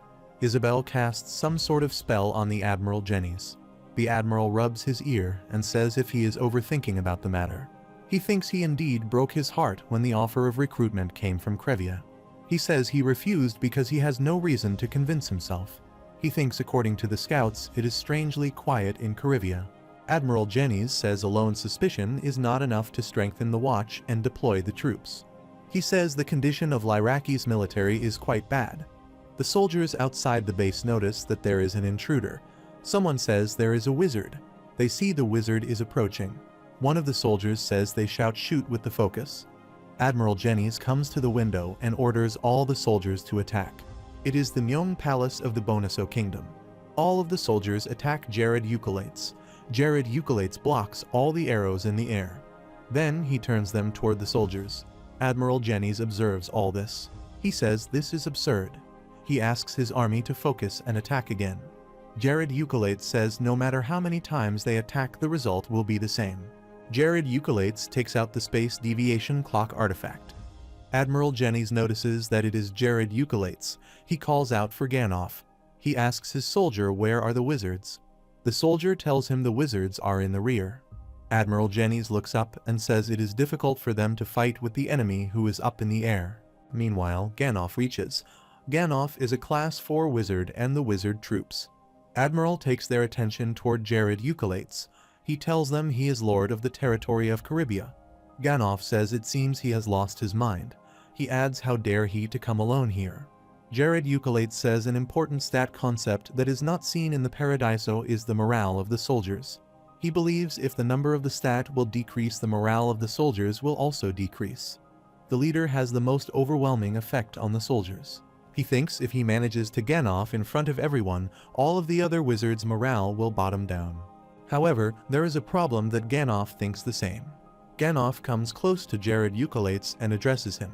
He asks Jared Euculates if he has come to this place to die. Jared Euculates replies no, he is there to send him to his deathbed. Ganoff asks him if it was a taunt. He says this is quite childish. He attacks Jared Euculates. Jared Euculates strikes back and holds him by the collar. He tries to teleport Ganoff with him to a different place. Jared Euculates thinks Ganoff is a fabulous wizard, so he has to take him to a favorable environment. Ganoff asks Jared Euculates if he thinks that he can fall into his scheme easily. He says to Jared Euculates that he needs to know the fractions. Jared Euculates attacks him. Ganoff strikes back with an ice storm. Jared Euculates blocks his attack easily. He poses as if he is in a child's play. Ganoff wonders if the attacks have been blocked. He notices that Jared Euculates has slowed the storm with the help of some artifacts. Jared Euculates says to Ganoff that he cannot defeat him. He asks Ganoff to surrender. However, Ganoff seems not in the mood to surrender. Jared Euculates attacks him and says it is his turn now. Ganoff tries to deal with Jared Euculates' attack. He says if he considers him vulnerable. Ganoff uses his Spiel of Ice will to deal with the inflicted attack. Jared Euculates looks at him struggling and says his spell will not work. Jared Euculates wonders if Ganoff trying to deal with the attack through the help of induction. He says it is still quite slow. Ganoff uses spells of Blink and Ice will together. Jared Euculates notices that he is close to it. He again attacks him. Jared Euculates' magical aura pushes Ganoff. Ganoff calculates there is a difference in the reaction times of the first shot of the Ice will and the surprise attack. He notices Jared Euculates' reactions are different. He wonders why it is like that. Then he says it is a row away. He considers his guess right. Jared Euculates puts on Tanex and releases a transcendent magical aura. He asks Ganoff to hit the scarp of metal now. Ganoff tries to catch him but cannot do so. Ganoff seems exhausted and calls his soldiers useless bastards. Jared Euculates asks him if he is worried about his army. He inquires him if there would be no hope if he fails to defeat him. Ganoff gets mad at him. He asks Jared Euculates to shut his mouth. He again attacks Jared Euculates with a strong magical aura. However, Jared Euculates seems unaffected by it. Jared Euculates folds his arms in front of him and says all of his efforts are useless. Ganoff calls Jared Euculates a stupid person. He says his pride will make him lose. He again strikes Jared Euculates. He laughs to consider Jared Euculates tricked by him. Ganoff says he will see how he slows down his attacks by being attacked from a short distance. He comes close to Jared Euculates and makes continuous strikes. He attacks Jared Euculates with the lightning spear at first. Then he uses throttle against him. The smoke covers the atmosphere around them. Ganoff laughs and says it is amusing to see that he has received a little resistance from Jared Euculates in a one-on-one confrontation. He says he does not know if he has stolen the artifact from the dragon, but he will take good care of it. Meanwhile, Jared Euculates appears before him. Ganoff seems shocked to see him. He looks pissed off to see Jared Euculates. He says Jared Euculates has several secrets that no one can imagine. Jared Euculates attacks Ganoff. Blood spills out of his mouth.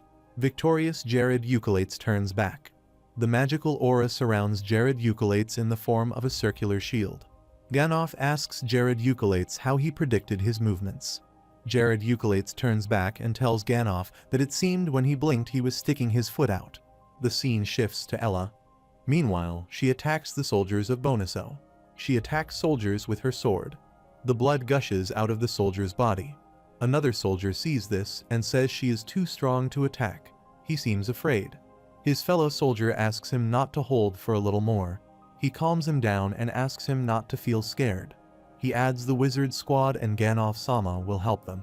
One of the soldiers attacks Lackeyes and says he is from the proud army of Bonuso Kingdom. He raises his sword at Lackeyes. When he attacks, his sword tears into two pieces. The soldier seems shocked to see this.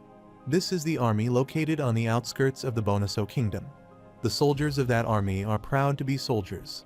The well-honed and well-maintained weapon is their pride. That pride breaks with the shreds of the sword. The soldier sits down and looks at the pieces of the sword with wet eyes. He still holds the handle of the sword in his hand. The soldier looks at the broken sword. His pride disappears and leaves scars behind. The soldier cries. He looks at the opponent army, who they thought to be off lower level. The commander of the Caribbean army says it looks like the opponent is lacking in equipment. He asks his army to move forward. The Caribbean army moves forward. The pieces of broken swords and gushing blood of the Bonuso army can be seen everywhere on the battlefield. The soldiers of the Bonuso army feel the quality of their weapons and the armor of their opponent is absolute. It does not matter if things are taken care of well. When someone realizes on the battlefield that their opponent's weapons are superior to theirs, it is already too late. The new weapons of the Caribbean army are made out of Saldia. Caldia is material that is a scam with a generational difference. It looks like a battle between rice straw and an iron sword. One of the soldiers tells his companions that the quick-witted ran away. He adds their weapons are of no match with the opponent's weapons. The other soldier asks the first one if he is running away. The second one asks the first one to go and fight. The first one replied those who fought died. He adds the only way they have right now is to run away. The scene shifts to the front barracks of the Bonuso army. Captain Karpa is there in the camp. A soldier arrives at the Como. Captain Karpa looks at a map and asks if it is the first round of their victory. The soldier replies the situation of their army is quite bad. Captain Karpa inquires him what he means by that. The soldier informs the captain that the front line has been disrupted and not recovering. He tells the captain that many soldiers ran away from the battlefield. Captain Karpa says the punishment for the escaped army soldiers is execution. The soldier tells the captain their infantry and horsemen attacks do not work on the opponent. The soldier says there is something wrong. He adds the advances of the opponent if so quick. Captain Karpa seems angry. He wonders how their army reached a losing momentum like this, which had an equal momentum before. He thinks maybe Ganov saved them at this point. Meanwhile, someone informs that the enemy has reached there. Captain Karpa holds the soldiers and asks them what is Captain Chen doing. He gets mad at the soldiers for informing him about the enemy at the 11th hour. He asks the soldiers why there is no report. The soldier informs Captain Karpa that Captain Chen is dead. He adds all of the soldiers are dead. The soldier tells the captain that every single one of them is killed by the enemy. Ella single-handedly killed many of the enemies. Captain Karpa looks at Ella, who cuts his soldiers like mere things. He says judging by her outfit, she seems to be a vanguard. Captain Karpa takes out his bow and arrow. He thinks of killing the opponent army's commander to save the morale of the Bonuso army. He aims at Ella. Ella catches the arrow and breaks it into pieces. He looks at Captain Karpa and asks him if he is there. Captain Karpa looks shocked to see this. Ella runs her horse back to the soldier quickly. She raises her sword and kills many of the soldiers. The soldier tells Captain Karpa they are running short of time. The soldier says to Captain Karpa that they should retreat. Captain Karpa says if he retreats there will be no chance for the Bonuso kingdom. Ella turns her horse and starts to approach them. Captain Karpa takes out his sword and says he is the captain of Bonuso's army. He swears on the honor of the fallen soldiers and the kingdom. He says he will kill the enemies. Ella looks at him and says this is excellent, that he is full of spirit. She gets hold of her sword and says she will face him with power. Their swords strike with each other. Ella strikes Captain Karpa with the aura of the divine sword. She makes Captain Karpa jump back with her strike. Ella thrusts her sword into the ground. A crack appears on the surface of the ground. Ella asks the Bonuso army if they are ready to surrender now. She says if they are not ready to surrender, then they should be ready to give their lives away. The soldiers look at each other. She kills all the soldiers who do not surrender. One of the soldiers says he is ready to surrender. He asks for mercy and says he has a family. The Caribbean soldier asks them what he is to do with that. The Caribbean soldier says they have considered Yong Jai's army weak. He adds that Yong Jai's army can cut them in half. Meanwhile, Black Eyes reaches. He asks his soldier to stop.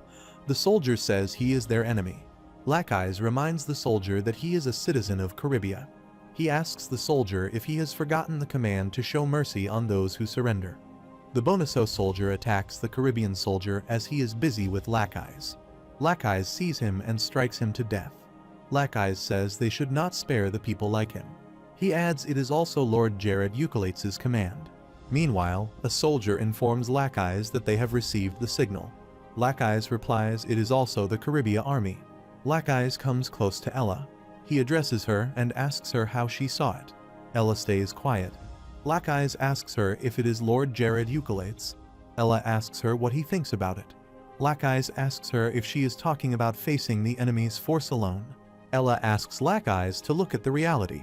She asks did he ever met a heavy army led by Admiral Jennings. Black Eyes replies no.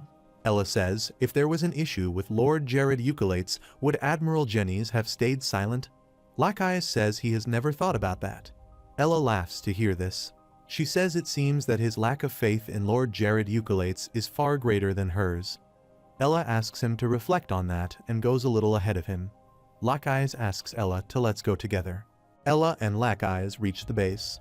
Ella says it seems they are late. Lackeyes says Lord Jared Eucolates had ended the things alone. All the wizards and Admiral Jenny's bow before Lord Jared Eucolates. Jared Eucolates turns back and looks at Ella and Lackeyes. He passes a wide smile. They are at old Gentis's temporary barracks. Admiral Jennys says the remaining soldiers are guilty because they had a boss like him. Admiral Jennys still bowed before Lord Jared Eucolates. Admiral Jennys asks Lord Jared Eucolates to calm his anger with his blood. He begs Lord Jared Eucolates to show mercy to the soldiers. Admiral Jennys waits for his answer. Jared Eucolates comes close to Admiral Jennys. He asks him if he would like to become the leader of the Caribbean Navy to get stronger in the future. Admiral Jennys looks at Jared Eucolates.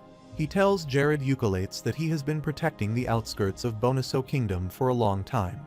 He adds he built the Navy on a single road in the sea. He has an experience of 40 years. However, he has never been treated with such respect before. Admiral Jennys wonders about the respect given by his enemy. Jared Eucolates again asks Admiral Jennys if he is ready to accept his offer. Jared Eucolates bows before Admiral Jennys and requests him to serve as the leader of the Caribbean Navy. Admiral Jennys stops him from doing so. He asks him to raise his head. Jared Eucolates says Lyraki has now become part of their territory. He looks at the map. Jared Eucolates declares Lyraki Port as a base for naval revitalization. He discusses this matter with Admiral Jennys.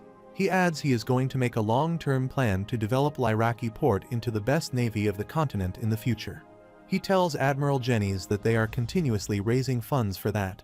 He adds the amount of the budget available currently is about 500,000 gold. This amount of gold is equal to 500 billion won in the past life. Admiral Jennys stands up to hear this much amount. He says it is an astronomical amount. He says to Lord Jared Eucolates that it would be unreasonable to spend this much amount. Jared Eucolates laughs and says there is no problem with that. He accepts that the planned amount is quite a lot. He adds their country has enough resources to spend this much amount. He mentions Nightmare Forest, Demon's Refuge, and Tomb of Mayhat are high-rated resources. Jared Eucolates says Caribia has been encouraging the attacks of dungeons. He reveals that the infrastructure has been built and the hunters in the Nassau continent have been provided with a base. Jared Eucolates further shares with Admiral Jennys that most of the hunter guilds have been moved to their territory. He adds the culture, lodging, and liquor industries associated with the hunters are amazing. Jared Eucolates asks Admiral Jennys if that amount would be enough for the military. He appreciates Admiral Jennys' experience. Jared Eucolates shares with the Admiral that he has to put him at the heart of Caribia's navy. Admiral Jennys confirms if he wants to entrust all the responsibilities of the Caribbean Navy to him. Jared Eucolates replies that is right. He commands the Admiral to create a strong navy to give hope to the people of Lyraki. Jared Eucolates says the arrogance and incompetence of the kings made them abandon innocent people during the worst time. He clarifies the innocent will not suffer anymore. Admiral Jennys looks at the map and thinks Lord Jared Eucolates knows about the navy routes better than anyone. He again asks Admiral Jennys if he is ready to accept his offer. Admiral Jennys accepts the offer. Admiral Jennys says that he is not that skilled. He ensures Jared Eucolates that he will do his best to fulfill the assigned responsibilities. He puts his hand at his heart and says he swears to dedicate his life to Lord Jared Eucolates. Jared Eucolates comes close to Admiral Jennys, holds his from his shoulders, and shows his gratitude. Admiral Jennys also says thanks to him. Admiral Jennys completely surrenders to the Caribbean Army. The coastal city Lyraki falls to the hands of Jared Eucolates. Furthermore, all the naval forces of the Bonaso Kingdom under the jurisdiction of Admiral Jennys surrendered. With the naval forces, the ships also came under the authority of Jared Eucolates. There is a celebration in Lyraki. All the soldiers eat quality bread and meat. One of the soldiers says that he is feeling well after eating that. Another soldier says they should eat well as they are about to leave. Jared Eucolates looks at the soldiers. He says it is nice to see the soldiers enjoying the meal. Admiral Jennys says thanks to Jared Eucolates for his favor. Jared Eucolates says it is imminent to advance to the coastal city of Presino in the kingdom of Malnus. He adds it would not be better for the admiral to take a break. Admiral Jennys tells Jared Eucolates that an admiral like him runs the city of Presino. He adds that Admiral Luke has been his friend for the last 40 years. Jared Eucolates asks Admiral Jennys if it is true. Admiral Jennys replies, yes, it is true.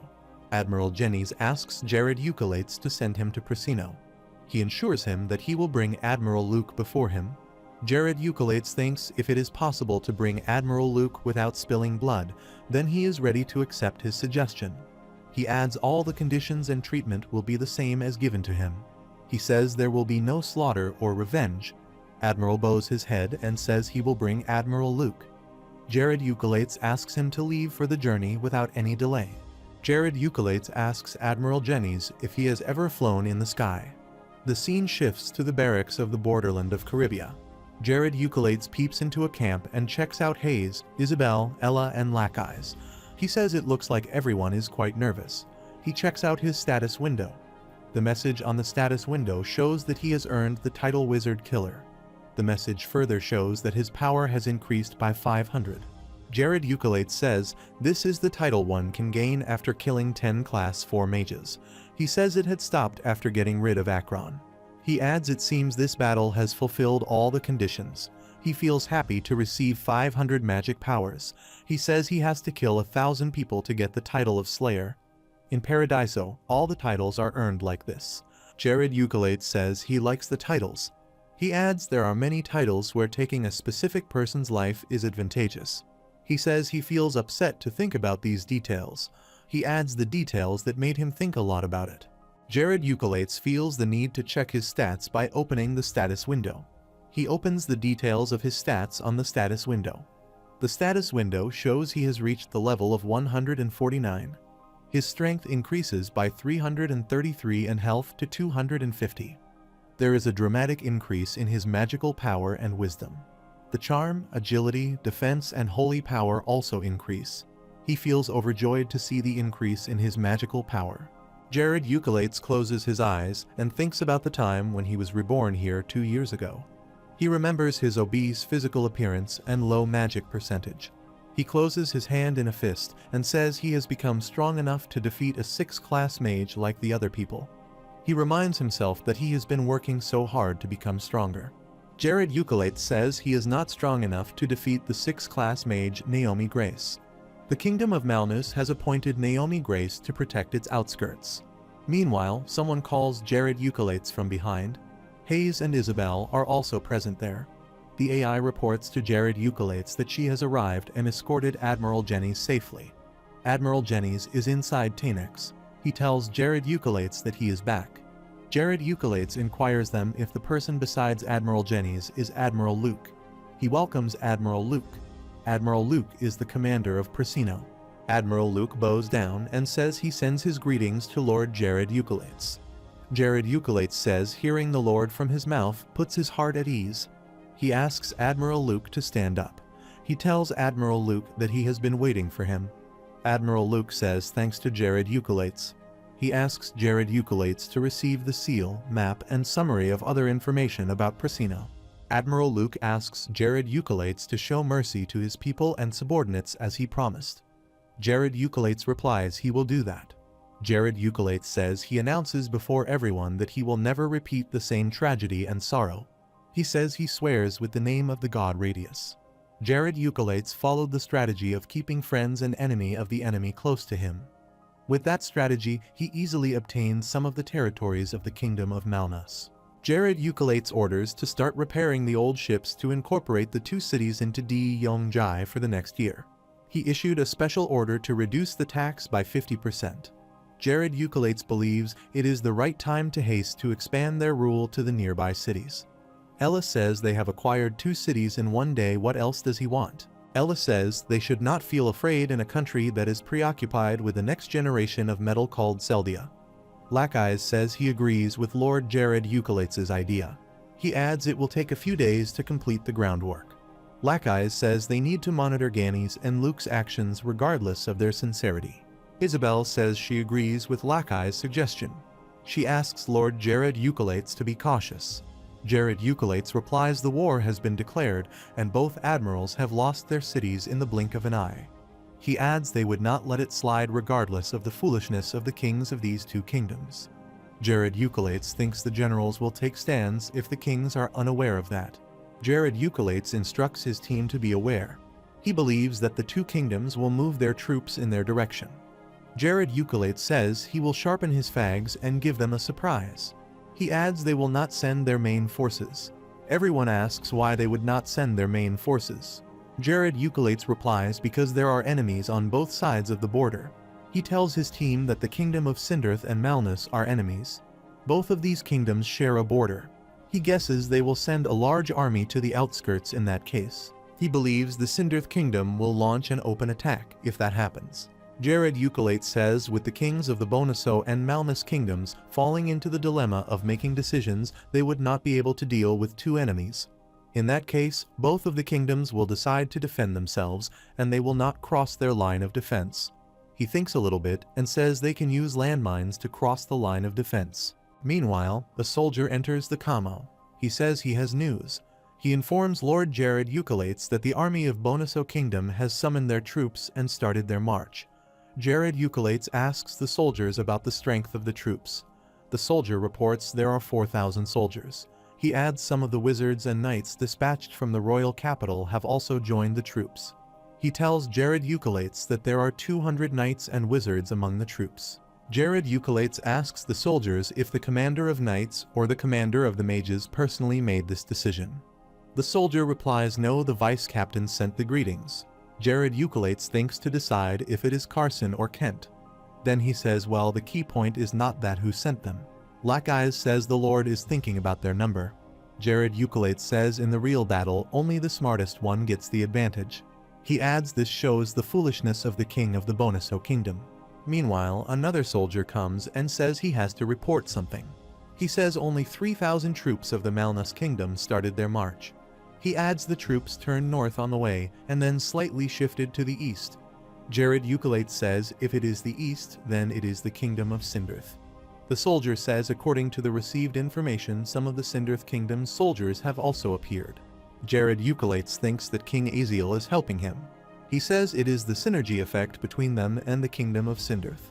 Jared Euclid raises his hand and addresses his team. He says he commands them to establish a forward base on the outskirts of both of the cities. He informs them that he will build a defense line with the mountain range. In addition, he orders his soldiers to install Jared mines in the main route. He asks them to submit a plan after that. He says they are going to prepare for a defensive battle. Everyone says that they will do that in the name of their lord. The scene shifts to the Academy of Naomi Grace. It is raining outside. There is a book in the hands of Naomi. She stands by the window. She says it is ridiculous that she lost everything by talking once about the king's tyranny, conspiracy, unexplained affairs, and corruption. There are so many rats in her academy. They are roaming around. Naomi Grace seems hopeless. She says she cannot do anything for the future of this dark kingdom. She listens to the magic circle alarm. She notices that a wizard is coming from the north with strong mana radiation. Naomi Grace thinks is it Jared Euclid. She says it is better if it is him. She declares Jared Euclid as the most hated man in the world. She says she needs a sandbag to fix her mood. She believes that he has come to this place to die. She moves upward toward the sky. She looks at Jared Euclid from a distance. She thinks he is heading south without considering her presence. She releases a magic aura from her NAD and targets Jared Euclid. She asks Jared Euclid to die as she attacks him.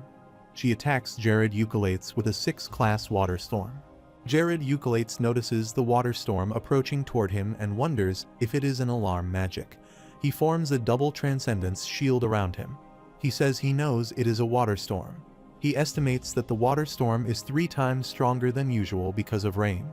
Jared Euclid keeps looking at the approaching water storm. He looks in the direction of the storm and says the option to scan the stats of Naomi is not available because of distance. The water storm comes close to Jared Euclid. Jared Euclid looks at the water storm and estimates that if Ganoff was of level 1, then Naomi Grace is of level 5. He knows she is not weak as a candidate for the commander of the magic division. Jared Euclid manages to block the first attack. However, he soon notices another attack. The second attack strikes his double transcendence shield. The second attack breaks the double transcendence shield. He wonders if the strike was that strong. He says it is right that one becomes a mage in the true sense after reaching class 6. Jared Euclid thinks of having a battle of hide and seek with Naomi. Naomi Grace attacks Jared Euclid with wind slashes now. Jared Eucolates can see slashes of wind moving in the air. Jared Eucolates smiles to see this. He says it is time for Baina Nim's wind magic debut. Jared Eucolates decides to use flight full throttle. He says Naomi Grace will become good prey if he manages to create a path in rough rain and wind. He releases a strong magical aura to create a wind path. He keeps releasing the magical aura. Then he changes the path of the wind. Jared Eucolates says he will take advantage of this chance and strike her with a double attack. Jared Eucolates releases a strong magical aura and casts a combined spell of wind and transcendence wind slashers. He thinks it is high time for Naomi to prove her worth. Naomi looks in Jared Eucolates' direction and wonders if he has blocked the attack. She notices that he has changed the path of the magic. She seems pissed off. She asks how is that possible. She notices that his wind slasher along with her wind slasher approaching her. She looks at that and says now she is left with only one option. She forms an absolute shield around her. She feels relaxed after forming a protection shield. She notices the wind slasher is affecting the shield. Naomi says she will die if the shield ruptures. Naomi's protection shield breaks. She says if he is not an ally and an enemy, she will kill him. She asks Eve's necklace to show its abilities. A light comes out of this necklace. Naomi goes back to her memories. Her mother asks her to take the necklace. She asks her mother what is the name of the artifact. Her mother tells her that she can lock and teleport any visible target with the help of this artifact. Her mother tells her that the necklace also has additional abilities. Naomi asks her mother why she is telling her these details. Her mother says there is a matter that needs attention. Naomi's mother tells her that Eve's necklace can only be activated by the magic power condensed inside it. Her mother also tells her it takes a month to fill the necklace with a magical power. Her mother instructs her to use it only in case of emergency. After telling her details about the necklace, her mother dies. She cries and says her mother cannot die. Naomi Grace comes back to the present moment. She holds the necklace. She asks the necklace to show its abilities. A magical aura comes out of the necklace. The magical aura strikes with Jared Eucolates'. The wind slashers created by Jared Eucolates disappeared. Jared Eucolates wonders about the disappearance of the wind slashers. He says he neither notices any spell casting nor any teleport. He notices the magical aura coming from Naomi Grace. He thinks the magic seems to be coming from Eve's necklace. He says he did not know that Eve's necklace existed. He says he is caught. Then he says there is nothing to worry about. Jared Eucolates starts to plan what he can do in this situation. He thinks he cannot use any evasion magic, whether it is teleport or blink. He says the moment he concentrates he will get caught in the interference, such as the release of the magical power. He knows after that he will be teleported or sliced up or get caught in a distorted space. He says he might die again. Jared Eucolates closes his eyes and calms himself down. He says to himself that it does not matter which spell Naomi casts. He says his lucky ring can dodge a fatal attack that can lead to instant death.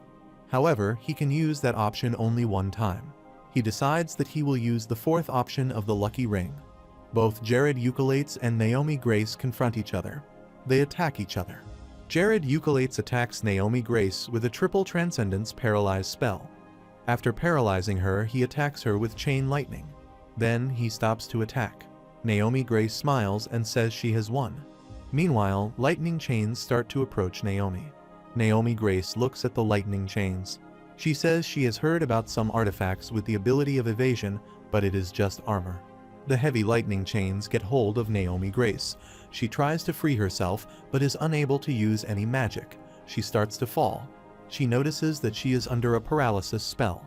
She says that magic stays for 5 seconds, but now it is more than 10 seconds. He wonders if it is a double paralysis spell. She seems curious to know how he can use such magic. She thinks about the wind slasher. She feels that the wind slasher was also more powerful than usual. She admits that Jared Eucolates' magic spells are at least 2 or 3 times stronger. She feels that Jared Eucolates' magic is stronger than human magic. She compares his magic with the magic of the dragons, which knows no limits. Naomi shakes all these thoughts out of her head. She says it is useless to think about these things because she is going to die. She feels sad and says the idiot king does not know that a tiger is growing in his front yard. She asks herself if this is what she wants. Meanwhile, Jared Eucolates holds her in his arms and saves her from falling. Jared Eucolates asks Naomi Grace if they can talk for a while. Naomi Grace looks at Jared Eucolates. She stays quiet because she is still under the spell of paralysis. Jared Eucolates partially removes the magic. Jared Eucolates tells her that he did not come here to kill her. He says he came here to talk to her. Naomi Grace hesitates for a while and then says it is weird. Jared Eucolates replies this situation is not the weird one. He says to Naomi that the king does not value the best wizard like her. He adds the image of the Malnus kingdom is rotting on the outskirts. Naomi Grace asks Jared Eucolates what he wants to tell her.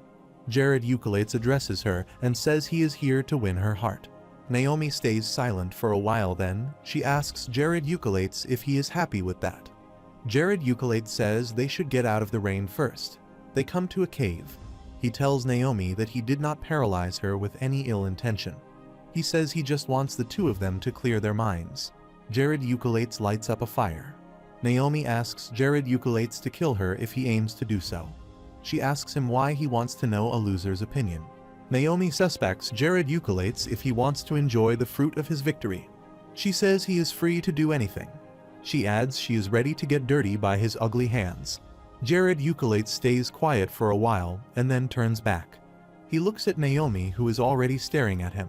A deep silence prevails between them. Then Jared Eucolates smiles. He says his territory will increase in the future. He adds he is not a madman who only wants wars. He tells Naomi that he wants to create a world where everyone can live happily. Naomi replies it all seems idealistic. She releases a heavy breath. Jared Eucolates accepts that his plans are idealistic. He says let's see will his plan ends in idealism, or if he faces reality. He says he has to find out by himself. Naomi asks if he considers himself a different person. Jared Eucolates replies he is a different person. He says he is better than the king whom she is serving currently.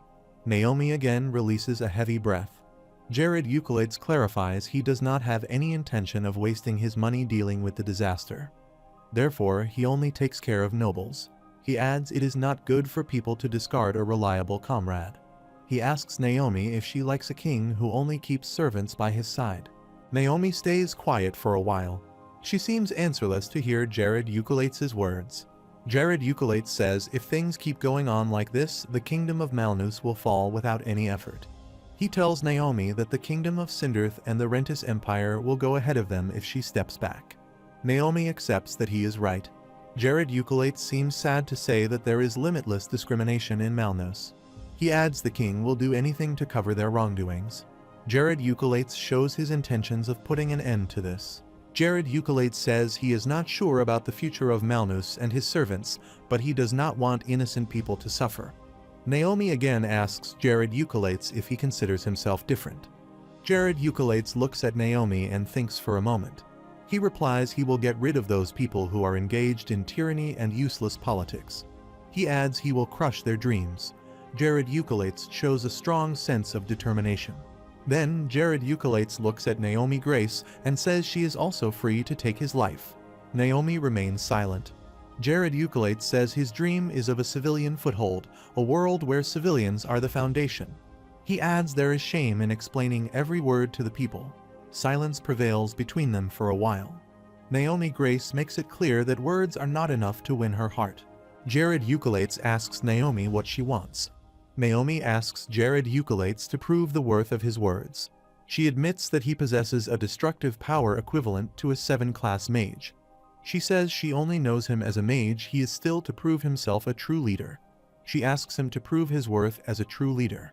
Jared Eucolates conforms if this is what she wants. Naomi says yes. She says if he cannot make his dream a reality, then all he talks about is nothing more than bullshit. Jared Eucolates says the army of the kingdom will soon attack them. He adds the army is in a big number. Naomi says a kingdom is a kingdom. She asks Jared Eucolates not to belittle that army. Naomi asks him if he can win that war. Naomi asks Jared Eucolates to prove that he is capable of accepting all of those of surrender. She says he can win her heart by fulfilling his promise. Naomi clarifies that she will give her heart to a worthy person. Jared Eucolates admits that she has given a smart answer. Naomi declares until then she will not give her heart to anyone. Jared Euclid says he will prove himself. He asks her to hold on to her answer until then. Jared Euclid thinks it seems that he has to cross the 7th ridgeline to win her heart. He leaves the cave thinking he will win her heart. The scene shifts to the battlefield. One of the soldiers of the Caribbean army tells his fellow soldiers to retreat. A soldier of the Bonaso kingdom informs his commander that the Caribbean army is retreating. The deputy commander of the Bonaso army, Carson, commands his army to chase the Caribbean army till the end and take their head off their shoulder. Carson asks his army to take advantage of the current situation and restore the kingdom. A soldier looks back and says to his fellow soldier that their enemies are too many. The second soldier adds their enemies are so powerful. The first soldier says they should retreat. The scene shifts to Carson. A soldier tells Carson they have driven to the Python Valley. The soldier suggests to Carson that they should follow the same path that the Caribbean army used to retreat. He adds, "Is this way they will not encounter any land mines." Carson asks the soldier to be quick. He tells the soldier that after going out of the Python Valley, they will follow the road directly to Lyraki. He states that the Python must be the last line of defense for the Caribbean army. He says if they defeat the Caribbean army, they will easily get to the city of Lyraki. Carson says to the soldier that if they do not receive any response from the opponent in the Python Valley, that means there is no ambush. Carson once again instructs his army to chase the opponents. He tells them that there is no sign of ambush. He commands his army to kill their enemies. He calls Caribbean soldiers bastards of Caribbean. He says they are nothing before them. Carson feels something in the ground. He notices there are Class 5 magic telekinesis. Carson ignores telekinesis. He knows that they will have their effect for a little time. He feels pains in his body. He gets trapped in evildoers' magic circle. Carson wonders why it is not stopping. The magic takes him to a height. He wonders if he is trapped in teleportation. He becomes anxious to see a fireball in front of him. He tries to understand the type of the magic. Carson gathers his strength and says he will tear that magic ball apart with his gauntlets. He says it is so easy to counter this type of magic. Soon, the fireball reaches him and hits him. The fireball hits Carson in the face. Carson cries in pain. His mask melts with the heat. The fireballs burn Carson to death. Lifeless Carson starts to fall. Jared Euclid holds his hand in the middle of the air. He smiles and says one should take his loot. He takes Carson's armor and lets him fall to the ground. He kicks his head and allows his body to fall. Jared Euclid sees him falling from the height. Jared Euclid sees Isabel and Dreza shamans. He gives a thumbs up to Isabel and her team. He appreciates their attack by saying it was a pretty good tactic. He appreciates them for defeating the deputy commander of the Bonaso kingdom. Jared Euclid looks at the item taken away by Carson. He says he was right to think that Carson has little knowledge of witchcraft. Jared Euclid says more than 10 shamans created and enforced breathing through their group chant. They invoked a forced summoning. Jared Euclid takes a look at the opponent's army that says the morale of the enemies is broken. He thinks of taking advantage of that opportunity. He amplifies his sound with the help of magic and commands all his forces to attack the enemies. 3 days pass. The scene shifts to the castle of the Kingdom of Bonaso. Jared Euclid holds a cup of tea and thinks about his initial decision to have a defensive fight. He says his enemy did a great job by being greedy. He thinks about how the fight started from the point of Python Valley and how they trapped the Bonaso army in open ground. He also thinks about blocking all the ways to escape. That was the time when Bonaso's army was left with only the option of accepting their defeat before the Caribbean army. Then Jared Euclid asks the Bonaso army to retreat. He warned them that he would not forgive anyone who would not accept defeat. Those who try to escape fall victim to the Jared mines. Jared Euclid comes back to the present moment. He appreciates the efforts of his army and says his army does not forget to counterattack. He says it was a complete eradication. Meanwhile, Hayes enters the room. She informs Jared Euclid that the event has started. Jared Euclid replies to Hayes that he heard that Valdez arrived at dawn. He adds it seems that a video has been broadcast on a big screen to the public.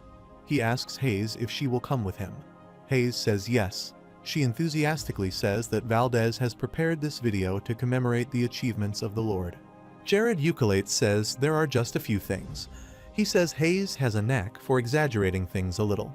Jared Euclid thinks he has a talent for finding out the strong points of his enemies. Jared Eucolates and Hayes walk through the corridor.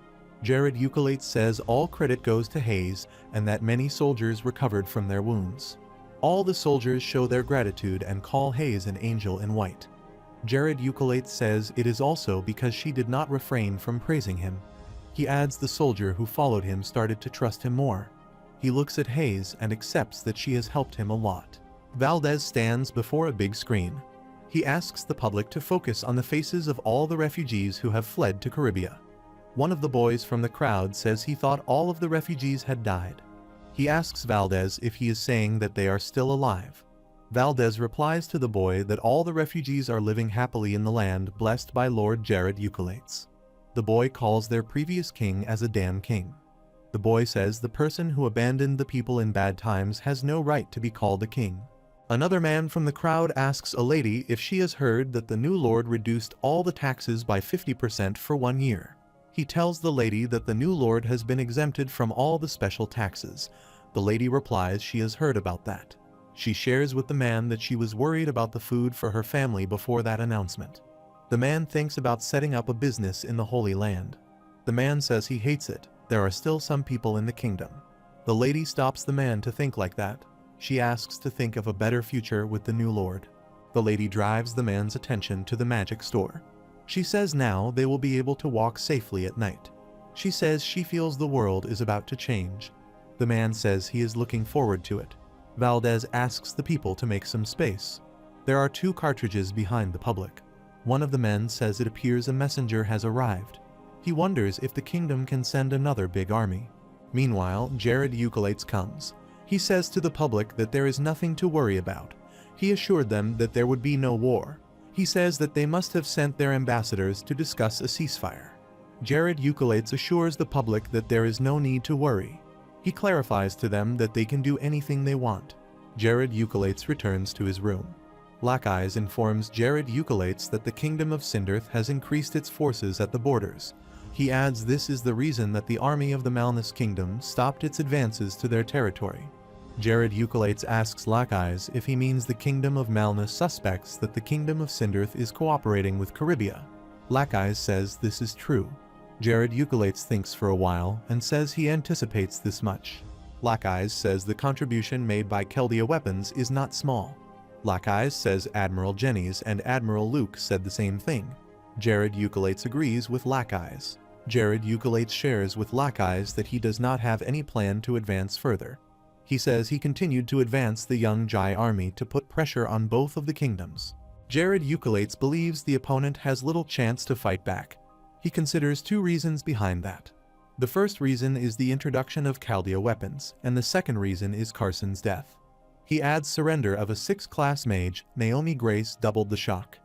Meanwhile, someone enters the room and informs Jared Eucolates that there is an envoy from the Bonuso kingdom who is asking for an audience. The messenger adds there is also an envoy from the kingdom of Malnus who is asking for an audience. Jared Eucolates says both of them come at the same time. He says he will talk to both of them at the same time. The envoys for the Malnus and Bonuso kingdoms enter the room. Both of them pay their greetings to Lord Jared Eucolates. Jared Eucolates looks at them and tries to remember them. He remembers that both of them once came to buy the master potion from him in the past. He thinks both of them lost their cities one after the other in a couple of days. He wonders if they still dare to smile brightly. He looks at the ambassadors who are smiling to see each other. Jared Eucolates thinks there is quite a lot to digest. The ambassadors sit with Jared Eucolates over a cup of tea. Jared Eucolates asks them what they want to tell him. Both of them look at Jared Eucolates. Jared Eucolates says he will count to 3. He starts the countdown. Both of the ambassadors start at once but fail to say anything in panic. They ask Jared Eucolates to wait for a moment. Jared Eucolates again asks them to say the reason behind their visit. Jared Eucolates again starts the countdown. He clarifies to them their time will be over on his next countdown. The ambassador of the Bonuso kingdom tells Jared Eucolates that his lord wants to have a peace treaty with them. The ambassador of the Malnus kingdom says they also want the same. He adds they also want to have a peace treaty with them. A deep silence prevails all over. Lackeyes breaks the silence. He asks the ambassadors when the kings of these 2 kingdoms have not left the innocent people helpless. He calls the king of the Bonuso and the Malnus kingdom disgusting bastards.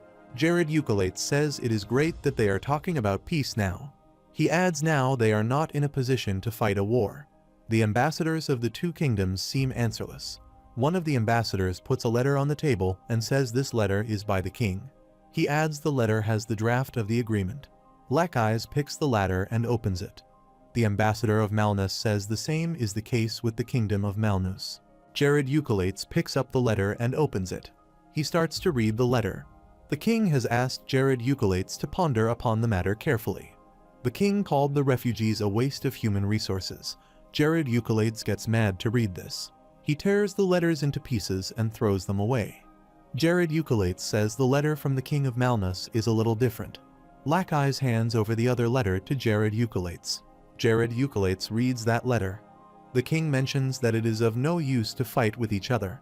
The king has asked Jared Eucolates if he has come back to his senses and left his army behind. Jared Eucolates releases a heavy breath. He says the kings are sprouting nonsense out of their mouths. He also tears this letter into small pieces. Both of the ambassadors bow before Lord Jared Eucolates. Jared Eucolates asks them to listen carefully. He says he does not know about other kingdoms, but Caribia has a good relationship with the kingdom of Cinders.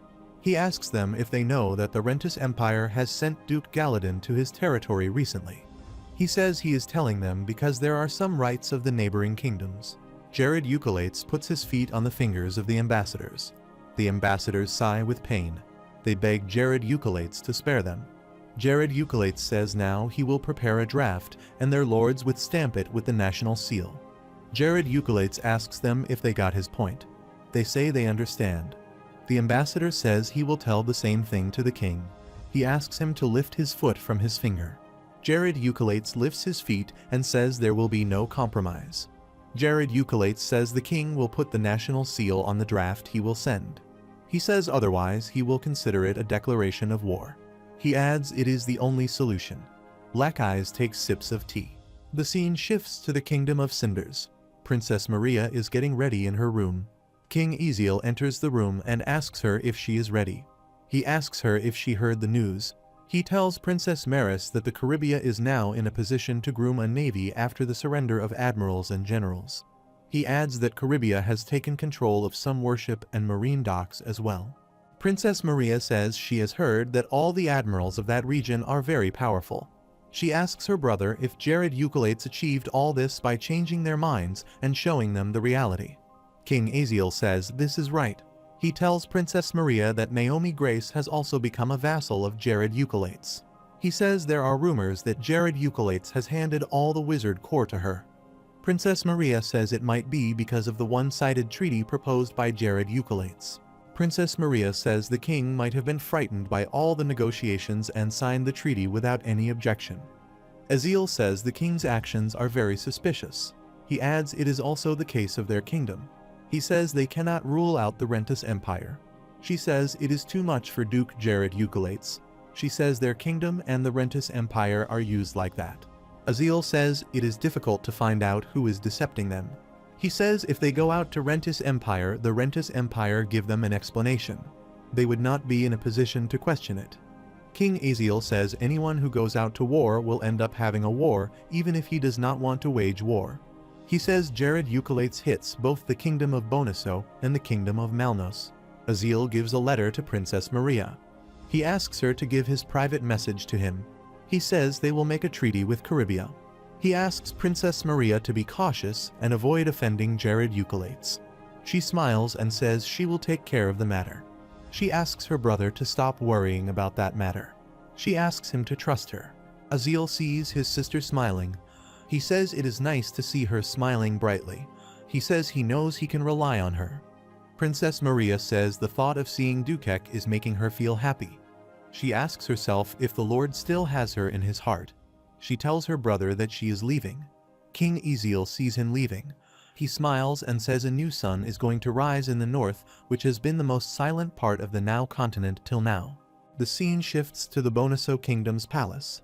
The king says they need to buy extra resources and grains to offer gifts to Caribia and to bring peace between the two kingdoms. The king reads the letter sent by Jared Eucolates. He seems unable to believe that they have to buy a fixed amount of resources every month. The scene shifts to the palace of MANHWA's kingdom. The king of MANHWA's kingdom also reads the letter. He reads some information about Relaki, Francino, Milana, and Arnaud. He seems worried to read about the cities that were occupied by the kingdom. Then, the king reads the obligation to follow the pact. Both of the kings come to know that they have no option but to be responsible for the pact. The kings say they do not know when the kingdom of Cinder and Lentus Empire will make their move. The kings put the national seal on the treaty. The king of Bonasso says they cannot make any mistakes from now on. The king of Malnus says they can recover what they lost by exploiting people. The scene shifts to the 14th of February. One of the officials of Jared Eucolates says he knows the meeting is at 6 p.m. He says he has come early after receiving Knight O'Brien's letter. Another one says he has also arrived early because of that. Knight O'Brien clears his throat and says thanks to the people who have arrived early. He says this old man is arrogant enough to step forward. He says he has a reason behind calling them early. Ella asks everyone to listen to Knight O'Brien's opinion. She tells Knight O'Brien that everyone is waiting for his talk. He asks everyone to congregate their opinion before the arrival of Lord Jared Eucolates. He says they need to come up with a conclusion. Everyone looks at him. He opens a map and spreads it on the table. It is the map of the North Nassau continent.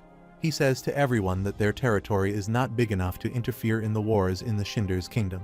O'Brien says it is the dream of their territory to grow. Lackeyes agrees with him. O'Brien says their territory has grown because of the area of Santry, which was a wasteland and developed later. He adds the place has also become a sacred place and has a rapid pace of development. He says everyone worked so hard. One of them says everyone has put in a lot of effort. O'Brien says the development of Sanair and the settlement of refugees is the work of Jared Eucolates. He adds he has been the talk of the people since then. O'Brien says their territory has grown far too much to be called a great territory. He clarifies that the size of their territory has increased because of the wars. He asks everyone to have a look at the map. He says if they compare the size of their territory, it is equal to the size of Shinder's kingdom. Before O'Brien completes his next sentence, one of the officials asks him if they are going to announce their territory as an independent kingdom. O'Brien says this is what he wants to say. He adds they will name Lord Jared Eucolates as king. He says they will take this opportunity to make their kingdom an independent force. One of the officials says their territory has changed a lot in 2 years. He adds its development can be described as a cataclysm. One of them says the title of God is suitable for Lord Jared Eucolates. He says he seems like a king from heaven. They start to discuss the inventions of Jared Eucolates, such as Jared landmines, the magic stone tunnel, the magic device, the master potion, and the cure for the Ronella disease. One of them says the list of his achievements is limitless. O'Brien says if a person like Jared Eucolates cannot become a king, then who else can become one? He asks everyone to have a look at the kings of Bonasso and the Malnus kingdoms. He says they are described as kings just because they are royal. O'Brien says he cannot bear this anymore. Everyone else joined him. O'Brien says it is embarrassing to call His Highness a duke. He asks everyone to get united on turning a duke into a king. He asks others what they think about that. He asks if there is anyone who considers him wrong. He asks others to feel free to share their opinion. Lackeyes replies he strongly agrees with him. Valdez asks them to do this for the sake of Caribia and Duke Jared Eucolates. O'Brien says that they should finalize their opinion before the arrival of Lord Jared Eucolates. He again asked everyone to feel free to share their opinion. Lord Jared Eucolates is outside with Hayes. Jared Eucolates asks Hayes if they can take a rest. Hayes replies yes. Jared Eucolates wishes happy birthday to Hayes. He brings a box towards Hayes. He says it is nothing much, but he prepared something for her. Hayes feels happy to see the gift. She says she does not know if it is right for her to take this. Jared Eucolates asks Hayes to open it. There is chocolate inside the box. Jared Eucolates asks Hayes to taste it. Hayes takes a bit of the chocolate.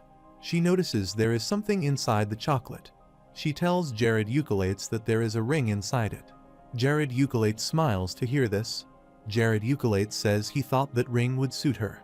He tells Hayes that it is a divine ring. Hayes shows gratitude to Jared Eucolates. She says she was already happy to see chocolate as a gift. She feels overjoyed to see a ring along with the chocolate. She puts on the ring. She says she can feel divine power flowing in her body after putting on the ring. She asks Jared Eucolates where she brought that ring. Jared Eucolates laughs and says he picked that ring from the ground. He asks Hayes to think of it as her birthday gift. He thanks Hayes for staying with him. Jared Eucolates says he is grateful that she looked after Isabel, Chloe, Mia, and Rena in his absence. Hayes asks him what he means by that. She adds it is her duty as a maid. She says it is her job to do that for the rest of her life. She asks Jared Eucolates not to take it seriously. Jared Eucolates asks if she said she would do that for the rest of her life. Hayes says once a maid, always a maid.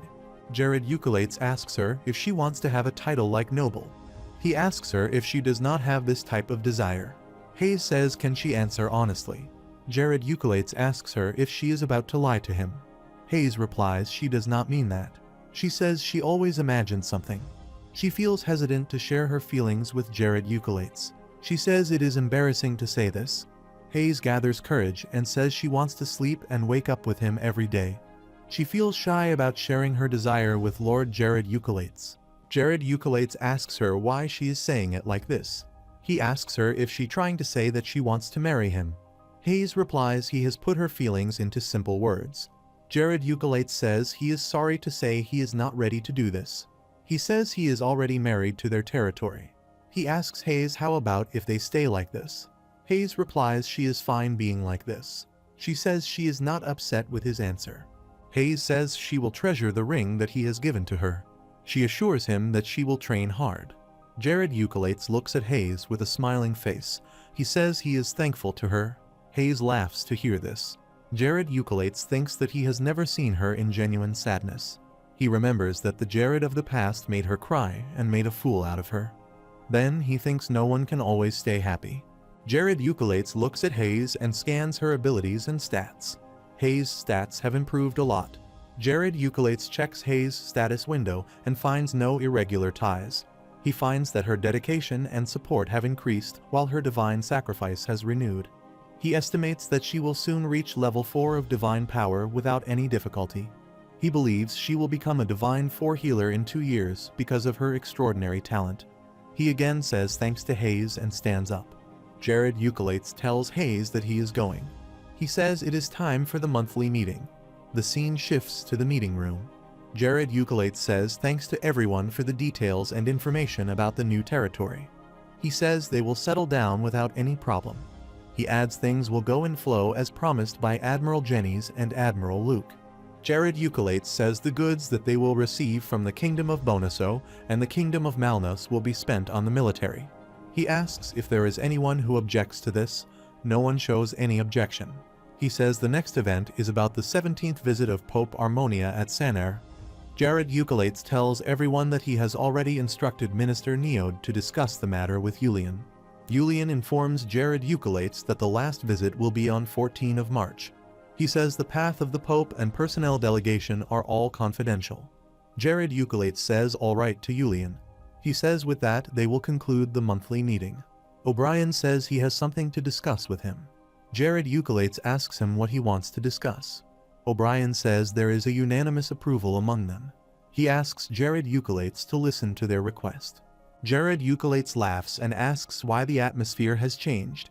He again laughs and asks if they are to denounce him as their lord. O'Brien says all of them, including the people of Caribia, decided something. He asks Jared Eucolates to let them serve a great man like him and rise like a sun. Jared Eucolates tries to understand them. All of them stand up. They ask him to rise to the throne and create a new wind in the continent. One of the officials says they will not call him Duke anymore. They say they will call him Great King instead. They ask Jared Eucolates to approve their request. Jared Eucolates looks at everyone. He thinks he thought of becoming a king. It is something that was only given to chosen people in Paradiso. He thinks there are many candidates to become the virtuous main characters and king. Jared Eucolates thinks even if he becomes a king, he will not go ahead of other people. He thinks of staying calm. He says becoming the king is not the end. He says to himself that a king is not just a person who has the spotlight, but someone who is under the watch of many enemies. Jared Eucolates says to become the king he needs to respect the people and repay them for their kindness. All of them ask Jared Eucolates not to take their request lightly. Jared Eucolates replies being a king does not necessarily mean to have light only. He adds if he becomes a king where some of the people will be happy, some of them will become envious. He says that is the dark side of becoming a king. He says he will look at the positive side. He smiles and says he can give benefits to many people after becoming a king. Jared Eucolates says he does not know if he deserves to become a king, but he will try to become a wise king.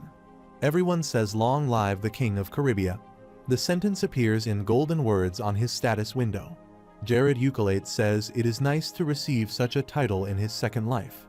He believes it to be a title that will brighten his future. Princess Maria enters Jared Eucolates' room. She says it has been a long time since they met. Jared Eucolates offers Princess Maria to sit. Princess Maria sits and takes out the letter. She tells Jared Eucolates that the king has sent him a private letter. She puts the letter on the table and says the letter contains the private message of King Aziel. Jared Eucolates smiles and says the letter is making his heart pound. Princess Maria tells Jared Eucolates that His Majesty has spent days thinking and writing the content of the letter. Jared Eucolates replies it must be a precious letter. Jared Eucolates asks Princess Maria if he can read that letter right now. Princess Maria tells Jared Eucolates to take his time. Jared Eucolates reads the letter. Princess Maria looks at Jared Eucolates without blinking her eyes. Jared Eucolates opens the letter and starts to read that. King Aziel congratulates Jared Eucolates on his victory. He also tries to give him a hint of Princess Maria's feelings about him. Jared Eucolates thinks King Aziel must have some misunderstanding about that. He does not believe that Princess Maria has feelings for him. King Aziel suggests Jared Eucolates to proclaim the kingdom and rise to the throne. He expresses his feelings that Jared Eucolates is a king to him. He shows his good intentions of staying in a good relationship with Caribia. King Aziel says it is embarrassing to tell that their kingdom is not stable. He also mentions his concerns about the enemy neighbors, such as the kingdom of Bonaso, the kingdom of Malnus, and the Lentis Empire. He mentions all of them as hostile countries. The letter concludes with the hope of King Aziel about the maintenance of cooperation between Caribia and Cinders. He also asked Jared Eucolates to fight against the Church of Darkness together. He asked for Jared Eucolates' cooperation to save lives of the innocent people. King Aziel mentioned that all of this is not his order but a humble request. King Aziel asked Jared Eucolates not to misunderstand anything as he had no ill intentions behind this. The letter ends with the admiration of Jared Eucolates' efforts as a leader. Jared Eucolates thinks King Aziel wrote a letter without any shame and doubt just for the welfare of his kingdom. He admits that these qualities of King Aziel make him a good king. Jared Eucolates places the letter on the table. Princess Maria shows gratitude to Lord Jared Eucolates. She says their kingdom has received a lot of help from him. She says it is because of him that they were able to detect the movements of the Lentis Empire. She tells him that they have built their forces on the south. Jared Eucolates asks her about the preparations. She replies that their kingdom will not attack the Lentis Empire at first. She adds because of that they have turned all the roads in the minefields except for the Lentis Empire's plank road. Jared Eucolates considers it a wise decision. He says this is what he wants. Princess Maria says it is because of the master potion that they could save the lives of many people. She thanks Jared Eucolates for the master potion. She admits that it is because of his help that they managed to stop the chaos. She bows down and pays gratitude to Jared Eucolates' kindness. Jared Eucolates stands up and says he is embarrassed. He says he cannot believe that the king and the princess think so highly of him. Jared Eucolates says he hopes that the kingdom of Cinders and Caribia continue to become the best running mates. He smiles and assures the princess that he is sincere with their kingdom. Princess Maria replies the king will be glad to know this. Jared Eucolates tells Princess Maria that he will write a reply to the letter before she returns to her kingdom. He requests her to take it with her. Princess Maria says she wants to share some information with him. She says she does not know if it is right to share this information. Jared Eucolates asks her about the news. Princess Maria tells Jared Eucolates that they have found the location of their brother Jess. She says they have heard that he is in the Desmond Kingdom. The Kingdom of Desmond is evil. Jared Eucolates thinks about Jess for a while. He asks Princess Maris if they belong to any company or organization. Princess Maria further tells Jared Eucolates that they come to know that their brother is working with a man named Agrath. She says the man is said to be a known merchant. Jared Eucolates says to himself that Agrath is worse than Clues. He knows that Agrath is a high-rank version of Clues. In Paradiso, Agrath dies after being converted by the demon. He says the story is different 8 years before the Holy War. According to the story, he was alive and qualified to manage a church. Jared Eucolates thinks about why the executive's worldviews are so intensive. He says the villain is not just a single person. Jared Eucolates clears his throat and suggests Princess Maria pay more attention to His Highness's health. Princess Maria replies she is planning to increase the number of guards. She says her brother Jess is the kind of person who would thrust a spear into the heart of the king after returning. Jared Eucolates thinks he needs to pay attention to this matter. He says he is the one who will intervene in the war by the end. He believes Jess must consider him responsible for everything. Princess Maria replies that is why she informed him about the matter. Jared Eucolates asks the princess to take some rest before leaving. Princess Maria says she wants to see the changes in Caribia with her eyes. Jared Eucolates asks Hayes to take the princess on a tour of the estate. He asks her to make sure the princess has a good time. Hayes asks the king to leave it to her. Hayes asks the princess to follow her. Princess Maria says she will do that. Hayes says she will do anything for the sake of the princess, who is more beautiful than the stars, brighter than the moon, and prettier than the flowers. Jared Eucolates admits that Hayes is such a compliment bot. The scene shifts to the Snary Shrine. It is the 14th of March. There are confetti in the air. The people are so happy. Princess Maria and King Aziel are also present in the Sanar Shrine. There is a crowd of the general public gathered at the shrine. Jared Eucolates stands in the middle of a pathway before the people. He holds a stick in his hand. A person is standing in front of him with a crown in his hand. The man calls Jared Eucolates a blessed man. He decalls him the King of Caribia and puts the crown on his head. All the people shout with joy. They raise the slogan, "Long live the Majesty." Once again, confetti spreads in the air. There comes a message on Jared Eucolates' status window. The message mentions that he has obtained the title of king. The second message shows that the effects of the title will appear once conditions are met. Another message shows that the god Assos is very impressed by his achievements and progress. The next message shows that the god Assos wants to be his sponsor. The last message shows that he has received the blessing of the god Assos, which has been applied already. Jared Eucolates says Assos is a high-class god. Assos is the god of war. Jared Eucolates feels happy to get to blessing of a high class of god. He thinks of preparing a royal seal to get the praise of a king. The coronation ends smoothly. Jared Eucolates addresses the public and says that he has received several messages of congratulations and privileges. He says the only thing left is to use these perks for the growth of the kingdom. Everyone cheers for the bright future of the kingdom. People gather before the statue of the god Radius. They pray for the bright future of the kingdom. The great festival's ambience went on for 3 days, including the coronation in Sanar. The Cinders and Myra kingdoms sent a large-scale delegation and celebrated Jared Eucolates' coronation.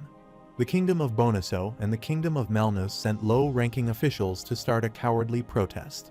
A celebratory delegation arrives from the neighboring kingdoms of Pauper and Artenia. The Lentus Empire also sent a delegation. The unique thing about the delegation of the Lentus Empire is that the Ren 7 and Galadin came as the delegation. That is how the 4th day of the festival ended. Jared Eucolates walks with the Pope outside the mansion. Jared Eucolates says he does not believe that the Pope will turn 80 this year. Pope Armonia asks Jared Eucolates how old he looks in the eyes of the king.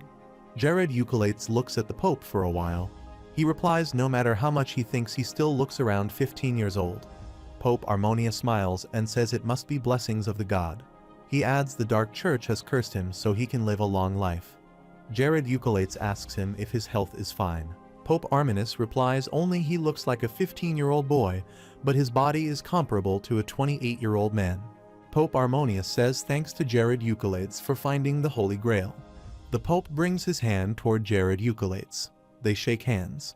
Jared Eucolates says to himself that he can feel divine power from his fingertips. He notices that he cannot scan his stats. He thinks that means they have at least a 10-level gap. The Pope addresses him and says it looks like the burden on the shoulders of the king is so heavy. He asks Jared Eucolates if he is tired. Jared Eucolates replies as a king of a kingdom he can feel the burden of responsibility on his shoulders. He adds he should not be talking about that. The Pope appreciates his efforts by saying that he is running as a king more bravely than anyone else toward the end of the glory. Jared Eucolates asks His Holiness what he means. The Pope says he is someone who has praised God Radius his whole life, but he does not feel the strength to help him. He adds he will give a small amount of power that will enable him to fulfill his responsibilities as a king. The Pope holds his hands and transfers power to him. A divine light spreads all around. Jared Eucolates feels the divine power flowing in his body. His status window shows that his divine power has increased by 125 due to the Pope's power. The other message shows that he has obtained a special magic called the Praise of Joy. Jared Eucolates thinks about the title. Then all his achievement concerning the holy cause comes to his mind, from killing clues to serving the church by finding the Holy Grail. The acquisition of special magic never took place in Paradiso. Jared Eucolates says he can save a loved one who is close to death with the help of the recently achieved title. The Pope says the Dark Church will aim for his death as he has become a king. He advises Jared Eucolates to be careful. He adds he will send some people who will help him and stay by his side. Jared Eucolates says thanks to the Pope. He asks the Pope not to worry about him. He tells him that he is preparing well for it. Pope Armonia asks Jared Eucolates to take care of the kingdom. Jared Eucolates bows down before His Holiness and says he will wait for the day when they will meet again. He assures him that he will be careful about the weight of the crown. Pope Armonia bows before Jared Eucolates and says may God Radius's blessings fall upon him. The scene shifts to the Desmond Empire. Jared Eucolates reaches the Empire of Desmond with his team. They are in a changed get-up to hide their true identities. Lackeyes says to Jared Eucolates that he must be fine after reaching the Desmond Empire. He asks Jared Eucolates if it would be all right for His Highness if he joined him in the dungeon. Jared Eucolates says Lackeyes if he wants to do the Knights of the whole Empire, then he should have the courage to say that. Jared Eucolates says his skills as a knight are still lacking. Lackeyes says he is ashamed since his skills are lacking. Jared Eucolates says he does not mean to critique his lack of skills. He says he said so because he knows that he can improve his skills. Jared Eucolates thinks Chloe's special makeup is working well. He adds the camouflage expert is different. Lackeyes says some people live here. Jared Eucolates says the Empire of Desmond is exactly like the one he imagined. He says it is a place filled with death and despair. He says this is what everyone thinks about it. However, that place is not like that. Jared Eucolates admits that there is a difference between ideology and the god they worshipped. Lackeyes agrees with Jared Eucolates. Jared Eucolates tells Lackeyes that he can see hunters around. He asks him to change the way he is addressing him. He adds they should not reveal their true identities to them. Lackeyes replies in affirmation. He calls Jared Eucolates a young master in place of His Highness. He thinks it feels different from when he first addressed it like this. He remembers that Hayes addressed him as Lord after he was reborn. He says he was called a young master before reincarnation. Jared Eucolates seems absorbed in his thoughts when Lackeyes addresses him. Jared Eucolates apologizes to him and says he was thinking about something else. Lackeyes asks if he can ask the name of the dungeon they are heading to. Jared Eucolates says he forgot to tell him about the place they are going. He tells Lackeyes they are going to the place which is known as the Ground of the Deceased. They reach the place called the Ground of the Deceased. Lackeyes asks Jared Eucolates if they have reached the required place. Jared Eucolates replies, yes. Lackeyes says the dungeons in the center of the city are full of hunters, but cannot see anyone here. Jared Eucolates tells him that the dungeon is dangerous and treasure is not good, so people avoid aiming for it. He says people only live once, so they should not risk their lives. Jared Eucolates addresses an old man and says to him that he has worked hard. He hands over a gold coin to him. He says to the old man it looks like he is having a hard time managing the dungeon. He shows gratitude and says young hunters like him have a big distribution. Jared Eucolates tells the old man he will use some of the space while entering the dungeon. He asks them if it would be okay. The old agrees to this. He asks Jared Eucolates if his path here is dirty. Jared Eucolates replies there was a lot of trash. The old man says he should clean up that. The old man tells him that there is no one inside. He asks them to move in comfortably. The old man asks them to write their name on the list. Jared Eucolates replies he will write. The old man says now he is bust as he has to clean the path. The old man leaves them alone. Jared Eucalates sits on the ground. Lackeyes asks Jared Eucalates what he is doing. Jared Eucalates replies he is going to reinforce the dungeon. Lackeyes asks him if he is going to do that. Jared Eucalates turns back and tells him there is nothing to worry about. He says he has planned everything already. Jared Eucalates draws a pattern on the ground with a stick. He summons Helesis. He says he is calling the evil spirit that has given protection to the Red Queen to go inside the dungeon. He tells Lackeyes that evil spirits have made all the monsters of the Dark Church. Jared Eucalates says it is a trick to receive the universal cut. He remembers it from his previous experience in the Paradiso.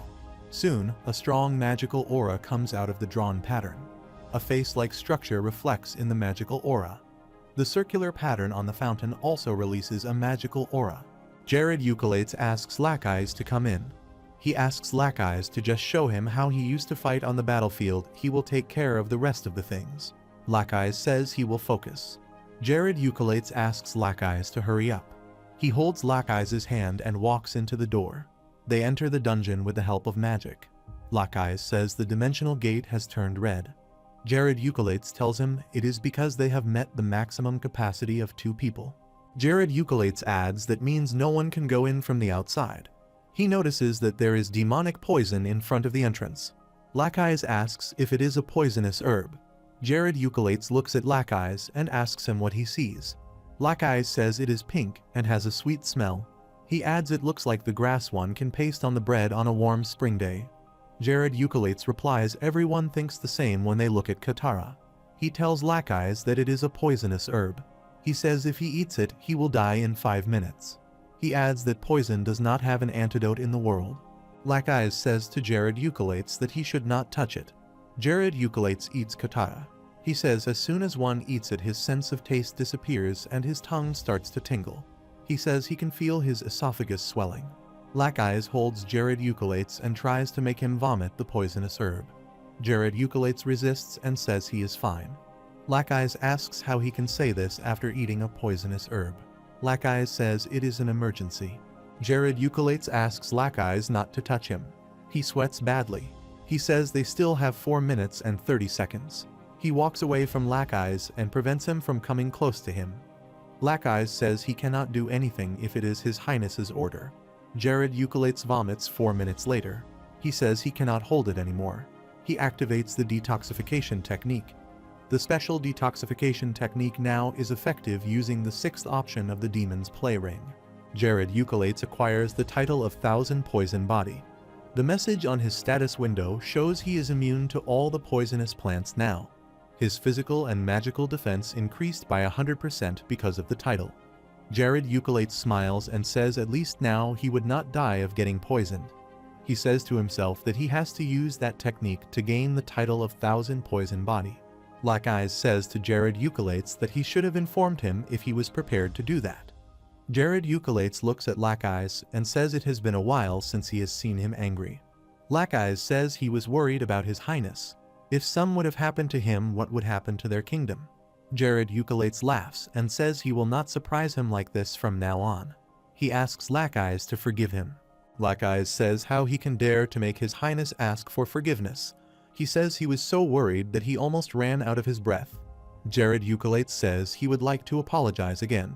Jared Eucalates asks Lackeyes to let go inside the dungeon. They enter the dungeon. There are some skeletons. They create an explosion to destroy the skeleton. Lackeyes destroys some of them with the help of his sword. Jared Eucalates appreciates Lackeyes' skills and says that he has improved a lot. Jared Eucalates says to Lackeyes that he already had good sword skills 2 years ago. He adds it seems that he is starting to get a little bit of magical power now. Lackeyes replies he is flattered. Jared Eucalates sits close to a skeleton placing a magic stone beside it. Then he says what if it fights directly with the punks? He says the dungeon is reinforced so the monsters and 2 to 3 times stronger than usual. Lackeyes hears this and says he does not have any problem with that. He says it would not be hard for them to fight with the monsters, as His Highness has received a lot of buffs from the god. Jared Eucalates winks and asks Lackeyes if he can feel the magic that boosts his combat power. Lackeyes says to be honest he would feel empty if there were no buffs. He adds the magic makes him feel better. Lackeyes asks him if it is like Durahan. He He adds there are a lot of monsters like abominations. Jared Eucalates says to Lackeyes that his skills show that he has never missed training. Lackeyes replies he trained to death aside from eating, sleeping, and making love for a bit. Jared Eucalates laughs at his reply. He asks Lackeyes to take a rest for a while. Lackeyes replies yes, they should take a little rest. They sit down to take a rest. Jared Eucalates opens his status window to check a few details. He looks at some numbers. He makes a bad face and says it is at half now. He thinks if they kill all the monsters of the ground of the deceased, they will be able to fill the count. He says if it were another dungeon he would not even get 10%. He says to himself that he has already got the body he wanted and everything is going well. Jared Eucalates looks at Lackeyes and thinks if his level increases by 1%, he is going to be an S class. He thinks Lackeyes should become Minister of Defense. He addresses Lackeyes and is about to tease him with the name of Mary when several monsters come there. There is a big monster with numerous little ones. Jared Eucalates looks at the monsters and sighs. He says they do not have time to take a breath. Jared Eucalates thinks about going to the boss room. Lackeyes asks him if they will do as the last time. Jared Eucalates replies no. He says he will deal with the small monsters. He asks Lackeyes to take care of the abomination since once he used magic like an abomination. They run toward the monsters. Lackeyes asks Jared Eucalates to leave the abomination to him. Jared Eucalates says aside from the boss monster Vaster, all the undead are measuring damage. He creates a strong magical aura to deal with all the monsters. He says he only wants to achieve the needed number of XP by killing these monsters. Jared Eucalates looks at Lackeyes fighting with the gigantic monster. He admits that the fight between Lackeyes and this monster is a matter of life and death. The next day comes. There are dead bodies of monsters all around. Jared Eucalates opens his status window to check the number of XP. He smiles to see that the number has increased a lot. Jared Eucalates smiles and says this is what he requires. He thinks if he kills the boss monster he can complete the number. He says he will be able to unlock the fourth ability of the eye by reaching level 150. He thinks about unlocking the mind's eye quadruple. It is about the intuition. The health, magic, power, divine power, and the current status of the target will appear spherical. He scans Lackeyes' stats. All of his details appear spherical. Jared Eucalates says he can see this. He thinks if he can see details of the target like this, he can kill more enemies on the battlefield. Lackeyes swings his sword and says he cannot believe the number of monsters he killed today and yesterday. Jared Eucalates looks at the scratches on his sword and says he can see by looking at his sword. He says he feels good to see his skills improving. Lackeyes looks at Jared Eucalates and says he still lacks in skills. Jared Eucalates looks at a door and says the only target that is left is the boss monster. Jared Eucalates tells Lackeyes that there is something that they need to do before facing the boss monster. He brings Catters toward Lackeyes. The small drops of sweat spill on Lackeyes' face to see the poisonous herb. Lackeyes seems not ready to eat it. Jared Eucalates tries to convince Lackeyes by saying once he is immune to the poison, the risk will reduce drastically when dealing with the enemies in the future. Lackeyes holds Katata and says he will take it. Jared Eucalates again tells Lackeyes Katata is a poisonous plant. He assures him that he will detoxify him. He tells him that this way he will develop immunity against different poisons. Lackeyes says he is about to eat it. He adds in case something happens to him. Jared Eucalates does not make him complete the sentence. He asks Lackeyes if he wants him to tell Mary that he loves her so much. Lackeyes admits that he was about to say this. Jared Eucalates laughs and says he is such a romanticist. He asks Lackeyes to hurry up and eat it. Lackeyes puts the herb in his mouth and starts to chew it. The scene shifts to the room of the boss monster, known as the Ground of Evil. The chair of the boss monster is embellished with skulls. The room is semi-dark and gloomy. Lackeyes and Jared Eucalates enter the door. Lackeyes says the smell is like the old boots that have been used for a long time. Jared Eucalates tells him that the strong smell can hurt his stomach and kill him. The boss monster looks at Lackeyes and Jared Eucalates. He says these humans are ignorant of the fact that they are going to die. The boss monster looks like a skeleton.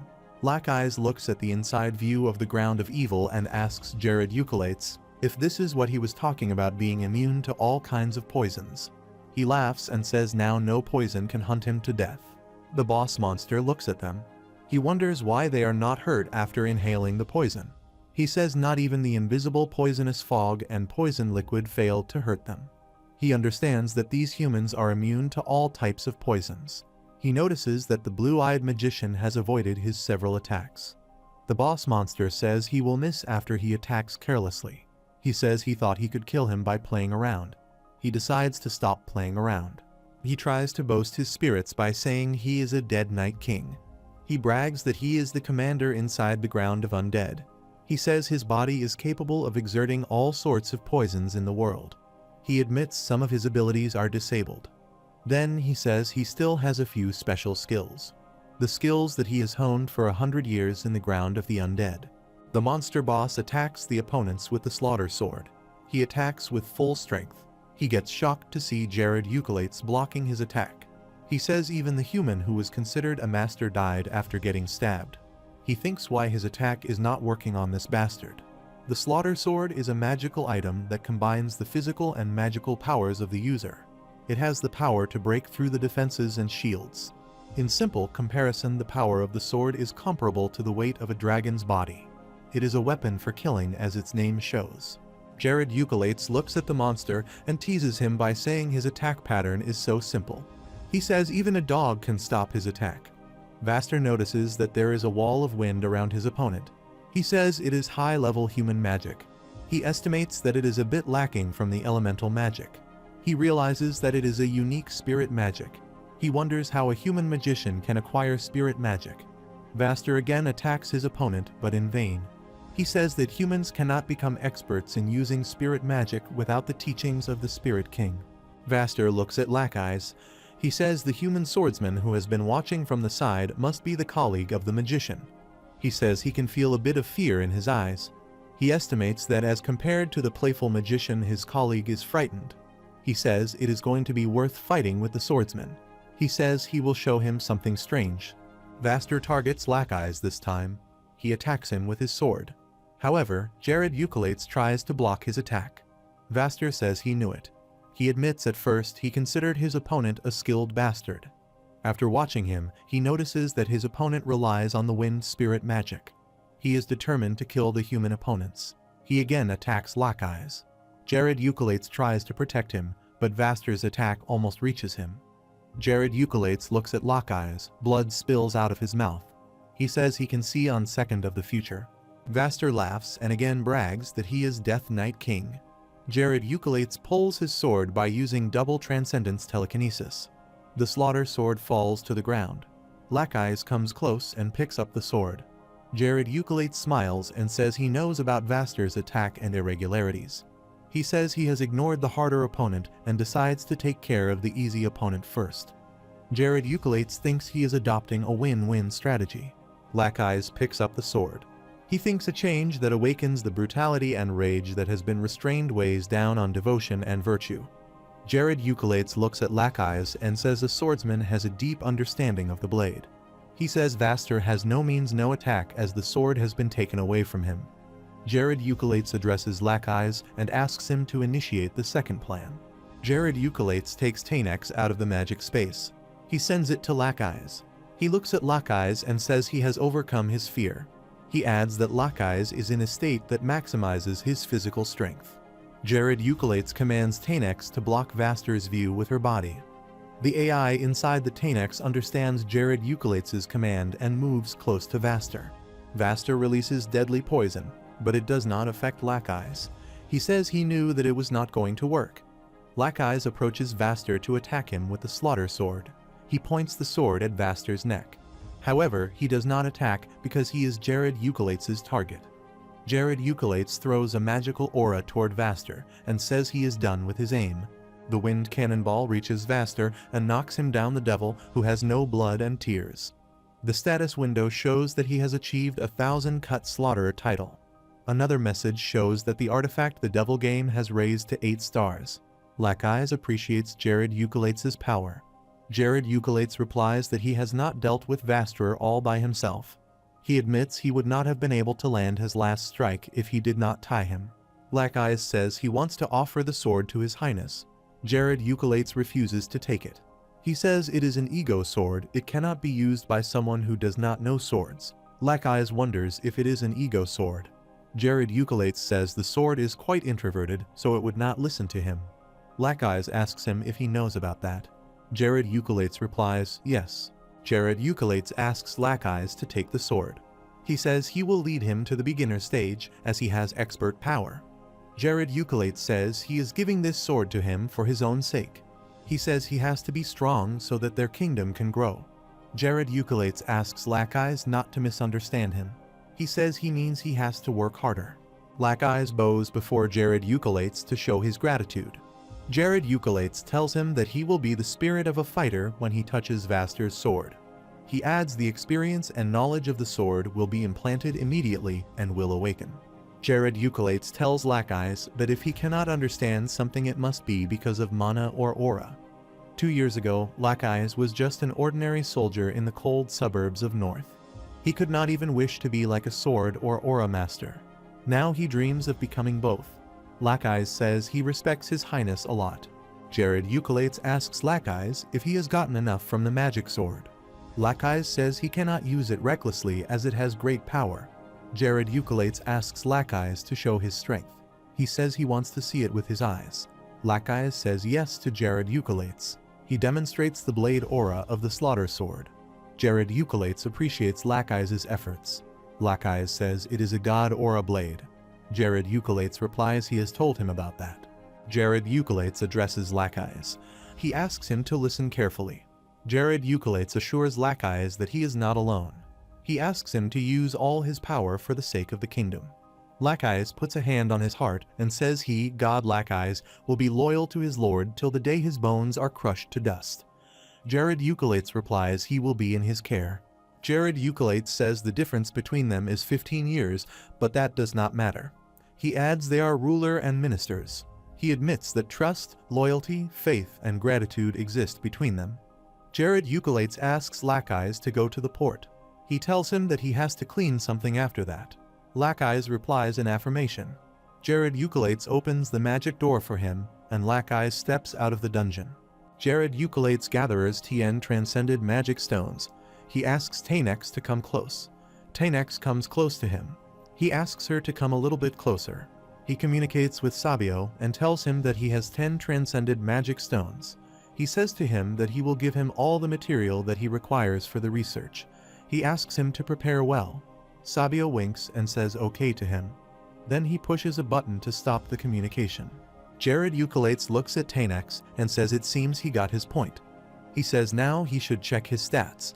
He opens his status window to check the stats. He sees that his water defense has reached 555. He says getting hit by a goblin and kobold would be similar to getting hit by a child.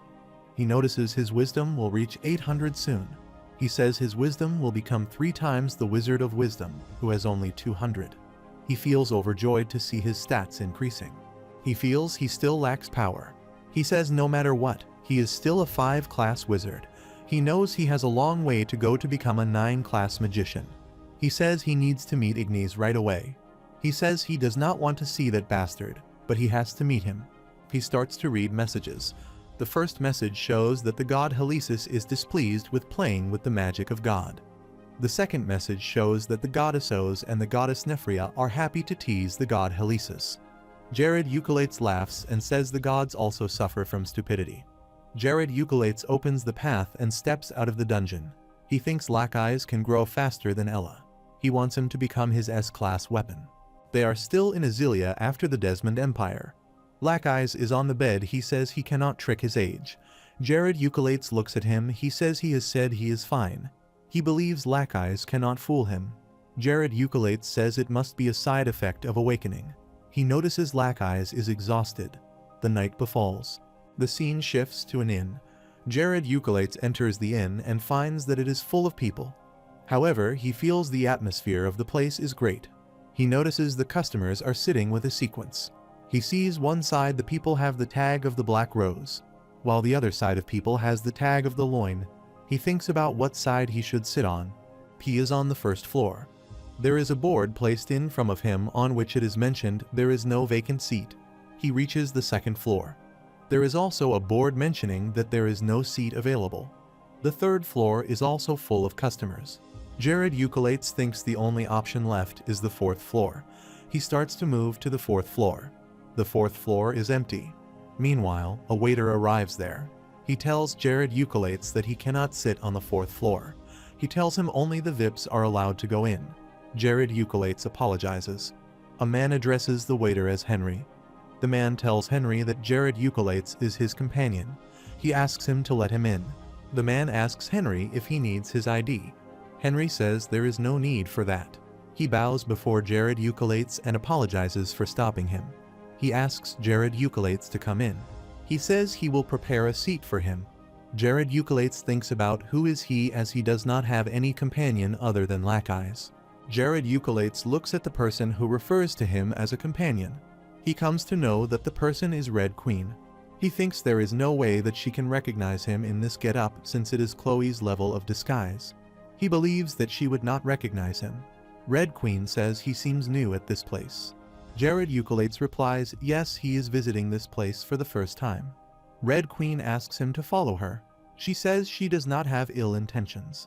Red Queen says there will be a crowd on the other 3 floors, so they should have a drink on the 4th floor. Jared Eucolates says he did not mean to be intentionally rude. Red Queen says it is better to come with high expectations for better things in life. Jared Eucolates says he cannot use the VIP floor all for herself. Red Queen directs Jared Eucolates toward the way. Jared Eucolates looks at the guards of Red Queen. He notices that they are not her usual guards. He knows they are 2 dragons. He says according to his memory they are not the same guards. He says they are different than before. He says the 2 men are considered as 2 dragons, black and white. The 2 dragons are known as a double-headed dragon. They always stay together. Hence, they are given the nickname. The guards of Red Queen use a dark energy sword. The 2 swords resting on their shoulder give off such dark energy. It is difficult to wield them with 2 hands. On top of that, in silver and gold engravings, both of the guards have dragon drawings. The drawing is slightly visible. Jared Eucolates says these guards had the responsibility to escort the Empress of the Desmond Empire. He thinks the Red Queen may be the one who is known as the Princess of the Desmond Empire. He looks at Red Queen and thinks she has high-level protection from the 2 swordsmen. Red Queen looks back at Jared Eucolates and asks him what is he doing. She asks him to come quickly. Jared Eucolates replies he is coming. Red Queen sits on one table with her guards while Jared Eucolates sits on another table. Red Queen whispers something in the ear of one of the guards. The guards stand up and stand at a distance. Jared Eucolates wonders why she ordered the guards to guard from a distance. Now, the Red Queen is sitting alone at the table. Jared Eucolates thinks about their first meeting and the pain her gaze caused him. He says she tries to block him off psychologically at the pub. He remembers that she gave him an evil and tomboyish look back then. He looks at Red Queen and feels she is different today. He feels she is giving him respect today. He thinks he has not done something wrong. Jared Eucolates observes the Red Queen minutely. He notices she does not cause any commotion while drinking, nor has she tried to run away in any sort of way. He sees she is only reading her book which she brought with her. Jared Eucolates says he can tell she is not better than a candidate for the Empire. Jared Eucolates takes a sip from the drink and continues observing her. The Desmond Empire is one of the 5 countries of the Nasu continent. The Desmond Empire is as advanced as the Lentus Empire. Jared Eucolates thinks considering her background, she can be a high-risk enemy for him. He says she is known to be the princess of the Mode Empire and receives orders from the superiors of evil. He estimates that she will soon stand with the Demon King in the future. The Red Queen closes her book and looks at Jared Eucolates. She tells him that she is Senerin. She asks Jared Eucolates his name. Jared Eucolates thinks who she is fooling with that smile. He suspects her being a spy. He thinks why she is hiding her identity and wandering around. He believes she must be gathering information about something. Jared Eucolates introduces himself as Lohard. Red Queen says it is such a new name. She asks him if he is a newcomer.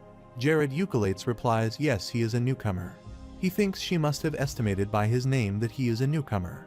Jared Eucolates asks Red Queen which dungeon should they attack. Before Red Queen answers, noise comes from the lower floors. Jared Eucolates looks down from the railing. Someone shouts about killing all the people. The man blames others for coming into their area. Some fighters break into the pub and start killing the people. Jared Eucalates thinks the southern hunters are more vile than the hunters of the north. Red Queen tells Jared Eucalates that these things are common in a low-life town like this. She adds the Lord has no business here and declared this place a free state. She continues to say there is no punishment for the offense of murder. Jared Eucalates thinks she must mean a lawless area by a free state. Red Queen asks him to ignore them and have a drink of beer with her. She adds they should have the drink when it is cool. There is no good in drinking a hot drink according to her. She walks toward her table. Jared Eucalates considers her right and comes to his table. He thinks it would be absurd to involve himself in such things. He calms down by thinking he is sitting in a VIP area. The hunters soon come to their floor. The hunters say they are the slave guild hunters. Jared Eucalates says they have no business to do with them, so why they are provoking us. One of the hunters says the pub is in their area. He adds that foreigners like him run without talking to them when they are not in a good mood.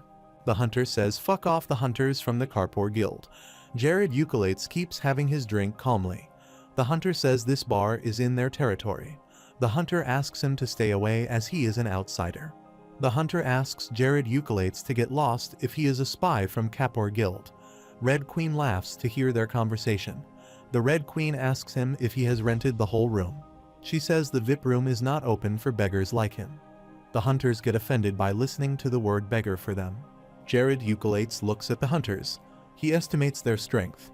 He notices the Baldy is on the same level as Rackies, while the rest are low rankers. He says it looks like they cannot do much. He believes they are not worth it. Jared Eucalates tells one of the hunters that he does not want to fight with them. Jared Eucalates says he is not a spy, he just came here to have a drink. He asks the hunters to leave him alone. The hunter says look at this punk. He mocks Jared Eucalates and asks him if he driving smart to show off to the beautiful girl. Red Queen wonders if he thinks so. The hunter asks them if he will be able to say anything after getting sliced by his sword. He raises his sword at Jared Eucalates. Jared Eucalates thrusts a knife into his back. The blood gushes out of the mouth of the hunter. Jared Eucalates attacks the hunter with the dagger of death. The captain of the Slava Hunter Guild is in his third circle. He is a skilled swordsman whose mercenary grade is A. The hunter is lying dead in front of Jared Eucalates. All the other hunters look at the dead body. Red Queen scans the abilities of Jared Eucalates. She comes to know that the guy Lohard is a 5-class magician who can immediately teleport. Another hunter asks how is this punk? Red Queen looks at the hunters and says they should leave if they do not want to die. The hunters get united to kill Jared Eucalates. They say they should kill him as the guy is alone. The hunters attack Jared Eucalates. Jared Eucalates smiles at their attack. He moves his hand to form a magical pattern. He creates a windscreen with the help of his magical aura. One of the hunters looks at the windscreen and declares this shield useless. The hunter jumps at Jared Eucalates to attack. Jared Eucalates moves his hand and pushes the hunters away with the shield. Red Queen stays silent behind Jared Eucalates. The hunters get trapped in the windscreen. They try to push the shield. One of them says he knows the shield is weak. The other one replies, but the shield feels like a hard wall. Jared Eucalates smiles and says it is better to wrap them with one strike instead of fighting against the majority. Now, Jared Eucalates attacks them with a double transcendence firewall. The hunters get hit by the firewall and sigh with pain. The firewall seems to burn the opponents to death. Red Queen thinks the magic power of the guy is overwhelming. She estimates that it is not an ordinary fireball. She says a normal firewall cannot burn people to death. Jared Eucalates says it is not over yet. He molds his fingers in a specific pattern and attacks with the flame burst. The flame burst burns the remains of the hunters except their bones. Jared Eucalates looks at the bones of hunters and says he has warned them not to touch him. Red Queen looks at the bones of the burnt hunters and thinks those people were skilled enough to be a grade hunters but have limits. Then she looks at Jared Eucalates and thinks what is a skilled magician like him doing here? She estimates the firewall made by Jared Eucalates is equal to the work of an 8-class magician.